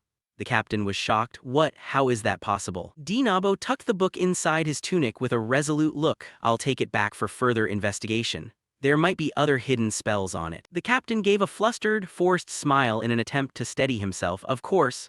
I only skimmed it, but it seems they belong to some secret organization." Dinabo frowned, his gaze turning sharp. "A secret organization?" The captain reported further. "We also discovered a giant mana stone in the basement. It's taller than a full-grown man." Dinabo wondered, "A mana stone, but the basement was supposed to be empty." The captain also felt doubtful. "We found it strange too. Why would a giant mana stone be located in the forbidden area?" Dinabo parted his lips slightly, pondering for a moment as his mind quickly pieced together all the abnormal details. Finally, he decided to order, "Lead me there, I want to see it for myself." At the academy fountain, many students were animatedly discussing the latest topic. "Did you hear? There's trouble in the forbidden area again. The guards are running around like crazy. Why are there so many incidents lately? It feels so unsettling." Standing on the porch, Priscilla couldn't help feeling troubled upon hearing this. Good grief, that place has been in a frenzy since yesterday's commotion. Knowing her current mood was quite unpleasant, Dane smiled and changed the subject. "Priscilla, did you find anything?" Sure enough, she shifted her focus immediately. "Yeah, I heard the Ministry of Magic team caught them, and even Professor Drenavo came in person." Ernest muttered, "If the professor himself came, this must be serious." Layla awkwardly scratched the back of her neck. "We really did stir up a massive mess. It's already made it into the Daily Academy newspaper. Want to see?" Hearing that, Ernest lost his composure. "What? So fast? Walls have ears indeed." The information in the newspaper was written very clearly. "Forbidden area infiltrated. 5 strangers being interrogated by the Ministry of Magic. Captain of the Guards, I take full responsibility for all mistakes." While everyone was engrossed in reading the paper, Dane quietly stood in the background thinking, if Professor Drenavo showed up in person, he must have realized the severity of the situation. He thought for a moment and spoke up, "But if the Ministry of Magic is handling it, it should be fine." Priscilla sighed despondently. "Yeah, they're notoriously ruthless. They'll use all kinds of spells for questioning." Layla timidly shivered and asked, but will they find out it was us?" Contrary to her, Ernest was remarkably optimistic and tried to comfort her. "Come on, calm down, we wiped away all traces." He also consoled the young maiden. "Actually, the academy should be thanking us. If not for us, those intruders wouldn't have been caught." Hearing that, Dane admitted defeat. "What kind of logic is that?" Seeing them chat so cheerfully, Dane chuckled and nodded softly. "Don't worry, they fell right into a trap without even knowing we were there. For now, let's just lay low for a while." Then he turned to his friend. "Ernest, you brought their stuff with you, right?" The other started slightly before answering. "Ah, yes I did. Here are the analysis results, take a look." The group shared a single thought. Who knows, maybe by tracking their trail, they all anticipated something. We might find another treasure like Saul Hankston's essence. A few days later, the academy plunged into chaos once again. A crowd of cavalrymen stood majestically on the campus grounds. This time it was due to the arrival of the Royal Investigation Team, They marched in with heavy footsteps. Flags bearing the royal insignia fluttered in the air. Others stood to the side watching. The royal family rarely sets foot in the academy, yet today they've arrived with dozens of people, banners flying, truly unprecedented. Under the scorching sun, no one uttered a word. Somewhere else, down in the basement, a robust-looking knight muttered, "Strange." Frowning, he continued, "The Amer Holy Hall had an intruder without a trace, and now we find strangers hiding in Saul Hankston's laboratory." This person was none other than the commander of the 4th Royal Knighthood, Delphian. Someone else nodded in agreement. "This matter is very strange. We've been tracking the trail but still haven't found any clear results." He glanced toward the person and asked in a low voice, "What about the barrier?" Facing the pressure of someone of high status, a young woman holding a paper stepped forward hesitatingly and replied, "Yes, we're still investigating, but so far we haven't found any clear signs." Hearing this, Delphian walked away in frustration. What a headache, especially since this is one of Saul Hankston's designs. Then he raised his head. He asked cautiously, "What do your highness think about this?" Third Prince Edward Dantora. Caught off guard by the question, the prince looked flustered, averted his gaze to the side and stammered in response, "I haven't thought of anything yet." Seeing the item, Delphian sighed even more annoyed. I understand, your highness. Dinavo only now noticed this person's appearance and panicked immensely. Wait, did the third prince himself come here? Why on earth did he have to come in person? Edward closed his eyes to sense it. In a silent space, he gradually perceived something mystical. Are these traces of a melted barrier? It's hard to tell, but the surface is somewhat unusual. At this moment, the third prince no longer had his previous awkward demeanor. Instead, he crossed his arms seriously. It's as if it was melted and then reassembled. His lips pressed tightly together as he silently praised, "Whoever broke through it is truly impressive." Saul Hangston's barrier was created to last for centuries, and up until now, no one has ever managed to break it. Hearing this, Delphian in front nodded. Indeed, a flawless steel fortress that was never pierced, yet now it has been shattered. Edward uttered a terrifying piece of news while remaining completely calm. That means even the royal barrier can be infiltrated. Suddenly his eyes widened. His body felt a pain that pierced straight to his gut. Sweat streamed down the prince's pale face. Unable to bear it any longer, Edward clutched his stomach. Seeing the other's strange state, Delphian anxiously spoke up, "Your highness." He ran closer, frowning as he asked, "Does it hurt anywhere?" Edward lowered his head and calmly replied, "It's fine, just a usual ache." The man with the fierce face softened his tone and advised, "Please, if you feel any discomfort, tell us right away and we'll head back immediately. The investigation is important, but your health matters more." The prince's personality seemed to change. "No, I came here of my own accord." He raised his arm and waved it. "Don't worry, my arm is fine." Meanwhile, Dinavo watched from the side and thought, the prince and the knight commander appeared together. Those two are keeping an eye on him too, so we probably have to be very careful this time. Delphian advised, "Perhaps you should step outside to rest for a moment. If things get worse, please let us know right away." Hearing this, he gently answered, "Yeah, I will." Before leaving, he couldn't help looking back. Such a pitiful person, branded as a useless prince, and now even his hand disobeys him. Delphian frowned slightly. If only his highness had been born with a healthy body. At this moment, the prince's solitary figure stood there alone in silence. Yet as soon as he left, Edward revealed an annoyed expression. "Damn it, there's always something getting in my way." Looking at the surrounding scenery, he thought to himself, "But now is not the time to hesitate. I need more clues and have to find them myself." Edward began to walk. "They told me to stay put, but..." He closed his eyes and thought, "Sorry, Delphian." Over here, he asked his subordinate, "Are there no traces at all?" The person said it was around 5:00 a.m. and Dinabo replied, "Right before sunrise, that's when it happened." Delphian asked further, "What about the mana detection spell?" "Nothing detected, sir." Hearing that, he grew tense and flustered. Right at that moment, someone from afar ran over to report, "Commander, bad news, His Highness has disappeared." Delphian panicked upon hearing this. "What? No way, he was just right here." The person recounted in confusion. "It happened while the guards let their guard down for a split second." Hearing that, he widened his eyes in horror. "Idiots." Delphian immediately shouted to those around him to halt all other activities, stop the investigation, and find His Highness right away. The others immediately and solemnly shouted, "Understood." He felt constant anxiety inside. His body is already weak, yet he still... Why? On this side, Edward ran continuously through the forest. His steps were swift. "I must advance this investigation at all costs." Edward looked ahead and resolved, "This time His Majesty will have to pay attention to me. Since I lack talent, I'll prove myself through effort." He told himself, "I cannot remain a useless prince forever." Shifting scene to another place, the Bonia forest. Layla stood with her arms crossed to instruct, "Ernest, that posture isn't stable, try it again."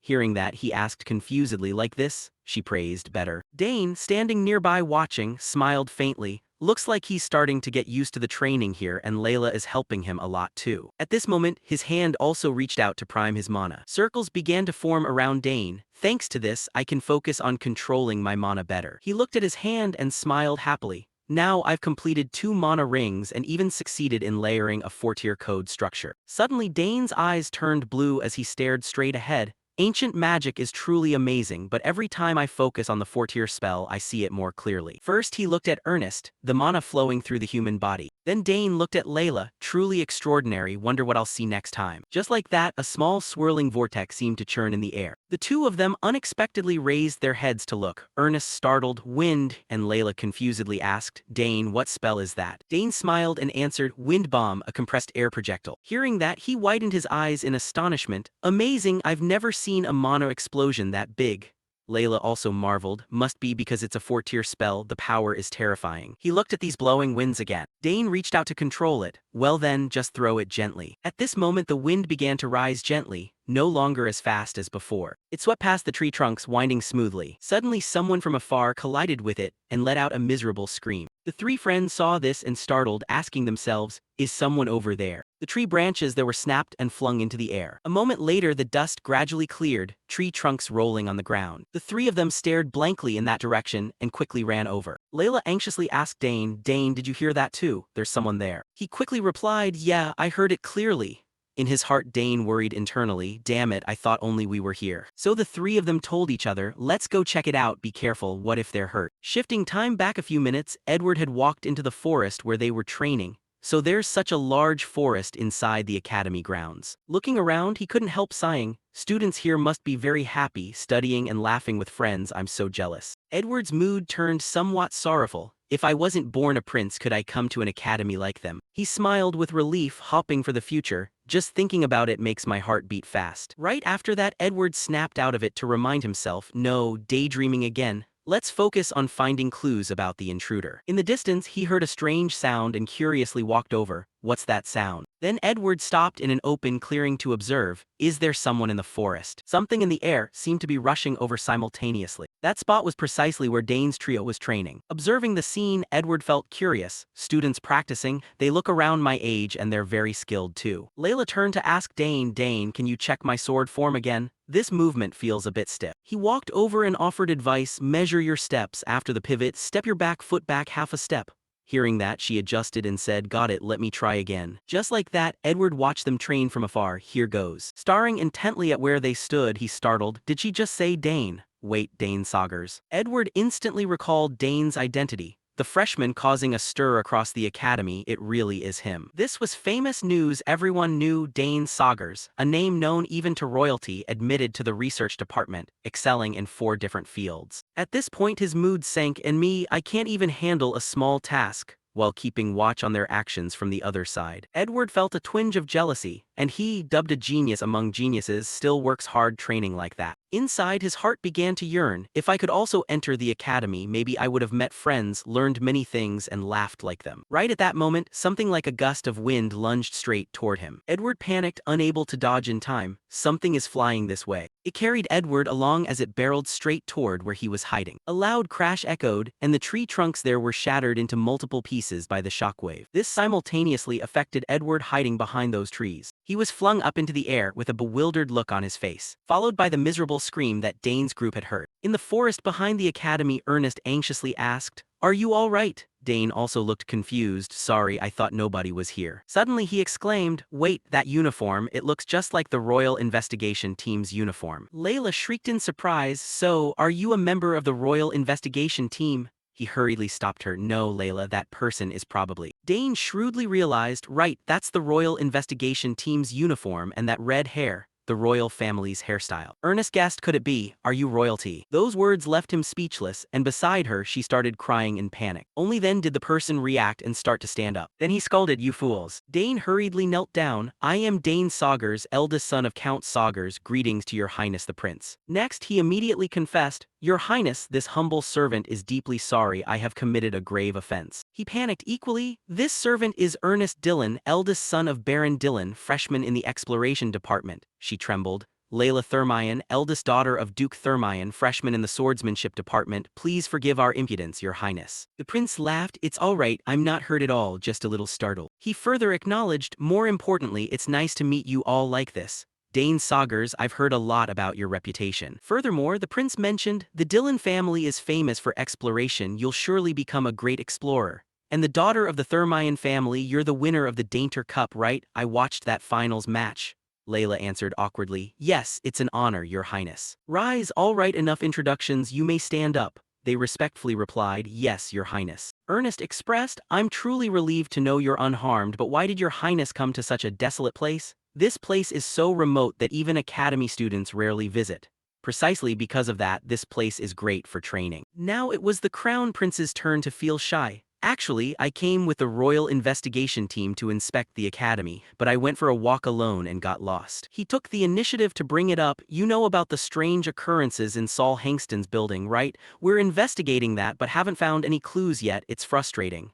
They asked out of curiosity, "Did you come to investigate?" They revealed, "We also discovered a few oddities, but it's hard to be certain." Dane thought to himself, they discovered something. An ordinary person probably wouldn't notice, but they don't seem very confident either. He guessed, "So that strange phenomenon, was it discovered by your highness himself?" He hesitated. You could say that. Ernest, and she whispered, crap, everything leads back to us. If discovered, we're totally finished. Meanwhile, he just stood there silently watching. Dane silently assessed, unlike the first two princes, the youngest prince, the third prince, is around our age. I heard he's just an ordinary person with no special talent. Internally, he felt doubtful. How strange, we spread anti-tracking powder very carefully around here, yet he still found it. Moreover, he noticed an anomaly others couldn't. There's no way he's ordinary. Dane speculated, could he be hiding some special ability? The prince repeated, actually I just got lost and ended up here. This academy is quite complicated.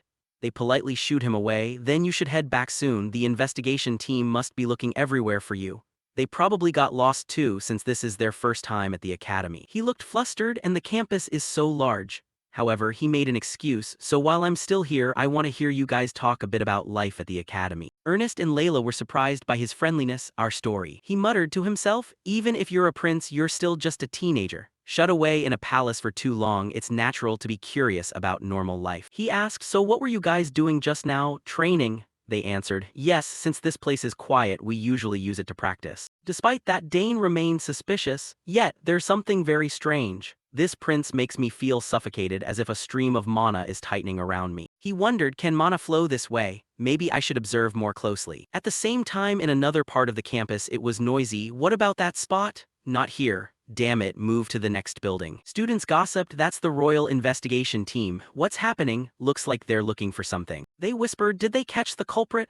No way, if they did, the Magic Legion would be here, not the investigation team. The atmosphere is so tense. They anxiously called out, Your Highness. The captain feared, damn it, not here either. Where on earth did he go? He muttered to himself, we don't even know who's involved in this or what faction stands behind them. If the prince, with his unhealed hand, gets into trouble wandering alone, demotion would be the least of my worries, but if something happens to him. Right at that moment, a subordinate ran over to report, Captain, a witness appeared. Someone wearing a gold-trimmed cloak was seen heading toward the forest outside the academy. The captain found hope. Really? Bring that person here immediately. He immediately ordered all units head to the forest outside the academy. Top priority is ensuring His Highness's safety.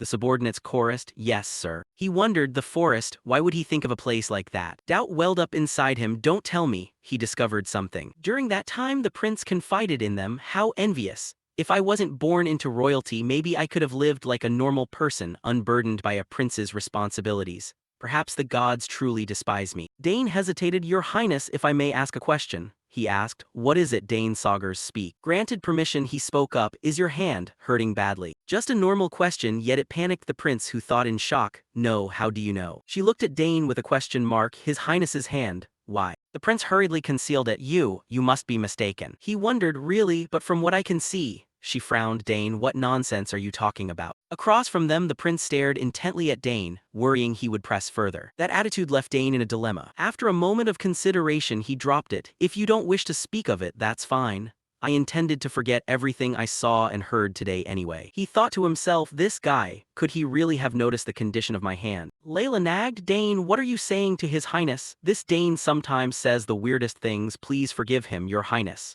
But the prince confirmed instead, no, he's right. He and she froze, thinking together, what, really? A silence enveloped them. A moment later, he honestly admitted, my right hand is no different from a crippled hand. Dane Saugers, how did you figure that out? Dane fell silent as well, unsure how to respond. Then he revealed, to be precise, I didn't see the condition of your hand, rather I saw the flow of mana heading toward your hand being blocked. The prince looked stunned. What? You can see the flow of mana with your naked eyes? He stated, that's an ability I gained after an ancient artifact fortunately fused with my body. At the same time thinking, actually it's due to ancient mana, but I can't tell the truth. He was startled. An amazing ability, so you can find the true cause. Dane replied instantly, no, I can't see the deep-rooted cause, but at least right now I can understand the reason why you feel pain. The main cause was that the mana flow, which should have traveled down to his hand, was blocked at his wrist and refluxed upward. He could feel it, a hand that mana could never reach. And as a result, it was slowly dying. Dane stepped closer, Your Highness. Alongside that, he probed, may I ask what happened? Hearing Dane's question, Edward's mood darkened slightly, and a moment later he spoke in a low voice. It started when I was about 1 year old. As he spoke, he reminisced about the past. From the time Edward was in his crib, there were no problems at birth, but at some point it turned out like this, and he could only hold eating utensils by the age of 7. Initially, when he first managed to hold a spoon, his hand would tremble nonstop. He could only hold a pen and write after turning 10, and to be able to write, Edward had to put in far more effort than anyone else. But there were the most important things that, no matter how hard he tried, he could never manage. He couldn't learn swordsmanship, horse riding, all the things a prince should learn, and magic was even more out of the question. The moment he touched them, his hands would start shaking uncontrollably. This was the greatest sorrow and torment of Edward's life. Speaking of this, a flash of loss and disappointment returned to his eyes. Edward turned his face away slightly, not daring to look straight at Dane's group, his voice carrying a cold, self-deprecating tone. "I've lived like this until now, a shameful prince who doesn't dare let others know." Hearing his entire story, Dane felt a touch of empathy and thought to himself in silence, "So he suffered from this issue since he was very young. That's the reason he isn't as prominent as the other princes." Contrary to him, Layla and Ernest were flustered after hearing it, panic-stricken as they clutched their heads in fear. Layla stammered, "But Your Highness, is it really okay for us to hear a story like that?" While Ernest nervously chimed in, "Should you really be telling us such a huge secret?" With a calm expression, Edward shook his head, looking casual yet certain as he replied, "It's fine, I trust that you'll keep it a secret." Then he continued, "Besides, my mood is very good today. No matter what royal physicians and mages tried, they couldn't find the cause, but I finally figured it out." Just as Edward finished speaking, Dane suddenly asked him an out-of-nowhere question, "Do you trust me?" Edward gave a slight nod, offering a half-serious, half-joking smile. "Of course I do. How could someone from the Sagar's noble family lie to me? If that were the case, they'd have to be a master swindler to dare trick a prince." Hearing him say that, Dane winced slightly, thinking helplessly, what kind of joke is that? At that moment, Edward extended his hand again, his voice dejected with a hint of self-mockery. "As you can see, strength is slowly leaving my hand. I know sooner or later this hand will become completely useless." But then he quickly rallied his determination, eagerly asking Dane, "So, can you cure it?" Dane kept a blank expression, not answering him right away. Ernest and Layla wore tense expressions, falling silent without daring to breathe loudly as they glanced between Edward and Dane. Dane pressed his thin lips together. The next second he spoke in a flat tone, "I'm sorry, Your Highness, I'm not a physician." Hearing that, Edward widened his eyes, freezing for a brief moment. Then he closed his eyes tightly, helplessly letting out a discouraged remark, "I figured it wouldn't be easy." Suddenly, Dane spoke up again, making a serious proposal to him, "But if Your Highness wishes, I could give it a try," causing Edward to instantly widen his eyes and freeze in place. Dane still wore a bright smile as he looked at him. Deep within the quiet forest, a loud, excited shout rang out, "Really? Then do it right now." Edward scratched his head with a cheerful grin, promising, "If you can cure my hand, I'll do whatever you ask," prompting a bewildered Dane to ask back, "Really?" Then, lowering his gaze slightly, he stated his plan in earnest, "If that's what you wish, I'll try to alter the mana flow. However, if it fails, you could die." Hearing that, Edward bolted upright in sheer terror, letting out an involuntary, disbelieving gasp. "What?" Dane continued, "If this attempt goes wrong and harms Your Highness, I will undoubtedly be executed for attempting to assassinate royalty."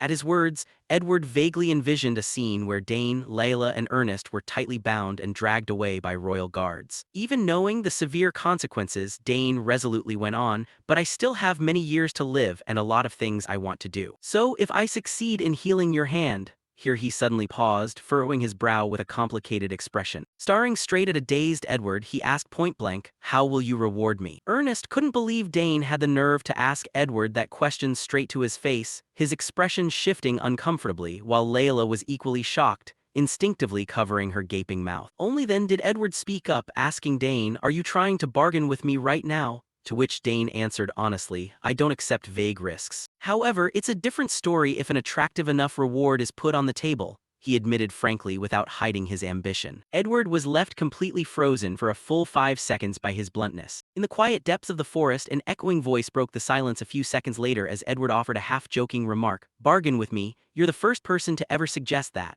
Dane replied dryly, "I just noticed that every prince bestows favors to secure patronage."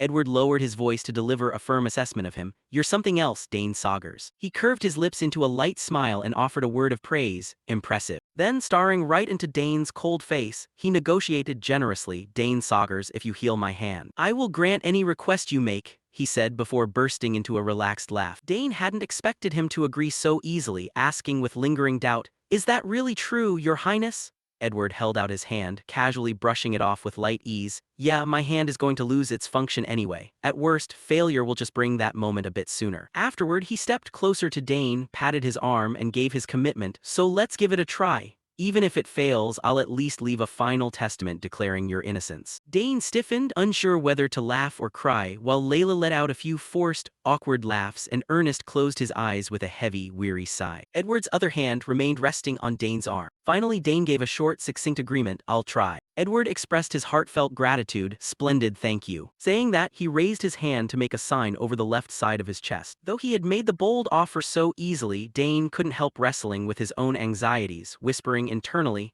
this might be the biggest event of my life. If I succeed, it's a monumental victory. If I fail, it's a disaster. Quickly regaining his composure, he resolved within himself, then I have to succeed at all costs. Thoughts settled, Dane told Edward, first, Your Highness, please sit down and make yourself comfortable, to which Edward complied with a brief, very well. Edward sat down on a stone ledge thinking to himself, I've practiced controlling mana flow since I was a child, so I'm quite confident. The three of them, Dane, Ernest, and Layla, stared at him with tense expressions. Edward tilted his head, closed his eyes, and relaxed as he thought, besides, I also carry ancient mana within me. Dane stepped forward, knelt down, and took hold of his hand. He felt along the finger joints. Closing his eyes slightly, he announced in a low voice, I'm starting now. Edward quickly drifted into a hazy, drowsy state. Dane began channeling mana into him, wrapping Edward's hand in a faint, hazy blue glow. Dane closed his eyes, throwing every ounce of focus into the task. The radiance grew brighter and brighter. Meanwhile, deep in another part of the forest, people were calling out to one another, how's your side looking? There's a sheer cliff ahead and we can't get past. A soldier dashed over in a rush to report to Delphian, Captain, there are multiple forks ahead, causing him to gravely mutter, damn it, I don't have enough forces to split up here. Suddenly, Delphian sensed something and whipped around in high alert. Staring into the bushes and intersecting paths, he thought in confusion, no way, what is this feeling? Abruptly, he raised his hand high. Then he gave the order to his troops, everyone take cover. All the soldiers simultaneously drew their swords. Gripping their weapons tightly, Delphian commanded the group, move as quietly as possible. One soldier dashed lightly forward ahead of the rest. A multitude of other soldiers followed closely behind. They moved with utmost stealth, not daring to make any loud noises. Reaching their destination, they halted, and Delphian gripped his sword tightly, marching aggressively forward. At that moment, Dane was still holding Edward's hand to execute his magic, while Layla and Ernest stood nearby, watching anxiously without daring to make a peep or cause any disruptive noise. Suddenly, a strange sound cut through the air, causing Dane and Edward to slowly open their eyes. Layla and Ernest nervously turned their heads to look as well. Leading his troop with a grim expression, Delphian looked coldly at Dane, Layla, and Ernest, demanding, you scoundrels, how dare you do that to His Highness? All at once, a man lunged toward Dane's group, roaring, you bastards, what do you think you're doing? He glared at them savagely, raising his sword high.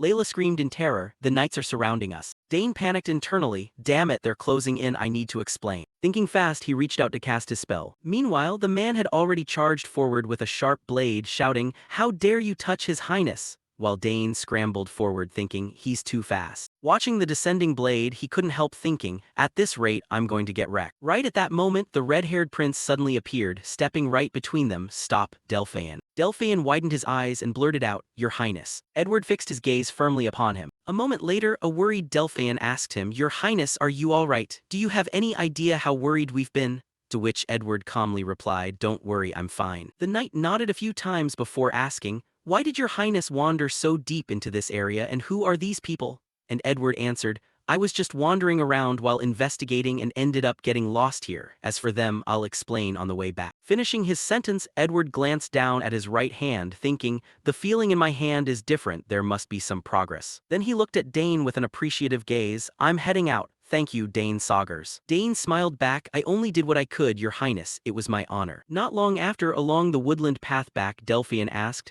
so he's the son of Count Saugers? And Edward answered, yes, he's my benefactor. Hearing that, Delphian couldn't help wondering, your benefactor? Prompting Edward to look at him with a meaningful expression, he has become someone invaluable to me. Then he asked, so tell me, what kind of gift should I give in return? Delphian looked confused, a gift, what does Your Highness mean? while thinking privately they might be noble kids but you only met them today. Edward rubbed his chin in thought, ordinary gifts probably won't satisfy me, I want to give them something truly precious. The moment he finished speaking, as if remembering something, his lips parted and he let out an instinctive exclamation. Edward smiled at Delphian. Well, what about that item? He leaned close to the man's ear and whispered softly. After hearing it, Delphian's eyes bulged as he blurted out, Your Highness, surely not. Edward wore a mischievous smile. Is it inappropriate? While the other worriedly asked, Isn't it a bit too much? I thought you'd be happy just making friends. The prince cheerfully continued, Compared to what Dane did for me, this isn't over the top at all. Send a messenger back to the palace to bring everything here immediately. Helplessly accepting the command, Delphian conceded. Understood. Matters settled, a cheerful Edward hummed to himself as he walked in front. Watching him from behind, Delphian fell into sudden thought. Come to think of it, this isn't a bad thing. The images of Dane's trio instantly flashed in his mind. They were the children of the Sagar's Count and the Termian Duke, and through this, the relationship between the royal family and the major noble houses could grow much stronger. He added silently to himself, It will also become a major backing for His Highness. Beneath the blinding sunlight beating down upon the palace tile roofs, a week later they were invited to the royal palace, arriving at the reception room of the annex. Sitting in the center of the room, Edward spoke up, My hand has gotten better with no side effects. Thank you, Dane. Dane bowed slightly in response. I'm relieved, Your Highness. With that, the prince gestured toward the side and said, Please take a seat. Once everyone was settled, Edward spoke again. I've prepared a little something to show my gratitude. Please accept it. This is everything I thought was worthy of you. Seeing the item, the three members of Dane's group simultaneously widened their eyes and gasped, Your Highness, this is. Inside the small box resting on the table lay an exquisite badge indeed, a royal token of authority. Edward smiled in explanation. It's very simple to use. If you ever run into trouble, present this token and everything will be resolved. Still in a daze, Ernest looked up and asked, Can we really accept this?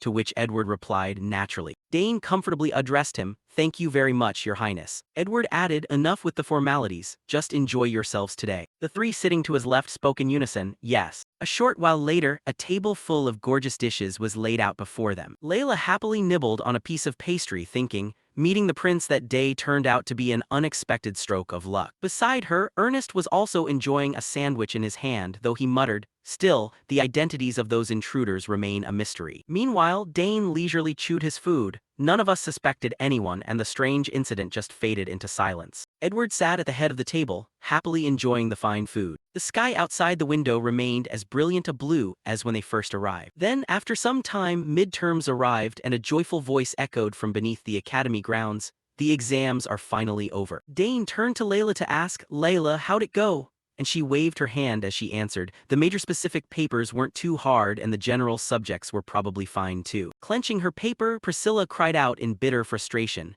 As for me, I wish this world would just burn to a crisp. How could the exam questions be so difficult even after memorizing the entire scripture? Seeing her like that, Dane could only offer a forced smile, thinking, Turns out the Department of Theology isn't easy either. Ernest spoke up then, Well, at least it's over, and Dane quickly chimed in, We're free. Hang in there, everyone, we've got a few days off, what are you planning to do? Ernest grinned and replied, I'm thinking of joining that fitness club, the one that focuses on physical conditioning. What, you, Ernest? Priscilla stroked her chin and gave him an appraisal from head to toe. Looks like you finally realized your weaknesses after those combat simulations, huh? You know what you're doing. Ernest confidently retorted, That's right, just wait and see the results, prompting the blonde girl to add a parting warning, Don't get yourself hurt. Following that, Layla suddenly offered a soft smile, I think I'll head home for a bit. My mom's been wanting to see me for a while. With that, she looked at Dane. What about you, Dane? He hesitated slightly before answering, I'll probably spend some time studying in the library. Studying right after the exams. Dane lowered his gaze slightly, continuing, Actually, there isn't really anything else to do. Oh wait. The image of himself as a child facing the Duke suddenly flashed in his mind. What Layla said just reminded me. Back then, young Dane had been staring intently at the gift in his hand. When I was 7 years old, the Duke gave me a gift, the emblem of the Termian forge. He muttered to himself, I've been meaning to forge a new sword so I might drop by that forge. Meanwhile, Layla and Ernest both marveled, It's been so long since you brought that up, you're really a hardworking guy. Under the blue sky, Dane suddenly spoke up, Actually, Layla, I'll go with you. To my home, sure, but why so sudden? He rubbed the back of his neck, explaining, I just figured I'd like to see what your family's forge looks like. Layla turned her head away and muttered under her breath, you're the only person on Earth who would call that just taking a look. At that moment, Ernest suddenly asked, can I go to the Termian Forge? That's bound to be an amazing experience. Amidst the closely packed rooftops, a cheerful voice rang out, you want to come too? Sure, the more the merrier. Later, on the path leading to Layla's house, the house of Duke Thermion, I'm so nervous, just don't touch anything and we'll be fine, understood? Of course, I'm just looking. Layla suddenly turned her head and spoke with a tone of regret. It would have been more fun if Sister Priscilla could have come along. As top student, the month-long department period meant no breaks. Dane looked at her and replied, yeah, can't be helped, I heard she was summoned to the temple. Then Ernest suddenly grew curious. Layla, how long does it take to get to the Thermion territory from here? Layla quickly answered, less than an hour by carriage. Ernest gasped upon hearing that. So close? I lived way out in the west, riding a horse took nearly a month to get here. The three of them simultaneously stopped along the way to chat. Then you must have had a hard time enrolling, right? Ernest suddenly turned to Dane. And what about you, Dane? He answered, it only took me a day to get here, my house has a teleporter.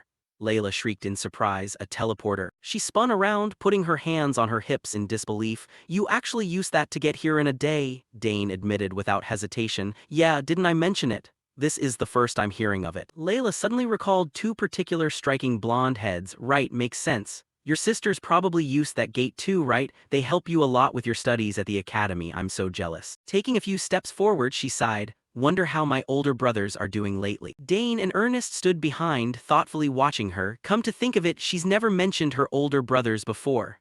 One of the two suddenly spoke up to ask, Layla, what kind of people are your brothers? Today's weather is just wonderful for heading home, Layla chatted as she walked. My eldest brother was really nice before he left for the east, he used to play with me every day. She mentioned each of them with different expressions, and my second brother just loves teasing me, sometimes he really makes me mad.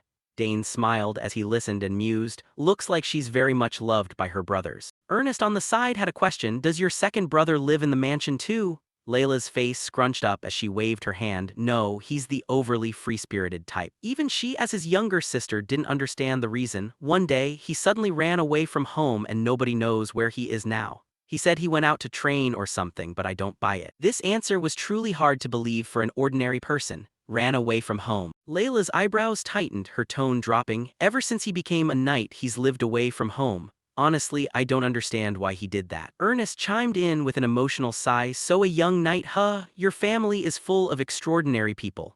She didn't deny it much. The eldest is just hardworking, but the second one is unpredictable. Dane looked at the pink-haired girl with a pensive look. Sibling disputes are common among the nobility. He realized this clearly didn't happen in their family, but obviously the Thermion family didn't seem like the rigid type. Perhaps there was a deeper story behind it. Before long chatting and walking, they arrived at their destination. Three knights suddenly walked up to the three of them and the one in the middle spoke, Milady, you're here. Layla recognized him, Sir Asmar. He smiled friendly and bowed respectfully. Long time no see, how have you been? Hearing you were coming back, I came right here. The grand gates of the Thermion family swung open to welcome them. Come on in, everyone.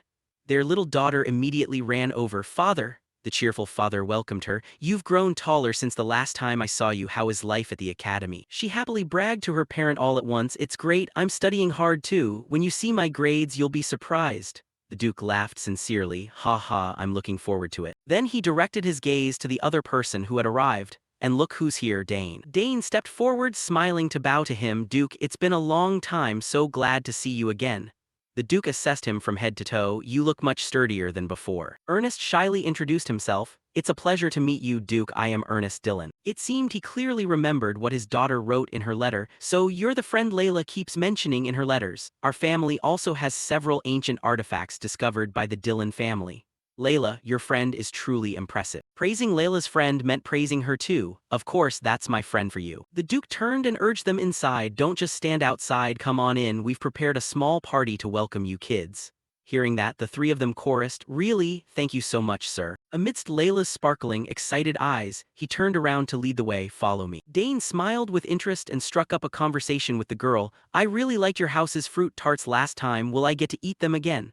Layla had anticipated it, smiling and gesturing. I knew it, so I told them to prepare strawberry tarts in advance. You'll love it. Inside, the party wasn't all that small. After a hearty feast that hit the spot, Dane felt immensely satisfied. It's been so long since I've had food this good. Ernest scratched his head in realization. Now I understand why Layla was so excited. Layla was still chewing a piece of cake in her mouth. Too bad Senior couldn't come. They promised each other, let's meet up together next time. Suddenly all noise erupted as a group of people walked in. Unable to contain his curiosity, he leaned over to whisper, Layla, who are those people? She replied, they're knights of my family, father invited them to the party. I heard many others would come too once they knew you were dropping by. Dane's tone turned indescribably vague. Really? Why do I have such a bad premonition about this? As if reading his mind, they stepped forward to meet him. Qantas Daggerweld, greetings, young Master Dane Saugers. Dane also politely greeted them back. Pleased to meet you, Layla has told me about you guys. You're the Duke's knights, right? The leading older fellow smiled sociably. Yes, that's right, we've heard a lot about you, young master. It's a true honor to meet you in person. If you don't mind, we'd like to chat for a moment. He had no reason to refuse. Of course. Layla put her plate down on the table and shared a rumor with him. I heard the Thermion Knight squad is one of the strongest in the Empire, though second to the Royal Guard. Right now, countless apprentice knights are fighting to join. The other side also stepped up with a friendly attitude. I've also heard the Saugers Knight squad is very famous. Dane didn't hide anything as he shared. That's right, my squad mainly trains in spear techniques, largely thanks to my father. His eyes flashed with genuine admiration. Because the developmental history of the Saugers family was truly admirable. Ever since his father taught spear techniques on the battlefield, it gradually evolved into a true knight order. And now it was the Empire's only Spear Knight Legion. The Thermion Knight Order expressed deep admiration and shared their thoughts. We've always been curious about your training methods, young master. You must be great with a spear. He gave a modest, wry smile, just passable. Suddenly Layla chimed in exaggeratingly, Dane is good at everything, even if all of you attacked together you wouldn't be able to beat him.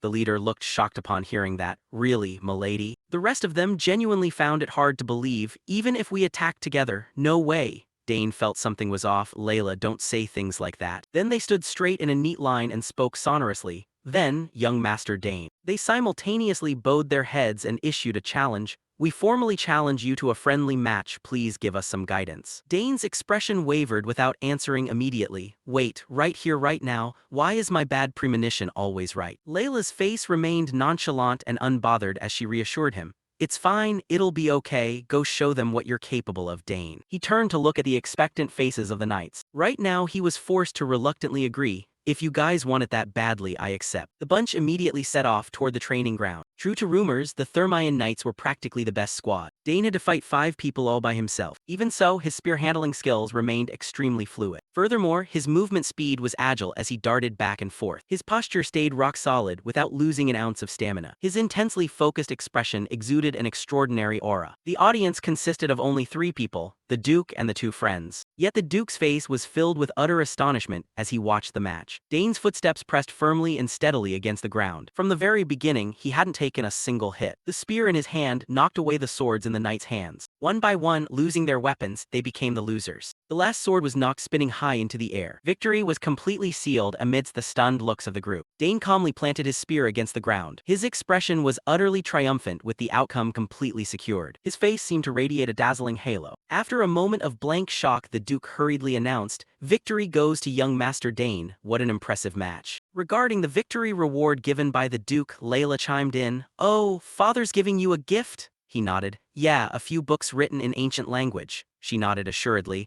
"I once told him you're interested in ancient languages," maybe he remembered. Hearing that, he shyly thanked her for her good intentions. "Really? Thanks a lot. The Academy library is heavily restricted. These will come in handy." She just smiled and replied, "Better to let someone who truly cherishes them read them rather than letting them gather dust." Dane frowned, looking around to find his remaining companion. By the way, where's Ernest? Layla knew where he was dragged off to. He went with the butler to the artifact warehouse. He looked super excited. Hearing that, he grew curious too. "Really? I'm quite curious myself." Suddenly, her expression rushed him anxiously. "Aren't you tired? Go take a rest. It's vacation time." He stammered a refusal. "I'll rest after stopping by the blacksmith tomorrow." Hearing that, she relaxed, taking in the atmosphere of the place. "Feels so great. After testing, getting to come home and see family." Father even looked genuinely happy seeing your spear skills. "People would think you're his biological son." Dane felt awkward since she brought up her second brother, yet his expression changes completely when mentioning your second brother. What's that about? Mentioning this caused Layla to suddenly fall silent. After a long while she began to recount the reason. That's what frustrates me. The eldest brother still sends letters occasionally, but the second brother went completely radio silent and father won't give a reason either. This caused her newly brightened expression to droop again. No contact, no explanation at all. Before he could speak, a noise came from the direction of the woods. Layla, sharp-eyed, noticed it and spoke up. Wait, what's that? Something's moving over there. Dane followed her cue and observed as well. Suddenly he agreed with her sharpness. Yeah, I can sense it too. At this moment, a current of magic churned continuously in the air. Dane vigilantly looked ahead and said, come out before I have to walk over there myself. His hand gradually directed his magic toward the bushes. From inside came a responding voice. All right, I'm coming out, stop acting so fierce. Hearing this voice, they paused. Layla hesitatingly spoke up. This voice. From within the bushes came rustling and footsteps. Someone slowly stepped out and said, talk about a tense situation. Leaves flew into the air as the voice rang out. I was just watching my little sister walking with some weird guy. Then a man stepped out from the bushes and stood right in front of them. He smiled and greeted, long time no see, my little sister. This person was Delward Thermion, the second son of Duke Thermion. Dane saw him and frowned as he muttered, don't tell me this is. He looked in shock at the person carrying a bundled sack on his shoulder. Her older brother. Shortly after, Layla immediately started pummeling Delward in anger. Oh God, do you know how worried I was about you? Not once did you contact me. He clutched his head. Ow, Layla, that hurts. She didn't stop at all as she shouted furiously, you're too much. I waited for news from you all these years, even the second brother wrote home, but what about you? Delward raised his head with an awkward smile. Ow, you hit hard, looks like you've been training hard, huh? Layla didn't let him brush it off and kept hitting him. Yeah, I've gotten stronger, let's see if you can take this today. Dane nearby worriedly intervened. Enough, Layla. Right at that moment, his hand reached out toward her. Delward unexpectedly pulled Layla into a hug to stop her actions. He smiled gently and murmured, I'm sorry, Layla, I never forgot my family. Delward's words were full of sincerity. I had my reasons. He added, sorry for leaving you alone all this time. Just like that, Delward gently consoled, I'll explain everything, so calm down. At this point she tearfully asked, really, so it wasn't because you didn't want to see the family? He immediately affirmed, of course not, Layla, I never forgot my family, not even for a single second. These words also moved Dane deeply. Afterward, Delward gently released Layla. Then she stood straight and asked, then tell me, where have you been and what have you been doing all this time? He crossed his arms and reminded her, first of all, can you give us some privacy? Suddenly, Delward hurried over to grab Dane's arm. No, Dane will listen with me, he knows how to keep a secret, don't worry. She looked straight at Delward and insisted, just say it. The guy next to her also looked flustered. Layla, it's fine. Delward looked at Dane and couldn't help evaluating him as he spoke. He knew who he was. You're Dane Saugers, right? I've heard a lot about you. They said a talented new student just entered the academy. Delward assessed his appearance. I noticed those striking silver locks. Turns out you're my sister's friend. At this point he reconsidered. And our families are pretty close anyway. So Delward rubbed his head and said, all right, I understand, you seem trustworthy, Dane, this is family business, so don't spread it outside. He immediately affirmed, yes, I swear on my family's honor. Delward looked at Dane and frowned, fine, let's move this elsewhere. They walked over to a more secluded spot and Delward sat on a chair to say, actually, all this time I've been in the Drenic Empire. Hearing that, he startled and shouted, the Drenic Empire? Layla also worried, what, why'd you go to such a dangerous place? He frowned and answered, I went to find a cure for mother's illness. Delward continued, she's been bedridden for too long, ever since I was little I searched everywhere for clues about that sickness. Just like that, he traveled all over and those clues finally led him to the Drenic Empire. Despite hearing that, Layla was still furious. Even so, you sneaked into enemy territory? Dane also worried internally, yeah, that's seriously dangerous. She angrily continued, you could have told everyone and searched together, why'd you have to go alone? Delward smiled as he answered, I didn't have any other choice back then, I had the chance to infiltrate the Empire but I didn't want to put my family in danger. At least I made it back safely, see, I'm fine. Hearing that, Layla lost her cool again and wanted to lunge forward and punch him. What are you talking about? Dane hurriedly stopped her. Layla, hear him out a bit more. At that point she calmed down slightly and asked, all right then, why are you only coming back now? Delward's expression grew sorrowful as he looked down, seemingly harboring something in his heart. He continued speaking, actually, I found what was needed to cure the illness, but those ingredients don't exist in the Drenic Empire, so I came back here. Hearing that, she was confused. If it's not there, does that mean it's in the Altian Empire? He answered, right, for now I only have a few clues, but I'll follow them step by step. Delward lowered his voice slightly. I also discovered something else in the Drenic Empire. His expression grew grave. What mother is suffering from isn't an illness, it's a curse. The two of them were stunned in shock upon hearing this, a curse. He went on to explain, yes, strength gradually fatting, trembling limbs, dizziness, vomiting blood. And then purple marks appearing on her back, all of it matches the symptoms of a curse completely. These words struck Layla like a bolt from the blue, and she murmured, good grief. Layla muttered, repeating those words, mother's sickness is a curse. He nodded silently in confirmation. Then Delward spoke again. At first I didn't believe it either. Curses don't just appear naturally, meaning someone intentionally cursed mother. She felt confused upon hearing that. Who would do such a thing? Delward replied, I'm not sure who holds a grudge against us, to be honest, our family has quite a few enemies. At this point he grabbed her shoulders. Layla, we can find the mastermind later, the important thing right now is breaking the curse. By this time she was tearing up as she asked, is there a way? He answered, yes. Delward smiled slightly, I found both the ingredients and the ritual to perform it. Most of the ingredients aren't too hard to find. He continued, they're just expensive but still acquirable. Only one thing is a problem. The most important ingredient here is the tear of Roxana. Hearing about this item, she asked, What is the tear of Roxana? Delward answered, a legendary material said to be able to cleanse virtually all existing curses. People say it's located in the Haverox Mountains between the two empires. The two of them were astonished when they heard this location. The Haverox Mountains? He answered, yes, rumors say it lies within ruins guarded by an ancient creature. Hearing these words, Dane couldn't help but reevaluate something deep within his heart. He recalled that location, the ancient ruins, and thought that this whole business was starting to smell suspicious. Delward stated firmly, Layla, I'm going to go find it. I know it's dangerous, but I have no other choice. Worried, she asked, what, you're planning to go alone? What about the Termian Knights? To which he replied, my strength is now equivalent to someone with 5 cores, well, precisely 4. Delward added, more importantly, if the knights march over there it might spark another war between the two empires, so the safest option is for me to go alone. Hearing that, she protested, even so, I can't let you go by yourself. Smiling at her reaction, he said, I'm not just blindly charging in, I'll be fully prepared. Suddenly, Dane chimed in with a reminder. If it's ancient ruins we're talking about, there's someone who understands those things better than anyone else. Startled, the two of them turned to him and asked, who? He replied with a mysterious smile, looks like I'll need the help of our club this time. Deep in the night at a certain mansion, someone suddenly blurted out, an ancient entity along with ruins. If we're lucky, this could be a massive discovery. Resting a hand on his hip, Dane probed, you think so too, right? And Ernest eagerly responded right away, yeah, I want to go right now. Across from them, Delward irritably spoke up, you two kids don't have an ounce of fear in you, do you? Frowning, he lectured them, I understand you're excited, but this is genuinely dangerous. It's not child's play. Dane immediately countered, well, isn't going up Mount Haberovsk alone dangerous too? Sometimes you have to travel in a group instead of being by yourself all the time. Standing beside Delward, Layla chimed in agreement. That's right, the Dillon family is full of explorers. If you go alone and get lost, it'll be a disaster. Hearing them both say that, he hesitated for a moment. That's true, but watching Delward's expression, Dane thought to himself, his mind must be in complete turmoil. The image of the man standing silently by his mother's sickbed flashed in his mind.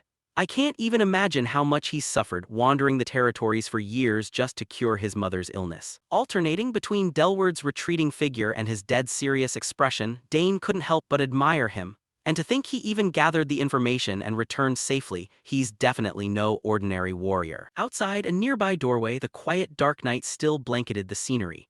Delward finally relented with a sigh of resignation. Fine, going together is fine, but it has to be kept in absolute secrecy before we leave, while we're on the way, and even after we return. The moment he finished speaking, the faces of the other three lit up instantly, radiant smiles blooming across all of their faces. Yes, of course. A short while later, a small box was brought out and placed on the table. Layla asked with a puzzled look, what's this? To which Delward replied with a gentle smile, a gift, open it up. Narrowing her eyes suspiciously, Layla retorted, trying to win me over with a gift, huh? I'm not going to let you off that easily. Witnessing the scene, Ernest chuckled awkwardly, Layla's really mad, huh?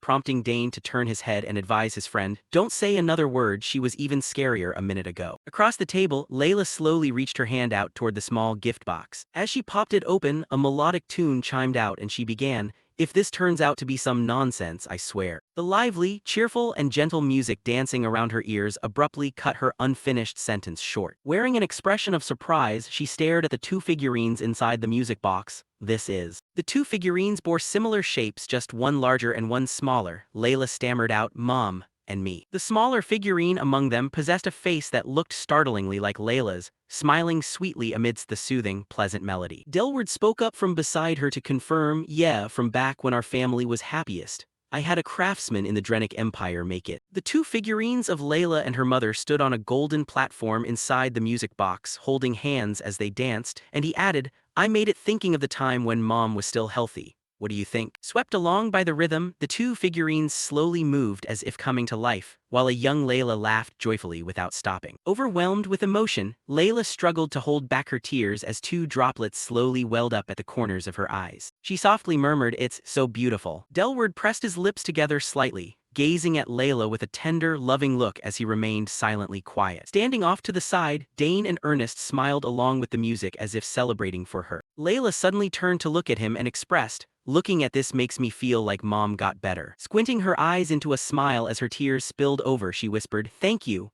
brother." The music continued to play alongside the scene of the mother and daughter holding hands. Delward pulled his younger sister into an embrace, closing his eyes with a tender smile. "I'm the one who should be saying thank you." Cradled in his arms, Layla quietly shed tears as she listened. Delward continued, "Thank you, Layla." Watching from afar, Dane and Ernest were deeply moved by the sight, with Ernest unable to hold back his own tears. Amidst that scenery, the small music box kept playing its crystal-clear tune. At the same time, over at the banquet, the Duke of Termian looked around before asking in bewilderment, "Wait, come to think of it, where did all the main guests go?" Tilting his head in confusion, he wondered, where on earth did they all run off to? As for Dane's group, they were currently gathered in the mansion's courtyard where Layla voiced her regret. "You really can't stay? You should at least meet Dad." Hearing that, Delward resolutely refused. "Sorry, Layla, I don't know what's going to happen next. I'll say hello to Dad next time, hope you understand." He suddenly grabbed Layla's arm and instructed further, "I left a communication code inside the crystal, just call anytime. I'll be staying in the Empire a bit longer, so if you need anything, I'll come right back." Lowering her head shyly, Layla replied, "All right, but please be careful," to which Delward answered firmly, "Of course, I'll be back soon." As if suddenly remembering something, he spoke up, causing Layla to look up. "Ah, and this too." Delward handed over a small, carefully wrapped pouch. "Take it, it helps reduce Mom's symptoms." He looked gently at Layla and carefully advised, "Remember to give it to her regularly and don't tell Dad what I told you." Layla stared wide-eyed at Delward for a few seconds before snapping out of it and answering, "Okay, I'll take good care of Mom." Hearing that, he fell silent, staring intently at Layla without looking away. With a smile, Delward offered his parting words, "Well then, I'll leave my little sister in your care. When I get back, let's all go up the mountain together."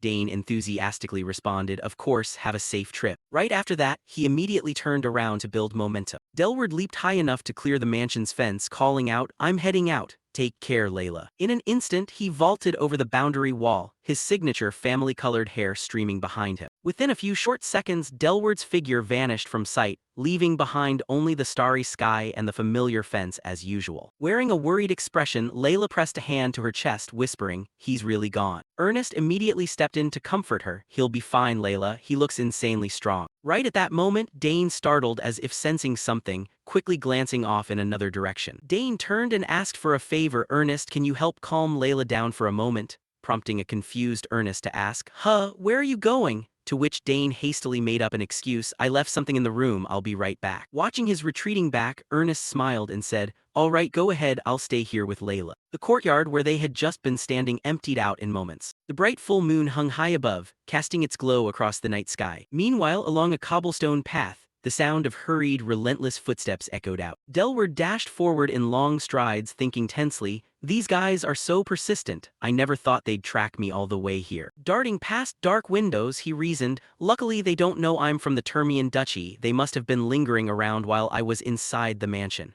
It was a good thing I snuck out through the secret passage." Bursting out of a small alley just before leaving the Drenic Empire, Delward furrowed his brows tighter the more he thought about it, revealing that "I'm from the Althian Empire" was a huge mistake. He kept running forward at top speed, his cloak billowing behind him. "How much longer can I keep this up?" Gritting his teeth in frustration, he resolved within himself, "I have to break my mother's curse at all costs." Suddenly, Delward slammed on the brakes, his shoes sliding across the ground with a harsh screech. He stopped with his entire body rigid, his already tense face darkening completely. Staring at the dead end blocking his path, Delward couldn't help cursing out loud, damn it. Right at that moment, the men in black cloaks hunting him down caught up to the spot. One of them abruptly called out, "You left too long of a trail." Two other black-cloaked figures emerged one after another from around the corner. Even on a nearby rooftop, two more men stood waiting. Delward found himself cornered on all sides with no way out, and he muttered through clenched teeth, "Is this really the end?" Standing in the middle of the assassin's circle, Delward mentally took stock, in total about 10 of them. The assassins slowly drew their blades, prompting Delward to assess,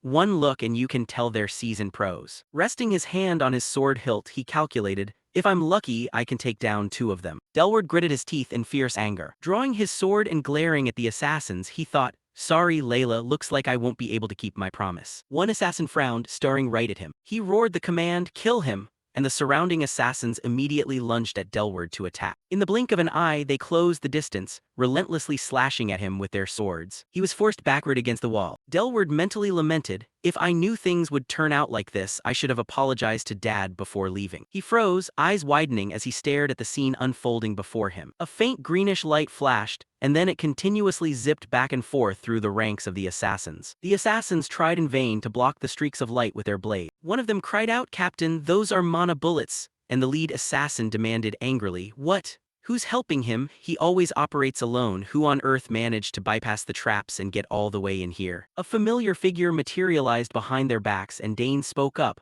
"Assassins shouldn't be this careless." 2 of the assassins whipped their heads around to look at him. Glaring at Dane, they barked, "Who the hell are you?" He smiled and replied, "You don't need to know." A short while later, Dane and Delward had wiped out the assassins. Checking the bodies one by one, Delward said, "I didn't expect you to show up out of nowhere like this," to which Dane replied with a smile, "I had a bad feeling so I followed you. Besides, I figured we should deal with them quickly. It would be a pain if rumors started spreading." Delward wondered, "Even so, it's hard to believe. You're only 14, yet you dodged all the traps and managed to get close." And Dane answered, "I learned from my mother. She taught me how to disarm traps and infiltrate places." Smiling, he said, "I see. Thank you, you saved my life." He continued, "These guys are the ones who have been dogging me relentlessly, so this is how you manage to shake them off." After a moment, Delward slung his bag over his shoulder and said, "Layla's really lucky to have a friend like you," to which Dane replied with a smile, "It's nothing." Delward added, "They've been trailing me ever since the border." Scratching his head with a sigh, he went on, "I don't get how they keep picking up my trail," prompting Dane to muse, "in situations like this." He channeled mana into his eyes and thought, "Usually, targets get tagged with something." Before his eyes appeared the mana pathways on Delward's body. Lowering his gaze to the man's feet, Dane spotted a strange current of mana tracing a circular pattern and he realized, there it is. Dane spoke up, "I think I know why. Check the sole of your shoe." Pulling off his shoe, Delward asked, "What do you mean?" He answered, "There's a mana signal tracker attached to it," causing the man to instantly freeze. Staring at the glowing light on his shoe sole, Delward muttered, "For real." Dane explained, "Assassins frequently use these. It's so small you wouldn't notice it, but its tracking range is very strong. It was probably planted on you before you crossed the border." Delward wondered, "How did you spot it? I completely missed it," and Dane urged, "Take it off first," to which he quickly agreed, "Ah, right." Dane stated, "They won't be able to track you anymore so you can rest easy," and Delward replied, "That's a relief.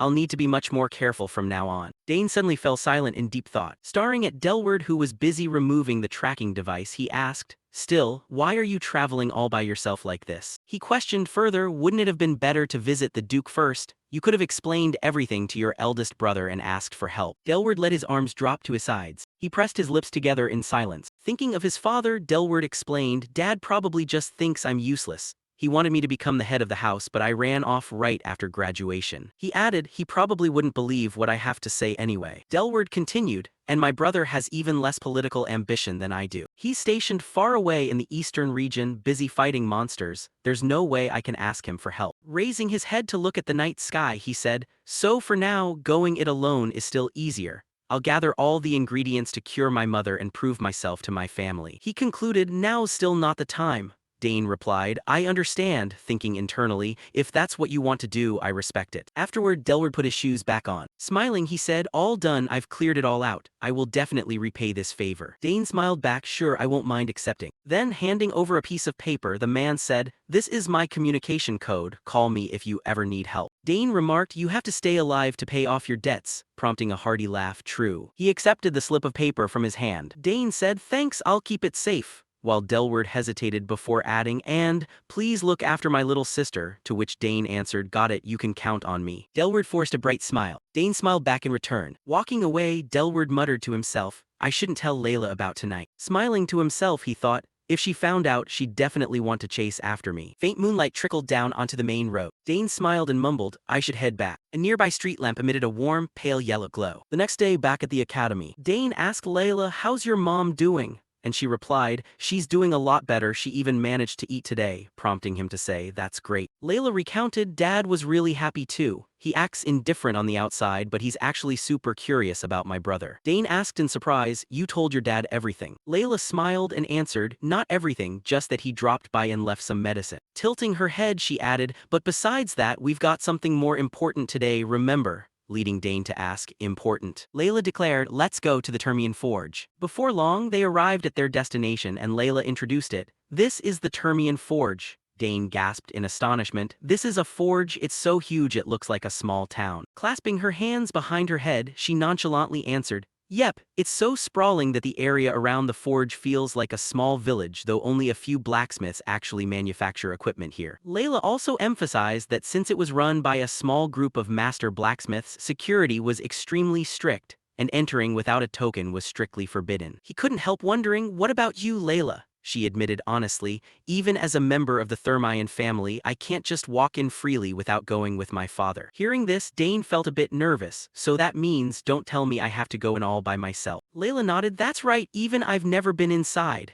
Dane was about to receive such a cool weapon on his own, and Ernest looked at him with full admiration. "I'm so jealous, Dane." He swallowed hard and stepped forward. "No other choice, I'll go in quickly, so wait for me." Dane walked into the forge area alone. Along the way, two people were chatting. Even though this place is huge, there really aren't many people around. He couldn't help marveling silently. The scale is truly gigantic. Dane cast his gaze around to observe everything, from the furnaces to the manufacturing workshop. His eyes turned toward a display area for weapons. "I wonder what kind of weapon I'll get." Suddenly, the ground shook violently, accompanied by a loud noise. Dane stared blankly upward. "What was that?" "Sounds like the earth is quaking." His eyes narrowed when he spotted something. No. In front of him, a giant holding a massive hammer was walking over, and he confirmed to himself, "Those are footsteps." It was the blacksmith Volbak, who looked down at Dane. "So it's you, the kid who received the forge's token." He panicked inwardly. "A giant like that actually exists?" After a few seconds of freezing up, Dane awkwardly greeted, "Hello, I'm Dane. I received the token from the head of the Thermion family when I was young. It's an honor to meet you." Volbek confirmed with a stern tone, "I've heard a lot about you. Thermion doesn't hand out tokens casually to just anyone." Dane swallowed nervously. "I understand. I look forward to your guidance," while silently wondering, does he talk to the Duke so casually? He frowned to remind him, "Let me make this clear first. Your status means nothing here. There are only blacksmiths and non-blacksmiths here. Even royalty Thermion is the only exception." Volbek paused for a beat before continuing, "Even as a member of the Thermion family, you still need actual capability."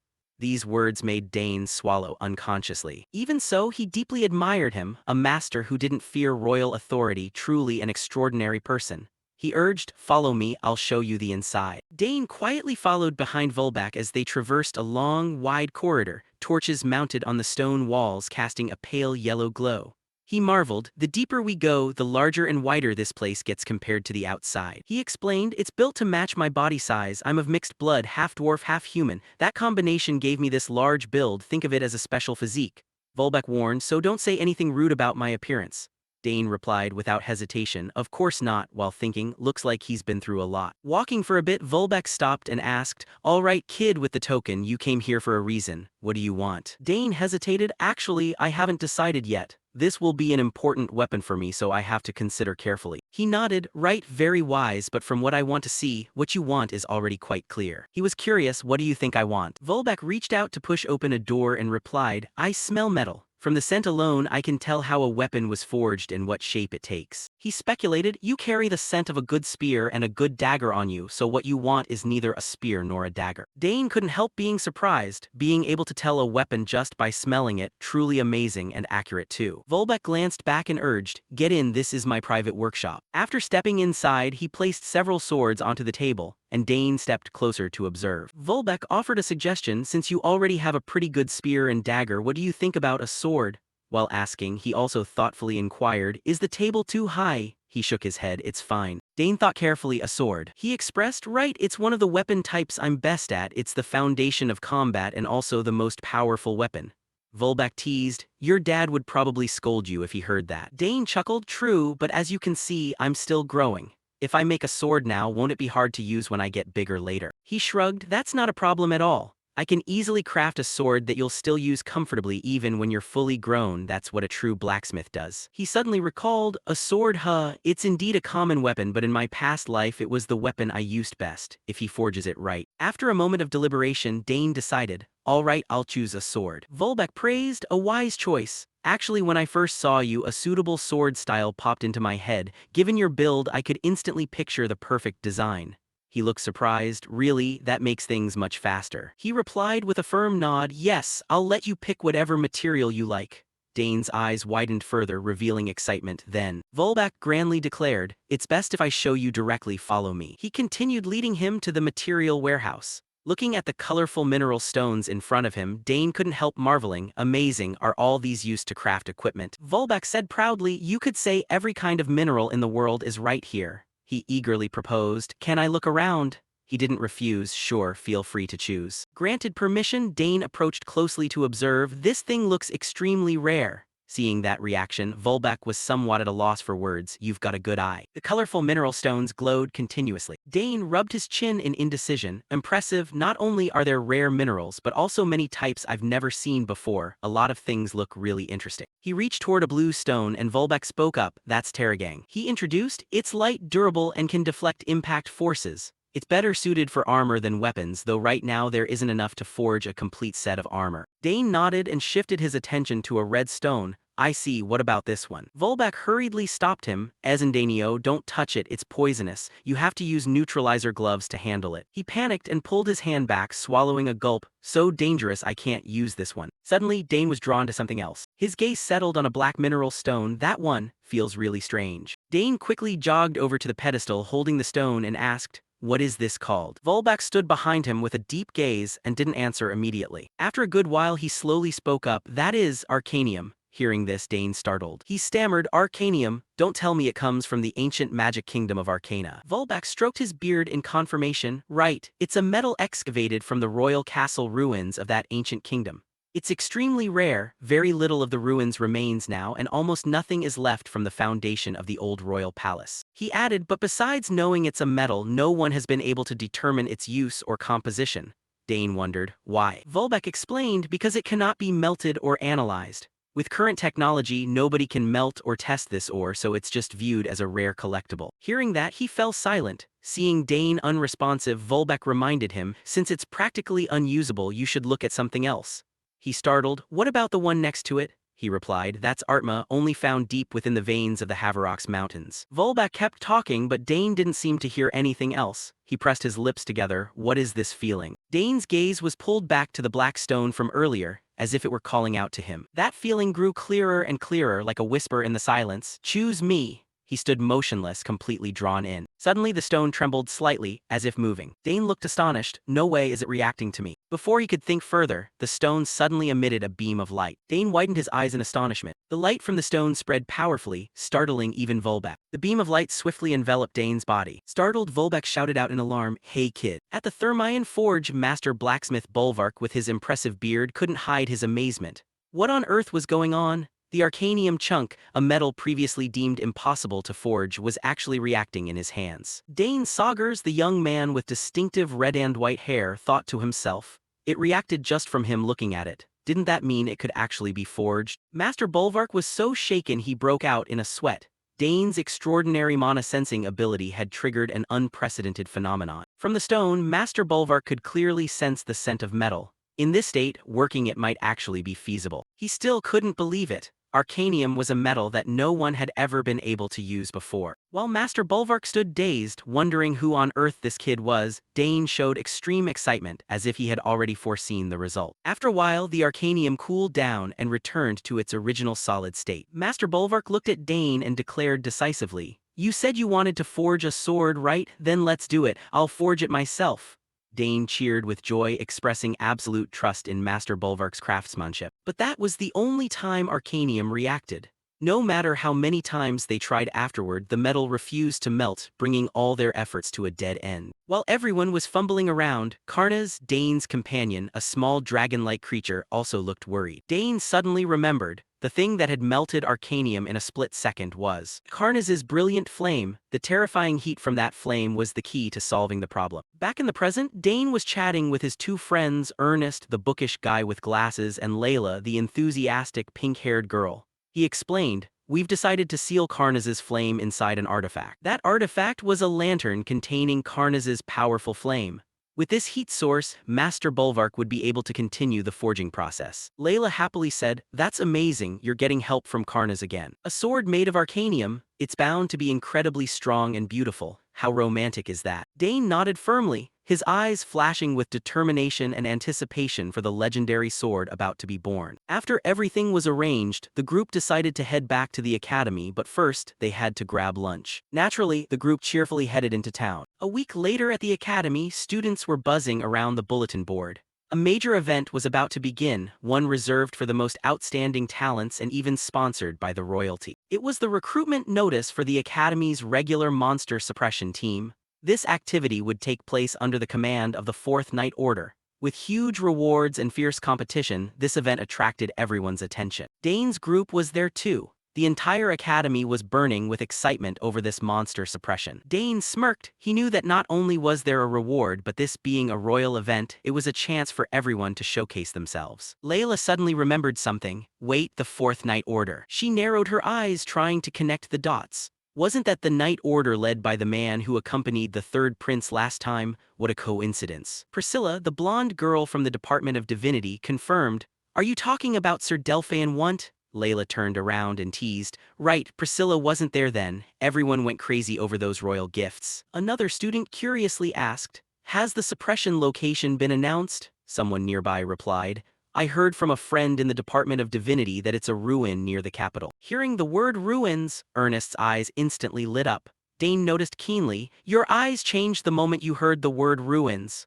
Ernest explained that it was an ancient site abandoned for some reason and monsters had moved in to occupy it. Priscilla sighed, complaining that monsters were such a hassle. She stated, "The Department of Divinity gets automatically dispatched, so I have to go too, probably to heal the injured, right?" Layla turned to Dane with curious eyes. "What about you, Dane? Are you planning to go?" Dane was silent for a moment, his eyes gleaming with thoughtful calculation. Dane thought to himself that Priscilla had to go and Ernest would definitely participate just because of the ruins. He turned to Layla and said, "Layla, isn't this a great opportunity for you to gain combat experience against monsters?" He continued in a resonant voice, "There's nothing better to get stronger than actual combat. Let's register together. I'm going too." Layla immediately agreed. Hearing Dane's decision, Ernest's eyes behind his glasses also turned resolute. Layla chimed in excitedly, "So our whole club is participating, right? This is going to be so fun." Dane reminded Ernest, "Don't let your guard down too much, Ernest. They're still monsters, and the selection test won't be easy either."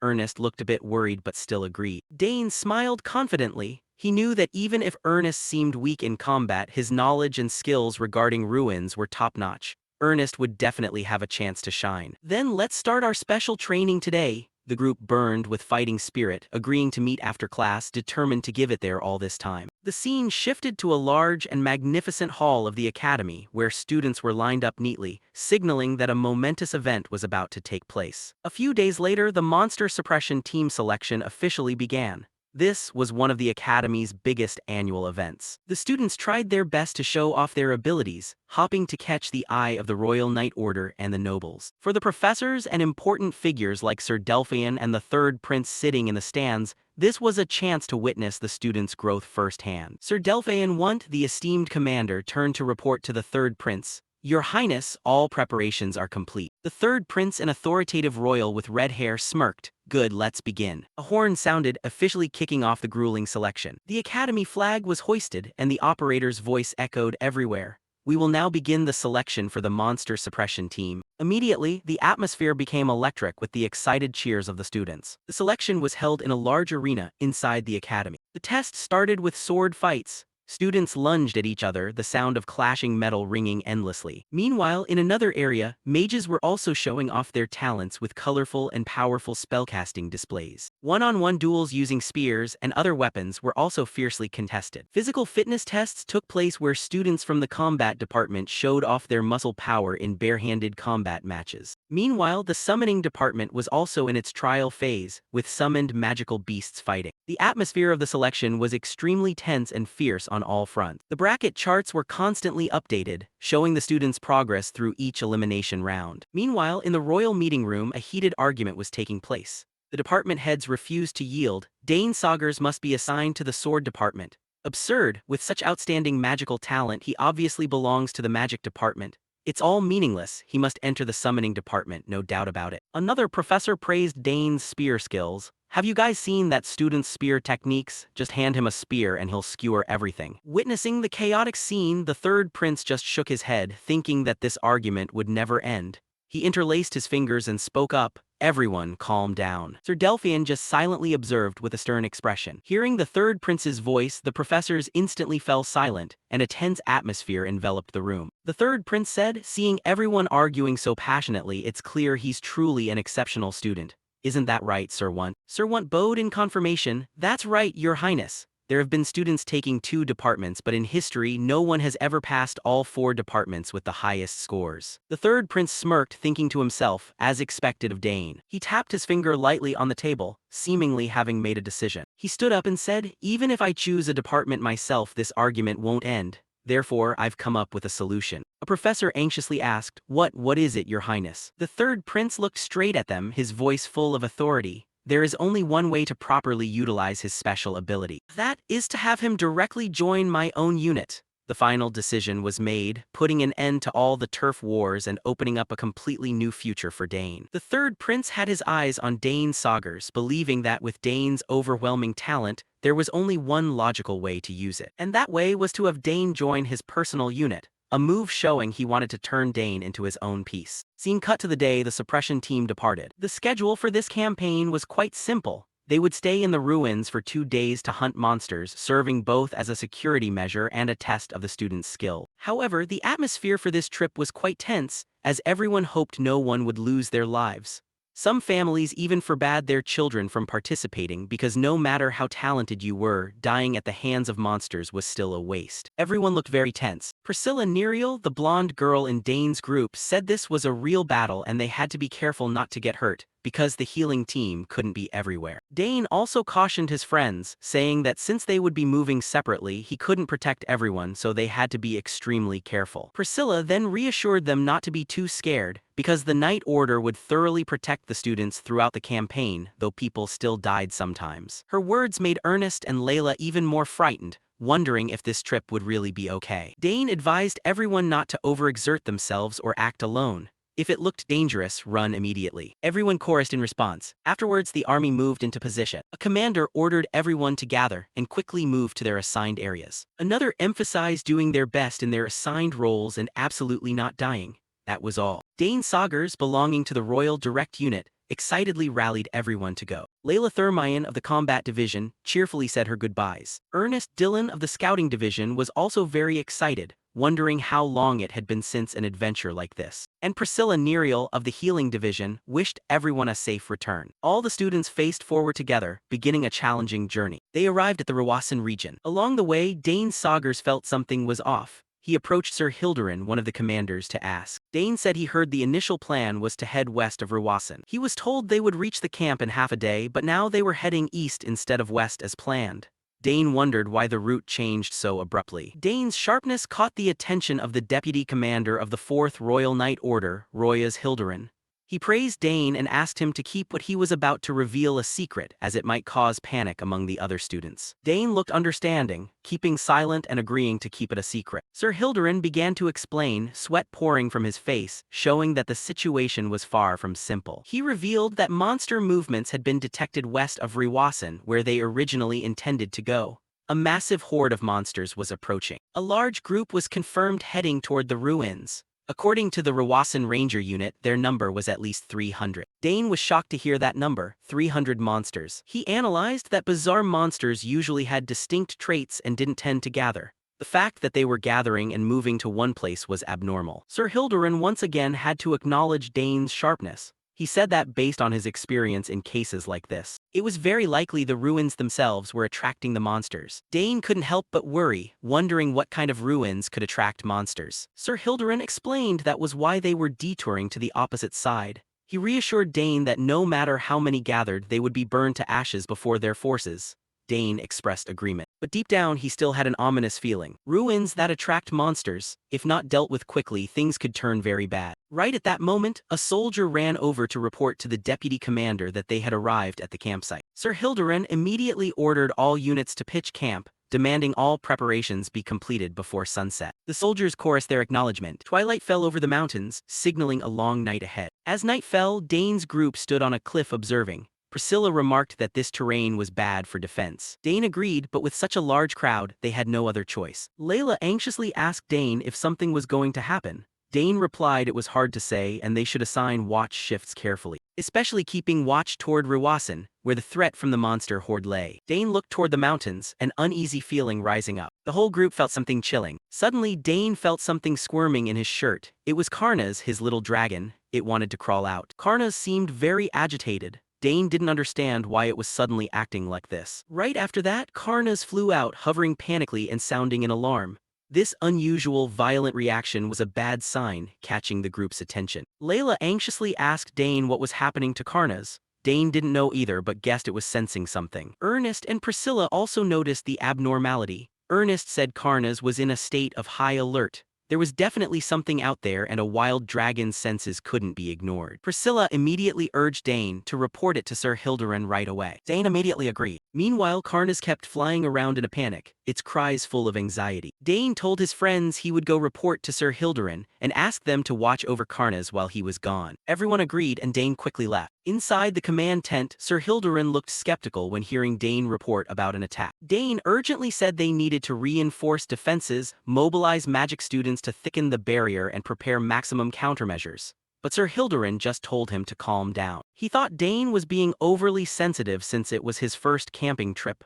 He claimed he had sent scouts to the mountainside and there were no issues, then asked Dane what proof he had. Dane was flustered. He couldn't exactly say Karnas reacted, so he had to make up a reason. He lied that they had found monster dung, footprints, and fur, and all of them seemed recent. However, Sir Hilderin brushed it off, saying even if they were recent, it was just a few. Monsters weren't stupid enough to attack when seeing such a large force. He told Dane to rest easy and go rest, and if anything happened, they would handle it. Dane was furious. He clearly wasn't listening at all. Dane still tried to persuade, saying they still needed to reinforce, especially near the mountain, moving guards forward. But Sir Hilderin lost patience and yelled at him to stop. Sir Hilderin angrily stood up abruptly. He pointed at Dane's face and scolded that no matter how talented he was still just a student. His army was the elite of the empire. Finally, he kicked Dane straight out. Dane was left speechless at that arrogance. When Dane returned, Ernest angrily said this suppression had failed from the start. Priscilla asked Dane what they should do now. Unexpectedly, Dane said this might actually be good. His friends looked blankly, not understanding. Dane explained with a meaningful smile that since they had given a warning, it would be a justified reason for them to act, and superiors wouldn't be able to argue later. Priscilla seemed to understand Dane's intention. Ernest and Layla panicked, asking if he wanted them to go stop it themselves. Dane's face became extremely resolute. He asserted they couldn't ignore even a small chance. This concerned the lives of the knights and academy students. Dane had decided to take action himself. The monsters suddenly attacked and stepped into Dane's traps. Chain explosions occurred, wiping out a large number of monsters. Wave after wave of monsters rushed up and were blown away by preset traps, preventing them from pushing deeper inside. At the campsite, a soldier panicked and shouted loudly, alerting everyone that monsters were launching a night raid. Everyone was ordered to quickly arm and gather. The scene became chaotic. A terrified student yelled that he had no actual combat experience yet. Meanwhile, the knights were also urgently preparing. The night order quickly gathered. A commander shouted loudly, demanding everyone get into battle formation immediately as this was a live combat situation. A guardsman hurriedly ran to find the deputy commander to report the emergency situation. He panted as he reported to the deputy commander that a large number of monsters were approaching from Mount Ruwa. By estimate, their number reached about 200. Hearing the number 200, the deputy commander was stunned and shocked. The soldier reported further that fortunately explosive traps were slowing their advance, and it looked like a few students were holding the front line. The deputy commander asked in surprise about explosive traps, since he had never ordered their installation. The deputy commander suddenly realized something, sweat breaking out. He thought to himself, could the person doing this be Dane Saugers? Meanwhile, outside, Dane's traps continued to work their magic, wiping out wave after wave of monsters rushing forward. Monsters including goblins and black wolves collapsed on the mountainside, unable to break through the barrier of traps. At this moment, Dane's group watched from above, with one of his teammates celebrating the fact that the traps had actually proven effective. The purple-haired girl in the group looked down, noting that the army below finally seemed to have grasped the situation and were now regrouping and advancing. Layla, the pink-haired girl, let out a small snort and said, "See, wouldn't it have been better if they had just listened to Dane from the start?" Keeping a serious expression, Dane reminded everyone not to let their guard down. He explained that the monsters they had just seen were likely just fast-moving vanguard forces, and the truly powerful ones would come later. Looking excited, Layla figured that everything up to that point was just a warm-up,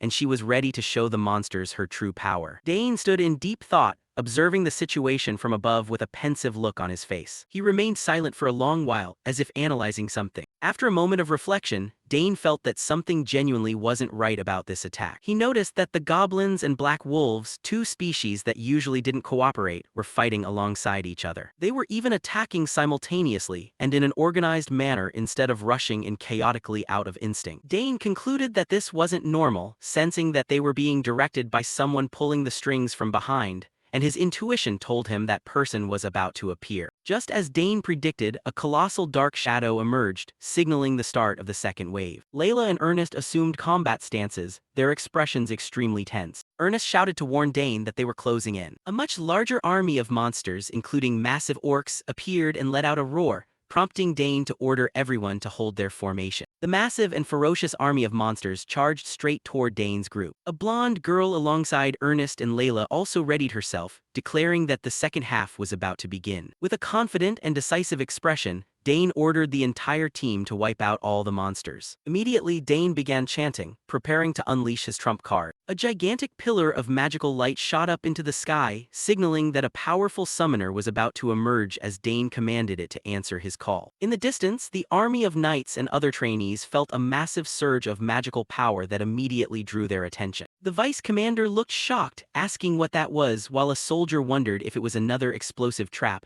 though the guard from earlier recognized the difference. He stammered that it was a Tier 4 summoner, Etherak, leaving the vice commander and the other trainees too stunned for words. Right after that, Etherak, a giant wolf surrounded by a swirl of purple energy, appeared and let out a powerful roar. Etherak plunged right into the thick of the monster horde, tearing them apart effortlessly with its razor-sharp claws. Goblin after goblin was ripped to shreds beneath Etherak's claws. Even the massive orc stood no chance against it. Etherak rampaged all by itself, easily sweeping through a wide area of the monster horde. Witnessing the scene, the purple-haired girl gasped in amazement that the monsters couldn't even move, while Ernest recognized it as Dane's summon and called it insanely strong, though she reminded him not to lower his guard. Ernest confidently replied not to worry, promising he wouldn't let a single one slip past. With that, Ernest drew his bow and fired an arrow imbued with magic toward the monsters. His arrow easily pierced right through a massive orc. Layla was also fighting with everything she had, using her sword to hack the monsters to pieces. However, the sheer number of monsters was overwhelming, and they kept pouring in continuously, forcing even Ernest into a hard struggle to hold his ground. He couldn't help but be amazed by their endless numbers. Suddenly, the fiercely attacking monsters abruptly turned around and fled all at once. Ernest shouted to let Layla know that the monsters were running away. With sharp eyes and refusing to give them a chance to escape,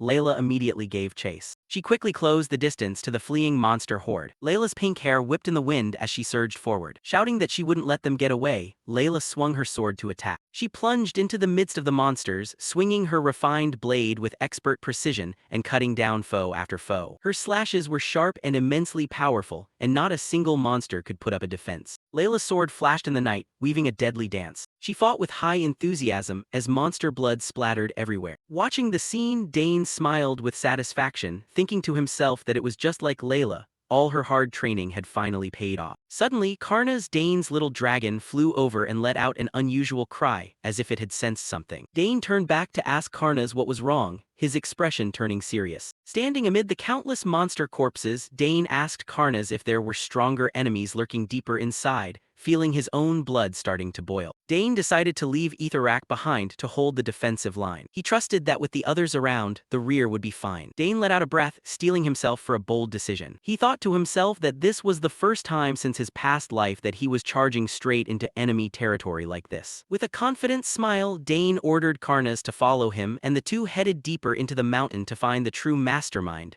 bringing Chapter 72 to a close. Not long after, Karnas's fireballs began flying across the battlefield, roasting the orcs into piles of charred barbecue meat. Facing the terrifying firepower of the little guy, not a single orc could put up any resistance, as they could only scream in despair, while Karnas kept on spitting flames without a moment of rest. On the other side, our protagonist swung his sword in combat while offering praise. "Great job, Karnas. You've gotten a lot stronger, little guy." Saying that, Dane swept his gaze forward to concentrate on the path ahead, while simultaneously executing a strike that instantly hit two orcs, making them wail in agony. Next came an uninterrupted flurry of sword swings. Seeing the incredible durability of these bulky monsters, Dane couldn't help but offer a compliment. "Not bad, you guys still have this much energy left. Back in my past life, I probably would have run out of mana and exhausted myself ages ago. But with this body possessing ancient mana, that's no longer an issue." Having finished speaking, he gently touched down on the ground, gazed at the red dragon ahead and asked, "Are you the leader of these guys?" The red dragon didn't answer, but its eyes turned bloodshot, looking utterly furious. Seeing that, Dane declared, "Right then, I'll clear you out in a flash." The scene shifted to the student's location, where the monsters had now been completely wiped out by them. A young soldier ran up to report to the commander, "Vice Commander, we've completely eradicated the magical beasts." Hearing this, the commander looked somewhat surprised and asked back, "Really?" The soldier nodded repeatedly, "Yes, thanks to the trainee named Dane who took down the Alpha." Amidst the chaos of the beasts, the coordination between the Knight Order and the trainees really paid off. Luckily, the casualties were kept to a minimum. Upon hearing this, Royal seemed lost in thought. He looked over the monsters that the students had taken down and analyzed. Is this even reasonable? There were up to 200 magical beasts, 200 of them. At that scale, mobilizing the entire Knight Order might not even have been enough. Yet they were stopped by just 4 trainees. On top of that, the vast majority were wiped out by a single person. Is this what a genius looks like? Is just using the word genius enough to explain this? He gritted his teeth and thought. And to clear things up, he directly sought out the protagonist shortly after, greeting him. "Dane Saugers, you saved all of our lives. I'm sorry for ignoring your warning. If it weren't for you, we surely would have been ambushed by the magical beasts before we could react. And without a doubt, people would have been severely injured or even lost their lives. But now, only a few suffered minor injuries." With that said, he placed a hand over his chest, annoyed with himself, and spoke in a loud voice. "On behalf of everyone, I want to express my gratitude to you and your teammates." Across from him, Dane seemed somewhat surprised by the gesture, while the other 3 beamed with bright smiles. All around them, people began chiming in with thanks. "That's right, thanks to you guys we're alive. You saved the entire subjugation squad. This is a miracle." The soldiers raised their swords high in unison, while the trainees burst into continuous applause. Finding himself treated like a hero, Ernest couldn't stop grinning. "Thank you everyone, though we didn't do this just to be praised." Layla also nodded and chimed in. "Everyone worked hard." Turning back to Dane's perspective, he calmly replied to Royals, "This isn't my achievement alone. If you guys hadn't rushed in to reinforce us so quickly, it would have been hard to subjugate them. I'm sure the Vice Commander has realized it too. This whole thing isn't normal at all." Noticing something unusual, Royals hastily asked back, "What are you seeing, Dane?" Dane slowly explained what he had noticed. "That's right. The magical beasts moved in a very disciplined manner, as if they were receiving instructions. Even when they saw a powerful summoned beast, they didn't flee out of instinct. Above all, many different types of magical beasts gathered in one place without fighting amongst themselves. Pulling off a secret ambush like that is simply impossible." Hearing this, the Vice Commander also realized the gravity of the threat, acknowledging that what he said was true and that this subjugation might be even more dangerous than they had imagined. In his heart, he felt deep admiration for Dane. "To think I looked down on such a perceptive kid, how utterly embarrassing." Thinking that, he continued, "A messenger will be heading to the main camp of the subjugation force soon, and I will have a detailed report of this incident submitted. Now I understand why His Royal Highness placed you in his direct unit. I'll make sure the messenger reports thoroughly on your exploits." Dane smiled and thanked him. Afterwards, Royals turned to look at the group and asked further, "Right, you guys are a club, aren't you? What's the name of the club?" Standing in the distance, Ernest smiled and replied, "Romance, we are the Romance Club." Royals nodded and continued, "Romance, that's a fine name. I look forward to seeing your romantic performances in the future." Next, he began assigning tasks. "Now, let's start cleaning up the battlefield. Guards, sweep the entrance in case any magical beasts escaped. Everyone else, gather the carcasses of the magical beasts and burn them." The group shouted in unison, "Understood." The scene shifted to the prince's location, where the sounds of strategy discussions echoed inside the meeting room. "We must position the martial arts department on this side. The spear department will take the front line, followed by the martial arts department joining the fray. Since Area A has a concentration of magical beasts, we must encircle and wipe them out in one go." A commander spoke up, "Your Highness, what do you think about having the magic department launch an attack at Point B?" Hearing this, the prince shook his head in refusal. "The idea is nice, but it's best to have the magic department observe the situation first.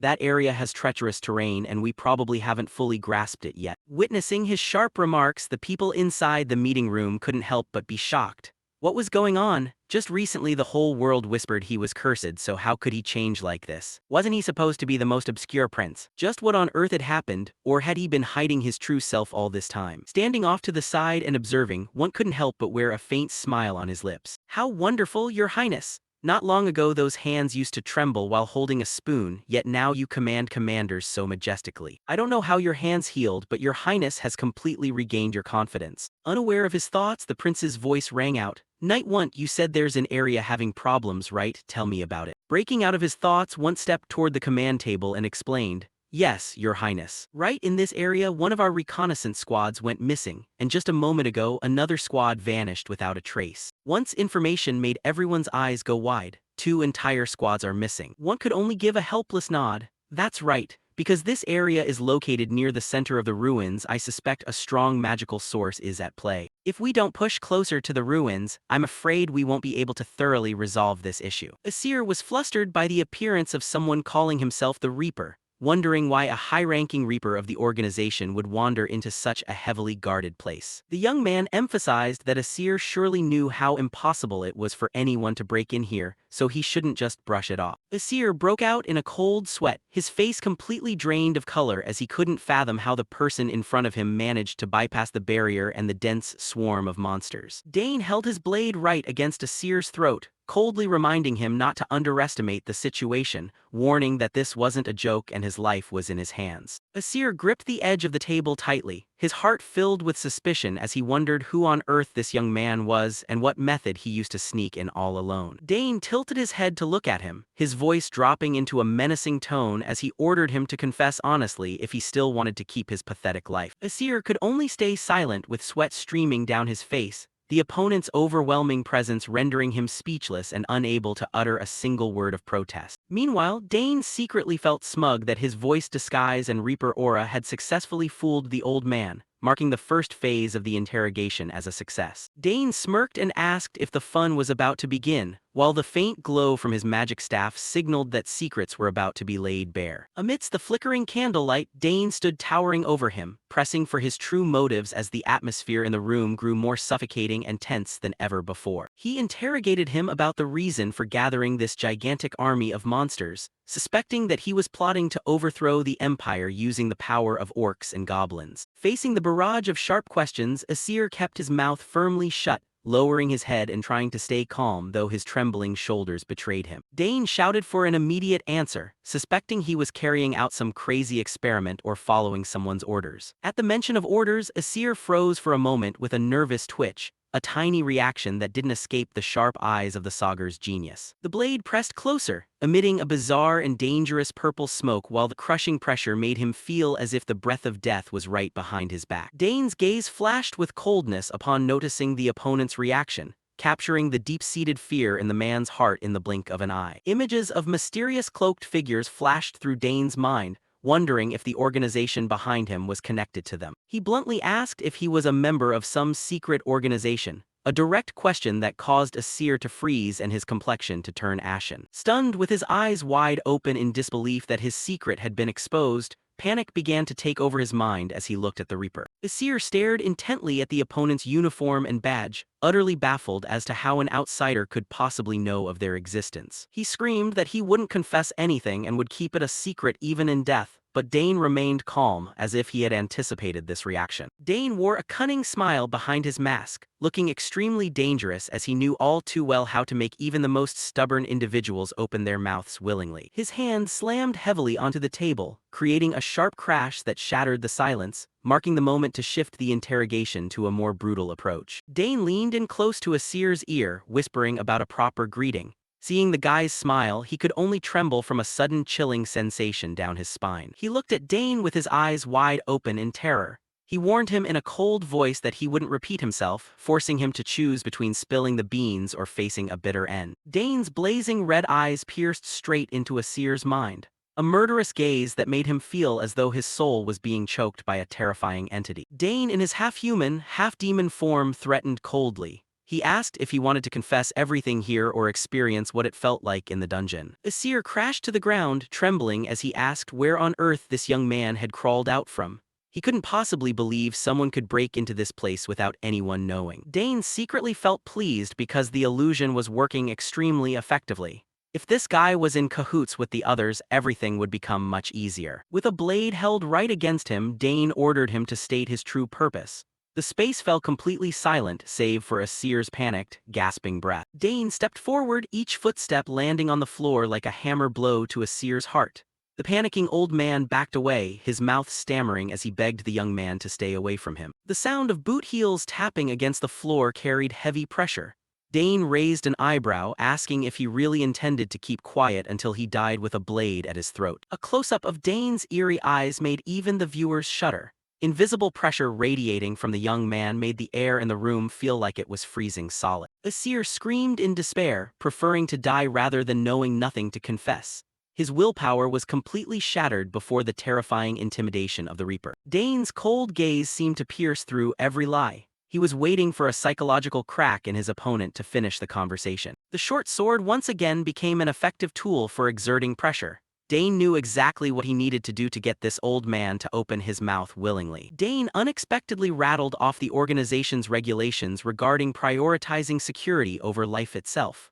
The young man smirked, praising him for being nothing like those other idiots. Asir froze, his face turning pale as he asked why he knew those classified secrets. The organization's core secrets were being clearly held by a stranger. Dane sneered inwardly because his reaction was just as he predicted.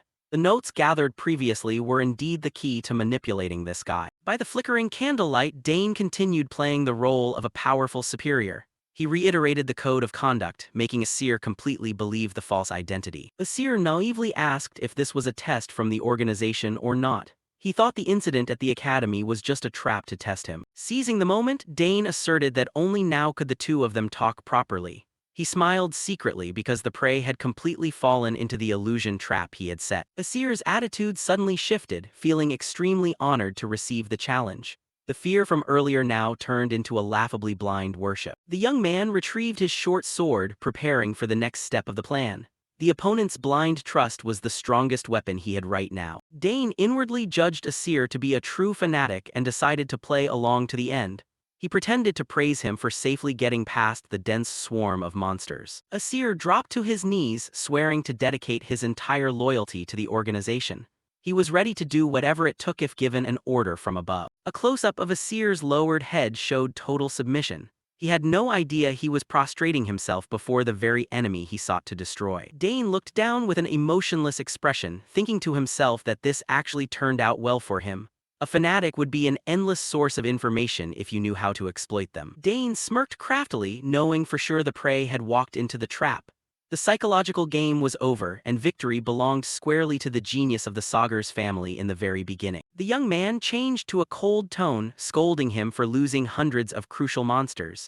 This was the finishing blow that sent Asir scrambling to make up for it with classified information. Asir knelt at the feet of the man he thought was his superior, profusely apologizing because the appearance of an unidentified enemy had ruined all the plans. Dane, in the persona of the Cold Reaper, declared he would handle the accountability later. He demanded that the guy focus on completing the immediate task to redeem himself. Hearing this, Asir felt like a weight had been lifted, hastily promising not to let his superior down ever again. This old man really was easy to fool. Dane chuckled inwardly because his clumsy act had unexpected results. He winked triumphantly as the prey had completely fallen into the trap. The young man continued steering the conversation, asking Asir to reconfirm the true purpose of this mission to test his loyalty. Asir was slightly stunned by the unexpected question, not understanding why his superior would re-ask something so obvious. But he still didn't dare delay his answer. Dane raised an eyebrow, his sharp gaze reminding him of the test. The pressure from the young man made Asir break out in cold sweat, hurriedly clasping his hands to confess everything cleanly. He confessed that the main mission was to incite the monsters to cause utter chaos across the Empire, a vicious and brutal plot. In addition, they wanted to test the power limits of the magic staff he held and report back all the collected data. The staff glowed with an eerie blue light. Dane realized this was what allowed an ordinary person like Asir to control an entire army of monsters. Dane pressed him on how much he knew about this weapon. Asir honestly confessed that he was just the chosen user and didn't know the specific details. The young man was secretly surprised to learn this power wasn't innate but bestowed. This proved the organization behind it possessed extremely high technical proficiency. Asir trembled as he added that this was an extremely dangerous item. He felt like he was straining himself to suppress an energy on the verge of exploding. A close-up of the ancient scepter of the legendary kingdom of Arcana. A long-lost treasure now appeared in the hands of these calculating rebels. He believed that increasing chaos would help change the world according to the organization's will.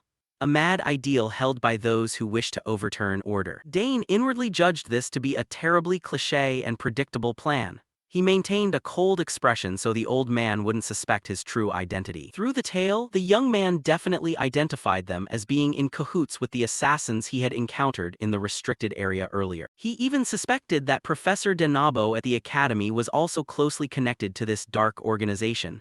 Things were starting to get interesting. Dane decided to turn this place upside down. He wondered what the organization's higher-ups would react like when they found out everything was exposed. He pretended to reveal that he was sent by a powerful figure at the academy who had been quietly watching Asir all this time. Asir froze, astonishingly guessing that person must be the academy branch head. Extremely valuable information Dane had just accidentally extracted. The young man nodded in confirmation, adding that that person was very satisfied and had high expectations for him. Asir beamed, almost moved to tears. Dane inwardly mocked the opponent's stupidity. Even though he wasn't sure who the spy was, the name Branch Head narrowed down his targets. To bring down the curtain, the young man told Asir to close his eyes to receive a gift from the mysterious superior. He fell for it hook, line, and sinker, his face showing clear excitement waiting for the reward. Asir obediently followed suit, feeling overjoyed inside thinking he was about to get promoted. He had no idea the thing about to drop on his head was actually a one-way ticket to the afterlife. Asir shut his eyes tightly, his face grimacing with a mix of suspense and excitement. He held his breath waiting for the honorable gift from his superior without realizing disaster was about to strike. Dane smirked meaningfully while holding a white rectangular object in his hand. With half his face still bearing the terrifying shape of the Reaper, he prepared to grant this sinner an ending he could never have imagined. Dane Saugers appeared among the desolate ruins after finishing his work. Ernest immediately cheered happily upon seeing his friend still intact without a single scratch. Dane walked leisurely over, not forgetting to apologize for being a bit late. The young man explained that squeezing information out of the traitor took much longer than he had originally imagined. Ernest chuckled, saying he had always stood here waiting for Dane to return. Looking at the bespectacled guy's beaming face was enough to tell how much trust he had in his friend's abilities. Right at that moment, Ernest noticed something sparkling in Dane Saugers's hand. It was a magical stone radiating an extremely mysterious and powerful-looking green glow. Dane flashed a meaningful smile, confirming he had squeezed every single secret clean out of Asir. His gaze was sharp, showing that everything was still under his control. Turns out the final gift the young man gave the traitor wasn't simple at all. Sir Delphian held the small box in his hand, his face showing clear seriousness as he listened to his explanation. Inside that box was paralysis poison, a powerful paralyzing toxin. Just a small dose was enough to make any stubborn fellow obediently lie motionless. Looking at the box, Sir Delphian was secretly amazed by Dane Saugers's thorough preparation. This young man was not only good at fighting but also extremely deep in using schemes to cope. Dane coldly stated that even if that guy woke up, he couldn't possibly escape. With the effect of this poison, he would just be like a fish on a cutting board waiting to be processed. Ernest heaved a sigh of relief, saying they didn't have to worry about that guy anymore. Immediately, Dane Saugers demanded that both of them destroy the barrier to report the news to the main force right away. However, Ernest still looked slightly worried and broke out in cold sweat. The guy was apprehensive that once the barrier disappeared, the monsters would completely lose control and fall into the most frenzied state. Dane Saugers smirked, saying that was the opportunity he had been waiting for all along. When losing their controlling will, the monsters would tear each other apart until completely wiped out. Hearing this hardcore sit on the mountain and watch the tigers fight plan, Ernest finally understood. The guy nodded eagerly in agreement, preparing to join Dane in destroying the seal of the annoying magic barrier. The two quickly got to work, with Ernest confidently affirming he was ready. The final preparations were done, now just waiting to watch the good show about to unfold. A moment later, the night sky suddenly lit up with brilliant bursts of magical fireworks. Explosive sounds echoed everywhere like a signal for a glorious victory of our side approaching. Multicolored beams of light continuously danced in the air, lighting up the entire ruined sky. This sight looked pretty artistic, signaling that the dangerous mission had finally been completed smoothly. Exactly 6 hours since Dane Saugers and Ernest went deep into the ruins, everything was settled. Time hadn't passed too long, but the results brought were truly beyond expectations. The magical fireworks weren't just for show, but also a signal of victory to the entire army. The knights standing below looked up, everyone showing unmistakable, overwhelming joy. Observing from afar, third Prince Edward Danter wore a deeply satisfied smile. The guy was extremely pleased to see the plan go smoothly, just as he had expected beforehand. Immediately, Edward ordered a total assault to sweep away the final remnants. Sir Delphin drew his sword and led the Fourth Knight Order, charging straight into the center of the ancient ruins. The army marched thunderously, their towering aura scaring even the monsters. The plan to wipe out the enemy in a flash was progressing extremely smoothly and favorably. The ancient ruins now became a battlefield for the largest-scale sweep ever. The old stone structures shook with the heroic footsteps of the army. The battle was extremely fierce as the soldiers confronted the ferocious orcs head-on. The sound of clashing weapons rang out harshly amidst the rubble, with dust blinding everywhere. A soldier shouted loudly, demanding the whole team hold their formation against the enemy pressure. No matter how frenzied the monsters were, they couldn't possibly pierce the defense. The commander's resonant voice drowned out the roaring, ordering the whole team to focus all their might. The battle was super intense, with everyone straining to finish off the sticky monsters. The battle at the ruins was getting hotter than ever. The knights had to continuously channel internal energy, shouting at each other to pour all their mana into their weapons to withstand the terrifying pressure from the ferocious green orcs. Amidst the encirclement, the fierce red-haired girl swung her sword to slash away enemies while still clicking her tongue in awe. The monsters this time looked much tougher and tankier than previous waves, making her spend quite a bit of stamina. Just as she predicted, the deeper they went into the center of the ruins, the more abnormally enhanced the monsters' strength became. The red-haired girl's sword swings began to grow heavier as she faced the escalating pressure. While the combat faction was struggling to hold off the enemy, Priscilla Neriel arrived just in time to support. The blonde mage quickly deployed magical circles, reassuring her teammates to endure a little longer so she could heal them. Priscilla closed her eyes tightly, concentrating hard to chant while ancient runes ran all across the air. The soothing green energy flow from her magic began to spread, healing the injuries of the exhausted knights. The situation was extremely urgent. A commander immediately ordered the whole team to focus magic firepower toward the southwest. Brilliant purple light beams erupted, targeting the giant lion monster snarling and baring its claws. The Knight Order received the order, immediately forming up to protect and open the way forward. Though the orcs were as numerous as ants before the coordinated teamwork of the Legion, they began to be pushed back noticeably. The power from coordinated attacks made the scene more chaotic than ever. The monsters bit each other or were blasted apart under the overwhelming might of the Expeditionary Legion, creating a bloody spectacle. Sir Delphin once stood in the middle of the battlefield, his sharp gaze observing every smallest movement. The commander's face showed clear determination. He wouldn't let any monster escape this encirclement. The fierce commander roared, ordering the soldiers to wipe out all remaining monsters clean, leaving not even a single one. Sir Delphin's aura seemed to add fuel to the entire combat-eager legion. The knights rushed in like whirlwinds, mercilessly hacking and slashing the green orcs. Lightning-fast sword slashes tore the air apart, turning the ruins into a literal meat grinder for monsters that had lost their control. Harsh explosions echoed everywhere as magic collided with monster flesh. The destructive power was strong enough to make the ground shake, dust flying everywhere to obscure the vision of the participants. A maximum explosion erupted, marking the complete collapse of the monster's final defense line. Everything shook violently, showing the sweep was coming to a most satisfying end. Ernest eagerly held his bow and ran over to report to Dane Saugers that the main force had arrived to reinforce just in time. Seeing the bespectacled guy's beaming face, you could tell he could finally breathe a sigh of relief. Dane Saugers smiled faintly, his expression extremely calm as if everything was within his calculations. The young man was very satisfied because the plan to break the barrier had gone extremely smoothly and brought a huge victory. The cleanup of the scene started in a rush, with Dane and Ernest heading back together to report the situation. The two intended to go pay audience to the third prince right away to end this grueling mission. Dust from the explosions still lingered around the ancient buildings in the ruins. The post-battle scene looked quite devastated, but the most important thing was the hazard had been officially removed completely. The cliffside houses had returned to peace after the magical firestorm. The entire ruin area seemed to be gradually recovering after the frenzied monsters were wiped out completely by the Royal Legion. In the central area, third Prince Edward Danter began his solemn honor speech. He declared that in this campaign, someone had made massive contributions, far surpassing everyone else. All the knights stood at attention listening to Edward praise the mysterious hero who stood on the front lines. According to him, this person stopped the sudden monster raid, paving the way to victory. The crowd of students couldn't help but be curious hearing the prince mention the brave soul who infiltrated the center of the ruins.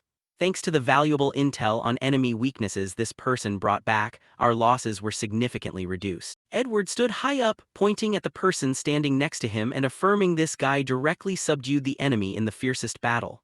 All eyes now turned to the platform where the hero's identity was about to be revealed. Cheers echoed throughout the ruins as the knights simultaneously raised their swords and spears to celebrate. The lively spirit of the honor ceremony made the atmosphere more bustling and heroic than ever. The soldiers chorused "Long Live," excitement spreading across the cliffside.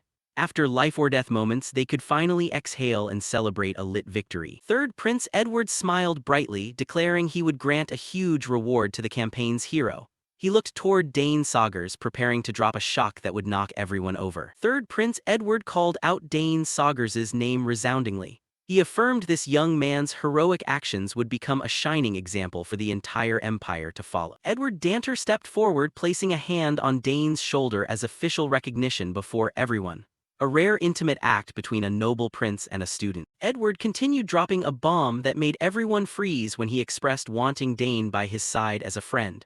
The word friend, uttered from the prince's mouth, truly carried 1,000 pounds of weight. Sir Delphin Wunt broke out in cold sweat, unable to believe his ears upon hearing that shocking declaration. The veteran commander seemed shocked by the prince breaking class barriers. The crowd of students below began whispering among themselves extremely excitedly. A friend? The prince just called Dane a friend? No one understood what was happening to this lucky young man. Dane laughed, saying Edward's declaration was no different from a heaven-shaking explosion. The prince also acknowledged this could push him into a tight spot, but Dane was still glad for the trust. After the excited moments, Dane's gaze suddenly became pensive. The young man remembered and wondered where the traitor Asir's fate would lead. Edward Danter's expression instantly hardened when mentioning that person. The prince radiated a much colder and more serious aura than before. Edward revealed that he would be thrown into the royal dungeon, a place likened to a living hell. Screams echoing every day made it a terror that even he had never stepped foot in. Hearing this, Dane understood that Guy had no chance of survival to come back out. But regardless, he had already extracted all valuable information from him beforehand. Edward thought that ending was completely deserved and wanted to give an extra reward for Dane's hard work. Yet our young man maintained a humble attitude, saying that was already too much. Dane fell silent for a long time as if weighing something very important in his head. His gaze was contemplative, showing the young man was preparing to make a special request. Actually, he had a weighty matter he wanted to ask the prince's help with. Seeing Dane serious, Edward also generously told him to speak out whatever he desired. The two stood alone in a corner of the platform to discuss matters of state. The space suddenly became unusually quiet, leaving only the secret dialogue between the prince and the new hero. Dane bluntly brought up the true enemies targeting the empire and the prince himself. This stern warning made Edward ponder the potential hazards as well. The young man's face was extremely serious, showing the scale of this plot was much larger than imagined. The political game was now officially beginning to heat up. The ruin campaign closed, leaving an unusually peaceful scene beside the majestic waterfall. Yet behind that peace were undercurrents waiting to erupt. A few days later, the setting shifted to the magic department head's office at the academy. The atmosphere here was enveloped in silence and full of secret plotting. Professor Drenavo stood by the window, muttering the name Dane Saugers with an extremely annoyed expression. This young man's presence seemed to be turning all his plans upside down. The department head endlessly wondered about the content of the conversation between Dane and the third prince that day. The terrifying silence over the past few days made him even more uneasy and anxious. Right at that moment, a figure in a black cloak quietly stepped into the room without making the slightest noise. This mysterious appearance signaled a gathering that was not healthy at all. Drenavo startled and turned around upon feeling the warmth of a stranger standing right behind his back. His face showed clear shock at being broken into right in his lair at midnight. The intruder spoke mockingly, asking what the professor was so seriously lost in thought about. The atmosphere in the room instantly turned extremely tense. A bearded guy smiled craftily under his cloak, telling Drenavo there was no need to be surprised at all. The chapter ended with the appearance of the Dark Faction, promising extremely fierce developments ahead. Arthur walked down the hallway, wondering if the professor was still here. He intended to go in and report the detailed schedule for tomorrow before leaving to rest. Just as he was about to open the door, Arthur paused upon hearing someone inside ask if there was anything unusual. He stopped his footsteps entirely, realizing the professor was entertaining guests at this hour. Arthur peeked through the crack of the door, sweat starting to flow profusely from tension. Inside was a gloomy atmosphere shrouding the enclosed room. Professor Denabo was standing with someone in a black cloak, who said dead men tell no tales. The old professor sneered, confident that even if that guy spilled everything, he knew nothing about him. The cloaked figure smiled smugly, affirming Denabo's position would still be safe. Denabo's gaze revealed clear sinister intent under the dim light. The cloaked figure promised to soon send people over to support the next plan. Arthur hid behind, shocked and not believing what he had just heard. The story started mentioning the investigation team and the recent conquest. Arthur narrowed his eyes suspiciously. Clearly they were hiding a huge secret. He began to feel creeped out by the truth about the teacher he always respected. The conversation shifted to a high-ranking personage, coming soon to whip the academy back into shape. Denabo clicked his tongue, thinking it was just a formality since they had prepared countermeasures ready. The cloaked figure still carefully asked once more if there were any loopholes. The professor wore a smug smile, assuring the positions of both wouldn't be shaken at all. Then he mentioned someone the organization was keeping a special eye on. Arthur jolted when hearing the name Dane Saugers escape the old professor's mouth. The cloaked figure emphasized that Dane had achieved great merit but essentially ruined the organization's plan. He demanded Denabo quickly recruit or deal with this young man. Denabo crossed his arms and nodded, promising to focus all his might on the new target. In their eyes, no matter how talented Dane was, dealing with him was only a matter of time. Before leaving, the cloaked figure didn't forget to remind the professor about the recommendation letter. Denabo responded generously, treating it as a small gift for the help he had provided. He promised to send an official letter of recommendation to the Magic Tower soon as scheduled. The mysterious figure bowed and prepared to vanish into the night. A sly smile crept across the face hidden beneath the cloak. Arthur was choked with outrage, never expecting that the professor would use his future to trade with traitors. The office door slammed shut, putting an end to the dark conversation. Arthur turned and ran for his life, his breathing turning ragged with fear. He realized he had just overheard a secret that could shake the entire academy. The sound of hurried footsteps echoed in the night, and he knew he had to find Dane immediately. Arthur bolted through the silent rows of buildings, not daring to look back even once. The scene shifted to the park, near the dormitories late at night. Under the dim yellow streetlights, Arthur was recounting the whole incident to Dane Saugers. He emphasized that their next target was none other than him. After listening, Dane summarized the situation with eerie calmness. He deduced that Denabo must have been in such a rush that he left behind such a basic flaw. Arthur anxiously asked if Dane would be okay if the professor found out about this. Arthur told himself he had nothing left to lose after being abandoned like a disposable pawn by the teacher he had always respected. He bitterly recounted how Professor Denabo had used the recommendation letter as bait to turn him into unpaid labor. Even though he felt desperate, Arthur still recognized the terrifying scale of this conspiracy and sought Dane out for help. Arthur admitted that among everyone he knew, Dane was the strongest and most reliable. Dane listened quietly, his gaze reflecting understanding for the pain of betrayal the person before him felt. He knew that discovering his professor was a member of a traitorous organization was far too massive a shock for him. Dane thought it over. This was no longer just a matter of simple trust, as it now directly impacted Arthur's future. Arthur lowered his head in silence, his lonely back casting a long shadow under the academy's dim lights. He looked up at Dane with quiet desperation, asking what he should do to break free from this dead end. Dane's gaze turned sharp as he realized a golden opportunity had practically delivered itself to his doorstep. Subduing someone close to Denabo like Arthur would make his plans run much smoother. Dane asserted that Denabo's power was nothing compared to the Third Prince, and exposing this conspiracy would yield far greater benefits. Arthur froze upon realizing Dane was suggesting he step into a plan riddled with mortal danger. Dane stepped forward and placed a hand on his shoulder, a gesture that served as a promise of absolute protection. With a confident smirk, he declared that he already had a foolproof plan. Instead of continuing to serve the cunning old professor, Dane suggested Arthur place his complete trust in him. Dane's firm words struck right at the assistant's heavily wavering mindset. Without hesitation anymore, Arthur affirmed that he would do whatever Dane asked to claim back his own justice. The knight slipped away in silence, signaling that the pieces were beginning to move across the political chessboard. 2 days later at the academy, a peaceful facade still blanketed all daily activities. Inside the laboratory, Denabo went on a rant chewing Arthur out for his delay, while Arthur could only bow his head in apology and make up an excuse about a lab accident. From afar, Dane watched quietly, feeling satisfied as everything was playing out exactly as predicted. A triumphant smile crossed his face seeing Arthur play the role of a submissive subordinate to perfection in front of the old professor. Originally, Dane had planned to tail Denabo himself and have Ernest gather the evidence, but Arthur's appearance changed everything. Arthur stood beside Denabo, playing out the exact role of an undercover mole operating right under the enemy's nose. No one could track the old professor's movements closer than his own close assistant. Dane believed that with help from the inside, catching Denabo red-handed was only a matter of time. He stood tall in the middle of the schoolyard, his cold gaze fixed straight toward the laboratory building. He softly muttered Denabo's name with a knowing smile, as if victory was already secured in his hands. Looking at the old professor's arrogant demeanor, Dane thought to himself that the man was digging his own grave without even realizing it. Professor Drenavo was pouring out a stream of disappointment over Arthur's results,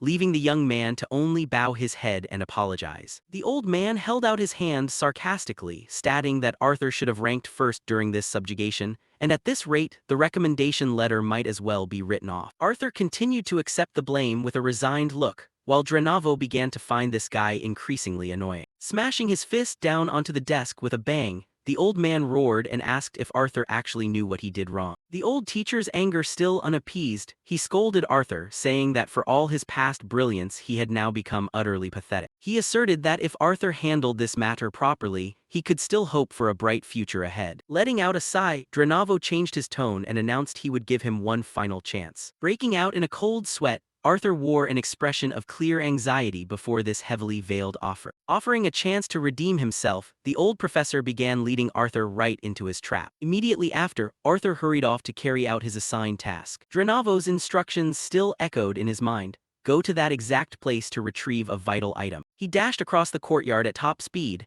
ignoring the surrounding gazes. Drenavo had emphasized that this was extremely important, which was why he trusted it to the person he trusted most. Arthur ran with gritted teeth, sweat streaming down his face. The old teacher had added that surely he wouldn't fail at something so simple, to which Arthur affirmed he'd leave it to him. Running while deep in thought, Arthur realized this was precisely the kind of information Dane Saugers needed. A flash of a smile crossed his face. This was his golden opportunity to drag down this corrupted professor. According to the plan, in a week Arthur would have to head toward the Academy's supply route, where a secret door would be left unlocked. Returning to the present, Arthur met someone in private and handed over the small item clutched in his hand. Drenavo's words still rang in his ears, stating that if the situation hadn't been so unfavorable, he would have gone himself. The recipient of the item was none other than Dane Saugers, who observed in silence. Dane's gaze was pensive as he calculated his next moves. The item had been cleanly handed over. Arthur recounted his entire conversation with Drenavo to Dane,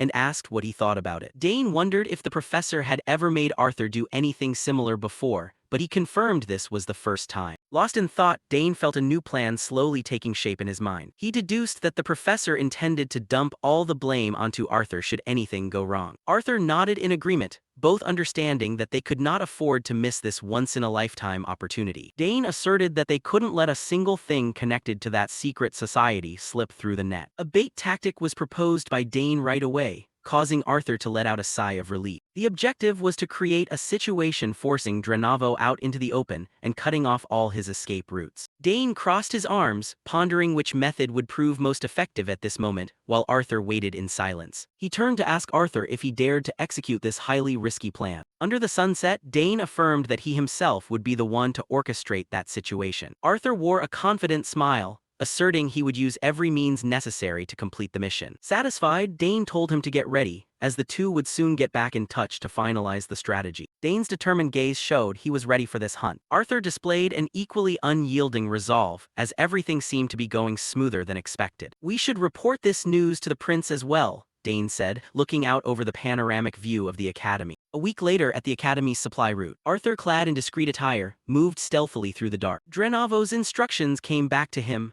head north to an inn on the outskirts of the capital, sit at the far left table, and wait to receive the delivery. Arthur darted his eyes around, searching for the designated location. In his mind, he repeated the instructions to himself, knowing the inn had to be somewhere in this area. There it was, his gaze locked onto an old wooden building matching the description. Arthur quickened his pace toward the inn, determined to cause as much chaos as possible to disrupt this transaction. He gripped the communications scroll tightly in his hand, the one Professor Drenavo had given him to use if things took a turn for the worse. His footsteps advanced steadily toward the objective. He told himself that eventually, that foxy old professor would be forced to show his face himself. The inn loomed clearly in the hazy twilight shadows. Inside the inn, the noisy and bustling atmosphere contrasted sharply with the eerie silence outside. Arthur sat alone in a secluded corner, trying to act as normal as possible while he waited. Despite his best efforts to suppress it, tension was clearly visible in his eyes. A flashback surfaced. Dane Saugers had handed him a box of poison-laced needles, telling him it would come in handy during the mission. He clutched the secret weapon tightly in his hand,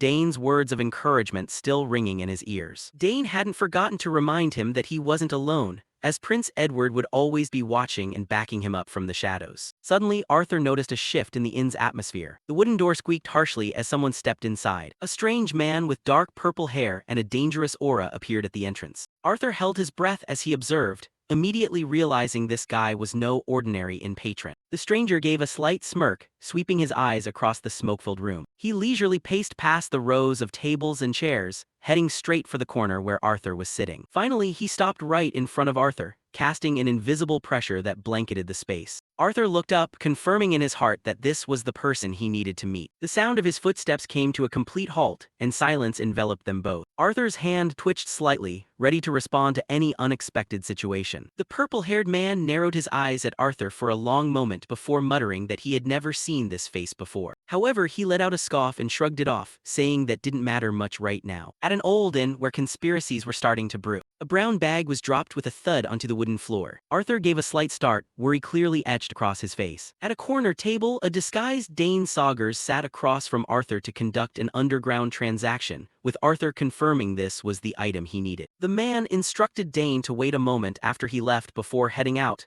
and to transfer the item immediately. Dane looked into the bag and showed extreme surprise, hatching an entirely different plan in his mind. Arthur stood up to leave and Dane called out after him, asking if he was heading off just like that. Dane's hand secretly gripped a vial of paralytic poison he had prepared in advance, intending to make his move right then and there. Seizing the moment while Arthur had his back turned, Dane decided to act, unwilling to let this opportunity slip away. Glancing at the people around him, he realized he needed to draw the crowd's attention. A heavy blow to the back of Arthur's neck caught him completely off guard. Dane's gaze turned icy cold, contrasting sharply with his earlier gentle demeanor. A sharp impact echoed right through the middle of the inn. The attack left his target dazed. A nearby waitress stared in panic at the scene. Arthur collapsed onto the floor, completely motionless. Dane felt triumphant as the paralytic poison proved exceptionally effective, keeping everything right on track. He feigned a hurried approach, speaking in a panicked, worried tone. His plan was to cause as massive a commotion as possible to ruin the transaction. Dane shook Arthur's body, shouting loudly for him to wake up and asking if he could hear him. Arthur foamed at the mouth, completely losing consciousness as the play began turning dramatic. Whispers broke out from the surrounding tables, with every eye locking onto the pair. The sound of hurried footsteps approached, having drawn the innkeeper's attention. The innkeeper ran over to ask what was happening, while Dane feigned innocence, claiming the person had suddenly passed out. He looked at Arthur's fallen body with an expression of deep suspicion and tension. Dane continued playing the role of a panicked student, trying his best to look innocent. But the innkeeper's expression shifted instantly,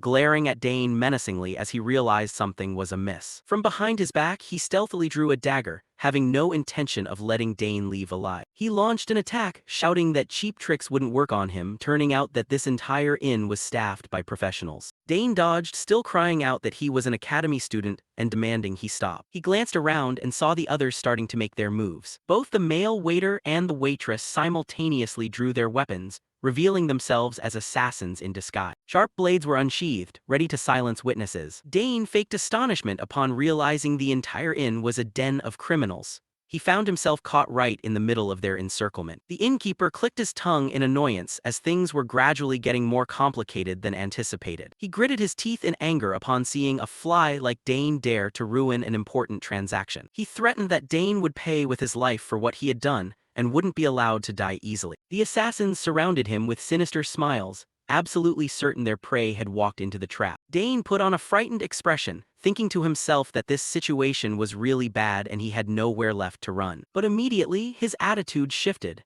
Dane realized this was the best scenario for him to drag yet another character into the mess. He was ready to stage the scene as an incident where a student was attacked by a secret organization colluding with Professor Denabo. Dane pulled out a magical scroll, preparing to activate the final trap to drag Denabo down into the abyss. Amidst the encirclement of assassins, Dane Saugers remained calm, holding the magic scroll ready in his hand.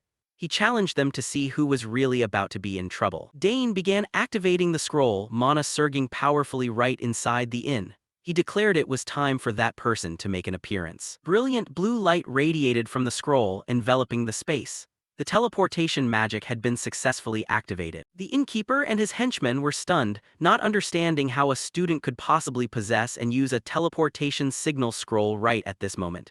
He panicked and wondered if Dane was calling reinforcements. Mana poured out in torrents from the scroll, terrifying everyone present with its sheer power. One of them screamed in disbelief, questioning whether Dane was actually a mage. Dane curved his lips into a sinister smirk. Everything was unfolding perfectly according to the script he had painstakingly arranged. A gigantic magic circle materialized and glowed brightly, ready to pull the target to the scene. The blinding light prevented the assassins from looking directly at it. The innkeeper broke out in a cold sweat, realizing this item wasn't just for calling people. He gasped out loud upon feeling the pressure of the teleportation spell. The assassins panicked, realizing this was forced teleportation magic. They couldn't believe a student could pull off such a feat. Amidst the blazing stream of light, a figure began to take shape. The plan to unmask the mastermind had entered its decisive stage. Professor Denabo appeared right in the middle of the inn in utter bewilderment. He still had no clue what was happening to him. Dane stared intently at the professor, secretly feeling pleased that the biggest prey had walked into the trap. The scenario he had been waiting for finally began. Denabo looked around in shock, realizing he was standing in a shabby inn full of armed men.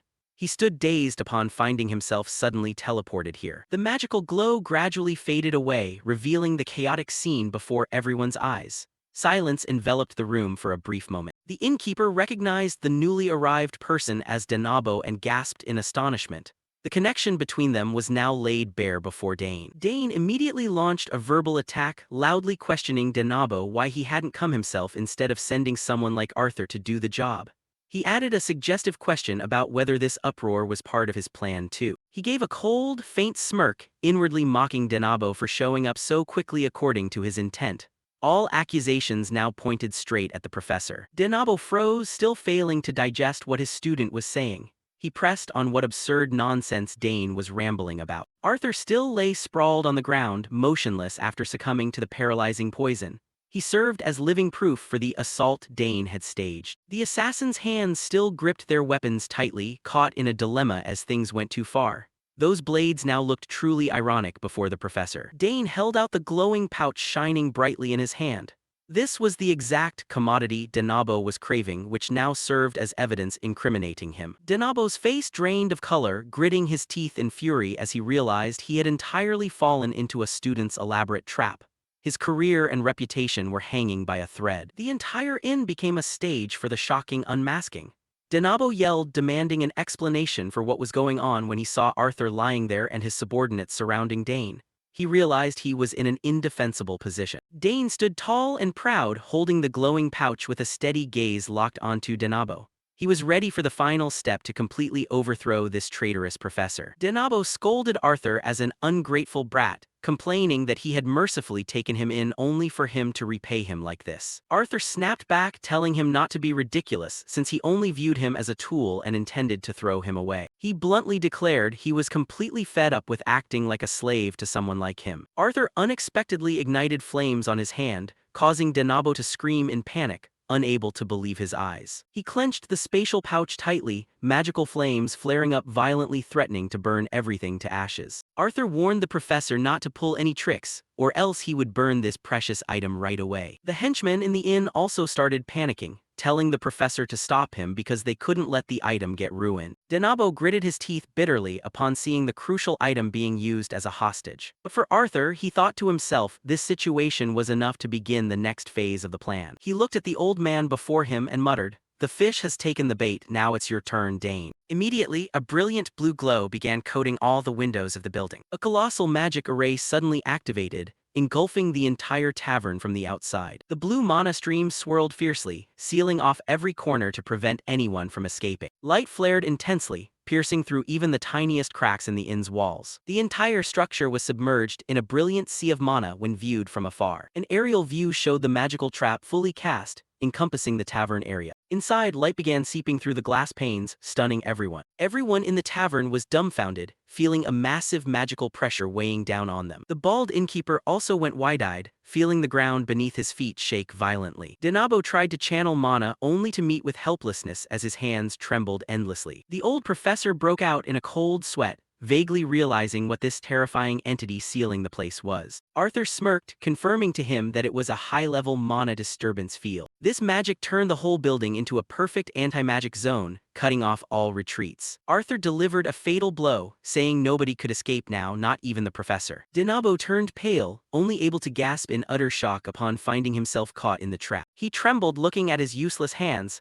unable to believe someone dared to move against him. He wondered where Arthur got the nerve to do this, certain a tremendously powerful force must be backing him. In Denabo's mind flashed the image of a mysterious army surrounding the perimeter, waiting outside. He realized if he got caught here, all his efforts put into hiding would go up in smoke. The tower of power he painstakingly built at the academy was about to collapse completely tonight. In his panic, Denabo screamed orders for his subordinates to seize Arthur immediately. The lackeys drew their weapons and rushed forward at his command, hoping to use Arthur as a ticket to escape. Arthur clicked his tongue, knowing it would be hard for him alone to fend off these assassins for long. He gripped the evidence pouch tightly, silently urging Dane to hurry up and end this. Right at that moment, a loud explosion rang out, the windows smashed to pieces by the swords of the task force. The army from outside flooded in like a whirlwind, surrounding those trying to attack Arthur. Dane Saugers appeared right at the front of the formation with a cold gaze fixed on the professor. Amidst the billowing smoke and dust, imposing armored figures occupied every vital position. Their swords swung upward, radiating an aura that completely overwhelmed all the sinners in the room. Knights bearing signature blue cloaks simultaneously drew their swords, ready to suppress the entire scene. The innkeeper stammered incoherently upon recognizing the identities of these powerful visitors. Arthur beamed brightly, pointing straight at Denabo and proclaiming loudly,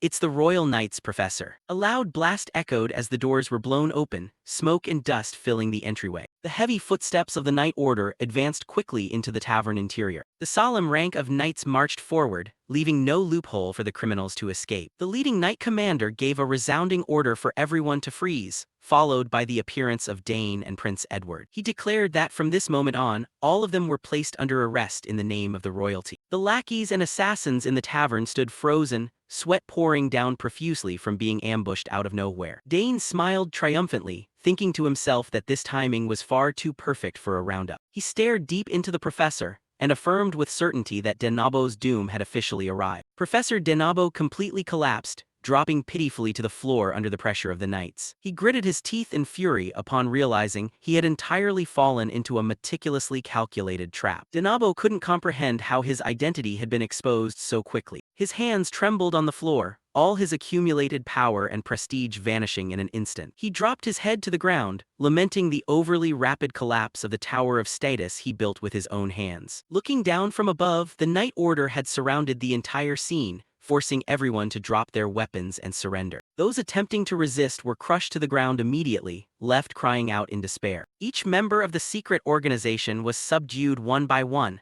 leaving no one able to escape the encirclement. Ropes began tying the hands of the criminals tightly in preparation for escorting them back to the capital. A long procession of secret society members was led away under the strict escort of the Royal Knights. Dane looked around the scene, feeling satisfied because this harvest exceeded even his expectation. He and Prince Edward discussed the outcome, having successfully rounded up over 10 members of the secret organization here. Edward smiled and praised Dane's strategy, affirming he had done a stellar job on this mission. The item they intended to trade was actually a spatial pouch filled with the organization's dark secrets. Spilling out from the bag were numerous pieces of evidence, handwritten orders aimed at erasing all traces of treason. Dane proposed gifting Arthur a royal recommendation letter to the Mage Tower as a well-deserved reward. Prince Edward agreed, as with this letter, Arthur's status and safety would be guaranteed after rendering service. Each criminal was escorted away from the area, the atmosphere gradually returning to the night's intrinsic quiet. Denabo walked away silently and dejectedly in chains,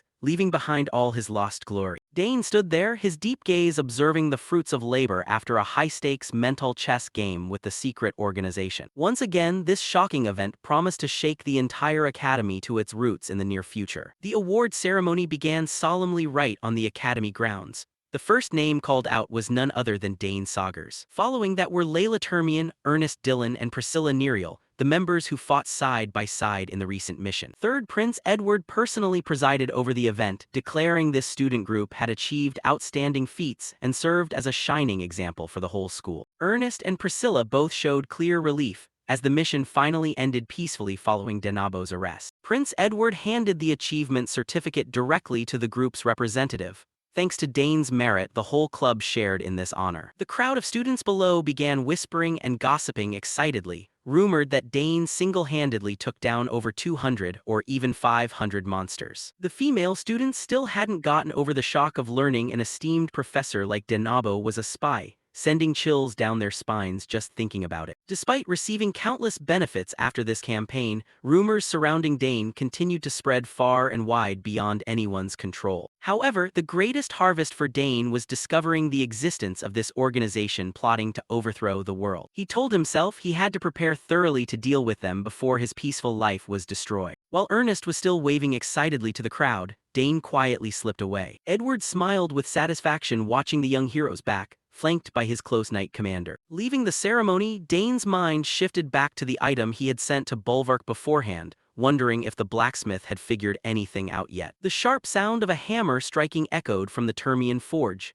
Dane stepped in just as Bulwark was examining the magic staff. Its appearance looked ordinary, but Bulwark affirmed this staff was forged with blood, startling Dane upon hearing it. The blacksmith explained that it didn't react to ordinary fire at all, and the only thing that caused it to transform was human blood. Dane's expression began turning tense upon realizing the malevolent nature of this item. It was aldius, an ancient metal that could only be forged after being soaked in the blood of dozens of people. Bulwark pointed to the core of the staff, stating it was the cause of the faint smell of blood lingering inside the ordinary outer shell. He emphasized this was an extremely dangerous item known to very few. Dane genuinely didn't expect Denabo to possess a weapon this terrifying. It wasn't just bloodthirsty, it could also drive its user mad if not handled carefully. Dane crossed his arms in thought, wondering why, if it liked blood so much, it wasn't forged into a sword or spear instead of a magic staff. Bulwark stroked his beard, preparing to offer his own assessment on the matter. It seemed only aldius material could withstand the terrifying power radiating from that gemstone. Dane stared at the staff, inwardly grasping the true purpose of the one who created it. He gripped the shaft tightly, sensing the massive pressure hidden beneath the dark metal exterior. Dane stood silently for a long while with the deadly weapon in hand. He felt this thing was genuinely unstable and shouldn't be allowed to exist recklessly. The gemstone atop the staff continued emitting a mystical, alluring blue glow. Bulwark nodded in confirmation that this was an extremely rare item, not something just anyone could lay hands on. Dane unexpectedly brought the staff toward the blacksmith and decided to gift it to him outright. Bulwark's eyes went wide with surprise, unable to believe this kid was generous enough to give away such a treasure. He smiled, saying he never used staves anyway, so leaving it to someone who understood its value like Bolvark was better. Seeing Dane's sincere gaze, Bolvark harbored no more suspicion. He reached out to take the staff and promised he wouldn't refuse this priceless gift. Bolvark thanked him profusely for finally getting precious material to satisfy his passion for forging. But Dane also smartly asked for the gemstone at the top of the staff back,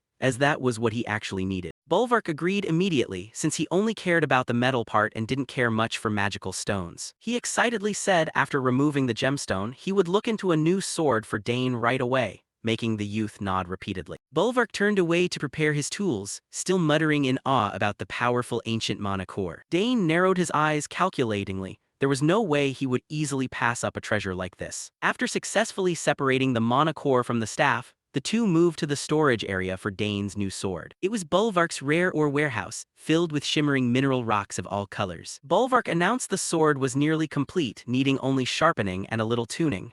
He urged Dane to try lifting it. Dane cautiously reached out to grip the hilt, feeling its weight and perfect grip. An exquisite sword glowing with a transparent blue light appeared, leaving him unable to hide his astonishment at the blacksmith's masterful craftsmanship. The blade reflected Dane's excited eyes, truly a masterpiece with every detail exuding unbelievable intricacy. Seeing the kid's satisfied expression, Bolvark chuckled proudly and asked if he really liked this gift. Dane gazed at the sword a little longer, still unable to take his eyes off its beauty. The sword emitted a faint, ethereal glow, looking graceful yet powerful. He noticed that the sword's reaction was identical to the time he had touched the arcanium ore before. Dane tried swinging it with a basic motion, and the speed and flexibility brought by the arcanium truly exceeded his expectations. Half doubting, he asked if this thing was prone to breaking, causing Bolvark to snort and scold him for underestimating such a legendary material. The blacksmith asserted firmly that ordinary metals stood no chance in comparison, and this sword wouldn't chip no matter how roughly he used it. Despite being very pleased, Dane still had one minor concern, which was whether there was a way to make the sword glow less. With it glowing this brightly, how could he carry out covert operations or assassinations at night?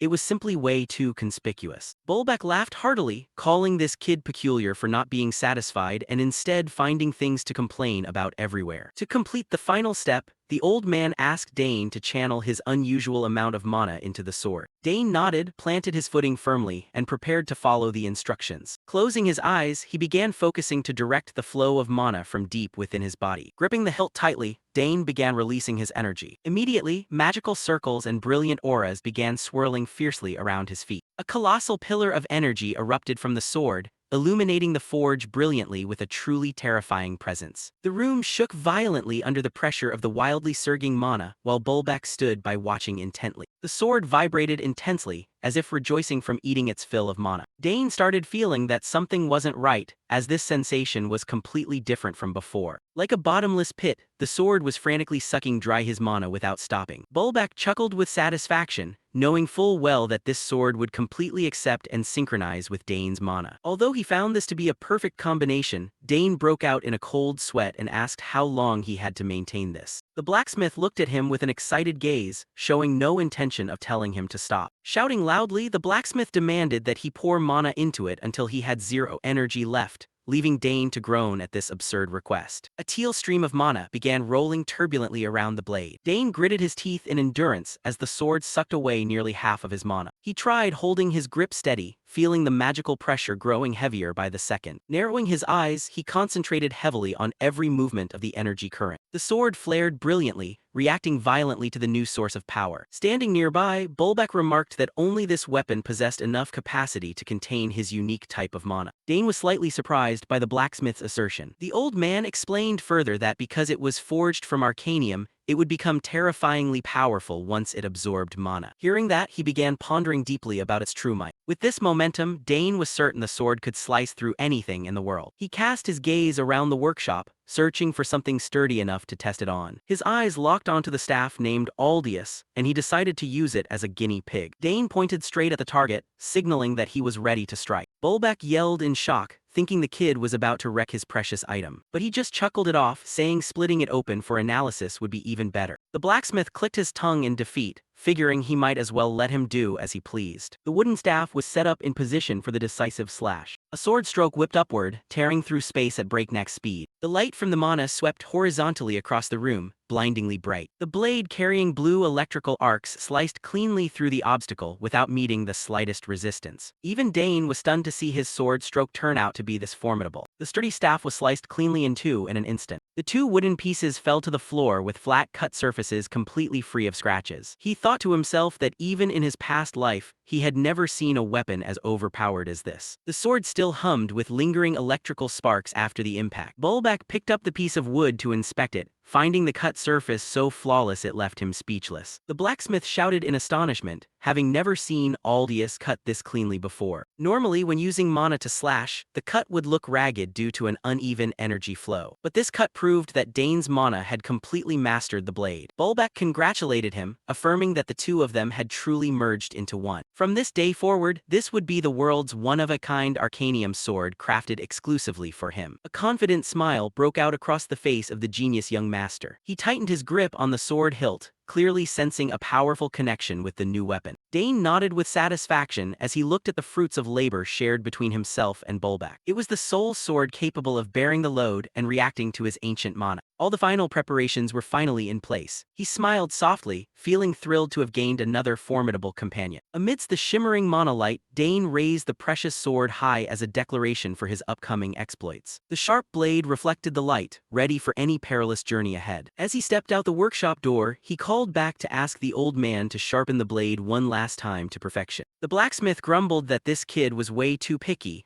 but still gladly led him along. The sound of hammering echoed clang-clang across a corner of the street, marking the birth of a new legend. A few days later, we returned to Arabella's laboratory. She was excitedly praising how the data Dane brought back was a huge boost for her research work. Dane remained as modest as ever, saying he should be the one thanking her, while resting on the table was the ancient mana core from the Kingdom of Arcana. Staring fixedly at the glowing orb, he told himself, "All right, my turn." Dane took a deep breath and began channeling his energy, preparing to fully absorb this source of power. Instantly, emerald mana sparks began dancing around his body. The moment his hand touched it, the energy from the mana core flared up violently as if about to explode. Closing his eyes tightly, he tried to stay calm against the wildly rushing tide of power. The laboratory space began shaking violently, causing the surrounding furniture to creak in protest. Powerful waves of mana spread outward, enveloping the entire spacious room. Standing amidst the brilliance, Dane's back stood tall and resolute as he accepted everything. The magical energy began saturating his palms and spreading throughout the blood vessels in his body. After a spell of straining himself, everything finally subsided and stabilized. Standing outside to watch, Arabella's jaw dropped in sheer shock. A relaxed expression emerged on Dane's face as he felt the miraculous change within. He could feel every single heartbeat of the new mana current swirling right against his chest. A brilliant mana circle had officially formed to perfection. Dane smiled softly, feeling unusually refreshed throughout his body following this breakthrough. His eyes snapped open, sparkling with a powerful deep blue magical light. And just like that, he had officially broken through to the third circle. Time slipped by another few weeks, and the atmosphere at the academy grew quite lively. Everyone was chattering excitedly, because the final exams were right around the corner. Layla Thermion and Priscilla Nerial were happily discussing a trip, with Priscilla even planning an adventurous backpacking excursion up north. Just as things were cheerful, the communication device in Dane's pocket suddenly buzzed violently. He paused briefly, wondering who could possibly be calling him at this hour. Pulling out the device to check, Dane still couldn't guess who was looking for him. The moment he picked up, a lively greeting rang out from the other end. "Hey Dane, long time no see, I'm almost back in the capital." Just from the voice, Dane immediately recognized an acquaintance, who even asked if he could drop by the academy to see him for a bit. It turned out to be Dayward Termian, and the sudden appearance of this explorer older brother surely meant something important was up. Layla chewed Dayward out right in front of the building for wandering off for so long, without letting her know anything. She started throwing hands, punching and demanding to know what Dayward considered Dane to be since he only notified him upon returning. Dayward could only grit his teeth and take the beating, not daring to utter a single word back to his younger sister. Observing from a distance, Ernest shook his head in resignation since this torture session had already dragged on for a full 10 minutes. Chuckling, the young man asserted that this was entirely Dayward's fault for his terrible communication habits. Dane looked at Dayward with deep understanding, guessing that the older brother probably still felt guilty toward his sister, which was why he hesitated to give advance notice. Layla hadn't cooled down yet, threatening to hit him even harder if he dared drag his battered body back like that again. Seeing the situation getting too tense, Dane stepped in to intervene, telling Layla to calm down since he was back safely anyway. Turning to Dayward, Dane warmly asked if he was truly alright after his recent expedition. Dayward immediately grinned from ear to ear, waving at Dane enthusiastically as if nothing had happened. Layla crossed her arms and let out a cold snort, nodding that he came back earlier than expected while Dane announced that all preparations were in order. With a confident look, Dayward affirmed that he had gathered all the necessary items for the plan. But right after that, he changed his tone to a serious one, mentioning that the single most important item was still missing. The group cast curious gazes toward Dayward to hear what could possibly be so important. Rare ingredients were laid out in disorder across the table, and now only the Roxana's tear was needed to consider it complete. Ernest confessed he wasn't well versed in alchemy, but could tell at a glance that this pile of materials was extremely hard to find. Dayward puffed out his chest proudly, bragging that it took a lot of effort for him to gather this many items. Remembering suddenly, Layla asked for confirmation if Roxana's tear happened to be located somewhere in the Havarask mountain range. It was a shimmering crystal, but aside from rumors placing it in an ancient ruin, there were no other clues. Dayward planned to hand these precious materials over to an acquaintance who was an alchemist, prompting Ernest to ask in surprise why Dane didn't craft it himself. Ernest felt a bit nervous about entrusting the group's hard-earned results to a total stranger. Dayward explained that curses were very complex and a single slip-up would cause a backlash, so they had to seek a true expert. Seeing Dayward guarantee that the person was trustworthy, Layla also nodded in agreement and asked further about the exploration plan. Looking toward the snow-capped mountain range, she worried that the ruins being hidden too well would cause the group to waste a lot of time searching. Dayward admitted that information on that border region was scarce, so he came up with the idea of asking Dane for a favor. Dane started, sensing a bad omen from being targeted by this explorer brother. Sure enough, Dayward could only offer a knowing, awkward chuckle at his younger brother's sensitivity. That night, Dane began considering using his connection with the third Prince Edward to gather information. The majestic imperial palace scenery appeared, and Edward curiously asked what special request Dane had for him. Dane brought up the matter bluntly, asking for detailed information about the Havarask mountain range and the ruins hidden there. Seeing Edward smile warmly in support, Dane felt a lot more relieved. The prince agreed to help immediately, stating that his knight order had quite a few former mountain rangers who knew the terrain well. Dane bowed in gratitude, but Edward waved it off, telling him to make himself at home since it was just a small favor between friends. Sipping his tea, Edward wondered why Dane chose that remote mountain range as an exploration target. Narrowing his eyes at Dane, he wondered if this was a newly discovered archaeological site. Dane explained that the group was searching for an important item, and his intelligence network hadn't reached that region yet. Edward pondered for a moment before agreeing to assist, though he didn't forget to remind him that it was an extremely dangerous place. Because it was a sensitive border region, he told Dane to act tactfully to avoid causing unnecessary political conflicts. Dane assured him that wouldn't happen, while Edward chuckled with amusement at the adventurous nature of this trip. The prince was so excited, he even wanted to go along if he weren't so busy with royal duties in the capital. Dane smiled warmly back at the young prince's enthusiasm and sincerity. As the meeting concluded, Edward promised to contact Dane soon once he got word from the Royal Ranger unit. Once all the information was squared away, it was time for the group to knuckle down and prepare thoroughly for the trip. Dayward began passing down his exploration experience, instructing everyone to pack as many dried rations as possible because it was hard to light fires on the mountain, and they had to avoid leaving tracks for rangers to find. The guy personally inspected the climbing gear, explaining that the soil terrain there was very soft, so anchors easily pulled loose, requiring a specialized type instead. With large and small bags neatly packed, Dayward reminded them to choose low odor, filling dried rations to ensure stamina while climbing high mountains. Ernest looked at the explorer older brother with deep admiration, believing that with this knowledge Dayward could literally teach at the exploration department. Right while they were busy, the magical communication device suddenly lit up with a message from the third Prince Edward addressed to Dane. Through the device, Edward announced that he had found the location of the ruins entrance, but warned that the Ranger Knights couldn't push any further because they hit a dead end right after entering. Dane listened closely before thanking the prince for the valuable information provided. However, Edward wasn't done yet, reminding the group to watch out especially for a creature named Dranius prowling around the ruins. Hearing the monster's name, Dayward's and Layla's expressions immediately turned noticeably serious. It was a giant lizard species with supreme camouflage abilities, turning it into a terrifying predator that even seasoned rangers struggled to deal with. Dayward patted Dane's shoulder, asking him to pass along his thanks to the prince, while Dane asserted that the group's safety came first, so thorough preparation was never redundant. With all final preparations complete, Dayward wore an excited smile, urging everyone to hit the road quickly. Confident smiles bloomed on the members' faces, each having readied their mindset for the challenging journey ahead. Dane nodded decisively,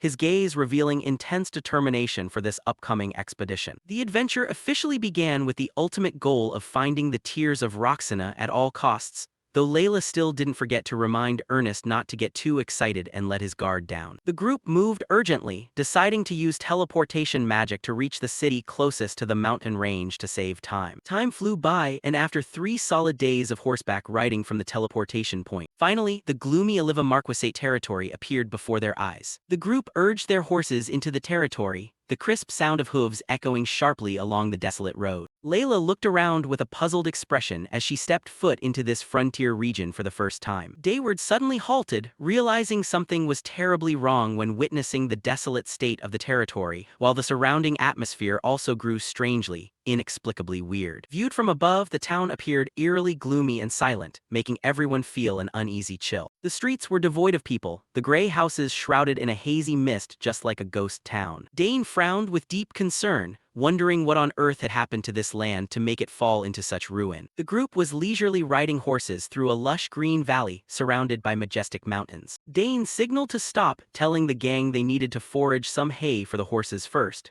He decided to head into town with one other person to scout. Arthur nodded in agreement immediately, while Priscilla smiled knowingly behind them. Before anyone could react, Priscilla nimbly leaped off her horse with lightning speed. Dane blinked in confusion, asking why, and Priscilla said she would come along because she felt something felt very strange about this place. Seeing Priscilla's serious expression, Dane also began to worry, asking what on earth she had sensed. She affirmed her intuition told her this definitely wasn't a good omen. Dane scratched his cheek and clicked his tongue. Well, caution was better, so he agreed to let her come along. He turned to instruct the other two to stay here and watch the horses, leaving the town reconnaissance to him and Priscilla. Arthur enthusiastically said he'd take the opportunity to let the horses rest and stuff his storage space full of hay. Priscilla urged Dane to move faster, her expression looking a bit impatient. Their destination was a gray stone fortress, its gateway manned by 2 guards waiting on standby. Up close, these guys looked rugged and hostile, nothing like ordinary sentries. Dane observed silently, realizing their outfits looked like clerical vestments, yet they carried weapons. One guard raised a hand to block the entrance with an extremely arrogant attitude. He barked out, asking who the 2 of them were, where they came from, and what purpose they had daring to wander into this territory. Dane maintained a calm demeanor, explaining they were merely travelers stopping by to buy provisions and hay. The guard narrowed his eyes appraisingly, questioning whether they were just passing through or planning to stay here for good. His gaze eyed Dane as though trying to probe right through his bones. The guard next to him was no different, casting a wary and suspicious glance. Priscilla took one look at this attitude and immediately knew these people heavily shunned outsiders. Finally, the guard let them pass, but with a warning to get their stuff and leave immediately. Dane politely bowed in thanks and led Priscilla inside, but the guard called out after them, his voice threatening them not to be foolish enough to poke their noses into the Marquisate's affairs. Stepping past the city gates, Dane realized that although it seemed bustling inside, watchful gazes still trailed them nonstop. Priscilla abruptly closed in, whispering into Dane's ear that these people seemed to belong to the Trillion cult. Seeing Dane looking puzzled, she explained this was a notorious heresy fiercely hunted down by the Imperial Church. Priscilla's gaze drifted toward a dangling banner printed with their signature magic circle symbol. Priscilla clenched her fists tight, her face filled with indignation when mentioning these people. Seeing her looking distressed, Dane pressed her on what heinous crimes they had actually committed. Priscilla's voice trembled with anger as she recounted how they had ruthlessly sacrificed tens of thousands of innocent children, all for the insane goal of summoning a demon god to seek a fake salvation. Dane was struck dumb upon hearing this, unable to believe there were people in this world cruel enough to treat human lives like dirt. He gasped in horror, realizing child sacrifice genuinely exceeded anyone's imagination. Priscilla looked at the surrounding scenery with a saddened gaze, fully grasping where the gloom shrouding this territory stemmed from. The residents here all looked haggard and dazed like soulless husks due to the pain of losing their children. Unable to bear it any longer, Priscilla began channeling mana into her palms to form a magic circle. Her eyes burned with determination as she wanted to report this incident to the Grand Sanctuary immediately. Dane, startled, realizing Priscilla was acting too rashly.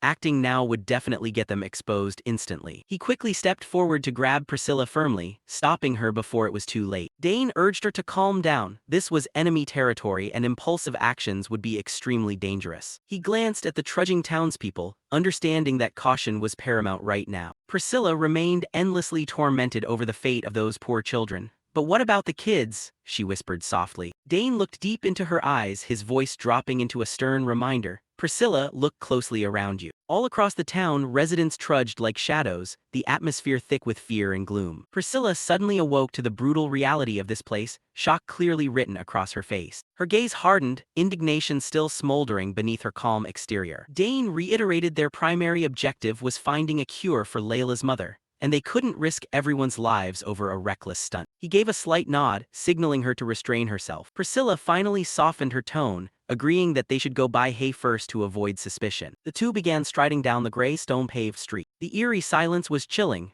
broken only by the steady sound of their footsteps. Dane said he understood how she felt, especially as a genuine priestess of the sanctuary. They passed by antique, yet gloomy houses completely lacking everyday vitality. "Still, we can't act thoughtlessly," Dane continued emphasizing, his voice filled with warning. The surrounding townspeople seemed to be actively avoiding the gazes of the two strangers. Dane kept observing, his sharp eyes silently cataloging every detail of the area. He suggested that while out buying supplies, the two of them could quietly take the opportunity to scout the enemy's strength. Priscilla paused for a beat, seemingly weighing Dane's suggestion. She narrowed her eyes at the figures in black roaming the streets in droves. Dane suddenly broke into a cold smile. "Fine, let's see just how evil these guys are." Priscilla also regained her composure, brushing her hair back and smiling in response. "Agreed." The sky overhead was gray, thick dark clouds gathering like an omen of an approaching storm. Viewed from above, the market looked unusually deserted, citizens moving sneakily like ghosts. Everyone here rushed past, none daring to lift their eyes to look at anyone else or strike up conversations with strangers. When Dane asked for directions to buy hay, a middle-aged man with a weathered face pointed across the way. "Hey, go over that way." Priscilla gave a brief nod of thanks to the poor man before continuing onward with Dane. Dane glanced around, silently counting at least 100 soldiers mingling within the crowd. Ahead of them lay a large building with majestic arched architecture, a place Dane knew was heavily guarded. Suddenly, a loud commotion erupted from a nearby street corner, catching their attention. A man collapsed to the ground, begging pitifully and in terror.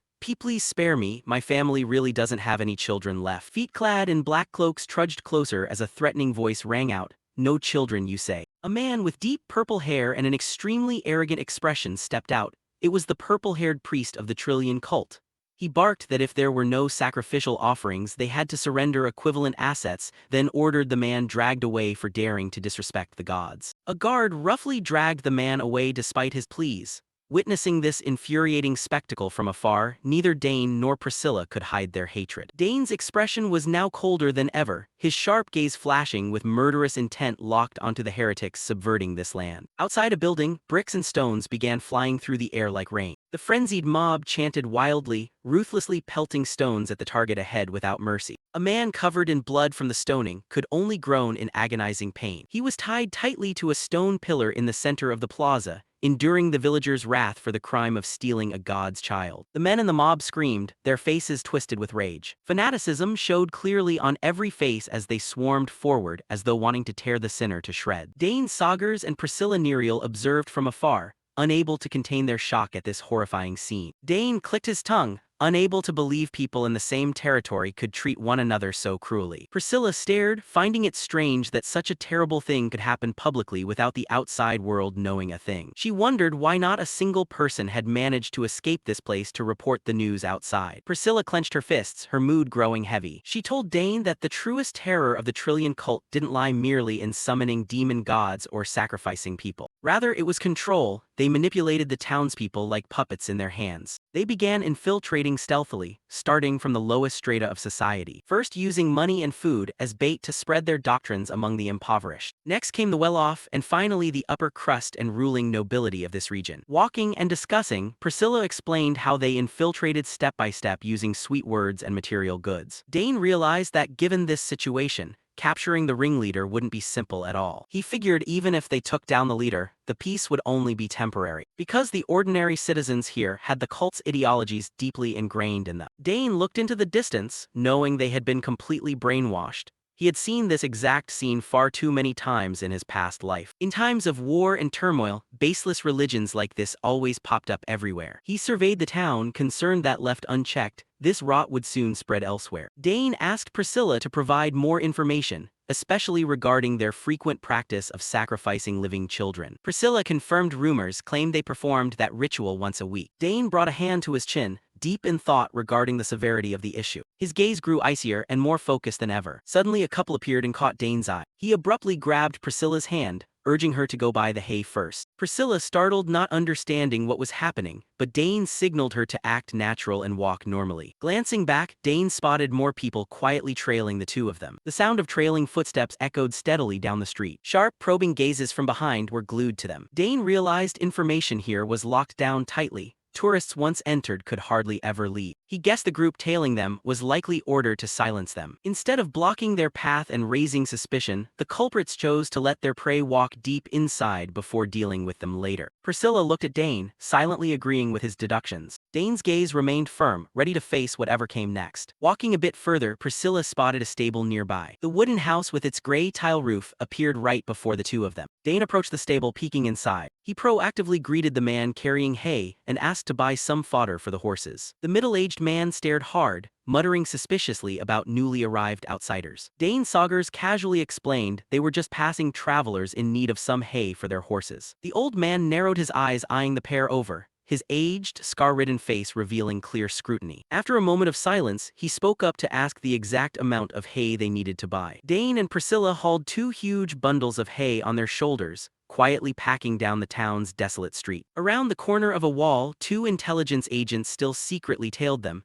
their sharp eyes never leaving the target. Their shadows cast against the rooftops, persistently tracking every step from above. As they walked, Dane discussed their next step, prioritizing rescuing the children first. Priscilla startled, looking over, unsure whether this plan was too reckless with only 2 people. Dane nodded in confirmation, since confronting the fanatical cult head-on right now was impossible. Looking at the deluded devotees praying, he understood they couldn't use force against townspeople who were completely brainwashed. Priscilla quickly agreed, also wishing to prioritize rescuing the most pitiful young souls. Dane narrowed his eyes calculatingly. Their most crucial target now was locating where the kids were detained. But first, they needed to find a safe hiding spot to protect the children after a successful rescue. A confident smile flashed across Dane's lips, as though he had already mapped out a foolproof plan. He mentioned a territory just 2 days' journey away, home to the esteemed Count Gangpar's castle. It was a heavily fortified region untouched by the corruption of these heretics. The plan was to contact the royalty to report the situation and request military deployment from Gangpar's castle to quell the rebellion. The town sky began weighing heavy with thick clouds, bracing for a massive upheaval about to unfold. Dane affirmed his group was fully capable of handling this rescue mission cleanly. Since their group was already heading that way, they could ask their traveling friends to look after the kids first. After making sure the children were in a safe place, the group would officially unite for a full-scale assault. Priscilla nodded in understanding, suddenly sensing the presence of knights and priests belonging to the royal church very nearby. Dane was slightly surprised, wondering to himself if some secret resistance force was hiding out here. He decided he had to find them at all costs to coordinate and turn this into a surprise attack. Priscilla smiled brightly, the previous anxiety giving way to a fighting spirit. She glanced back slightly, signaling to Dane about the tail that was still persistently tracking them. Looking down at the dark alley ahead, Priscilla asked if they should deal with the stalkers right now. The two spies maintained their distance, completely unaware they had fallen into the enemy's crosshairs. Dane smirked dangerously, deciding to lure them deep into the deserted alley to wipe them out cleanly in one go. Layla asked if they should go in to help, while Dane, now disguised with blue hair and glasses,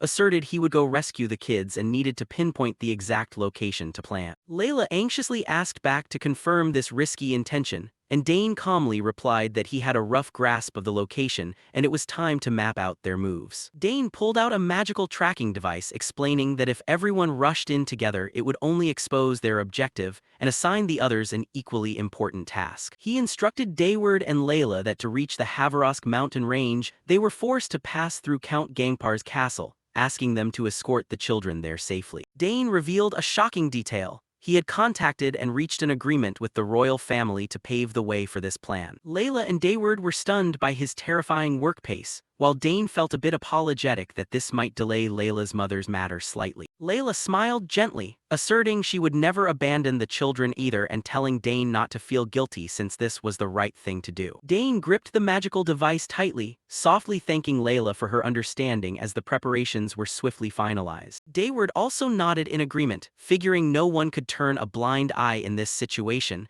and everyone burned with the eagerness to resolve things quickly. Layla's eyes lit up with determination, ready to stand side by side with Dane in the perilous mission ahead. Once agreed, Dayward urged Dane to set the coordinates for the rendezvous point so they could move out immediately before the enemy could react. Dane nodded, promising to contact everyone soon as the group prepared to split up to execute different assault vectors. Dayward couldn't help but marvel at Dane's situational judgment and decisive actions, silently praising his younger brother's drive and competence. But looking back at the town, Layla felt a pang of heartache as it was now flooded with heretics and crumbling ruins from endless conflicts. Dayward squinted into the distance, pondering how the aftermath of the war lingered heavier and more stubbornly than they had imagined. Seeing wretched citizens sitting sluggishly by the roadside, Dayward remarked that outside the capital, things were far worse and more chaotic than this. Unwilling to waste more time, Dayward threw an arm around his two younger companions, reminding the group to urgently rescue the kids so everything would go smoothly. The three of them answered in unison, their eyes revealing unyielding resolve as mutual brotherhood and trust became their greatest strength right now. The group briskly strode across the green grass toward the horses waiting at the edge of the forest. Climbing onto their saddles, each carried private thoughts about the upcoming mission, though the shared objective remained crystal clear. Layla thought to herself about how amazing Dane was, always showing up right on time and resolving every hardship like a miracle. Recalling how Dane had saved her last time, she felt his presence brought an absolute sense of security. Dayward looked at Dane's back, silently marveling at the kid's potential and believing that one day he would lift the Sagar's household to the pinnacle of the empire. A confident smile bloomed on Dayward's lips, knowing he was betting on the right person and that his Termian family wouldn't let themselves fall behind either. Beneath the sunlight, the group urged their horses forward, leaving the devastated town behind as a grueling new journey officially began. A panoramic view of the town from above appeared desolate under the shade of withered tree branches, signaling a gloomy atmosphere. Shifting to another area, Priscilla asked Dane if he had found any new clues as he stepped out from a dark alley. Dane, now back in his true appearance with silver hair, casually replied that they spilled way easier than he thought,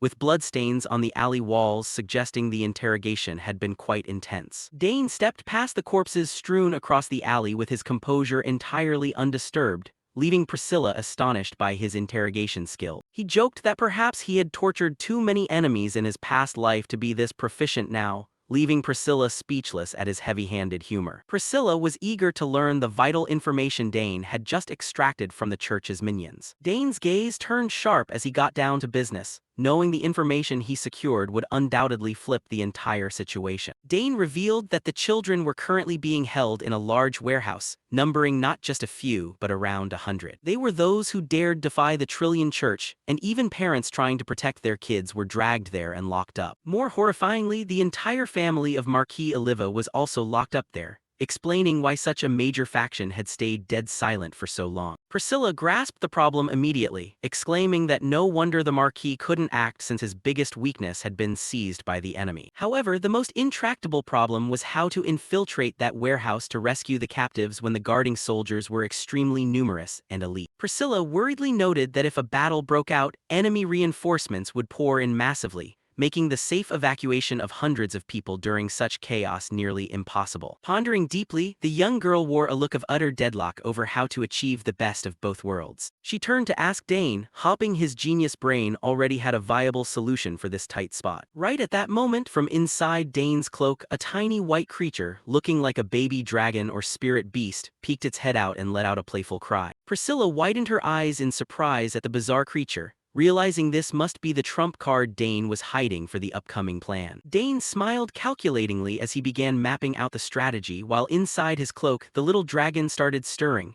ready for what was about to unfold. The tiny creature poked its head out, letting out excited squeaks as if understanding its master's expectations. Priscilla asked about the next step, wondering if Dane intended to use Karnas as a distraction, to which Dane nodded, promising to summon someone genuinely powerful to throw the battlefield into chaos. Meanwhile, down in the plaza, hundreds of citizens gathered densely to listen to fanatical sermons about a new world about to open up. A heretical priest with long blue hair passionately brainwashed the crowd, aggressively declaring that they shouldn't doubt anything and just following the church would grant them the new world. He screamed frantically, asserting that sacred blood was the fastest path to meet the demon god and that the world's salvation lay in the hands of those present. The wretched townspeople, seemingly completely spellbound, began chanting the demon god's name and begging to be granted salvation. Cries of "Save us!" echoed across the plaza, creating a gloomy and desperate atmosphere. The priest licked his lips with craving, realizing Marquis's domain would completely fall into his grasp after a long period of painstaking planning. He triumphantly plotted the complete annihilation of Marquis Oliva's family and the church priests who were still desperately resisting. Looking down from above, the priest grandly proclaimed that this territory would soon fall into their hands and become the new base of the Trillion Church. The declaration was raised amid flags bearing the cult's symbol, affirming the spreading dominion of darkness. The crowd raised their fists to the sky in unison, roaring that the time had come as fanaticism reached its peak among the populace. The plaza overflowed with hysterical cheers, with everyone believing their lives were about to change for the better under the heretical church's protection. The priest tilted his face upward, sending a plea to the leader to witness this glorious moment to the very end. His face revealed extreme excitement, as if basking in the intoxicating thrill of victory upon seeing everything unfold as expected. With wild, bloodshot eyes, he screamed with fierce determination that he would definitely succeed and no one could stop him. He stretched out his arms as if to embrace the whole world while an eccentric and terrifying laughter burst forth. Yet a massive pressure suddenly struck from the sky, shaking the entire plaza violently. Powerful tremors tore through the air as dust kicked up everywhere, signaling an impending disaster. The surrounding buildings shook as if on the verge of collapse, causing the cheering crowd to panic instantly. The downward pressure grew heavier, leaving the church guards stunned as they looked up at the pitch-black sky. The citizens stared blankly in bewilderment, unable to understand why the crucial ceremony was suddenly interrupted by a mystical force. The blue-haired priest also began breaking out in a cold sweat, terrified as he shouted to ask what the hell was hurtling straight down at them. From the dark clouds, the beast Karnas with glowing red eyes materialized, plummeting into the plaza like a gigantic, deadly fireball. The eerie light from the summoned beast's eyes terrified the priest as he realized this was an entirely unexpected magical attack. A gigantic werewolf beast with glowing red eyes roared, beginning a rampage right in the heart of the heretical domain. Its powerful swing tore through the air, generating terrifying shockwaves. A corner of the street shook violently as dust billowed up beneath the monster's feet. The crazed wolf rampaged, turning sturdy architecture into piles of rubble in the blink of an eye. Not stopping at physical might, it also spewed streams of fire that incinerated everything around it. Flames raged furiously, swallowing buildings and turning the sky blood red. Down on the streets, people panicked and fled, screams echoing everywhere at the appearance of this insane summoned beast. A rain of fire poured down as everyone scrambled to escape, knowing nobody would survive at this rate. The cultists froze for several seconds, unable to figure out what the hell was happening or where the monster came from. The blue-haired cultist gritted his teeth in fury, staring at the chaotic scene in absolute disbelief. He realized this didn't match the Resistance's style, but wondered who on earth was behind this. Boulders were hurled into the air, raining down like hail to devastate every corner. The situation spiraled out of control as guards screamed for water brigades to put out the fires, but it was futile against the overwhelmingly powerful monster. Church troops collapsed as chaos consumed the entire central district of the domain. While attention focused on the monster, Priscilla Nerial stealthily navigated through the deserted areas. She sprinted quickly, taking advantage of the enemy being preoccupied with Dane's magical beast. Priscilla silently marveled at how effectively Dane Saugers's plan was working, leaving the area free of enemies. She stopped at a street corner, trying to reorient her path forward. Suddenly, a razor-sharp blade flashed, pressing right against her neck and freezing Priscilla in her tracks. Priscilla widened her eyes in shock, realizing she had been caught. A silver-haired knight in shining armor appeared, coldly asking who she was and why she was lurking here. He threatened to take her head if she was a heretic trying to escape. Priscilla raised both hands hurriedly with sweat streaming down her face. She quickly stated her identity as Priscilla Nerial, a theology student from the Royal Academy who came here to rescue people. She explained that the chaos outside was caused by her teammates to create a distraction in coordination with the resistance. Priscilla swore on the honor of someone following the path of theology. The silver-haired knight lowered his sword slightly, repeating the name Priscilla Nerial with suspicion. His gaze remained sharp, scrutinizing every expression on the young girl's face. He demanded proof, warning he wouldn't hesitate to swing his sword immediately otherwise. Priscilla nodded in agreement, though she still felt a bit fearful under the opponent's pressure. She gritted her teeth, figuring out a way to prove her identity amidst this dire situation. As she prepared to channel holy power, a majestic voice rang out telling them to stop. A group of priests emerged from behind, with the leader declaring that he knew this child well. Both Priscilla and the knight turned back in startle to look at the newcomers. The man stepped closer, confirming without a doubt that Priscilla used to be his student. Each of his steps was unhurried yet carried weight, easing the tense atmosphere. It was Bishop Atam, who smiled and welcomed Priscilla after a long time apart. Priscilla opened her eyes wide in astonishment,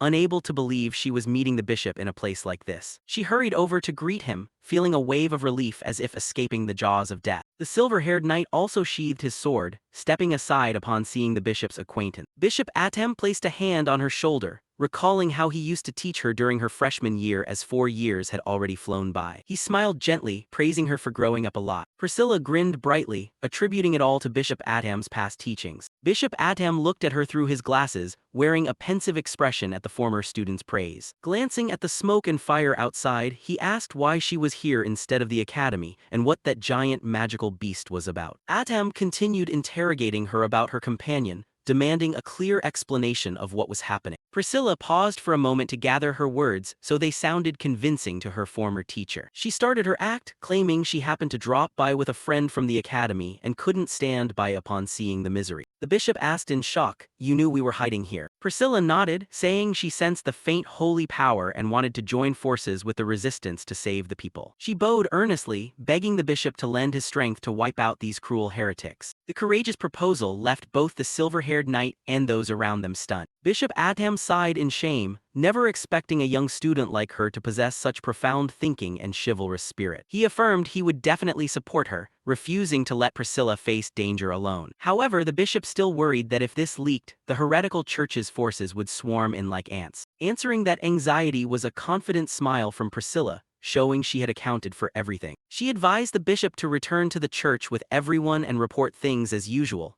assuring him everything was already planned out. Meanwhile, the monster outside was still raising hell, continuously smashing down ancient buildings. The giant wolf roared, every step shaking the ground and setting off massive explosions. Atop a high rooftop, Dane Sauger stood watching, telling the little dragon Karnas to rest since continuing would turn the whole village to ashes. He wondered if Priscilla had successfully infiltrated yet, then decided to finish up his own part quickly. Dane's gaze hardened sharply, preparing for the final step of the hunt. Below, the blue-haired cultist was screaming frantically, ordering his underlings to find out who summoned the monster. A terrified underling reported that the thick smoke and fire made it impossible to spot any trace of the enemy. The blue-haired man grabbed the underling by the collar and chewed him out, knowing that failure to stop this beast would wipe out the entire domain. Destructive noises echoed consecutively as thick smoke obstructed the panicked cultist's vision. The cultist gritted his teeth in helplessness at the unimaginable devastation caused by the werewolf magical beast. Just as he felt most desperate,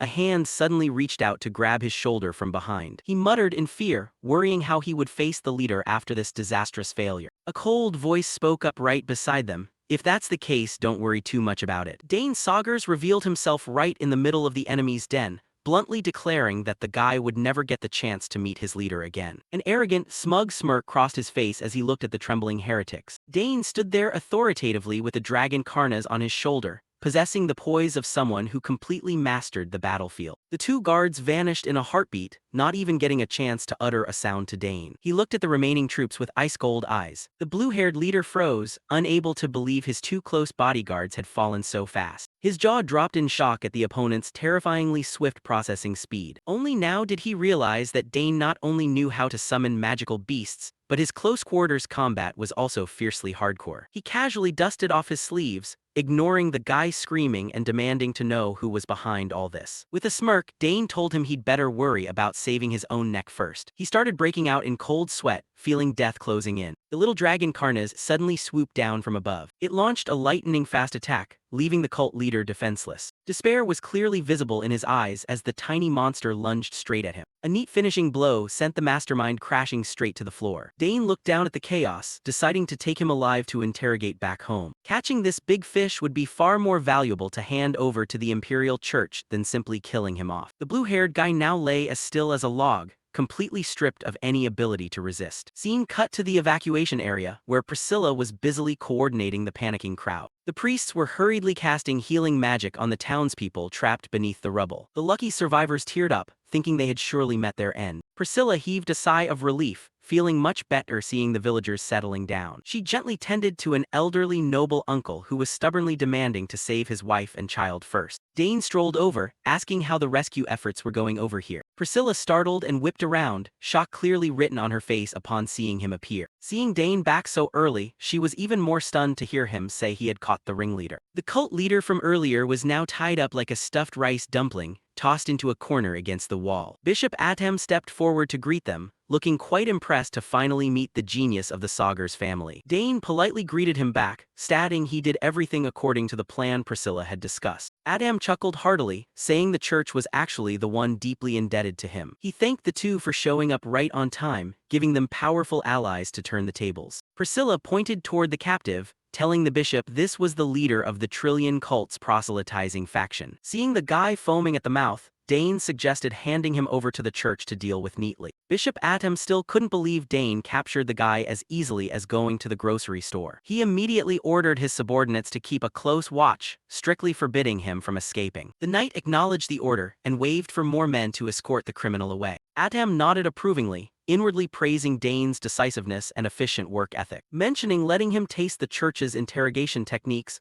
old Atam's smile made even Dane shudder on the guy's behalf. Once the rescue was mostly done, Atam turned to ask Dane's opinion on starting the evacuation of civilians out of harm's way. He intended to have the Holy Knights protect those unable to move on their own due to torture. Dane nodded in agreement, knowing full well the cult's remnants wouldn't let this slide for long. Looking at the devastated town under the twilight, everyone understood the enemy would soon march here seeking their leader. Dane urged the team to quickly clean up the battlefield and retreat before it was too late. Just as he was about to leave, the little dragon Karnas suddenly flew around erratically in the sky, letting out warning cries. Seeing its frantic behavior, a massive force was definitely surrounding this area. Hearing the commotion, Dane and Priscilla startled and looked up. The enemy arrived faster than he thought. Dane's gaze hardened, gearing up for a life-or-death battle. In the distance, an entire cultist army loomed into view, armed to the teeth. The axe-wielding soldiers began scouring, sniffing out their target gathering near the warehouse area. The ringleader roared, ordering them to catch the sacrificial offerings trying to slip away. Meanwhile, Dane and the knights remained trapped with the blue-haired prisoner amidst the encirclement. The trio of Dane, Priscilla, and Bishop Atem stood sternly, discussing the quickest countermeasures. Civilians began running amok, cries of "the heretics are here," echoing all down the streets. An elderly noble shook uncontrollably, clasping his hands begging the gods to protect his old life. Seeing the ferocious cultists charging in, Dane just gave a cold laugh,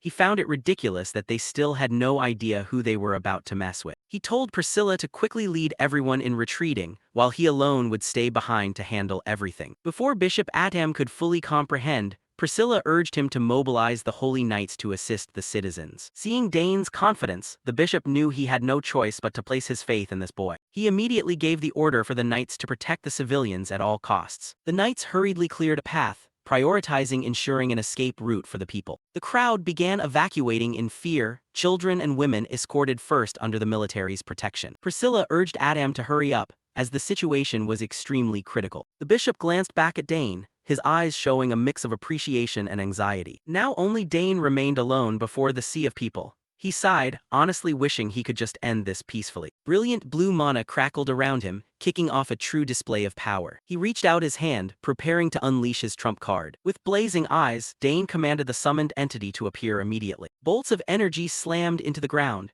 creating terrifying mana explosions around the enemy troops. The cultists stopped short in utter shock, sensing a massive oppressive aura taking shape. A giant magic wolf materialized with a roar that tore through the night, ready to crush anyone daring to cross the line. The entire cityscape shook violently from the magical power of the battle. The giant wolf Edorak roared, sweeping away the enemy remnants. The cultist army fled in disarray. The civilian rescue operation had concluded with resounding success. The final devotees of the Trillion cult were cleanly wiped out beneath Edorak's fangs and claws. The procession of priests and residents safely escaped the Marquis territory without running into any major obstacle. Dane Saugers' group stood on a cliff observing the evacuation. Spotting Dane, Layla and Ernest waved loudly from afar. The whole gang was finally fully reunited. The priest smiled with relief seeing everything smooth out. Ernest admired seeing the summoned wolf thrash the enemy formation clearly from afar, not forgetting to praise everyone for their hard work. But the fun was brief, they needed to get moving right away. The route was cleared, with children prioritized onto horses heading toward Count Gangpar's castle. Dane wore a bulky backpack, keeping watch behind as they walked. He maintained constant vigilance since he never knew when cultists might pop up. Towering snow-capped mountains gradually emerged through the fog. Ahead, a troop of dark blue-armored knights waited to welcome the group. A purple-haired man stepped forward introducing himself as hailing from Count Gangpar's castle. It was Ron Gangpar, the second son of the family and commander of the Second Knight Order. Dane politely introduced himself as the eldest son of Count Saugers and thanked them for their support. Ron nodded silently, his gaze turning slightly pensive. The Gangpar Knights simultaneously bowed in apology for letting a tragedy occur in a neighboring territory without intervening in time. Dane reassured them that the enemy was simply too cunning, so they shouldn't blame themselves. Ron listened, keeping a serious expression on his face. Meanwhile, Count Gangpar was also sitting pensively in deep thought. His brother Ron's First Knight Order had been dispatched to the Marquis territory to further investigate the incident. Dane smiled with satisfaction, realizing this family genuinely had a conscience. Under the escort of the Knight Order, the group continued toward the castle. With the heavy burden lifted, Layla and Ernest chatted lively with everyone. Ron looked at Dane with high regard. He admitted rumors of an exceptional genius at the academy turned out to be entirely true. Initially hearing from royalty that a few kids were going to rescue people, Ron and his subordinates had objected in disbelief. But witnessing hundreds of people saved, he was completely humbled. The townspeople's smiles were the clearest proof of Dane's group's capability. Ron smiled, offering to escort the group back to the castle to rest and prepare a welcome feast. Snow began falling heavily over the Havarask mountain range at the border. Count Gangpar's castle stood majestically, acting as a steel shield blocking monsters and enemies. Dane's group and the crowd stepped inside the fortified stronghold. Entering the hall, Count Gangpar appeared looking robust with a hearty smile. He urged everyone inside for warmth and suggested preparing a meal right away since everyone must be starved. Observing the Count's demeanor, Dane felt he was straightforward and trustworthy. The fully stocked grain stores were immediately mobilized to serve the evacuees. Layla and Ernest feasted to their heart's content. Dane told the gang to eat their fill as they would soon have to hit the road to finish their mission. Priscilla stood up, worried about the patients, so she wanted to go help Bishop Adam heal injuries. Dane nodded in agreement. Seeing Dane stand up too, the orange-haired female knight asked where he was heading. Dane smiled, saying he needed to report the situation to 3rd Prince Edward, telling everyone else to stay and rest. Ernest and Layla waved goodbye, promising to catch up later. Dane used the magical communication device to report successfully. On the other end, Prince Edward was very pleased that matters in the Marquis territory were resolved smoothly. The prince praised Dane for solving troubles seamlessly wherever he went. Edward clicked his tongue in regret, saying it would have been much more interesting had Dane joined the academy instead of heading east. Dane looked into the distance, replying he couldn't disobey the emperor's orders. The prince sighed, wishing he could tag along with Dane's crew too, but reality didn't allow it. Edward further revealed the emperor was very pleased and intended to use this opportunity to inspect the entire south. Dane pondered this political move in silence. He realized the emperor was genuinely considering reconciliation with the Sagar's family after a long period of keeping them in check through conflict. The emperor had made his final decision, and it all started from what Dane accomplished. Edward sincerely praised Dane for all his hard work. A faint smile appeared on the young man's face. To Dane, those were simply things he needed to do. He ended the call as darkness gradually swallowed the snowy mountain. Dane turned off the communicator, gearing up for the next challenges on this journey. The next morning, the group began their journey crossing the treacherous snowy Havarask mountain range.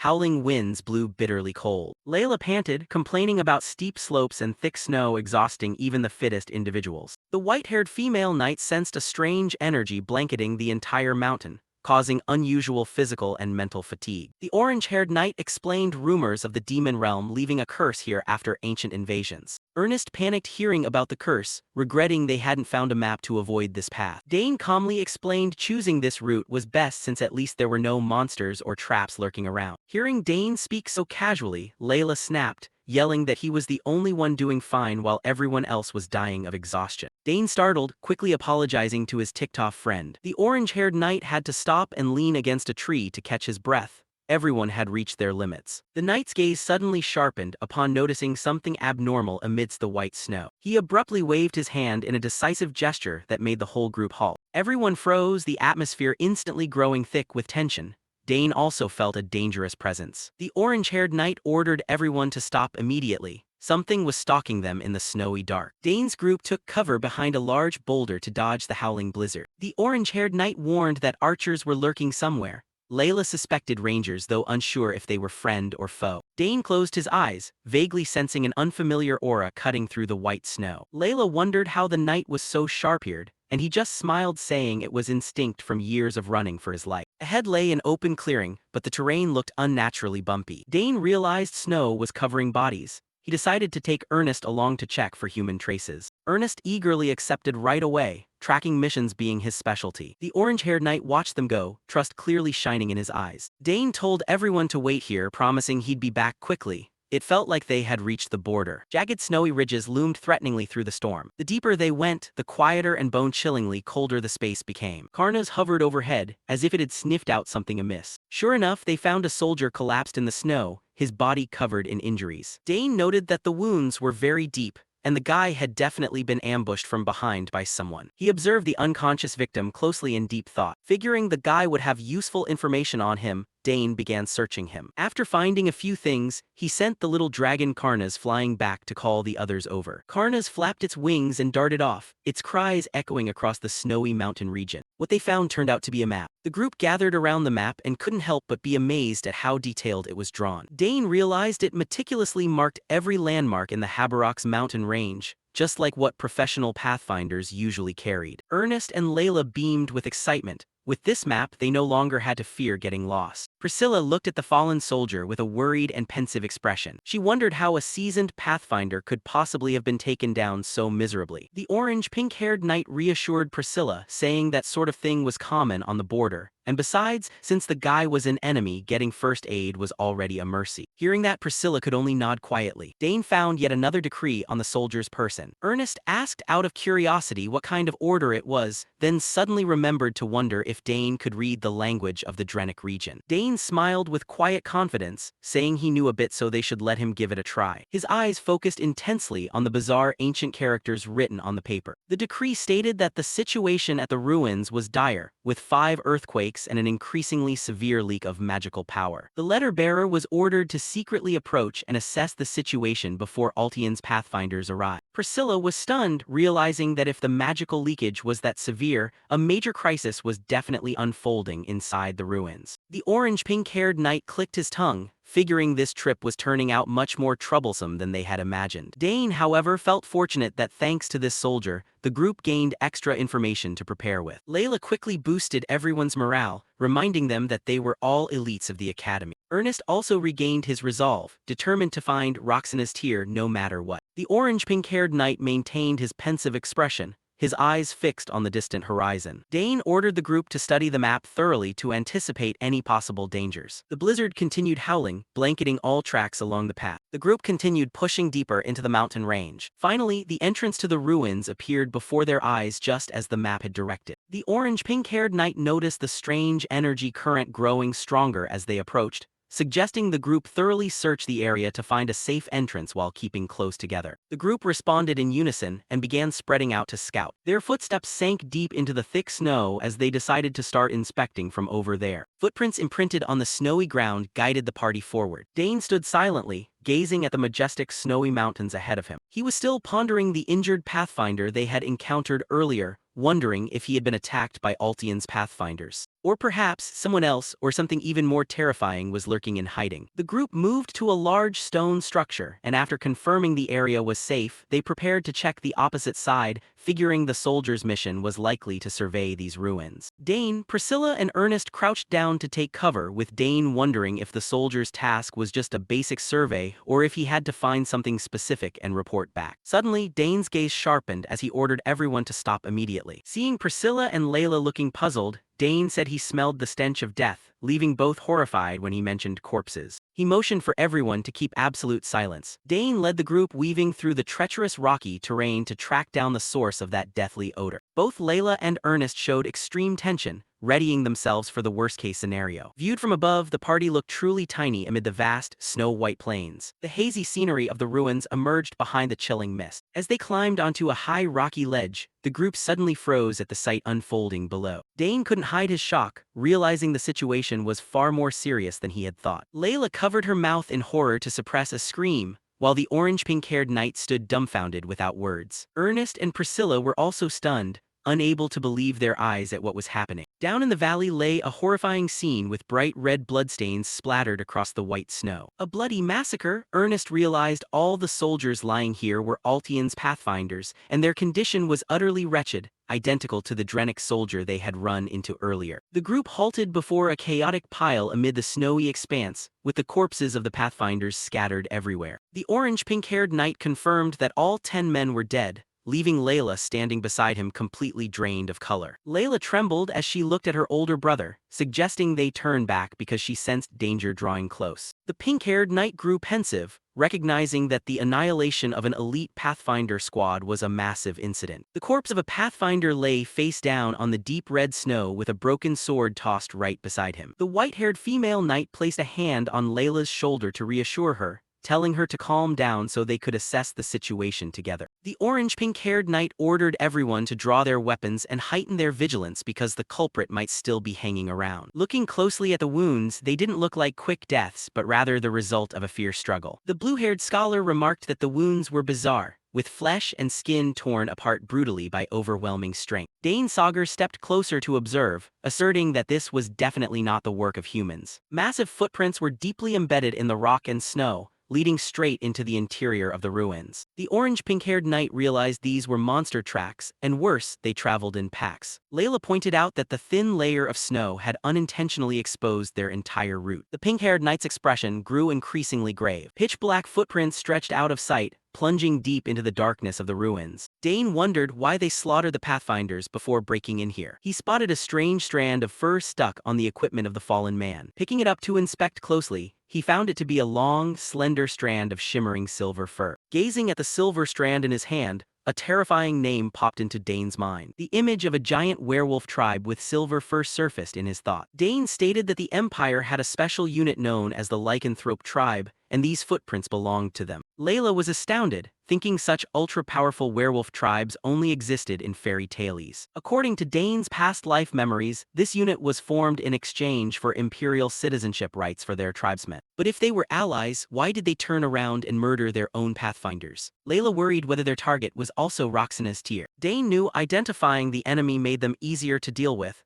but he sensed the real issue went far beyond that. He had a hunch that someone was pulling the strings behind the entire werewolf tribe. The white-haired female knight reassured them that her holy power could counter them, nodding her only concern was being spotted by reinforcements. The orange-pink-haired knight felt optimistic, figuring the vanguard party had already triggered the traps, saving them energy. That made sense, so the group decided they had to act quickly before it was too late. Dane thought to himself that if things turned sour, this would be a great opportunity to test the power of the Arcanium sword. He drew his sword, the blade glowing brilliantly with powerful magical patterns. This way, everyone conceal your mana. The orange-pink-haired knight led the team inside. The party moved swiftly, vanishing into the darkness of the cave. Inside the ruins, the gloomy space was filled only with the chilling sound of steady water dripping. Fresh blood splattered across the ancient dwarven stone pillars, bearing witness to the tragedy. Desperate screams echoed from afar as 3 more werewolf comrades fell victim to hidden traps. The figure in the black cloak walked forward calmly, reiterating his promise to help their tribe escape a life of ostracism. Gagan, the leader of the lycanthrope tribe, gritted his teeth in bitter resentment but was powerless to do otherwise. Beneath the cloak, the mysterious figure wore a sly, calculating smirk. He leveraged the dream of living in the light of the Empire to coerce the pitiful werewolves. The man feigned generosity by allowing them to refuse,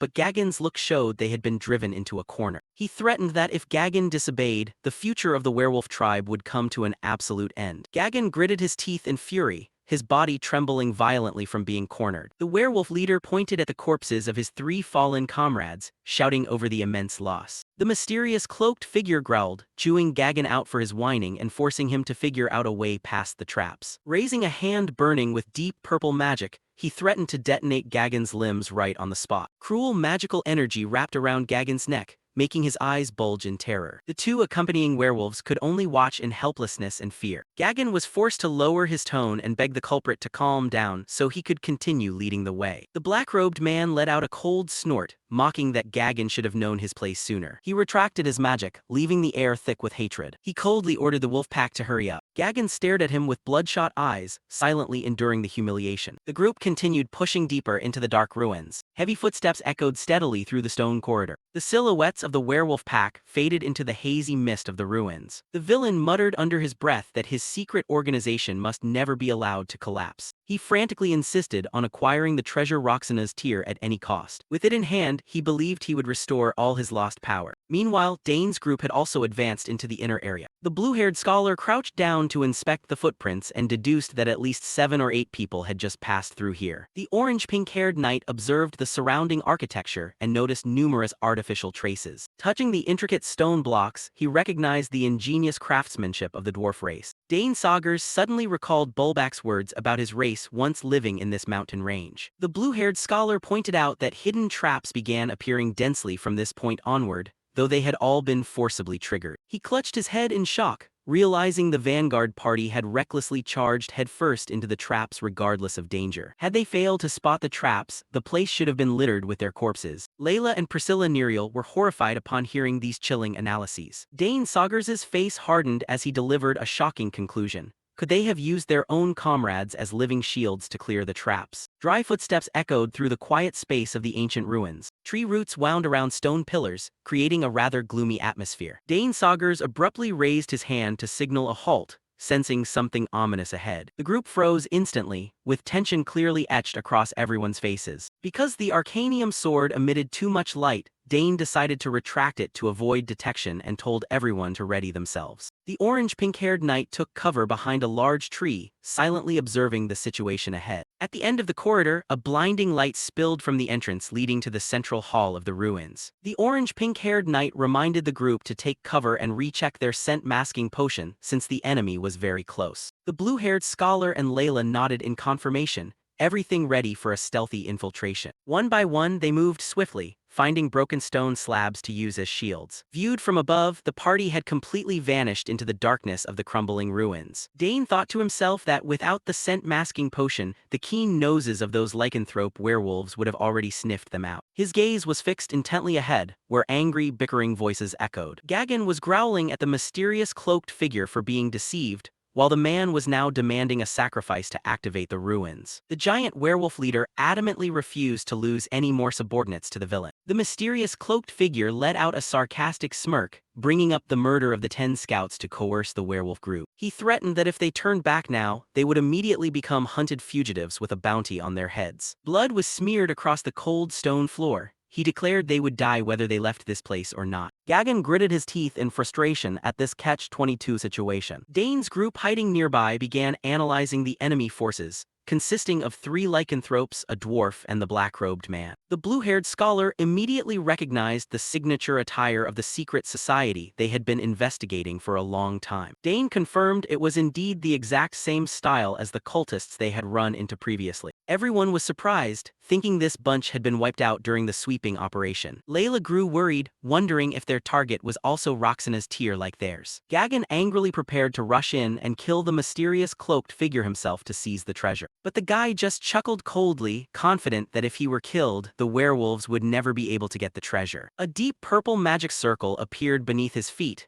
He asserted that they didn't even know how to activate the ruins. The curse started tormenting Gagan again, causing him agonizing pain. The dark-cloaked man forced them to perform a sacrifice to be released. Suddenly, a pair of furry feet belonging to a subordinate stepped forward. The subordinate volunteered to sacrifice himself to save the rest of the clan so they could return home. Gagan looked at his comrade with eyes full of agony and helplessness. The mysterious cloaked figure smirked in satisfaction, knowing for sure the werewolves had no way out. The brave werewolf stepped into the center of the magic circle, accepting the grim fate of a sacrificial offering. The magic circle on the stone floor glowed brightly, ready to execute the sacrificial ritual. The blue-haired scholar explained that this circle only reacts when there is a sacrifice at the altar. Layla shuddered, not daring to imagine it. The orange-haired knight hesitated, unsure when the most appropriate time to charge out and stop them would be. The blue-haired scholar offered a rather cold opinion. Just stand by and watch them kill each other so they could reap the benefits later. The white-haired female knight was stunned,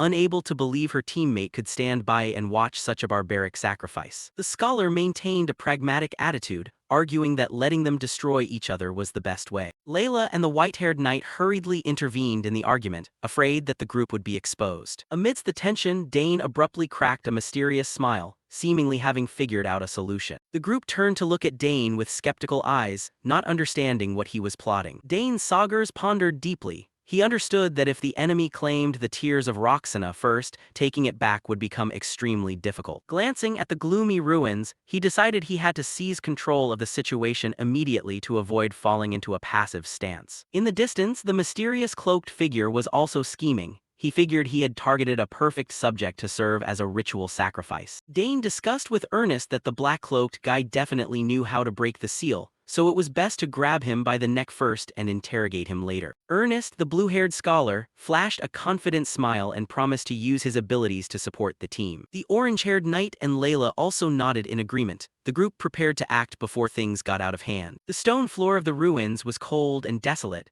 enveloped in an eerily silent atmosphere. Strange noises began echoing from the ancient doorway leading deep into the sacrificial chamber. A surge of magic flared up, shattering the quiet atmosphere as Dane's group launched their assault. The whole group simultaneously leaped down from above, staging a surprise appearance right in the enemy's lair. The werewolf Gagan startled and shouted loudly, unable to believe anyone would dare barge in here and ruin the ceremony. The dwarf holding the lantern and the one-eyed werewolf were also dumbfounded. They realized this group didn't look like scouts at all. Gagan growled suspiciously, turning to ask the cloaked figure if these strangers were his allies. The sound of boot heels firmly striking the stone floor echoed, signaling an unavoidable showdown. Every member of Dane's group, from Layla to the knights, had assumed battle stances with a blazing aura. The mysterious cloaked figure glanced over the kids and coldly denied any relationship with them. Dane faced the enemy with a defiant expression, calling out their secret society's name directly as a stern greeting. While Gagan was still frantically asking for identities, the black-cloaked guy also began feeling things slip out of control. He recalled the scouting squad that had been killed earlier and couldn't figure out how anyone could get past the traps so fast. The two sides clashed fiercely amidst the deep purple magic circle. The cloaked figure wondered if this was a coincidence or a prearranged plan. Finally, both the cloaked figure and Gagan roared, demanding Dane's group immediately reveal their true identities. Finding themselves surrounded, an indifferent voice rang out asserting they weren't border guards but merely a sightseeing group that accidentally wandered off. The lycanthropes froze. They couldn't believe this heavily cordoned-off border zone could be breached so easily. The mysterious cloaked figure started breaking out in a cold sweat. He gritted his teeth wondering if these kids were also after the tears of Roxana. Facing that suspicion, Dane simply kept silent, returning a profound look. He admitted it straight out to save time. Having traveled all the way to this remote relic, what else could they possibly be after besides that treasure? The villain turned around and lashed out at the werewolf Gagan. He was furious that things were derailing from the plan, as nobody besides Rangers should have been here. Gagan and his subordinates could only stand and take the heat, their expressions extremely gloomy under the scolding. He roared, telling his subordinates to shut up. Since the surprise had happened, priority number 1 was thoroughly cleaning up this obstructing group. A nearby werewolf started feeling heavy pressure, sweat pouring down his face. Looking at Dane's group, the cloaked man struck upon a ruthless idea. Use these kids as sacrifices to break the seal and save his own side's blood. He brazenly laid down a condition, demanding one member of the group voluntarily sacrifice themselves since his side had lost too many people. Dane closed his eyes in contempt. He snapped back harshly, "Why don't you climb up on the altar yourself so everyone can be happy?" He flew into a rage, roaring that without him the werewolf tribe would be cursed for generations, so don't even think about making him sacrifice himself. The nearby werewolves could only silently watch the tense argument unfold between the two sides. Unwilling to waste words, he ordered his subordinates to take action immediately. To him, since the sacrifices had walked right into his trap, he might as well just catch them. He pressured Gagan into seizing a member of Dane's side, unless he wanted to see his kinsfolk's blood spilled in vain. Amidst the encirclement, Dane maintained an extremely calm demeanor, gripping his sword hilt tightly, ready to engage. Layla and Hyde immediately shifted into defensive stances. Hyde had drawn her bowstring, aiming straight at the monsters ahead. Curran observed very carefully and concluded the opponents were seasoned battlefield veterans, making it impossible to let his guard down even for a second. A breathtaking showdown deep within the ancient ruins. Everyone knew this battle wouldn't be easy, with the goal being to break that seal. The cloaked man pressed urgently with a stern voice, demanding Dane's group make their final decision right now. The werewolves began baring their fangs and claws, preparing to pounce on their prey upon their master's command. A massive furry hand slammed down threateningly against the ground, accompanied by a sigh of regret. Gagan looked at Dane, confessing he really didn't want to attack a kid, but current circumstances left him with no way out. Dane smirked. He mocked that fake kindness when their hands had just been stained with the blood of innocent rangers. His gaze turned ice cold, asserting that the people he used to know would never commit such cowardly acts. Dane's words struck a raw nerve, leaving the werewolves momentarily stunned and feeling guilty. "Cut the cheap excuses," Dane said as he drew his sword, the arcanium blade beginning to radiate a brilliant green energy. The villain standing behind started feeling anxious. He wondered where these kids got such immense confidence, or if they were hiding some power. A lantern was kicked flying, its flame flickering midair, signaling the official outbreak of battle. Gagan's henchmen roared excitedly, unwilling to listen any further and eager to tear their opponents to shreds instantly. Sensing trouble, the crafty cloaked man hurriedly retreated to the rear to preserve his life, abandoning the werewolves to fight. Gagan roared to cheer up his brothers, determined to fight for honor and the ultimate survival of the entire tribe. 3 giant werewolf warriors simultaneously swooped down from above, creating a heavy pincer pressure targeting Dane. Dane glanced back, confirming the ringleader and the dwarf had safely retreated deep into the shadows. He smirked confidently, muttering to himself that he would wrap this game up as cleanly and quickly as possible. Dane signaled Layla to fall back, reminding her not to wander into the enemy's dangerous line of fire. Priscilla anxiously wanted to assist, as her holy magic could heal anyone if disaster struck. Layla couldn't help but gasp.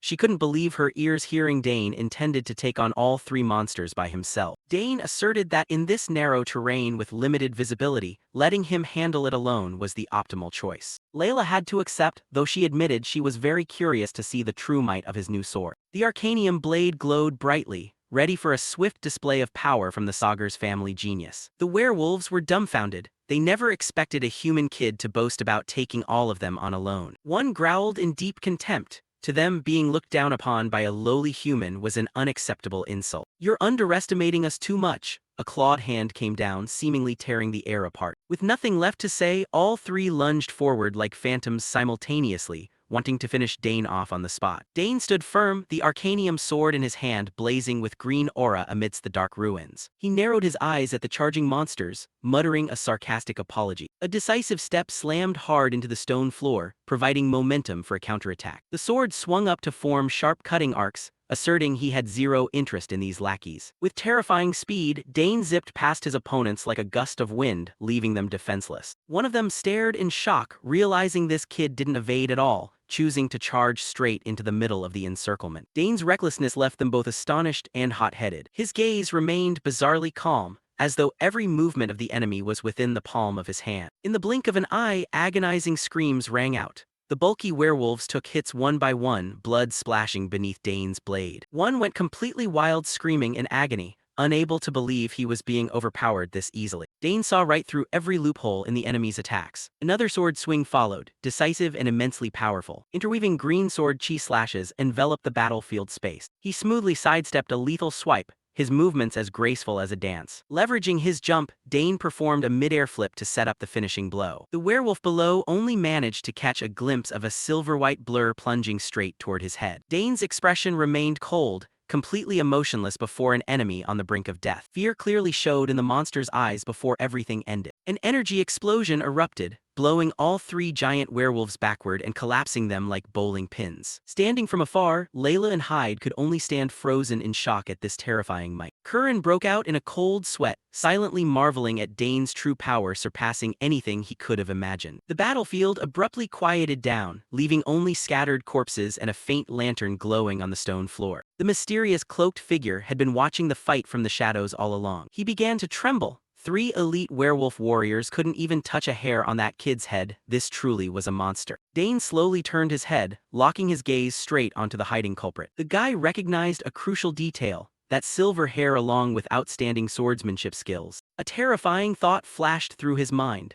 Could this be the legendary genius of the Count Sagar's family from the rumors? He cursed his bad luck. Why did a caliber like this have to show up in this godforsaken place and ruin all his plans? Deep within the foggy courtyard, a throat coughed sharply and heavily while trying to steady itself on its feet. The creature felt pain spread throughout its body after being struck by an unfamiliar weapon. Shock flooded its mind as it realized the attack had sliced through its usually sturdy body with alarming ease. Even moving became difficult as the wound weakened its strength, and fear gradually replaced confidence. While looking at the opponent, Priscilla wondered what kind of monster could possess such overwhelming power, and she stated that they had nothing left to do. Meanwhile, the dark mage thought silently to himself, damn it, he took down 3 werewolves, just how strong is he? Is he a 5th stage knight? That wasn't right, he didn't just use a sword, he was definitely using magic too. So was he a magic swordsman? No way. Across the courtyard, the hooded enemy praised Dane's swordsmanship but pointed out a major obstacle. If they didn't break the seal protecting the target, victory would be meaningless. Confidence remained evident on Dane's face. Instead of looking worried, he believed he had enough knowledge to resolve the issue himself. The enemy regarded that confidence as arrogance. The protagonist felt a bit cautious inside. He didn't waver even after witnessing the enemy's ability firsthand. Clearly, this wasn't someone he could look down on. Fine then, let's see who wins. Dark magical energy gathered around the hooded man as he prepared his next move. While respecting Dane's sword skills, he claimed his magic far surpassed them. His true objective finally became clear. After capturing an important figure, he intended to take the tear of Roxana and restore the secret organization he served. Pride filled his expression as he revealed his identity. He was a renowned mage and alchemist who had attained the rare rank of 6 chains. Multiple magic circles appeared beside the hooded man, releasing massive streams of purple energy that spread across the battlefield with immense force. The sudden display stunned everyone watching. The blonde-haired girl shouted, "A 6th stage mage! No wonder the werewolves struggled so much." A confident smile appeared on the mage's face as he stepped forward.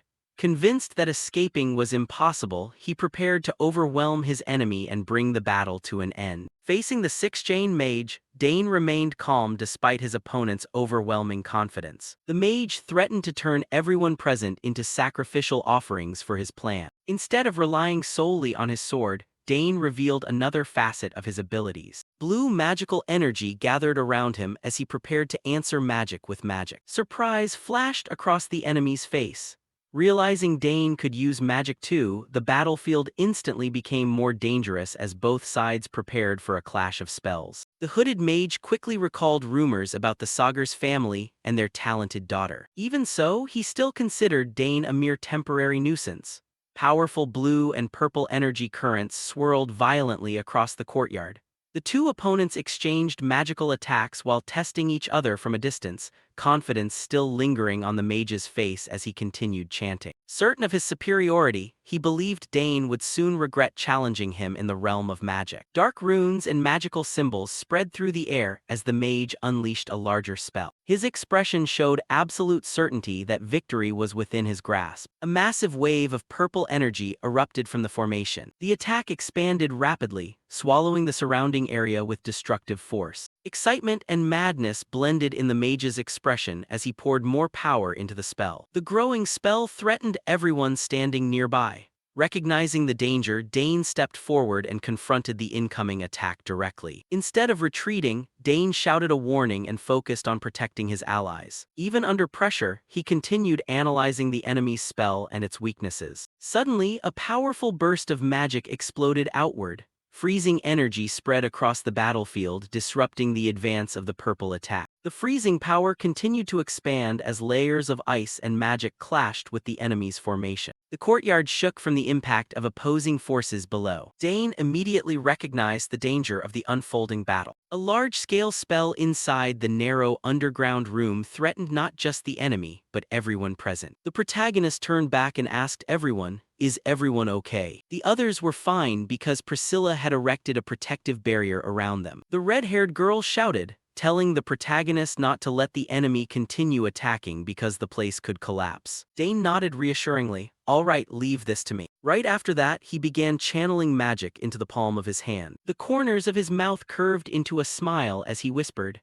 "The longer this drags on, the more disadvantageous it is for us." Without the slightest hesitation, he completed his spell and shouted loudly, "O spear imbued with magic." Following that sound, countless magical spears formed all around him. Confident in this magic, Dane declared, "I'll end this quickly." Across from him, the dark mage could barely believe his eyes. Impossible, did he dodge all of my attacks? He couldn't help wondering inwardly, and what is that skill? Did he infuse magic into that spear? He couldn't hold back and asked, "Just where on earth did you learn such weird magic?" "Keep struggling all you want. This time I'll send you off with a decisive blow." Simultaneously, the magic circles behind his back radiated an immensely dangerous aura. Next, all of them discharged streams of purple lightning straight toward the protagonist. Explosions began to occur midair, creating deafening sounds. Seeing this, the group of friends grew extremely worried for the protagonist. Up front, Dane remained completely calm, his face devoid of any fear whatsoever.